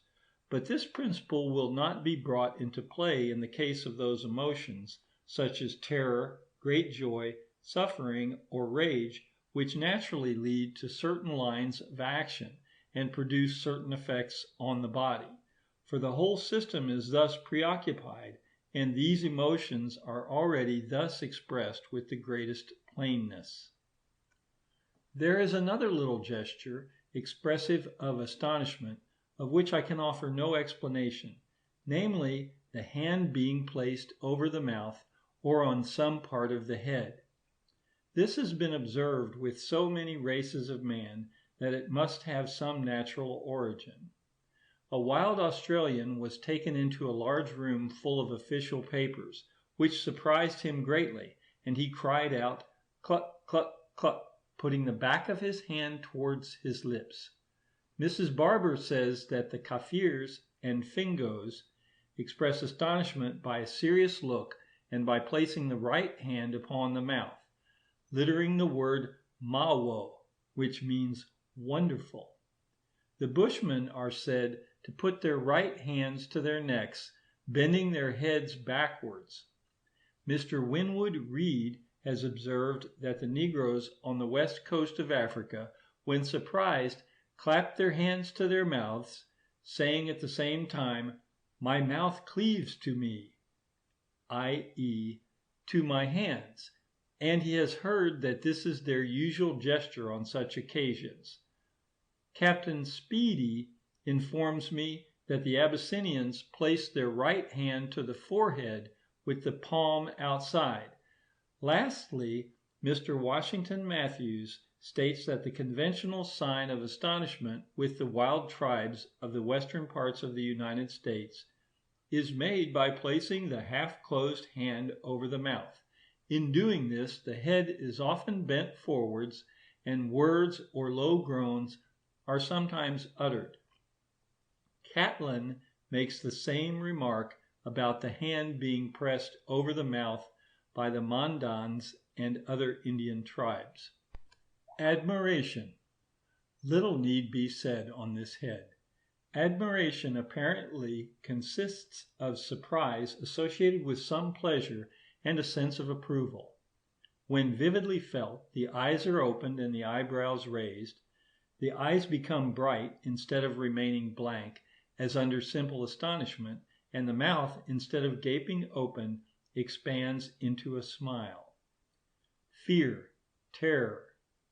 The word fear seems to be derived from what is sudden and dangerous, and that of terror from the trembling of the vocal organs and body. I use the word terror for extreme fear, but some writers think it ought to be confined to cases in which the imagination is more particularly concerned. Fear is often preceded by astonishment, and is so far akin to it that both lead to the senses of sight and hearing being instantly aroused. In both cases, the eyes and mouth are widely opened and the eyebrows raised. The frightened man at first stands like a statue, motionless and breathless, or crouches down as if instinctively to escape observation. The heart beats quickly and violently, so that it palpitates or knocks against the ribs. But it is very doubtful whether it then works more efficiently than usual, so as to send a greater supply of blood to all parts of the body, for the skin instantly becomes pale, as during incipient faintness. This paleness of the surface, however, is probably in large part or exclusively due to the vasomotor center being affected in such a manner as to cause the contraction of the small arteries of the skin. That the skin is much affected under the sense of great fear we see in the marvelous and inexplicable manner in which perspiration immediately exudes from it. This exudation is all the more remarkable as the surface is then cold, and hence the term a cold sweat, whereas the sudorific glands are properly excited into action when the surface is heated. The hairs also on the skin stand erect, and the superficial muscles shiver. In connection with the disturbed action of the heart, the breathing is hurried. The salivary glands act imperfectly. The mouth becomes dry, and is often opened and shut. I have also noticed that under slight fear there is a strong tendency to yawn. One of the best marked symptoms is the trembling of all the muscles of the body, and this is often first seen in the lips. From this cause, and from the dryness of the mouth, the voice becomes husky or indistinct, or may altogether fail. Obstupui steteruntque, come et vox fausibus hisit. Of vague fear there is a well-known and grand description in Job.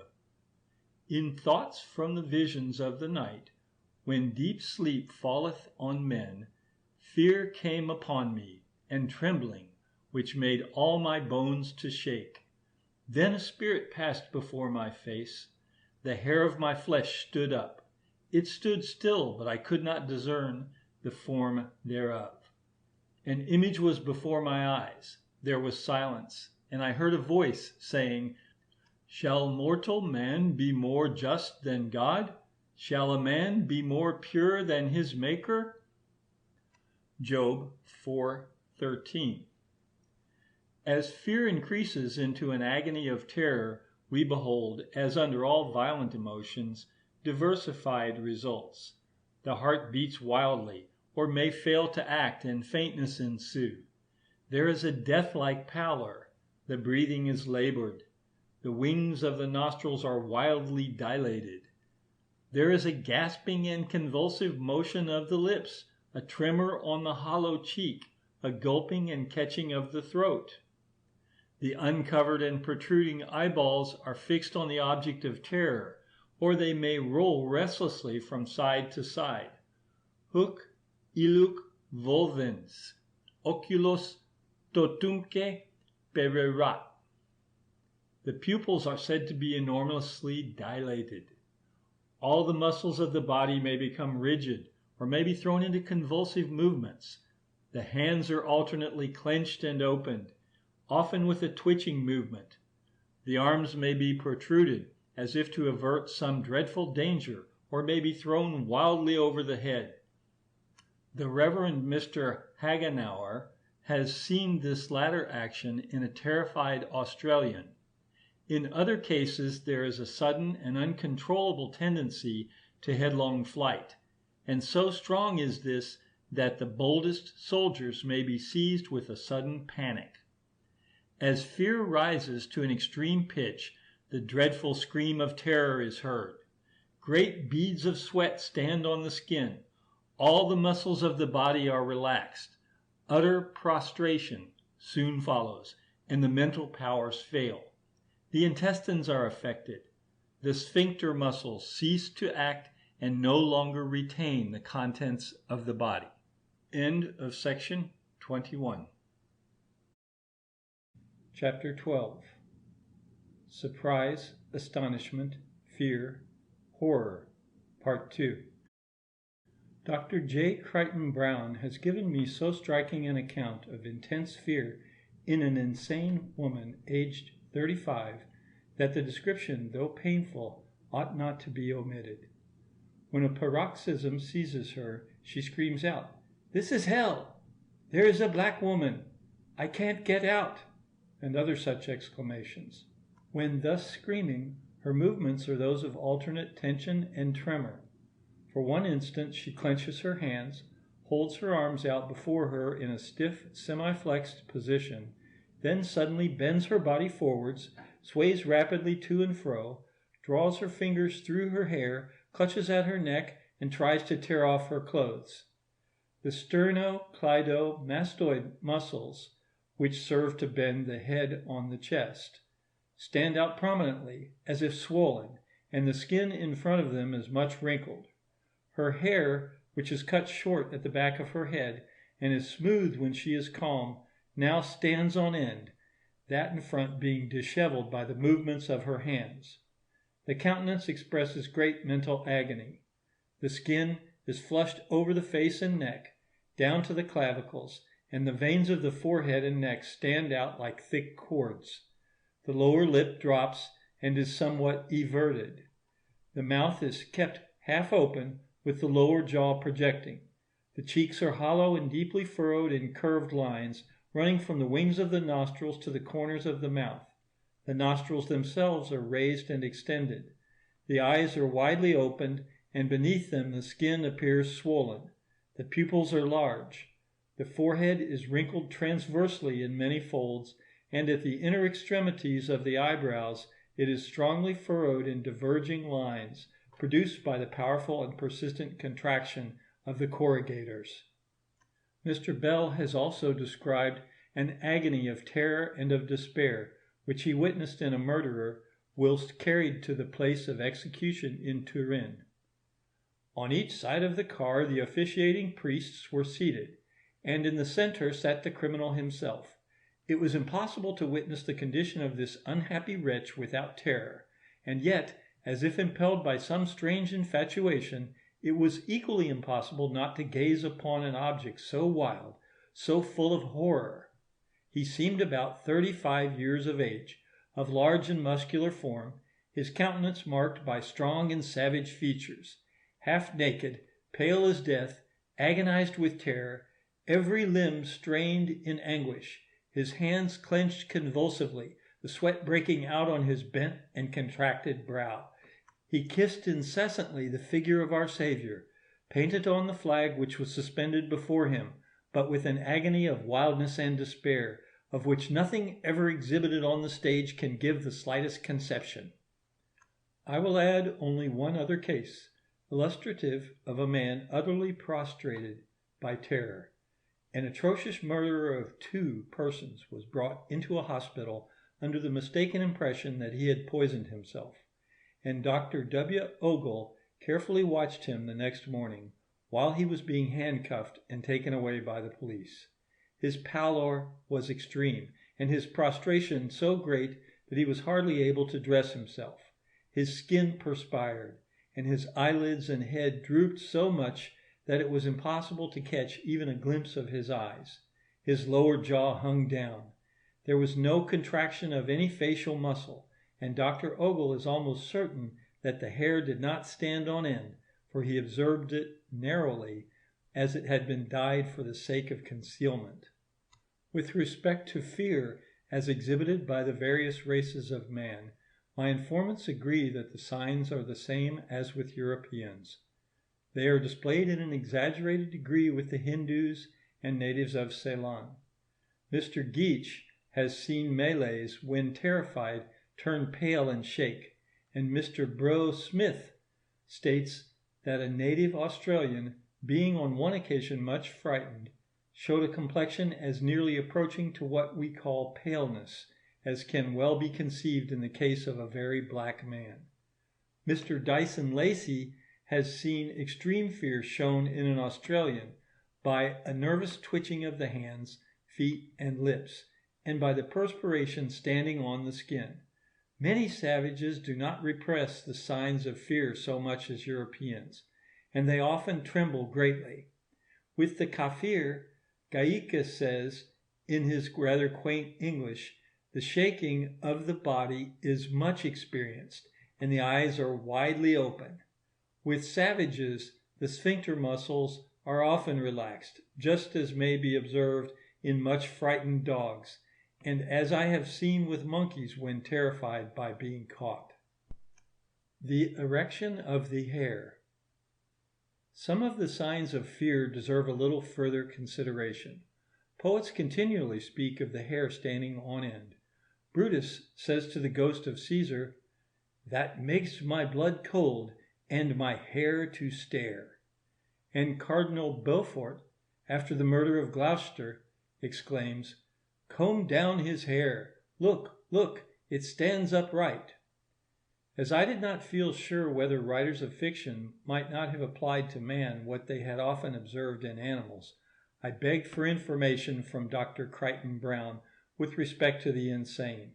He states in answer that he has repeatedly seen their hair erected under the influence of sudden and extreme terror. For instance, it is occasionally necessary to inject morphia under the skin of an insane woman who dreads the operation extremely, although it causes very little pain, for she believes that poison is being introduced into her system, and that her bones will be softened and her flesh turned to dust. She becomes deadly pale, her limbs are stiffened by a sort of tetanic spasm, and her hair is partially erected on the front of the head.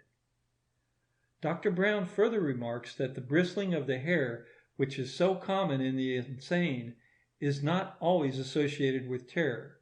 It is perhaps most frequently seen in chronic maniacs, who rave incoherently and have destructive impulses, but it is during their paroxysms of violence that the bristling is most observable. The fact of the hair becoming erect under the influence both of rage and fear agrees perfectly with what we have seen in the lower animals. Dr. Browne adduces several cases in evidence. Thus with a man now in the asylum, before the recurrence of each maniacal paroxysm, the hair rises up from his forehead like the mane of a Shetland pony. He has sent me photographs of 2 women taken in the intervals between their paroxysms, and he adds with respect to one of these women that the state of her hair is a sure and convenient criterion of her mental condition. I have had one of these photographs copied, and the engraving gives, if viewed from a little distance, a faithful representation of the original, with the exception that the hair appears rather too coarse and too much curled. The extraordinary condition of the hair in the insane is due, not only to its erection, but to its dryness and harshness, consequent on the subcutaneous glands failing to act. Dr. Bucknell has said that a lunatic is a lunatic to his fingers' ends. He might have added, and often to the extremity of each particular hair. Dr. Brown mentions as an empirical confirmation of the relation which exists in the insane between the state of their hair and minds, that the wife of a medical man who has charge of a lady suffering from acute melancholia, with a strong fear of death for herself, her husband, and children, reported verbally to him the day before receiving my letter as follows: "I think Mrs. will soon improve, for her hair is getting smooth, and I always notice that our patients get better whenever their hair ceases to be rough and unmanageable." Dr. Brown attributes the persistently rough condition of the hair in many insane patients in part to their minds being always somewhat disturbed, and in part to the effects of habit, that is, to the hair being frequently and strongly erected during their many recurrent paroxysms. In patients in whom the bristling of the hair is extreme, the disease is generally permanent and mortal, but in others in whom the bristling is moderate, as soon as they recover their health of mind, the hair recovers its smoothness. In a previous chapter we have seen that with animals the hairs are erected by the contraction of minute, unstriped, and involuntary muscles, which run to each separate follicle.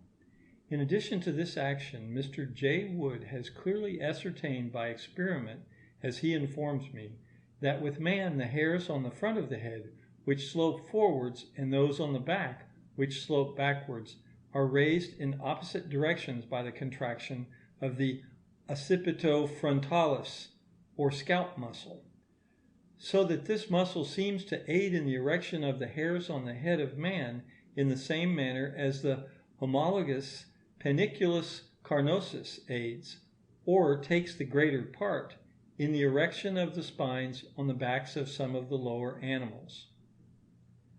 Contraction of the platysma myoides muscle. This muscle is spread over the sides of the neck, extending downwards to a little beneath the collarbones and upwards to the lower part of the cheeks. A portion called the risorius is represented in the woodcut. The contraction of this muscle draws the corners of the mouth and the lower parts of the cheeks downwards and backwards.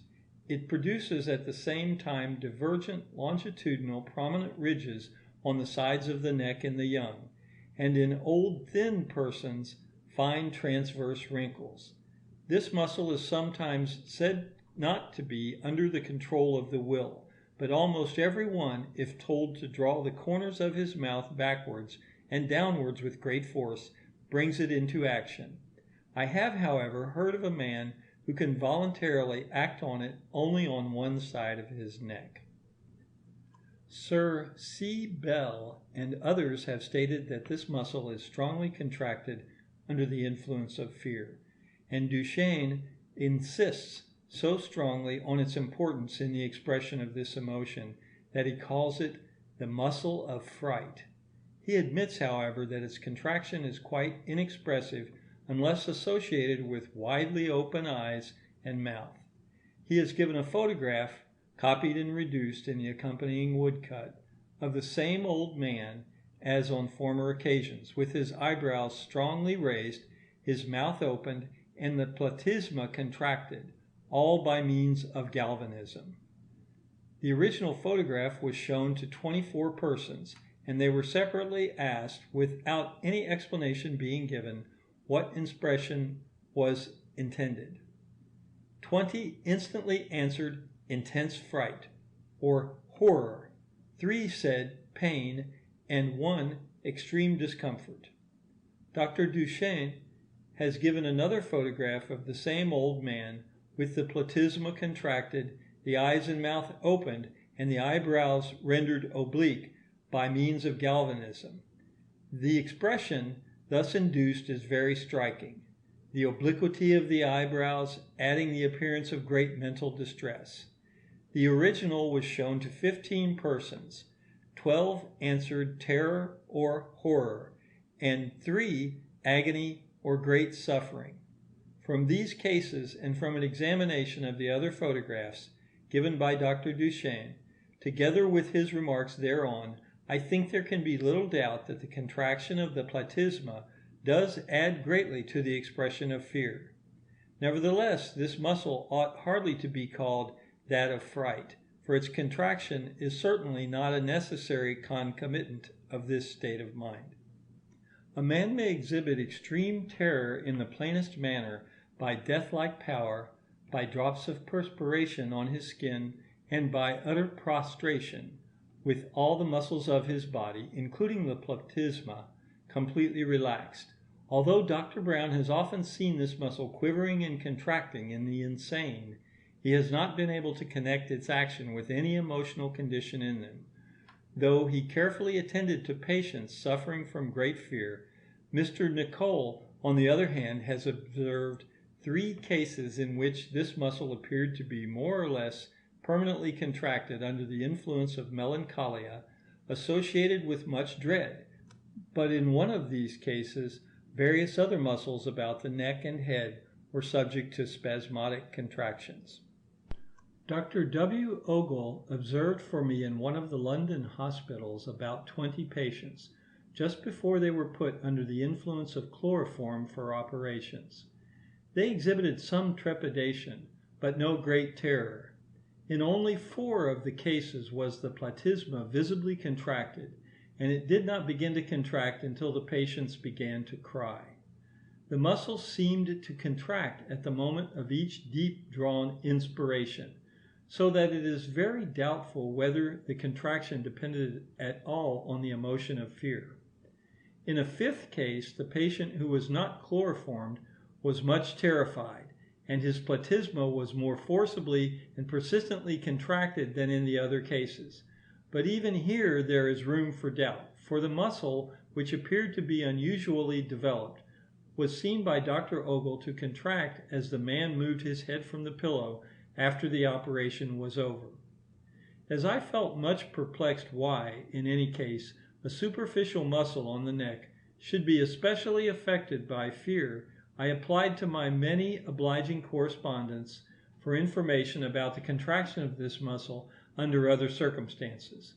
It would be superfluous to give all the answers which I have received. They show that this muscle acts, often in a variable manner and degree, under many different conditions. It is violently contracted in hydrophobia, and in a somewhat less degree in lockjaw, sometimes in a marked manner during the insensibility from chloroform. Dr. W. Ogle observed 2 male patients suffering from such difficulty in breathing that the trachea had to be opened, and in both the platysma was strongly contracted. One of these men overheard the conversation of the surgeons surrounding him, and when he was able to speak, declared that he had not been frightened. In some other cases of extreme difficulty of respiration, though not requiring tracheotomy, observed by Drs. Ogle and Langstaff, the platysma was not contracted. Mr. J. Wood, who has studied with such care the muscles of the human body, as shown by his various publications, has often seen the platysma contracting in vomiting, nausea, and disgust, also in children and adults under the influence of rage, for instance, in Irish women, quarreling and brawling together with angry gesticulations. This may possibly have been due to their high and angry tones, for I know a lady, an excellent musician, who, in singing certain high notes, always contracts her platysma. So does a young man, as I have observed, in sounding certain notes on the flute. Mr. J. Wood informs me that he has found the platysma best developed in persons with thick necks and broad shoulders, and that in families inheriting these peculiarities, its development is usually associated with much voluntary power over the homologous occipitofrontalis muscle, by which the scalp can be moved. None of the foregoing cases appear to throw any light on the contraction of the platysma from fear, but it is different, I think, with the following cases. The gentleman before referred to, who can voluntarily act on this muscle only on one side of his neck, is positive that it contracts on both sides whenever he is startled. Evidence has already been given showing that this muscle sometimes contracts, perhaps for the sake of opening the mouth widely, when the breathing is rendered difficult by disease, and during the deep inspirations of crying fits before an operation. Now, whenever a person starts at any sudden sight or sound, he instantaneously draws a deep breath, and thus the contraction of the platysma may possibly have become associated with the sense of fear.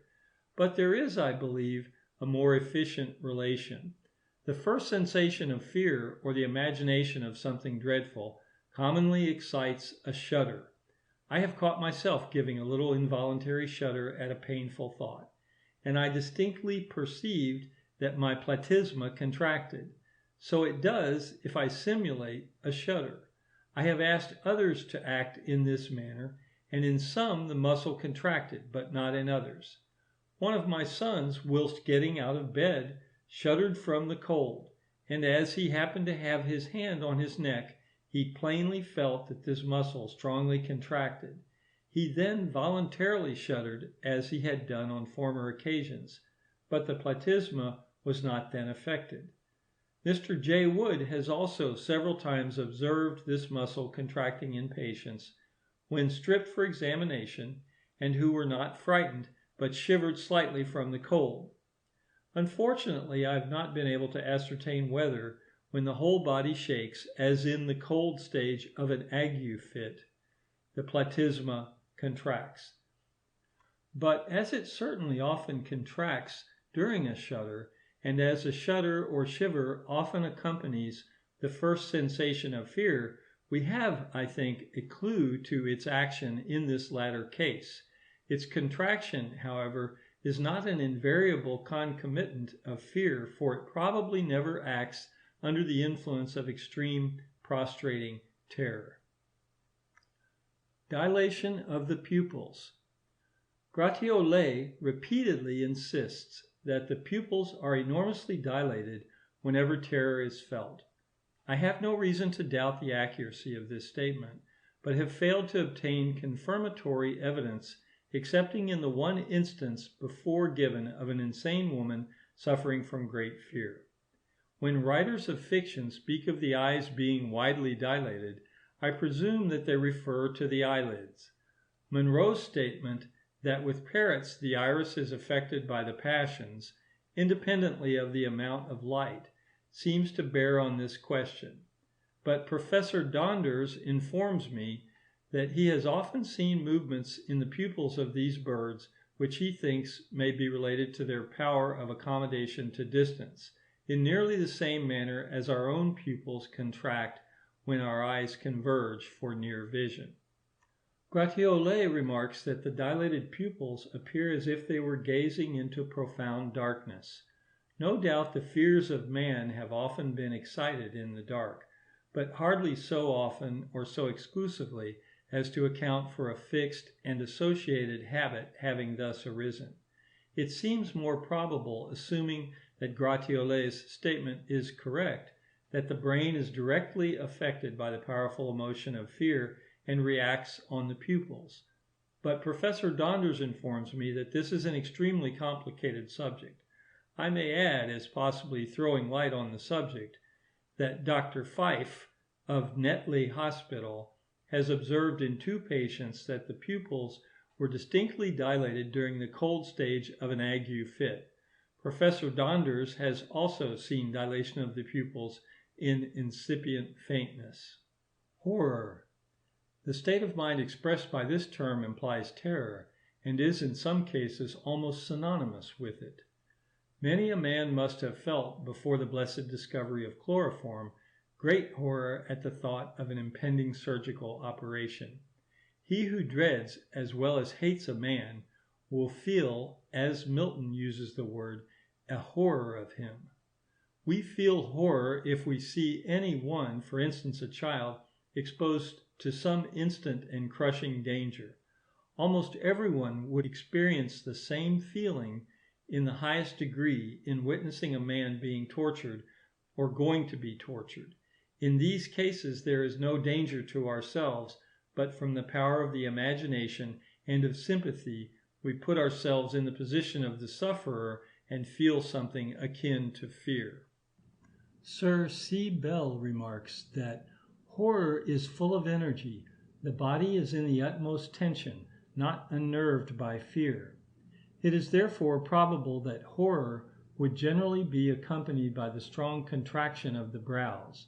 But as fear is one of the elements, the eyes and mouth would be opened and the eyebrows would be raised, as far as the antagonistic action of the corrugators permitted this movement. Duchenne has given a photograph of the same old man as before, with his eyes somewhat staring, the eyebrows partially raised and at the same time strongly contracted, the mouth opened, and the platysma in action, all affected by the means of galvanism. He considers that the expression thus produced shows extreme terror with horrible pain or torture. A tortured man, as long as his sufferings allow him to feel any dread for the future, would probably exhibit horror in an extreme degree. I have shown the original of this photograph to 23 persons of both sexes and various ages, and 13 immediately answered horror, great pain, torture, or agony. 3 answered extreme fright, so that 16 answered nearly in accordance with Duchenne's belief. 6, however, said anger, guided no doubt by the strongly contracted brows, and overlooking the peculiarly opened mouth. 1 said disgust. On the whole, the evidence indicates that we have here a fairly good representation of horror and agony. The photograph before referred to likewise exhibits horror, but in this, the oblique eyebrows indicate great mental distress in place of energy. Horror is generally accompanied by various gestures, which differ in different individuals. Judging from pictures, the whole body is often turned away or shrinks, or the arms are violently protruded, as if to push away some dreadful object.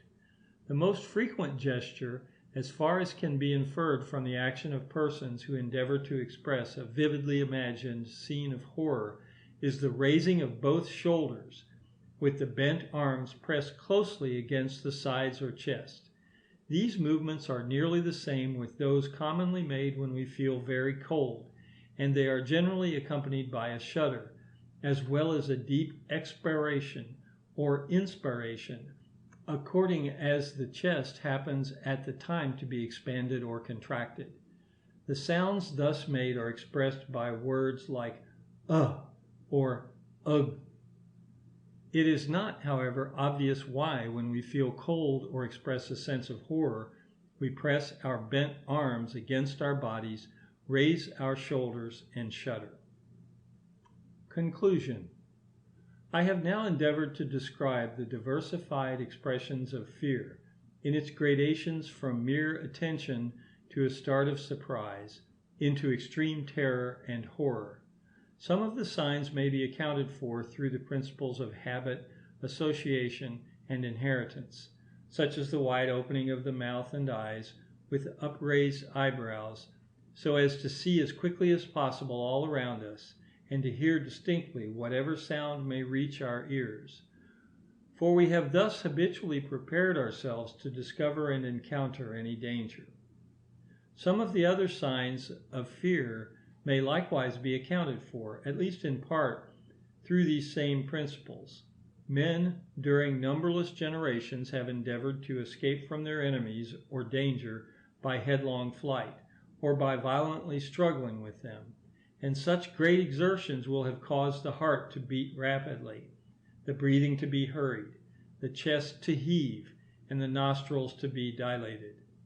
As these exertions have often been prolonged to the last extremity, the final result will have been utter prostration, pallor, perspiration, trembling of all the muscles, or their complete relaxation.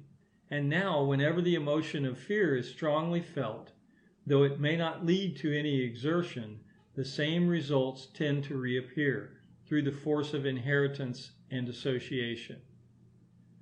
Nevertheless, it is probable that many or most of the above symptoms of terror, such as the beating of the heart, the trembling of the muscles, cold perspiration, etc., are in large part directly due to the disturbed or interrupted transmission of nerve force from the cerebrospinal system to various parts of the body, owing to the mind being so powerfully affected. We may confidently look to this cause, independently of habit and association, in such cases as the modified secretions of the intestinal canal and the failure of certain glands to act. With respect to the involuntary bristling of the hair, we have good reason to believe that in the case of animals this action, however it may have originated, serves, together with certain voluntary movements, to make them appear terrible to their enemies.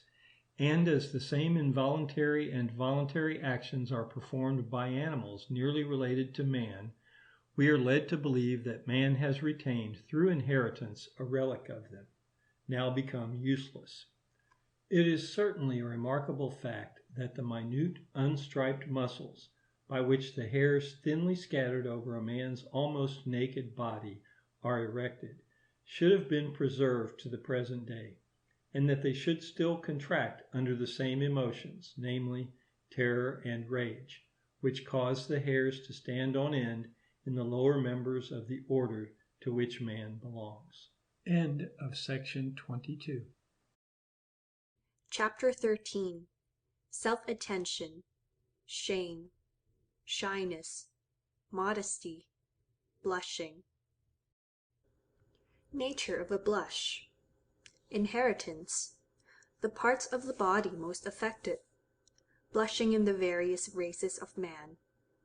Accompanying gestures. Confusion of mind. Causes of blushing. Self-attention. The fundamental element. Shyness. Shame from broken moral laws and conventional rules. Modesty. Theory of blushing. Recapitulation. Blushing is the most peculiar and the most human of all expressions. Monkeys redden from passion. But it would require an overwhelming amount of evidence to make us believe that any animal could blush. The reddening of the face from a blush is due to the relaxation of the muscular coats of the small arteries, by which the capillaries become filled with blood. And this depends on the proper vasomotor center being affected. No doubt if there be at the same time much mental agitation, the general circulation will be affected. But it is not due to the action of the heart that the network of minute vessels covering the face becomes under a sense of shame gorged with blood. We can cause laughing by tickling the skin, weeping or frowning by a blow, trembling from the fear of pain, and so forth. But we cannot cause a blush, as Dr. Burgess remarks, by any physical means. That is by any action on the body. It is the mind which must be affected. Blushing is not only involuntary, but the wish to restrain it by leading to self-attention actually increases the tendency. The young blush much more freely than the old, but not during infancy, which is remarkable as we know that infants at a very early age redden from passion. I have received authentic accounts of 2 little girls blushing at the ages of between 2 and 3 years, and of another sensitive child, a year older, blushing when reproved for a fault. Many children at a somewhat more advanced age blush in a strongly marked manner. It appears that the mental powers of infants are not as yet sufficiently developed to allow of their blushing. Hence also it is that idiots rarely blush. Dr. Crichton Browne observed for me those under his care, but never saw a genuine blush, though he has seen their faces flash, apparently from joy, when food was placed before them, and from anger. Nevertheless some, if not utterly degraded, are capable of blushing. A microcephalous idiot, for instance, 13 years old, whose eyes brightened a little when he was pleased or amused, has been described by Dr. Ben as blushing and turning to one side when undressed for medical examination. Women blush much more than men. It is rare to see an old man, but not nearly so rare to see an old woman blushing. The blind do not escape. Laura Bridgman, born in this condition, as well as completely deaf, blushes. The Reverend R. H. Blair, principal of the Worcester College, informs me that 3 children born blind out of 7 or 8 then in the asylum are great blushers. The blind are not at first conscious that they are observed, and it is the most important part of their education, as Mr. Blair informs me, to impress this knowledge on their minds, and the impression thus gained would greatly strengthen the tendency to blush, by increasing the habit of self-attention. The tendency to blush is inherited. Dr. Burgess gives the case of a family consisting of a father, mother, and 10 children, all of whom, without exception, were prone to blush to a most painful degree. The children were grown up, and some of them were sent to travel in order to wear away this diseased sensibility. But nothing was of the slightest avail. Even peculiarities in blushing seemed to be inherited. Sir James Paget, whilst examining the spine of a girl, was struck at her singular manner of blushing. A big splash of red appeared first on one cheek, and then other splashes variously scattered over the face and neck. He subsequently asked the mother whether her daughter always blushed in this peculiar manner, and was answered, "Yes, she takes after me." Sir J. Paget then perceived that by asking this question he had caused the mother to blush, and she exhibited the same peculiarity as her daughter. In most cases the face, ears, and neck are the sole parts which redden. But many persons, whilst blushing intensely, feel that their whole bodies grow hot and tingle, and this shows that the entire surface must be in some manner affected. Blushes are said sometimes to commence on the forehead, but more commonly on the cheeks, afterwards spreading to the ears and neck. In 2 albinos examined by Dr. Burgess, the blushes commenced by a small circumscribed spot on the cheeks, over the parotidian plexus of nerves, and then increased into a circle. Between this blushing circle and the blush on the neck there was an evident line of demarcation, although both arose simultaneously. The retina, which is naturally red in the albino, invariably increased at the same time in redness. Everyone must have noticed how easily after one blush, fresh blushes chase each other over the face. Blushing is preceded by a peculiar sensation in the skin. According to Dr. Burgess, the reddening of the skin is generally succeeded by a slight pallor, which shows that the capillary vessels contract after dilating. In some rare cases, paleness instead of redness is caused under conditions which would naturally induce a blush. For instance, a young lady told me that in a large and crowded party she caught her hair so firmly on the button of a passing servant that it took some time before she could be extricated. From her sensations she imagined that she had blushed crimson, but was assured by a friend that she had turned extremely pale. I was desirous to learn how far down the body blushes extend. and Sir J. Paget, who necessarily has frequent opportunities for observation, has kindly attended to this point for me during 2 or 3 years. He finds that, with women who blush intensely on the face, ears, and nape of neck, the blush does not commonly extend any lower down the body. It is rare to see it as low down as the collar bones and shoulder blades, and he has never himself seen a single instance in which it extended below the upper part of the chest.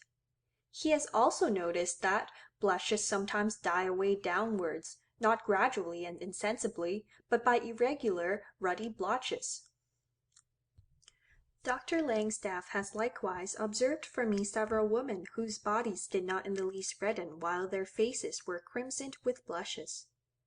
With the insane, some of whom appear to be particularly liable to blushing, Dr. J. Crichton Browne has several times seen the blush extend as far down as the collar bones, and in 2 instances to the breast. He gives me the case of a married woman, aged 27, who suffered from epilepsy. On the morning after her arrival in the asylum, Dr. Browne, together with his assistants, visited her while she was in bed. The moment that he approached, she blushed deeply over her cheeks and temples, and the blush spread quickly to her ears. She was much agitated and tremulous. He unfastened the collar of her chemise in order to examine the state of her lungs, and then a brilliant blush rushed over her chest in an arched line over the upper third of each breast, and extended downwards between the breasts nearly to the ensiform cartilage of the sternum. This case is interesting, as the blush did not thus extend downwards until it became intense by her attention being drawn to this part of her person. As the examination proceeded, she became composed, and the blush disappeared. But on several subsequent occasions the same phenomena were observed. The foregoing facts show that, as a general rule, with English women, blushing does not extend beneath the neck and upper part of the chest. Nevertheless, Sir J. Paget informs me that he has lately heard of a case, on which he can fully rely, in which a little girl, shocked by what she imagined to be an act of indelicacy, blushed all over her abdomen and the upper parts of her legs. Moreau also relates, on the authority of a celebrated painter, that the chest, shoulders, arms, and whole body of a girl who unwillingly consented to serve as a model reddened when she was first divested of her clothes.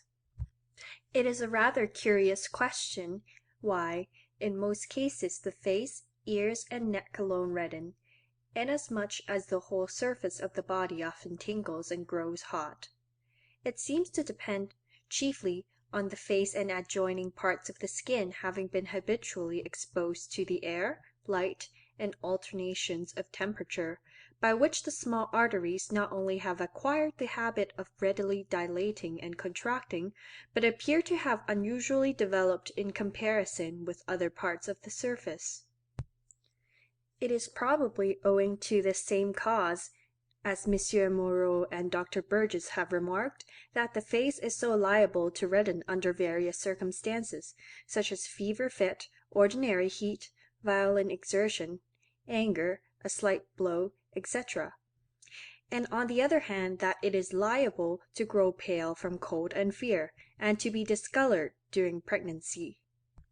The face is also particularly liable to be affected by cutaneous complaints, by smallpox, erysipelas, etc. This view is likewise supported by the fact that the men of certain races, who habitually go nearly naked, often blush over their arms and chests and even down to their waists. A lady, who is a great blusher, informs Dr. Crichton Browne that when she feels ashamed or is agitated, she blushes over her face, neck, wrists, and hands, that is, over all the exposed portions of her skin. Nevertheless, it may be doubted whether the habitual exposure of this skin, of the face and neck, and its consequent power of reaction under stimulants of all kinds, is by itself sufficient to account for the much greater tendency in English women of these parts than of others to blush.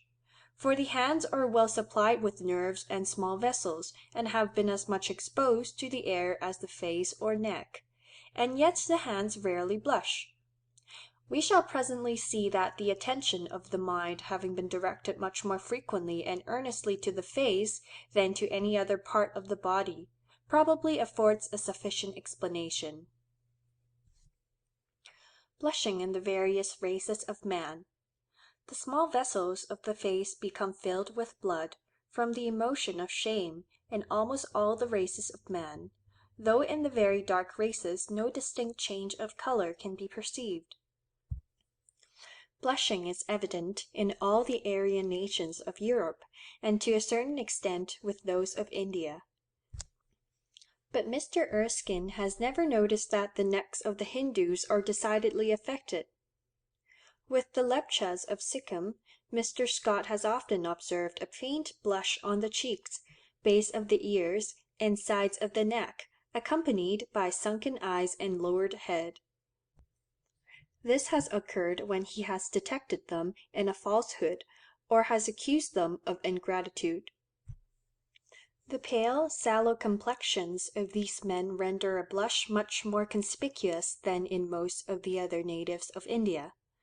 With the latter, shame, or it may be in part fear, is expressed, according to Mr. Scott, much more plainly by the head being averted, or bent down, with the eyes wavering or turned askant, than by any change of color in the skin. The Semitic races blush freely, as might have been expected, from their general similitude to the Aryans. Thus with the Jews, it is said in the book of Jeremiah, chapter 6:15, "Nay, they were not at all ashamed, neither could they blush."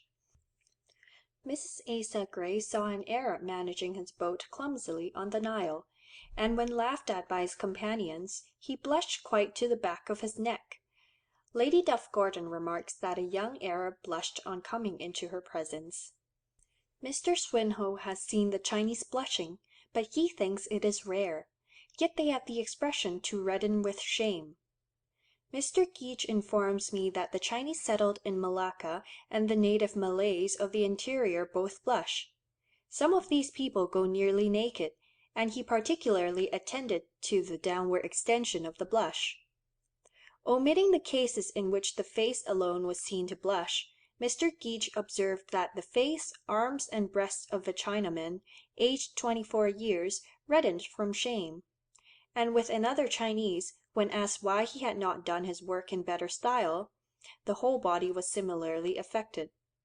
In 2 Malays he saw the face, neck, breast, and arms blushing, and in a 3rd Malay, a Bugis, the blush extended down to the waist. The Polynesians blush freely.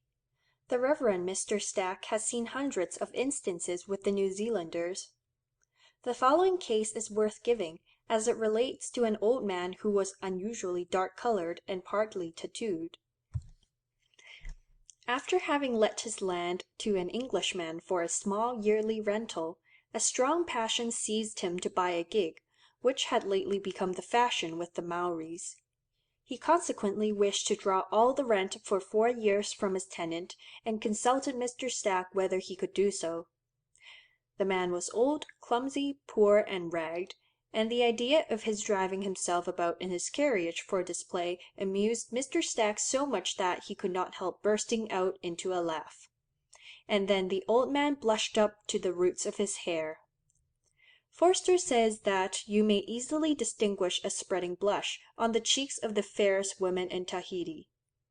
The natives also of several of the other archipelagos in the Pacific have been seen to blush. Mr. Washington Matthews has often seen a blush on the faces of the young squaws belonging to various wild Indian tribes of North America. At the opposite extremity of the continent in Tierra del Fuego, the natives, according to Mr. Bridges, blush much, but chiefly in regard to women. but they certainly blush also at their own personal appearance. This latter statement agrees with what I remember of the Fuegian, Jemmy Button, who blushed when he was quizzed about the care which he took in polishing his shoes, and in otherwise adorning himself. With respect to the Aymara Indians on the lofty plateaus of Bolivia, Mr. Forbes say that from the color of their skins it is impossible that their blushes should be as clearly visible as in the white races. Still, under such circumstances as would raise a blush in us, there can always be seen the same expression of modesty or confusion, and even in the dark, a rise of temperature of the skin of the face can be felt, exactly as occurs in the European. With the Indians who inhabit the hot, equable, and damp parts of South America, the skin apparently does not answer to mental excitement so readily as with the natives of the northern and southern parts of the continent, who have long been exposed to great vicissitudes of climate. For Humboldt quotes without a protest the sneer of the Spaniard, "How can those be trusted who know not how to blush?" Von Spix and Martius, in speaking of the aborigines of Brazil, assert that they cannot properly be said to blush. It was only after long intercourse with the whites, and after receiving some education, that we perceived in the Indians a change of color expressive of the emotions of their minds. It is, however, incredible that the power of blushing could have thus originated. But the habit of self-attention, consequent on their education and new course of life, would have much increased any innate tendency to blush.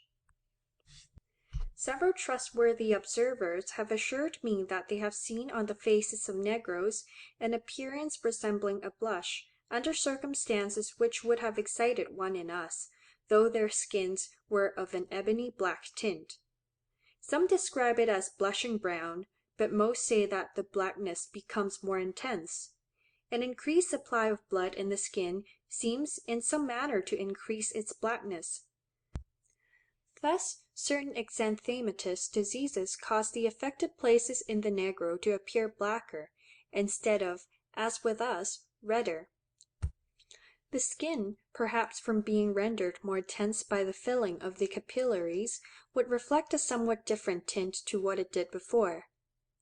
That the capillaries of the face in the Negro become filled with blood, under the emotion of shame, we may feel confident, because a perfectly characterized albino negress, described by Buffon, showed a faint tinge of crimson on her cheeks when she exhibited herself naked. Cicatrices of the skin remained for a long time white in the Negro, and Dr. Burgess, who had frequent opportunities of observing a scar of this kind on the face of a negress, distinctly saw that it invariably became red whenever she was abruptly spoken to, or charged with any trivial offense. The blush could be seen proceeding from the circumference of the scar towards the middle, but it did not reach the center. Mulattoes are often great blushers, blush succeeding blush over their faces. From these facts there can be no doubt that Negroes blush, although no redness is visible on the skin. I am assured by Gaika and by Mrs. Barber that the Kaffirs of South Africa never blush, but this may only mean that no change of color is distinguishable. Gaika adds that under the circumstances which would make a European blush, his countrymen looked ashamed to keep their heads up. It is asserted by 4 of my informants that the Australians, who are almost as black as Negroes, never blush. A 5th answered doubtfully, remarking that only a very strong blush could be seen, on account of the dirty state of their skins. 3 observers state that they do blush. Mr. S. Wilson adding that this is noticeable only under a strong emotion, and when the skin is not too dark from long exposure and want of cleanliness. Mr. Lang answers, I have noticed that shame almost always excites a blush, which frequently extends as low as the neck. Shame is also shown, as he adds, by the eyes being turned from side to side. As Mr. Lang was a teacher in a native school, it is probable that he chiefly observed children, and we know that they blush more than adults. Mr. G. Taplin has seen half-castes blushing, and he says that the Aborigines have a word expressive of shame. Mr. Hagen-Neuer, who is one of those who has never observed the Australians to blush, says that he has seen them looking down to the ground on account of shame. And the missionary, Mr. Bulmer, remarks that though I have not been able to detect anything like shame in the adult Aborigines, I have noticed that the eyes of the children, when ashamed, present a restless, watery appearance, as if they did not know where to look. The facts now given are sufficient to show that blushing, whether or not there is any change of color, is common to most, probably to all, of the races of man. Movements and gestures which accompany blushing. Under a keen sense of shame there is a strong desire for concealment. We turn away the whole body, more especially the face, which we endeavor in some manner to hide. An ashamed person can hardly endure to meet the gaze of those present, so that he almost invariably casts down his eye or look askant.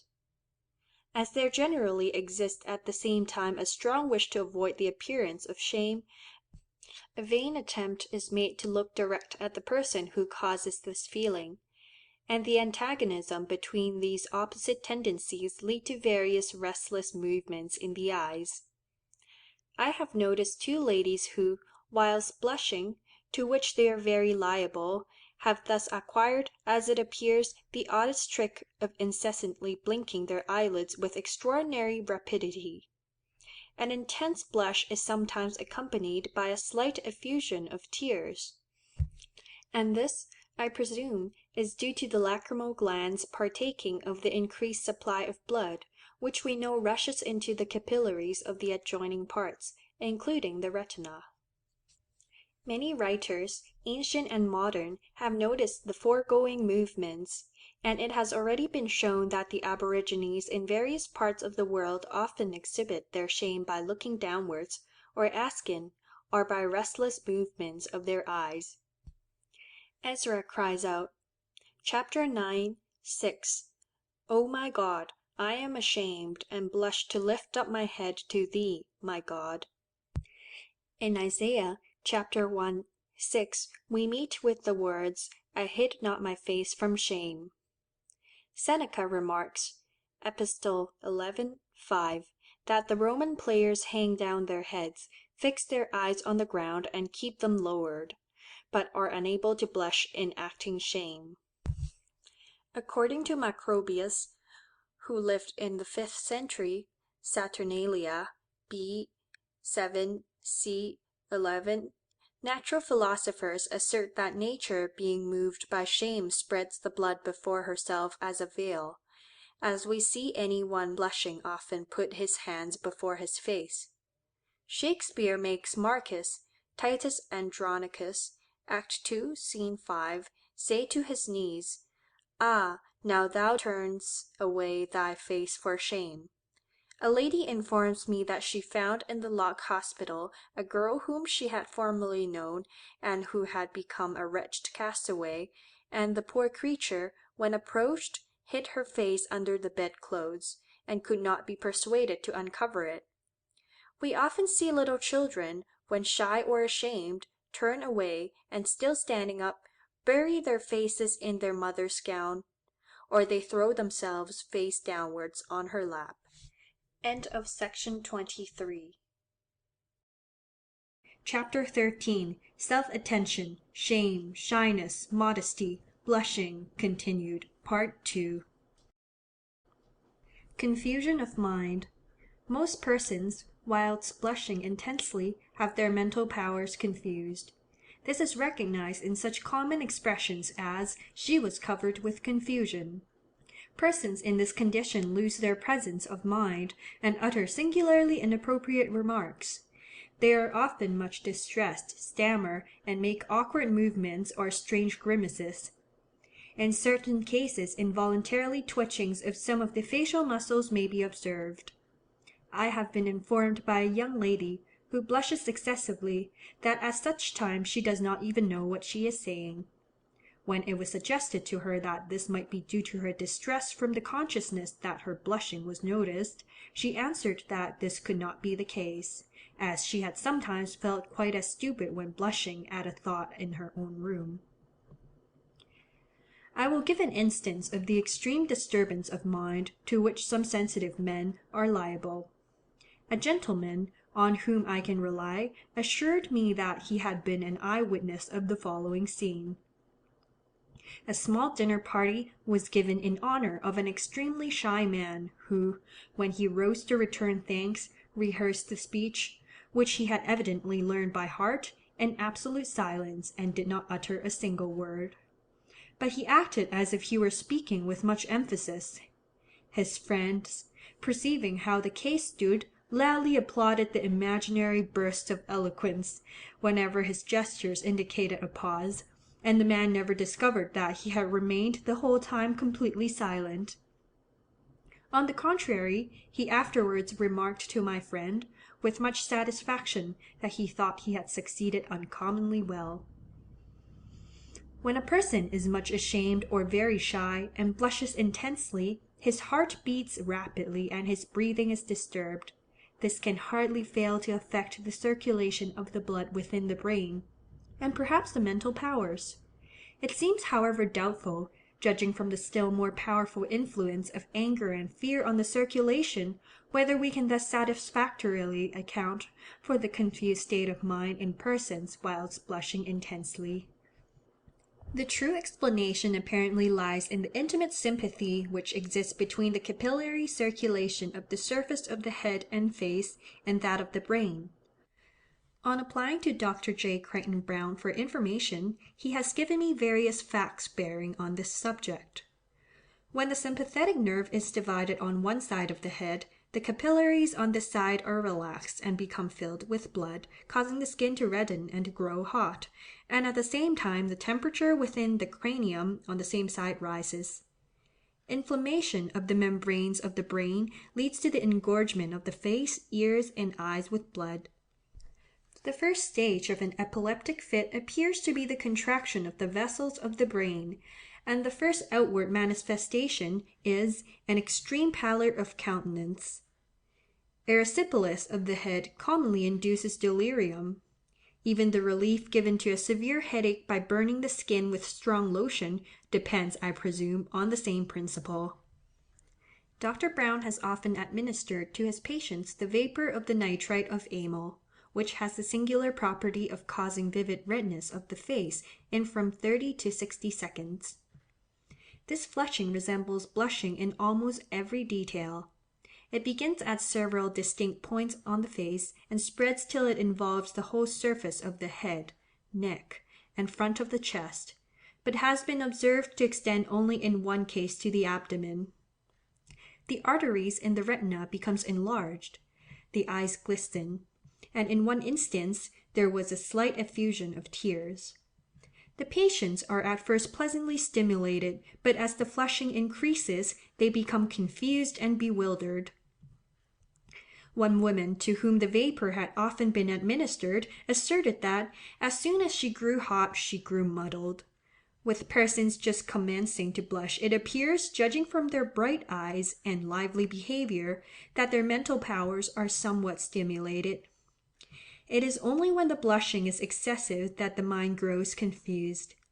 Therefore it would seem that the capillaries of the face are affected both during the inhalation of the nitrite of amyl and during blushing, before that part of the brain is affected on which the mental powers depend. Conversely, when the brain is primarily affected, the circulation of the skin is so in a secondary manner. Dr. Browne has frequently observed, as he informs me, scattered red blotches and mottlings on the chest of epileptic patients.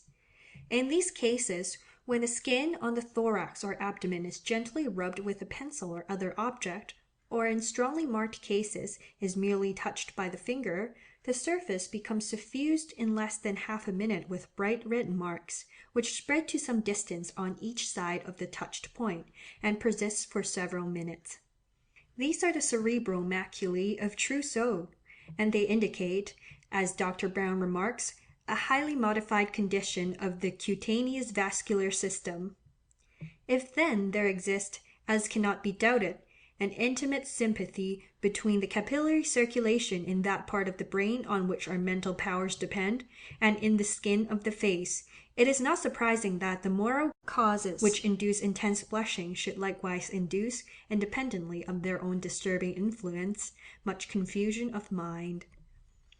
The nature of the mental states which induce blushing. These consist of shyness, shame, and modesty. The essential element in all being self-attention. Many reasons can be assigned for believing that originally self-attention directed to personal appearance, in relation to the opinion of others, was the exciting cause, the same effect being subsequently produced, through the force of association, by self-attention in relation to moral conduct. It is not the simple act of reflecting on our own appearance, but the thinking what others think of us, which excites a blush. In absolute solitude, the most sensitive person would be quite indifferent about his appearance. We feel blame or disapprobation more acutely than approbation, and consequently depreciatory remarks, or ridicule, whether our appearance or conduct, causes us to blush much more readily than does praise. But undoubtedly praise and admiration are highly efficient. A pretty girl blushes when a man gazes intently at her, though she may know perfectly well that he is not depreciating her. Many children, as well as old and sensitive persons, blush when they are much praised. Hereafter the question will be discussed, how it has arisen that the consciousness that others are attending to our personal appearance should have led to the capillaries, especially those of the face, instantly becoming filled with blood. My reasons for believing that attention directed to personal appearance and not to moral conduct has been the fundamental element in the acquirement of the habit of blushing will now be given. They are separately light, but combined possesses, as it appears to me, considerable weight. It is notorious that nothing makes a shy person blush so much as any remark, however slight, on his personal appearance. One cannot notice even the dress of a woman much given to blushing, without causing her face to crimson. It is sufficient to stare hard at some person to make them, as Coleridge remarks, blush. Account for that he who can. With the two albinos observed by Dr. Burgess, the slightest attempt to examine their peculiarities invariably caused them to blush deeply. Women are much more sensitive about their personal appearance than men are, especially elderly women in comparison with elderly men, and they blush much more freely. The young of both sexes are much more sensitive on the same head than the old, and they also blush much more freely than the old. Children at a very early age do not blush, nor do they show those other signs of self-consciousness which generally accompany blushing. And it is one of their chief charms that they think nothing about what others think of them. At this early age they will stare at a stranger with a fixed gaze and unblinking eyes, as on an inanimate object, in a manner which we elders cannot imitate. It is plain to everyone that young men and women are highly sensitive to the opinion of each other with reference to their personal appearance, and they blush incomparably more in the presence of the opposite sex than in that of their own. A young man not very liable to blush will blush intensely at any slight ridicule of his appearance from a girl whose judgment on any important subject lie with disregard. No happy pair of young lovers, valuing each other's admiration and love more than anything else in the world, probably ever courted each other without many a blush.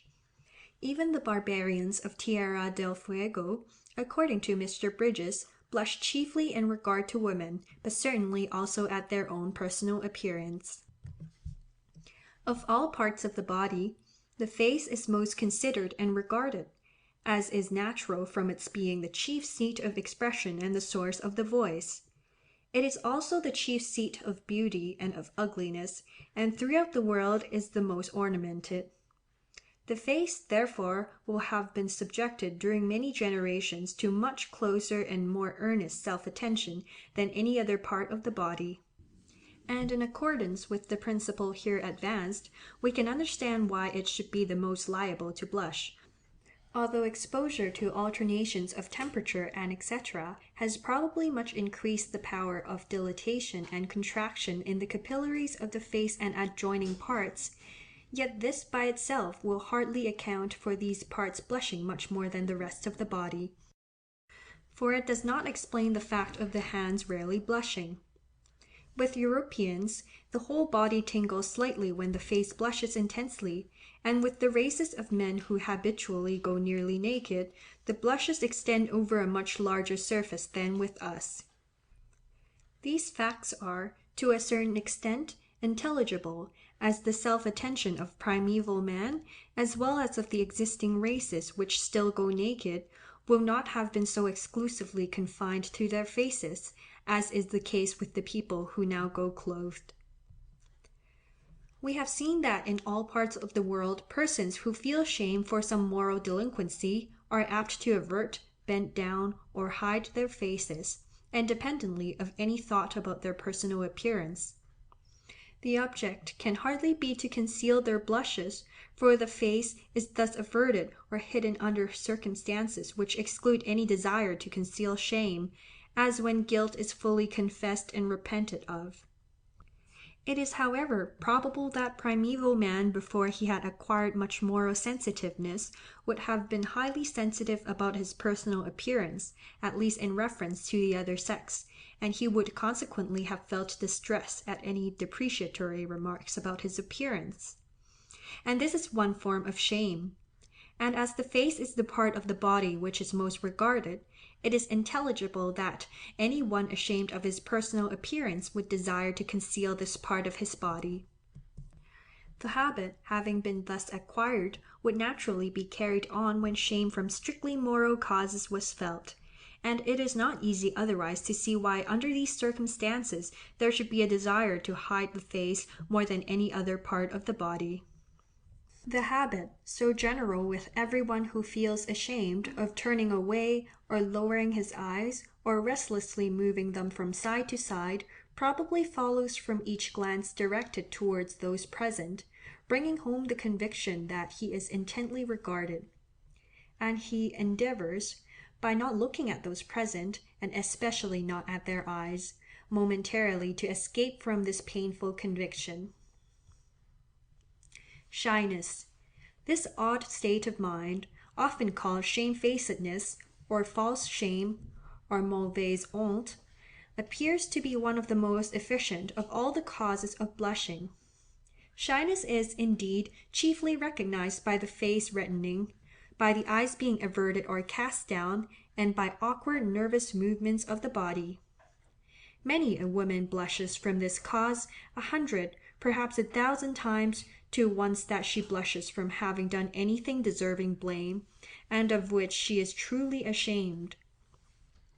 Shyness seems to depend on sensitiveness to the opinion, whether good or bad, of others, more especially with respect to external appearance.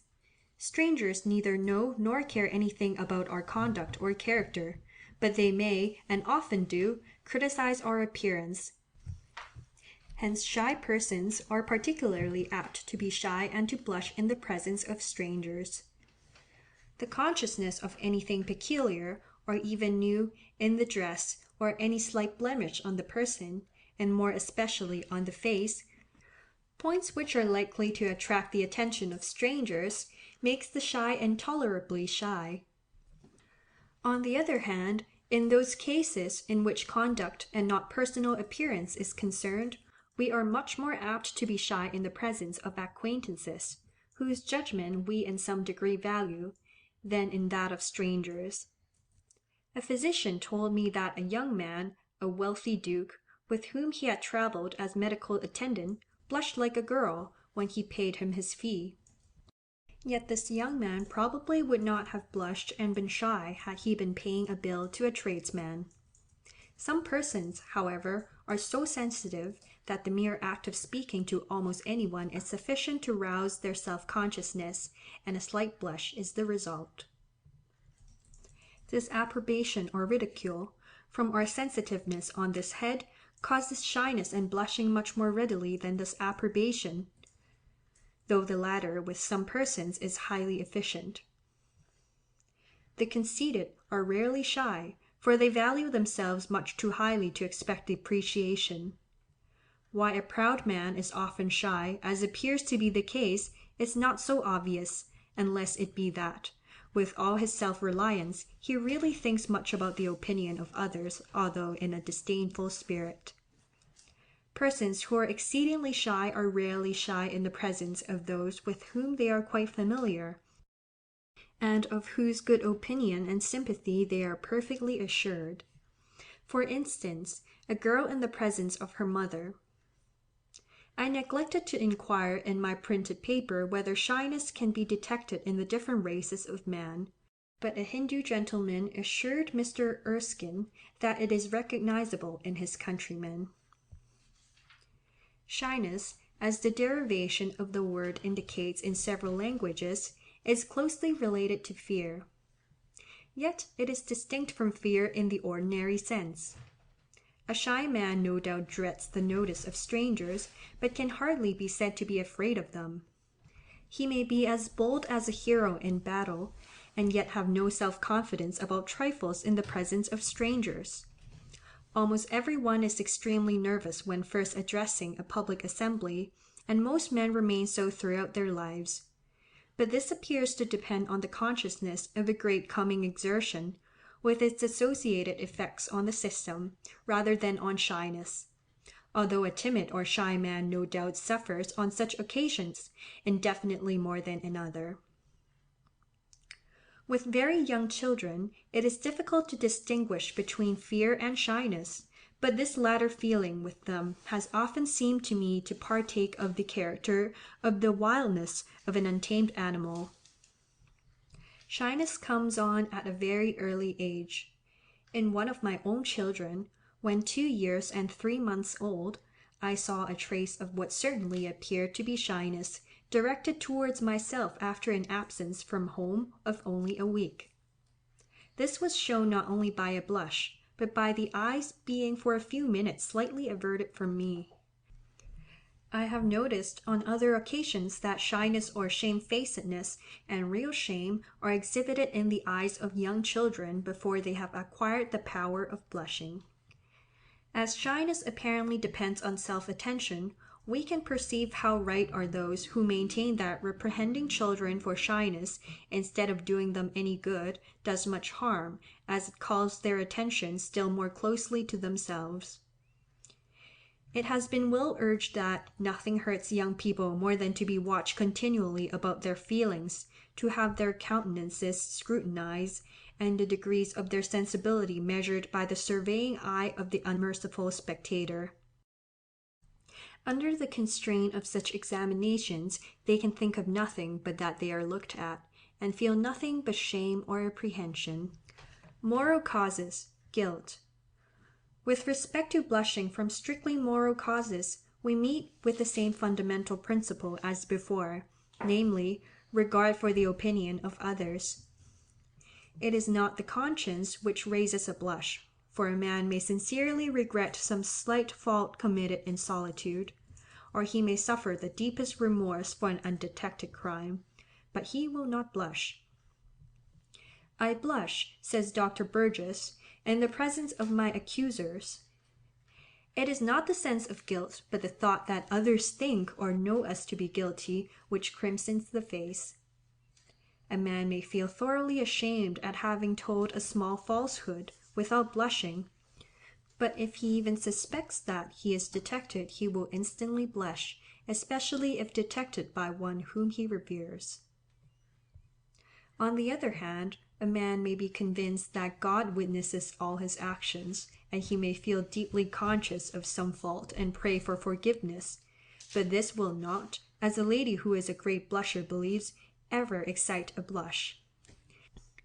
The explanation of this difference between the knowledge by God and man of our action lies, I presume, in man's disapprobation of immoral conduct, being somewhat akin in nature to his depreciation of our personal appearance, so that through association both lead to similar results, whereas the disapprobation of God brings up no such association.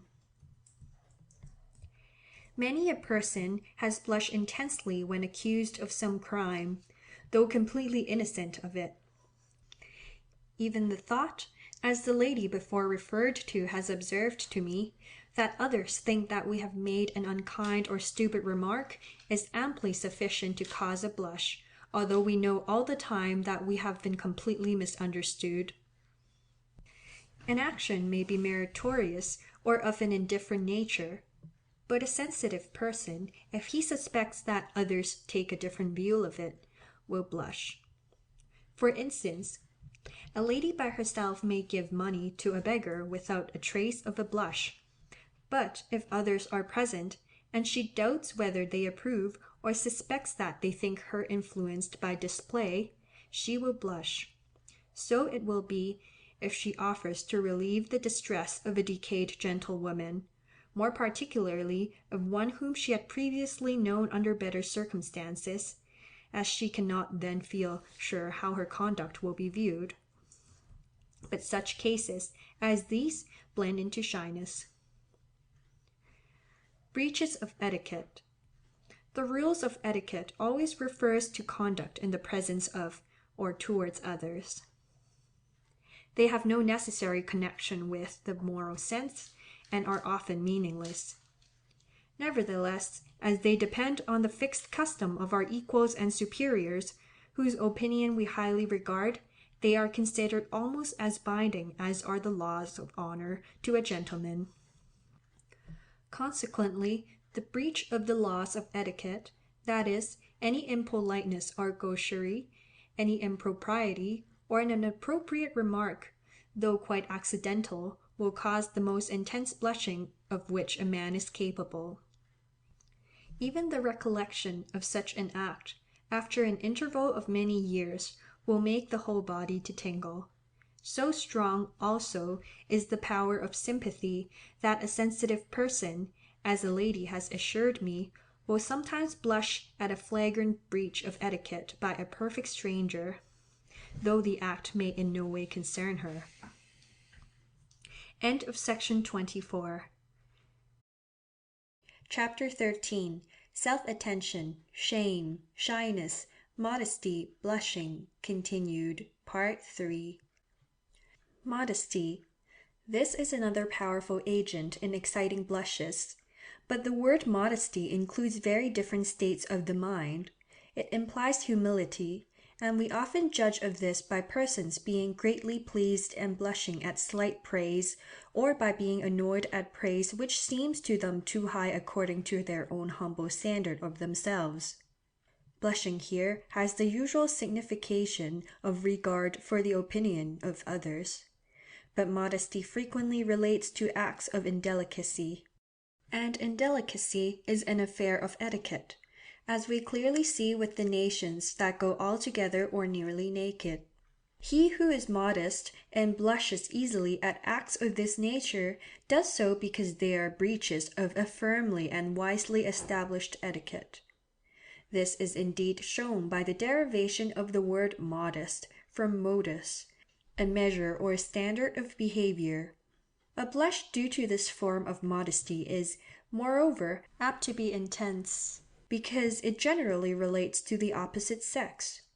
And we have seen how in all cases our liability to blush is thus increased. We apply the term modest, as it would appear, to those who have an humble opinion of themselves, and to those who are extremely sensitive about an indelicate word or deed, simply because in both cases blushes are readily excited, for those two frames of mind have nothing else in common. Shyness also, from this same cause, is often mistaken for modesty in the sense of humility. Some persons flush up, as I have observed and have been assured, at any sudden and disagreeable recollection. The commonest cause seemed to be the sudden remembrance of not having done something for another person which had been promised. In this case it may be that the thought passes half unconsciously through the mind, "What will he think of me?" and then the flush would partake of the nature of a true blush. But whether such flushes are in most cases due to the capillary circulation being affected is very doubtful, for we must remember that almost every strong emotion, such as anger or great joy, acts on the heart and causes the face to redden. The fact that blushes may be excited in absolute solitude seems opposed to the view here taken, namely that the habit originally arose from thinking about what others think of us. Several ladies, who are great blushers, are unanimous in regard to solitude, and some of them believe that they have blushed in the dark. From what Mr. Forbes had stated with respect to the amours, and from my own sensations, I have no doubt that this latter statement is correct. Shakespeare, therefore, erred when he made Juliet, who was not even by herself, say to Romeo, Act 2, Scene 2, "Thou know'st the mask of night is on my face, else would a maiden blush be pained my cheek, for that which thou hast heard me speak to-night." But when a blush is excited in solitude, the cause almost always relates to the thoughts of others about us, to acts done in their presence, or suspected by them, or again when we reflect what others would have thought of us had they known of the act. Nevertheless, one or two of my informants believe that they have blushed from shame at acts in no way relating to others. If this be so, we must attribute the result to the force of inveterate habit and association, under a state of mind closely analogous to that which ordinarily excites a blush. Nor need we feel surprise at this, as even sympathy with another person who commits a flagrant breach of etiquette is believed, as we have just seen, sometimes to cause a blush. Finally, then, I conclude that blushing, whether due to shyness, to shame for a real crime, to shame from a breach of the laws of etiquette, to modesty from humility, to modesty from an indelicacy, depends in all cases on the same principle.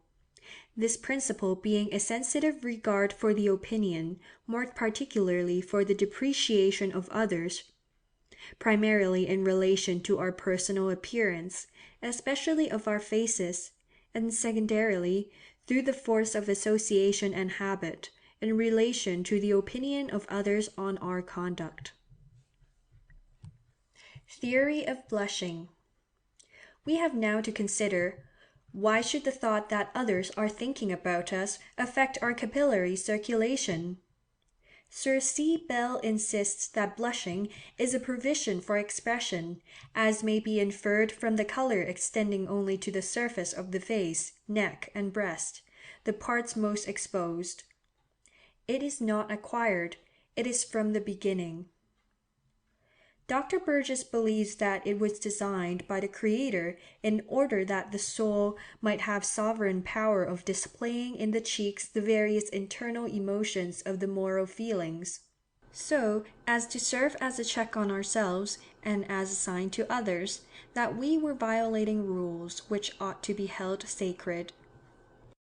Gratiolet merely remarks, or comme il est dans l'ordre de la nature que l'être social le plus intelligent soit aussi le plus intelligible, cette faculté de rougeur et de pâleur qui distingue l'homme est un signe naturel de sa haute perfection.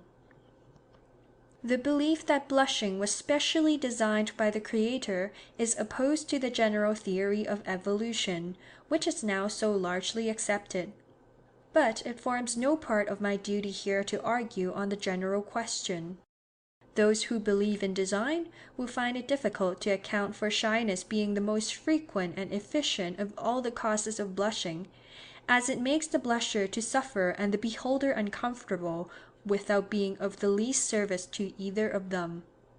They will also find it difficult to account for Negroes and other dark-colored races blushing, in whom a change of color in the skin is scarcely or not at all visible.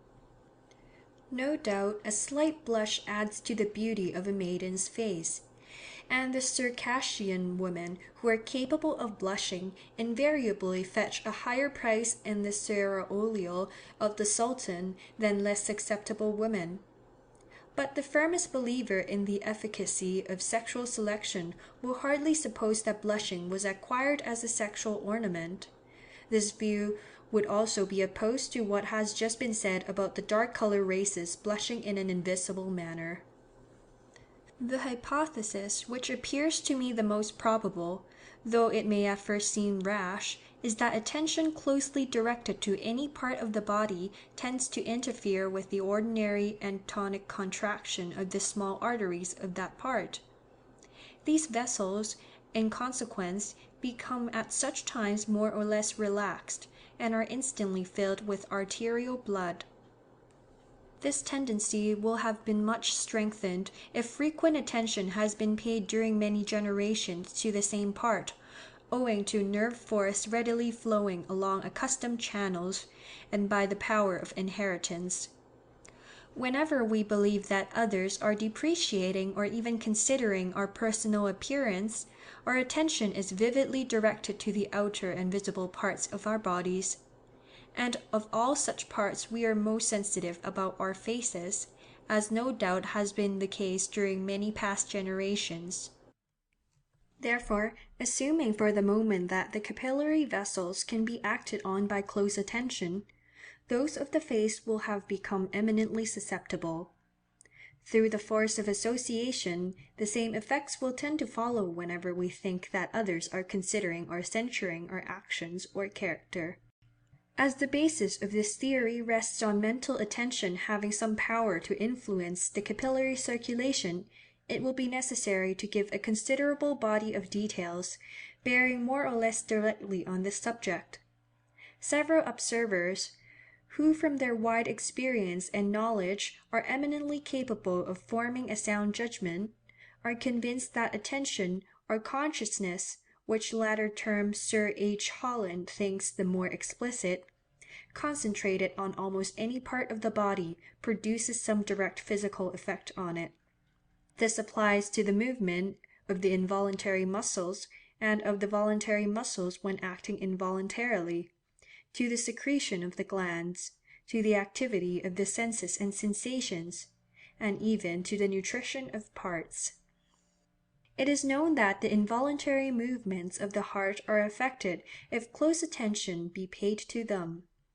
Gratiolet gives the case of a man who, by continually watching and counting his own pulse, at last caused 1 beat out of every 6 to intermit.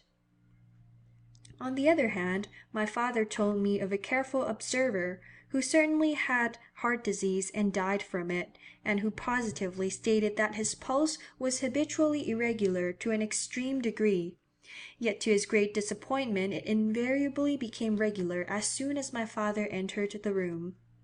Sir H. Holland remarks that the effect upon the circulation of a part from the consciousness suddenly directed and fixed upon it is often obvious and immediate. Professor Laycock, who has particularly attended to phenomena of this nature, insists that when the attention is directed to any portion of the body, innervation and circulation are excited locally, and the functional activity of that portion developed. It is generally believed that the peristaltic movements of the intestines are influenced by attention being paid to them at fixed recurrent periods, and these movements depend on the contraction of unstripped and involuntary muscles. The abnormal action of the voluntary muscles in epilepsy, chorea, and hysteria is known to be influenced by the expectation of an attack, and by the sight of other patients similarly affected. So it is with the involuntary acts of yawning and laughing. Certain glands are much influenced by thinking of them, or of the conditions under which they have been habitually excited. This is familiar to everyone in the increased flow of saliva, when the thought, for instance, of intensely acid fruit is kept before the mind. It was shown in our 6th chapter that an earnest and long-continued desire either to repress or to increase the action of the lacrymal glands is effectual. Some curious cases have been recorded in the case of women of the power of the mind on the mammary glands, and still more remarkable ones in relation to the uterine functions. See Gratiolet on this subject, de la Fise, page 287. Dr. J. Crichton Browne, from his observations on the insane, is convinced that attention directed for a prolonged period on any part or organ may ultimately influence its capillary circulation and nutrition. He has given me some extraordinary cases. One of these, which cannot here be related in full, refers to a married woman 50 years of age, who labored under the firm and long-continued delusion that she was pregnant.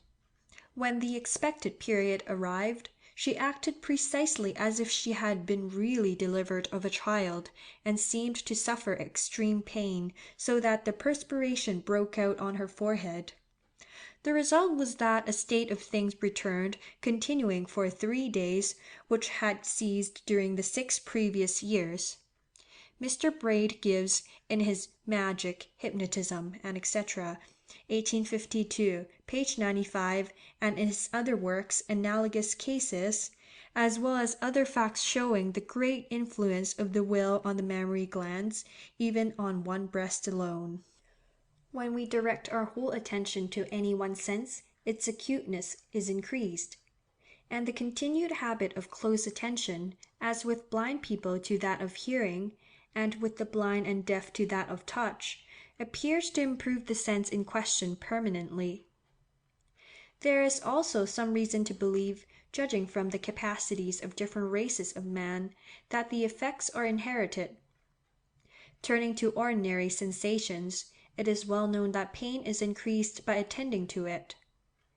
And Sir B. Brodie goes so far as to believe that pain may be felt in any part of the body to which attention is closely drawn.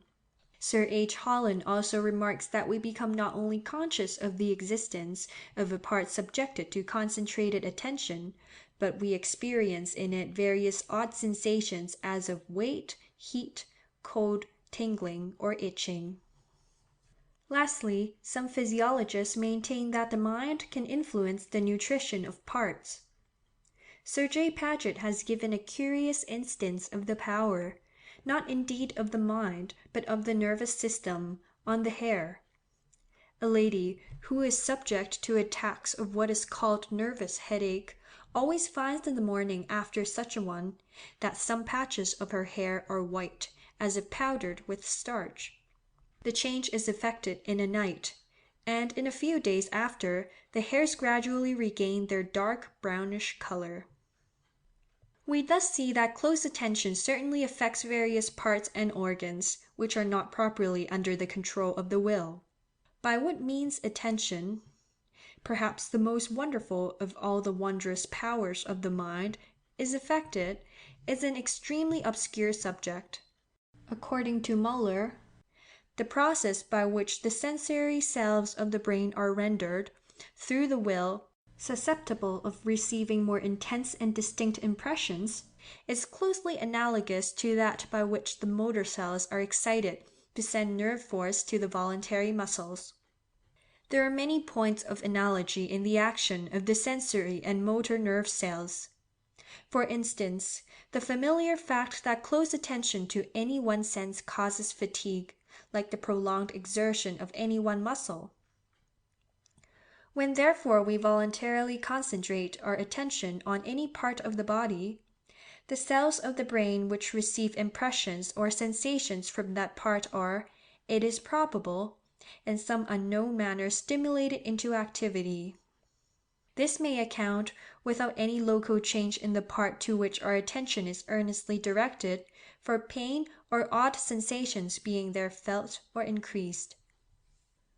If, however, the part is furnished with muscles, we cannot feel sure, as Mr. Michael Foster has remarked to me that some slight impulse may not be unconsciously sent to such muscles, and this would probably cause an obscure sensation in the part.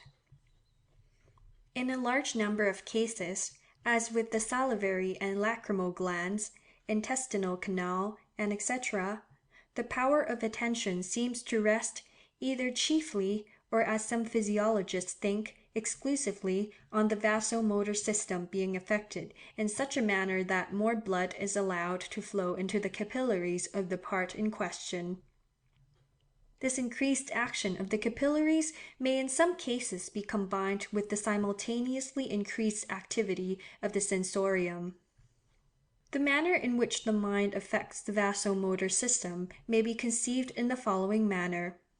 When we actually taste sour fruit, an impression is sent through the gustatory nerves to a certain part of the sensorium. This transmits nerve force to the vasomotor center, which consequently allows the muscular coats of the small arteries that permeate the salivary glands to relax. Hence, more blood flows into these glands, and they secrete a copious supply of saliva. Now it does not seem an improbable assumption that, when we reflect intently on a sensation, the same part of the sensorium, or a closely connected part of it, is brought into a state of activity, in the same manner as when we actually perceive the sensation. If so, the same cells in the brain will be excited, though perhaps in a less degree by vividly thinking about a sour taste, as by perceiving it, and they will transmit in the one case, as in the other, nerve force to the vasomotor center with the same results. To give another, and in some respects more appropriate illustration, if a man stands before a hot fire, his face reddens. This appears to be due, as Mr. Michael Foster informs me, in part to the local action of the heat, and in part to a reflex action from the vasomotor centers.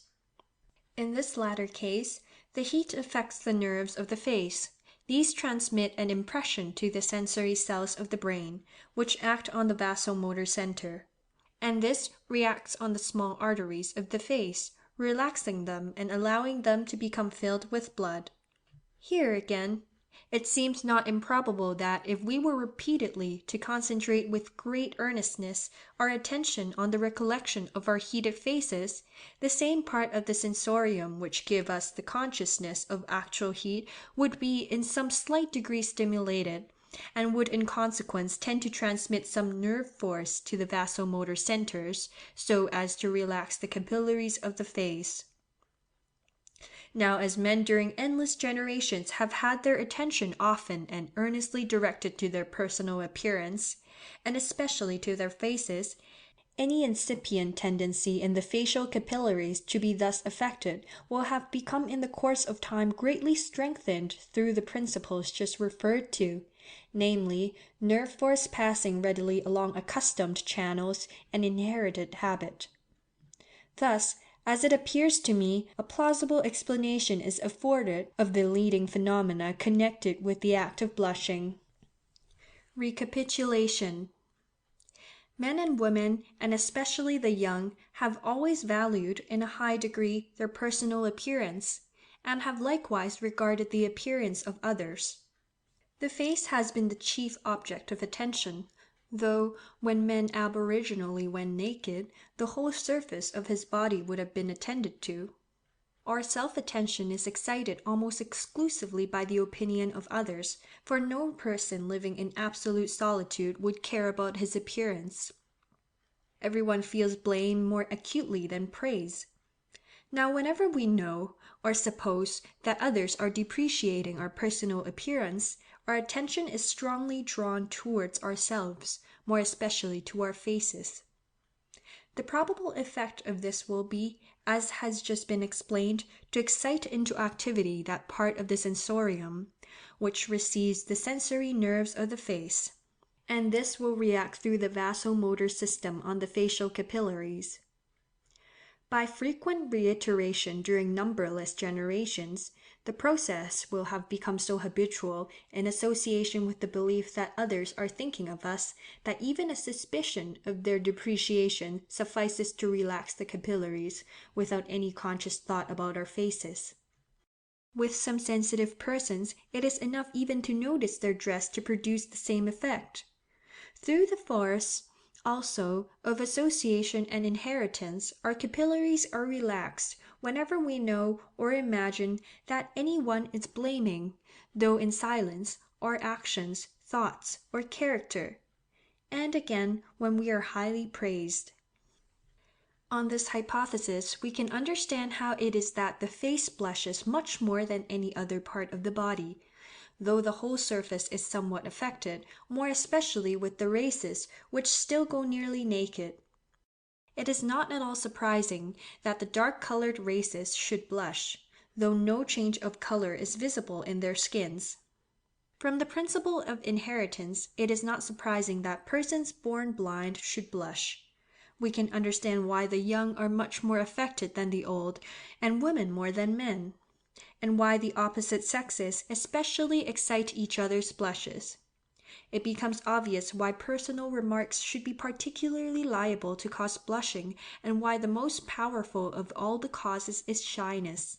For shyness relates to the presence and opinion of others, and the shy are always more or less self-conscious. With respect to real shame from moral delinquencies, we can perceive why it is not guilt, but the thought that others think us guilty, which raises a blush. A man reflecting on a crime committed in solitude and stung by his conscience does not blush, yet he will blush under the vivid recollection of a detected fault, or of one committed in the presence of others, the degree of blushing being closely related to the feeling of regard for those who have detected, witnessed, or suspected his fault. Breaches of conventional rules of conduct, if they are rigidly insisted on by our equals or superiors, often cause more intense blushes even than a detected crime. And an act which is really criminal, if not blamed by our equals, hardly raises a tinge of color on our cheeks. Modesty from humility, or from an indelicacy, excites a vivid blush, as both relate to the judgment or fixed customs of others. From the intimate sympathy which exists between the capillary circulation of the surface of the head and of the brain, whenever there is intense blushing, there will be some, and often great, confusion of mind. This is frequently accompanied by awkward movements, and sometimes by the involuntary twitching of certain muscles. As blushing, according to this hypothesis, is an indirect result of attention, originally directed to our personal appearance, that is to the surface of the body, and more especially to the face, we can understand the meaning of the gestures which accompany blushing throughout the world. These consist in hiding the face, or turning it toward the ground, or to one side. The eyes are generally averted, or are restless, for to look at the man who causes us to feel shame or shyness immediately brings home in intolerable manner the consciousness that his gaze is directed on us.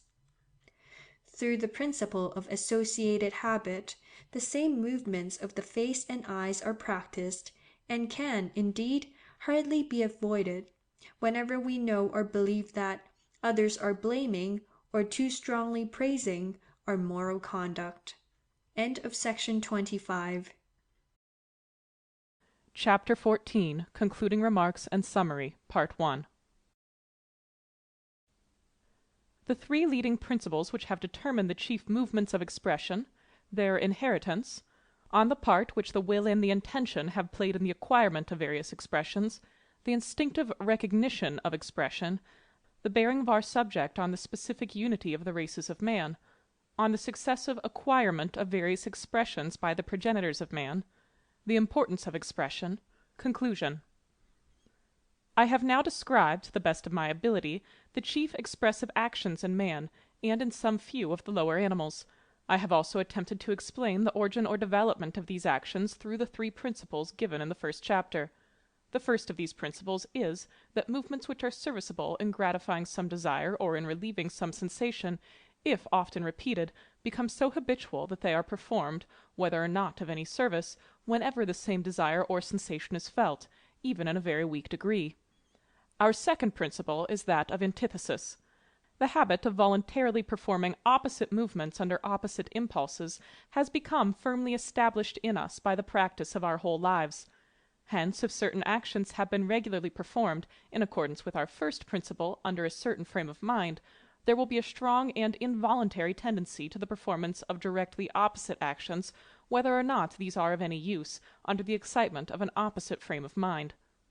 Our third principle is the direct action of the excited nervous system on the body, independently of the will, and independently, in large part, of habit.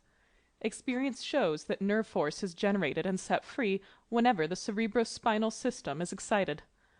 The direction which this nerve force follows is necessarily determined by the lines of connection between the nerve cells, with each other and with various parts of the body. But the direction is likewise much influenced by habit, inasmuch as nerve force passes readily along accustomed channels. The frantic and senseless actions of an enraged man may be attributed in part to the undirected flow of nerve force, and in part to the effects of habit, for these actions often vaguely represent the act of striking.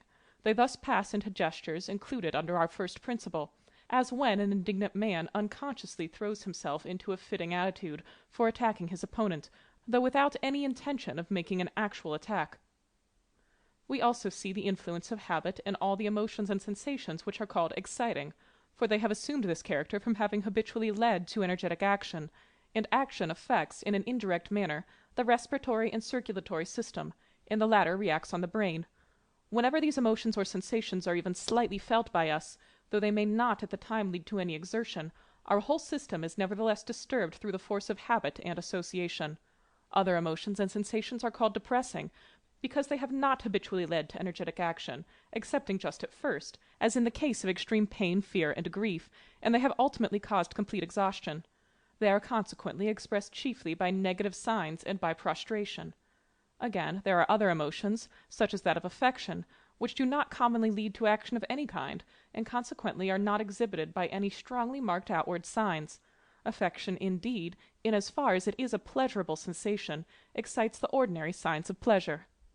On the other hand, many of the effects due to the excitement of the nervous system seem to be quite independent of the flow of nerve force along the channels which have been rendered habitual by former exertions of the will. Such effects, which often reveal the state of mind of the persons thus affected, cannot at present be explained. For instance, the change of color in the hair from extreme terror or grief, the cold sweat and trembling of the muscles from fear, the modified secretions of the intestinal canal, and the failure of certain glands to act.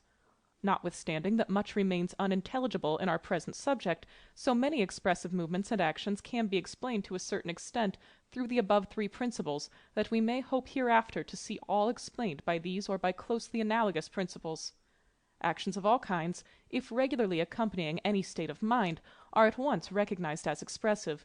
These may consist of movements of any part of the body, as the wagging of a dog's tail, the shrugging of a man's shoulders, the erection of the hair, the exudation of perspiration, the state of capillary circulation, labored breathing, and the use of vocal or other sound-producing instruments.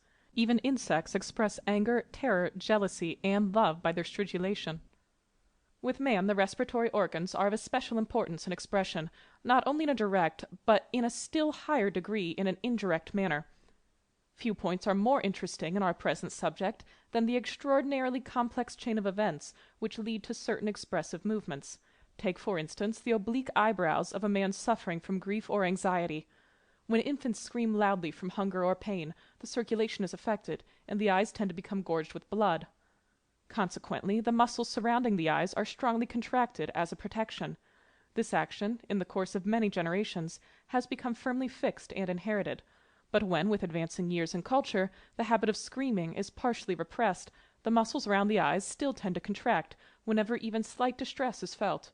Of these muscles, the pyramidals of the nose are less under the control of the will than are the others, and their contraction can be checked only by that of the central fasciae of the frontal muscle. These latter fasciae draw up the inner ends of the eyebrows, and wrinkle the forehead in a peculiar manner, which we instantly recognize as the expression of grief or anxiety. Slight movements, such as these just described, or the scarcely perceptible drawing down of the corners of the mouth, are the last remnants or rudiments of strongly marked and intelligible movements. They are as full of significance to us in regard to expression as are ordinary rudiments to the naturalist in the classification and genealogy of organic beings. That the chief expressive actions exhibited by man and by the lower animals are now innate or inherited, that is, have not been learnt by the individual, is admitted by everyone. So little has learning or imitation to do with several of them, that they are from the earliest days and throughout life quite beyond our control. For instance, the relaxation of the arteries of the skin in blushing, and the increased action of the heart in anger. We may see children only 2 or 3 years old, and even those born blind, blushing from shame, and the naked scalp of a very young infant reddens from passion. Infants scream from pain directly after birth, and all their features then assume the same form as during subsequent years. These facts alone suffice to show that many of our most important expressions have not been learnt, but it is remarkable that some, which are certainly innate, require practice in the individual before they are performed in a full and perfect manner. For instance, weeping and laughing. The inheritance of most of our expressive actions explains the fact that those born blind display them, as I hear from Rev. H.R. Blair, equally well with those gifted with eyesight. We can thus also understand the fact that the young and the old of widely different races, both with man and animals, express the same state of mind by the same movements. We are so familiar with the fact of young and old animals displaying their feelings in the same manner that we hardly perceive how remarkable it is that a young puppy should wag its tail when pleased, depress its ears and uncover its canine teeth when pretending to be savage, just like an old dog, or that a kitten should arch its little back and erect its hair when frightened and angry, like an old cat. When, however, we turn to less common gestures in ourselves, which we are accustomed to look at as artificial or conventional, such as shrugging the shoulders as a sign of impotence, or raising the arms with open hands and extended fingers as a sign of wonder, we feel perhaps too much surprise at finding that they are innate. That these and some other gestures are inherited we may infer from their being performed by very young children, by those born blind, and by the most widely distinct races of man. We should also bear in mind that new and highly peculiar tricks, in association with certain states of the mind, are known to have arisen in certain individuals, and to have been afterwards transmitted to their offspring, in some cases, for more than one generation. Certain other gestures, which seem to us so natural that we might easily imagine that they were innate, apparently have been learnt, like the words of a language. This seems to be the case with the joining of the uplifted hands, and the turning up of the eyes in prayer. So it is with kissing as a mark of affection, but this is innate in so far as it depends on the pleasure derived from contact with a beloved person. The evidence with respect to the inheritance of nodding and shaking the head, as signs of affirmation and negation, is doubtful, for they are not universal, yet seem too general to have been independently acquired by all the individuals of so many races. We will now consider how far the will and consciousness have come to play in the development of the various movements of expression.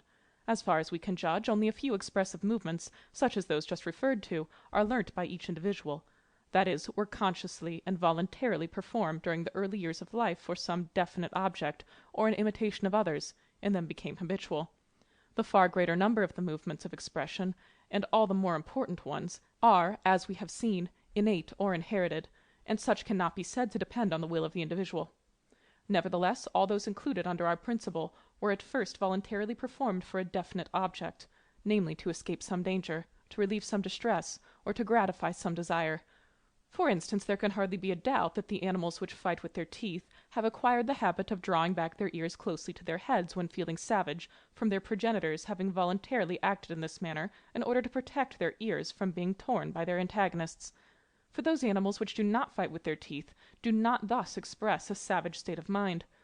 We may infer as highly probable that we ourselves have acquired the habit of contracting the muscles round the eyes whilst crying gently, that is, without the utterance of any loud sound, from our progenitors, especially during infancy, having experienced during the act of screaming an uncomfortable sensation in their eyeballs.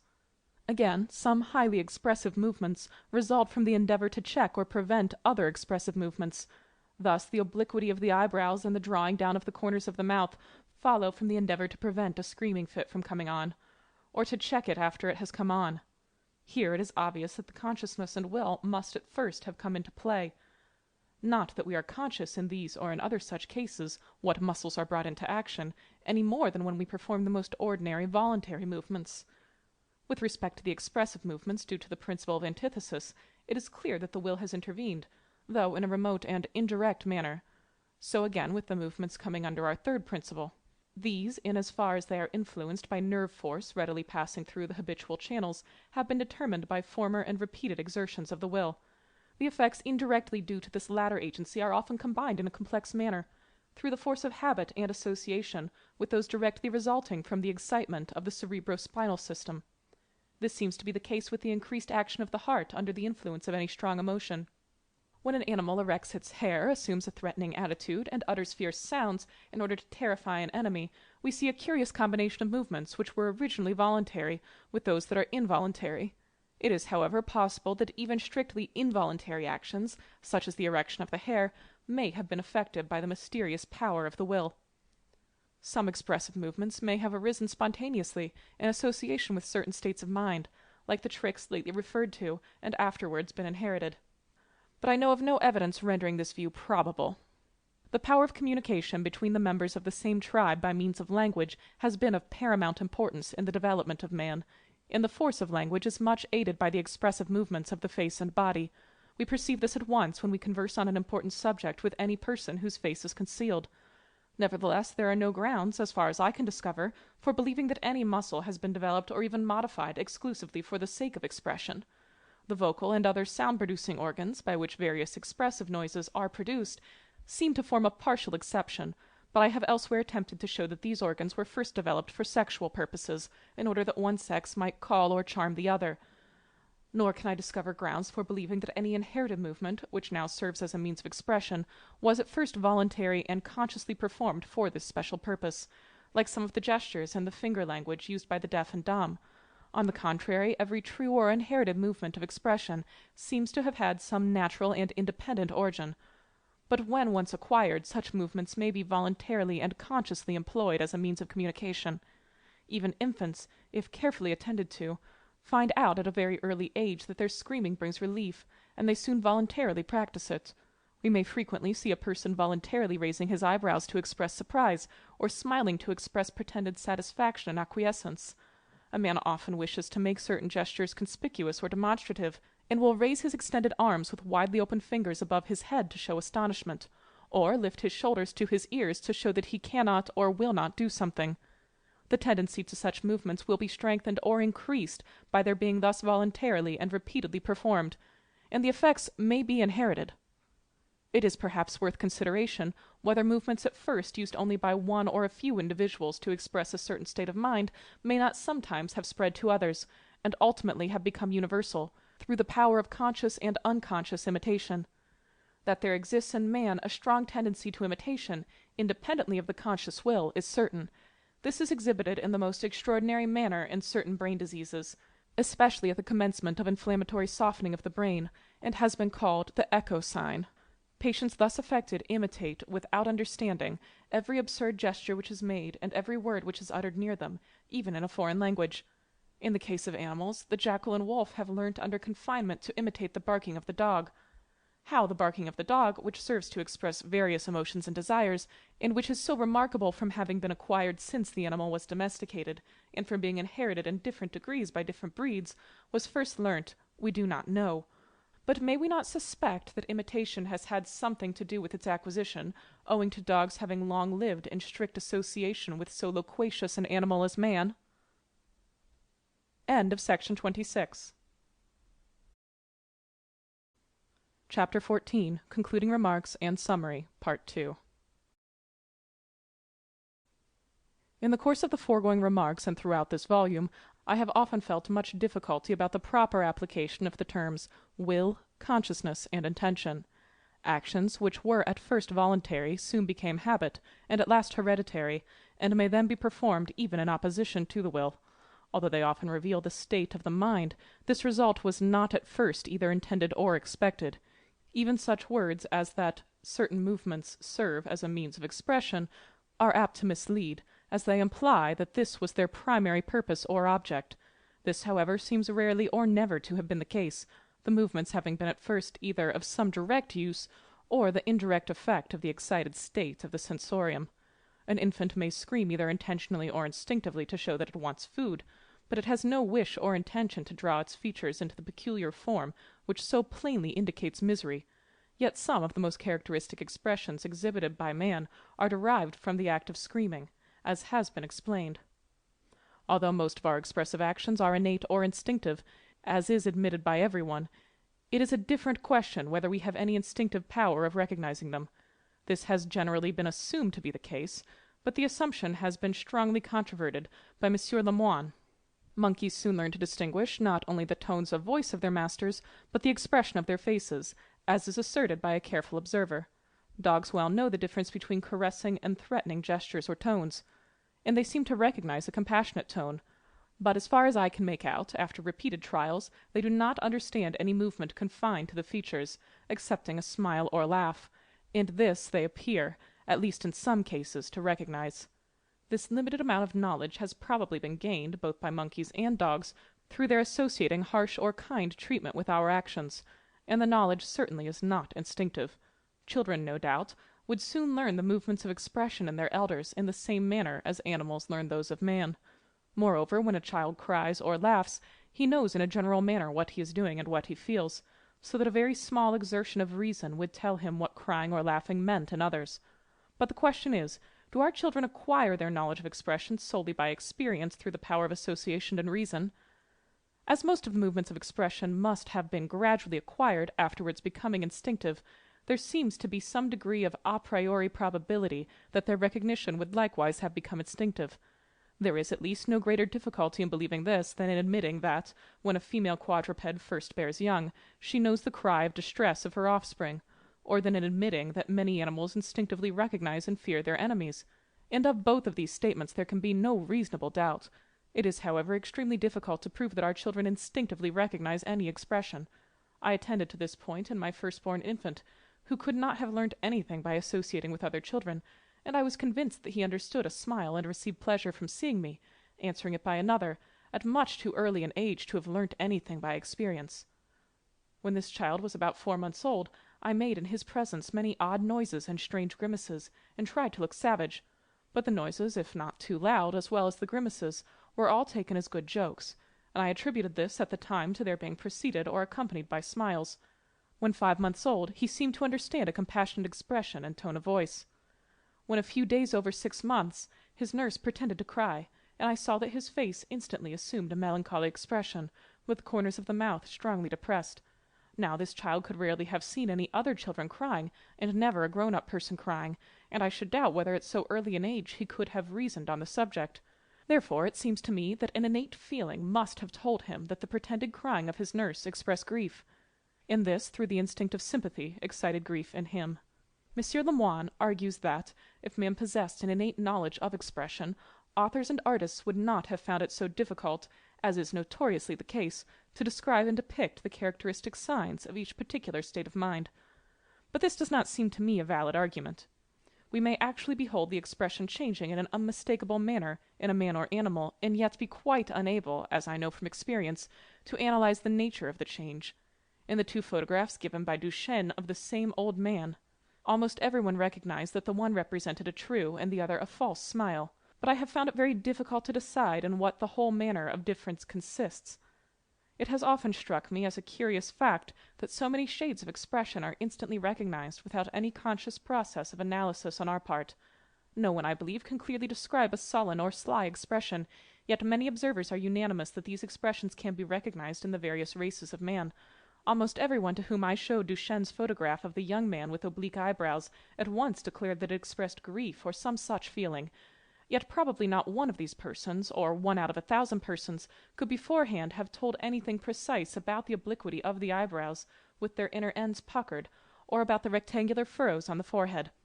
So it is with many expressions, of which I have had practical experience in the trouble requisite in instructing others what points to observe. If, then, great ignorance of details does not prevent our recognizing with certainty and promptitude various expressions, I do not see how this ignorance can be advanced as an argument that our knowledge, though vague and general, is not innate.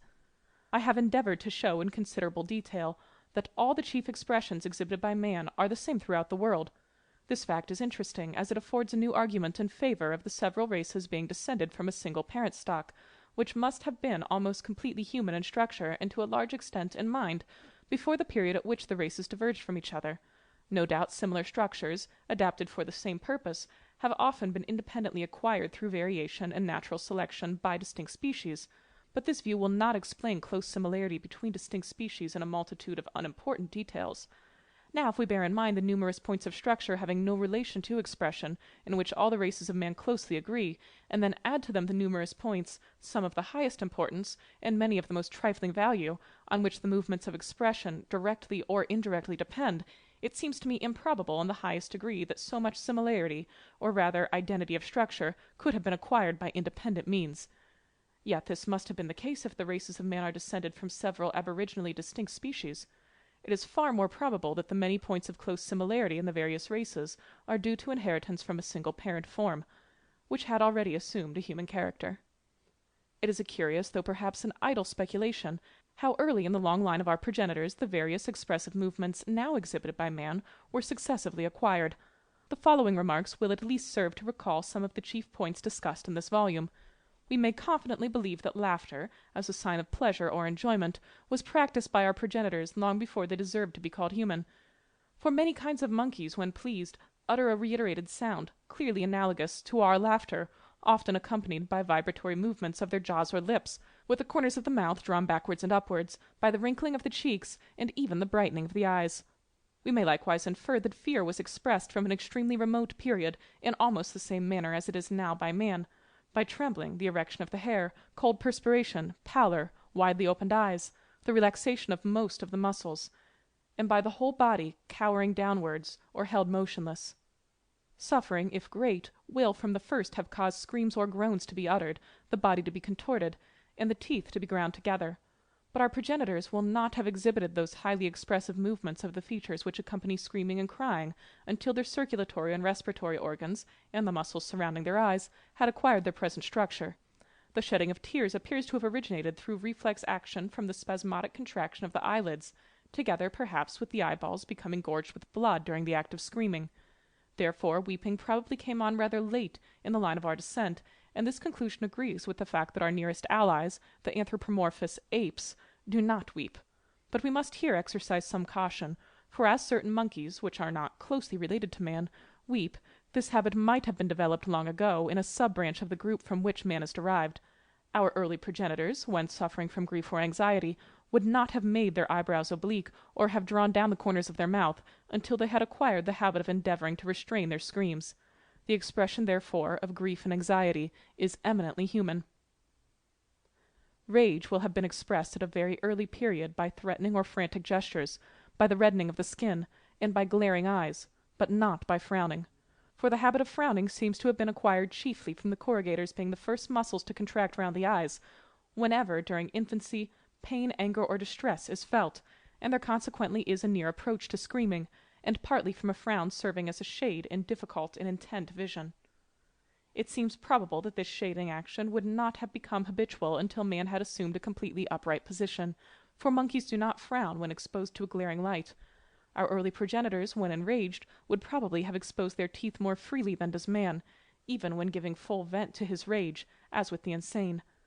We may, also, feel almost certain that they would have protruded their lips when sulky or disappointed, in a greater degree than is the case with our own children, or even with the children of existing savage races. Our early progenitors, when indignant or moderately angry, would not have held their hands erect, opened their chests, squared their shoulders, and clenched their fists, until they had acquired the ordinary carriage and upright attitude of man, and had learnt to fight with their fists or clubs.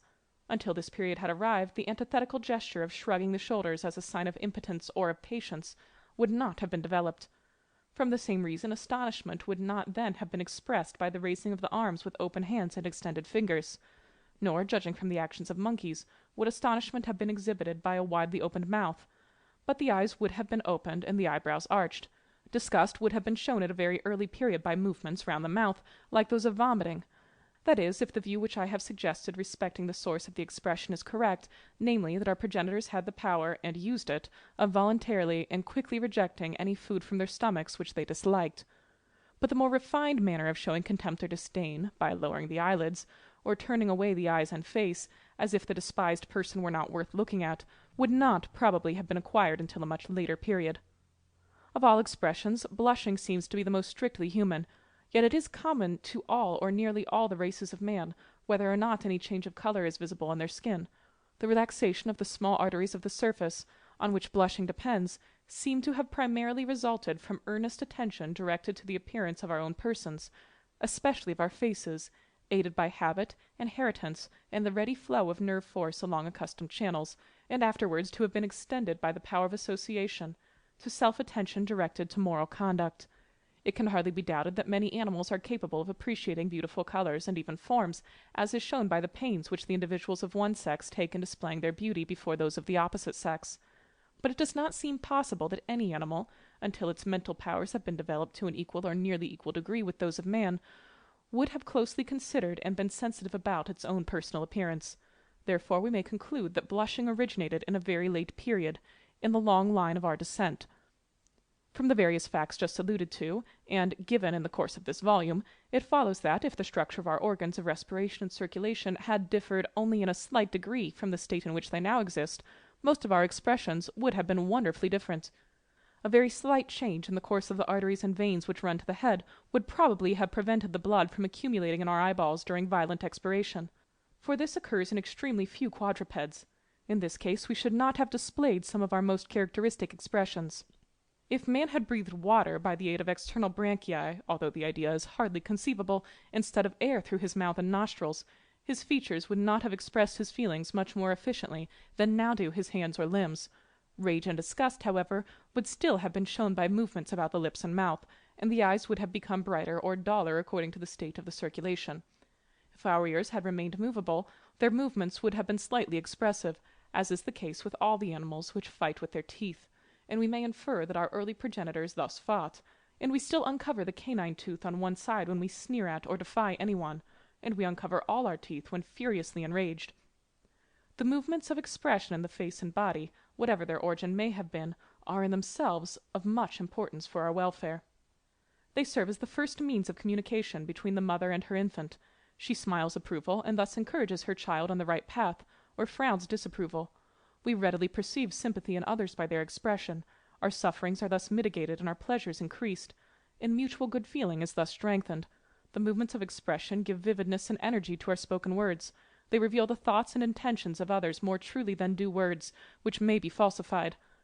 Whatever amount of truth the so-called science of physiognomy may contain appears to depend, as Haller long ago remarked, on different persons bringing into frequent use different facial muscles, according to their dispositions, the development of these muscles being perhaps thus increased, and the lines or furrows on the face, due to their habitual contraction, being thus rendered deeper and more conspicuous. The free expression by outward signs of an emotion intensifies it. On the other hand, the repression, as far as this is possible, of all outward signs, softens our emotions. He who gives way to violent gestures will increase his rage. He who does not control the signs of fear will experience fear in a greater degree, and he who remains passive when overwhelmed with grief loses his best chance at recovering elasticity of mind. These results follow partly from the intimate relation which exists between almost all the emotions and their outward manifestations, and partly from the direct influence of exertion on the heart, and consequently on the brain. Even the simulation of an emotion tends to arouse it in our minds. Shakespeare, who from his wonderful knowledge of the human mind ought to be an excellent judge, says, "Is it not monstrous that this player here, but in a fiction, in a dream of passion, could force his soul so to his own conceit, that from her working all his visage wanned? Tears in his eyes, distraction in his aspect, a broken voice, and his whole functions suiting with forms to his conceit, and all for nothing." Hamlet, Act 2, Scene 2. We have seen that the study of theory of expression confirms to a certain limited extent the conclusion that man is derived from some lower animal form, and supports the belief of the specific or subspecific unity of the several races, but as far as my judgment serves, such confirmation was hardly needed. We have also seen that the expression in itself, or the language of the emotions, as it has sometimes been called, is certainly of importance for the welfare of mankind. To understand as far as possible the source or origin of the various expressions which may be hourly seen on the faces of the men around us, not to mention our domesticated animals, ought to possess much interest for us. From these several causes we may conclude that the philosophy of our subject has well deserved the attention which it has already received from several excellent observers, and that it deserves still further attention, especially from any able physiologist. End of section 27. End of the Expression of the Emotions in Man and Animals by Charles Darwin.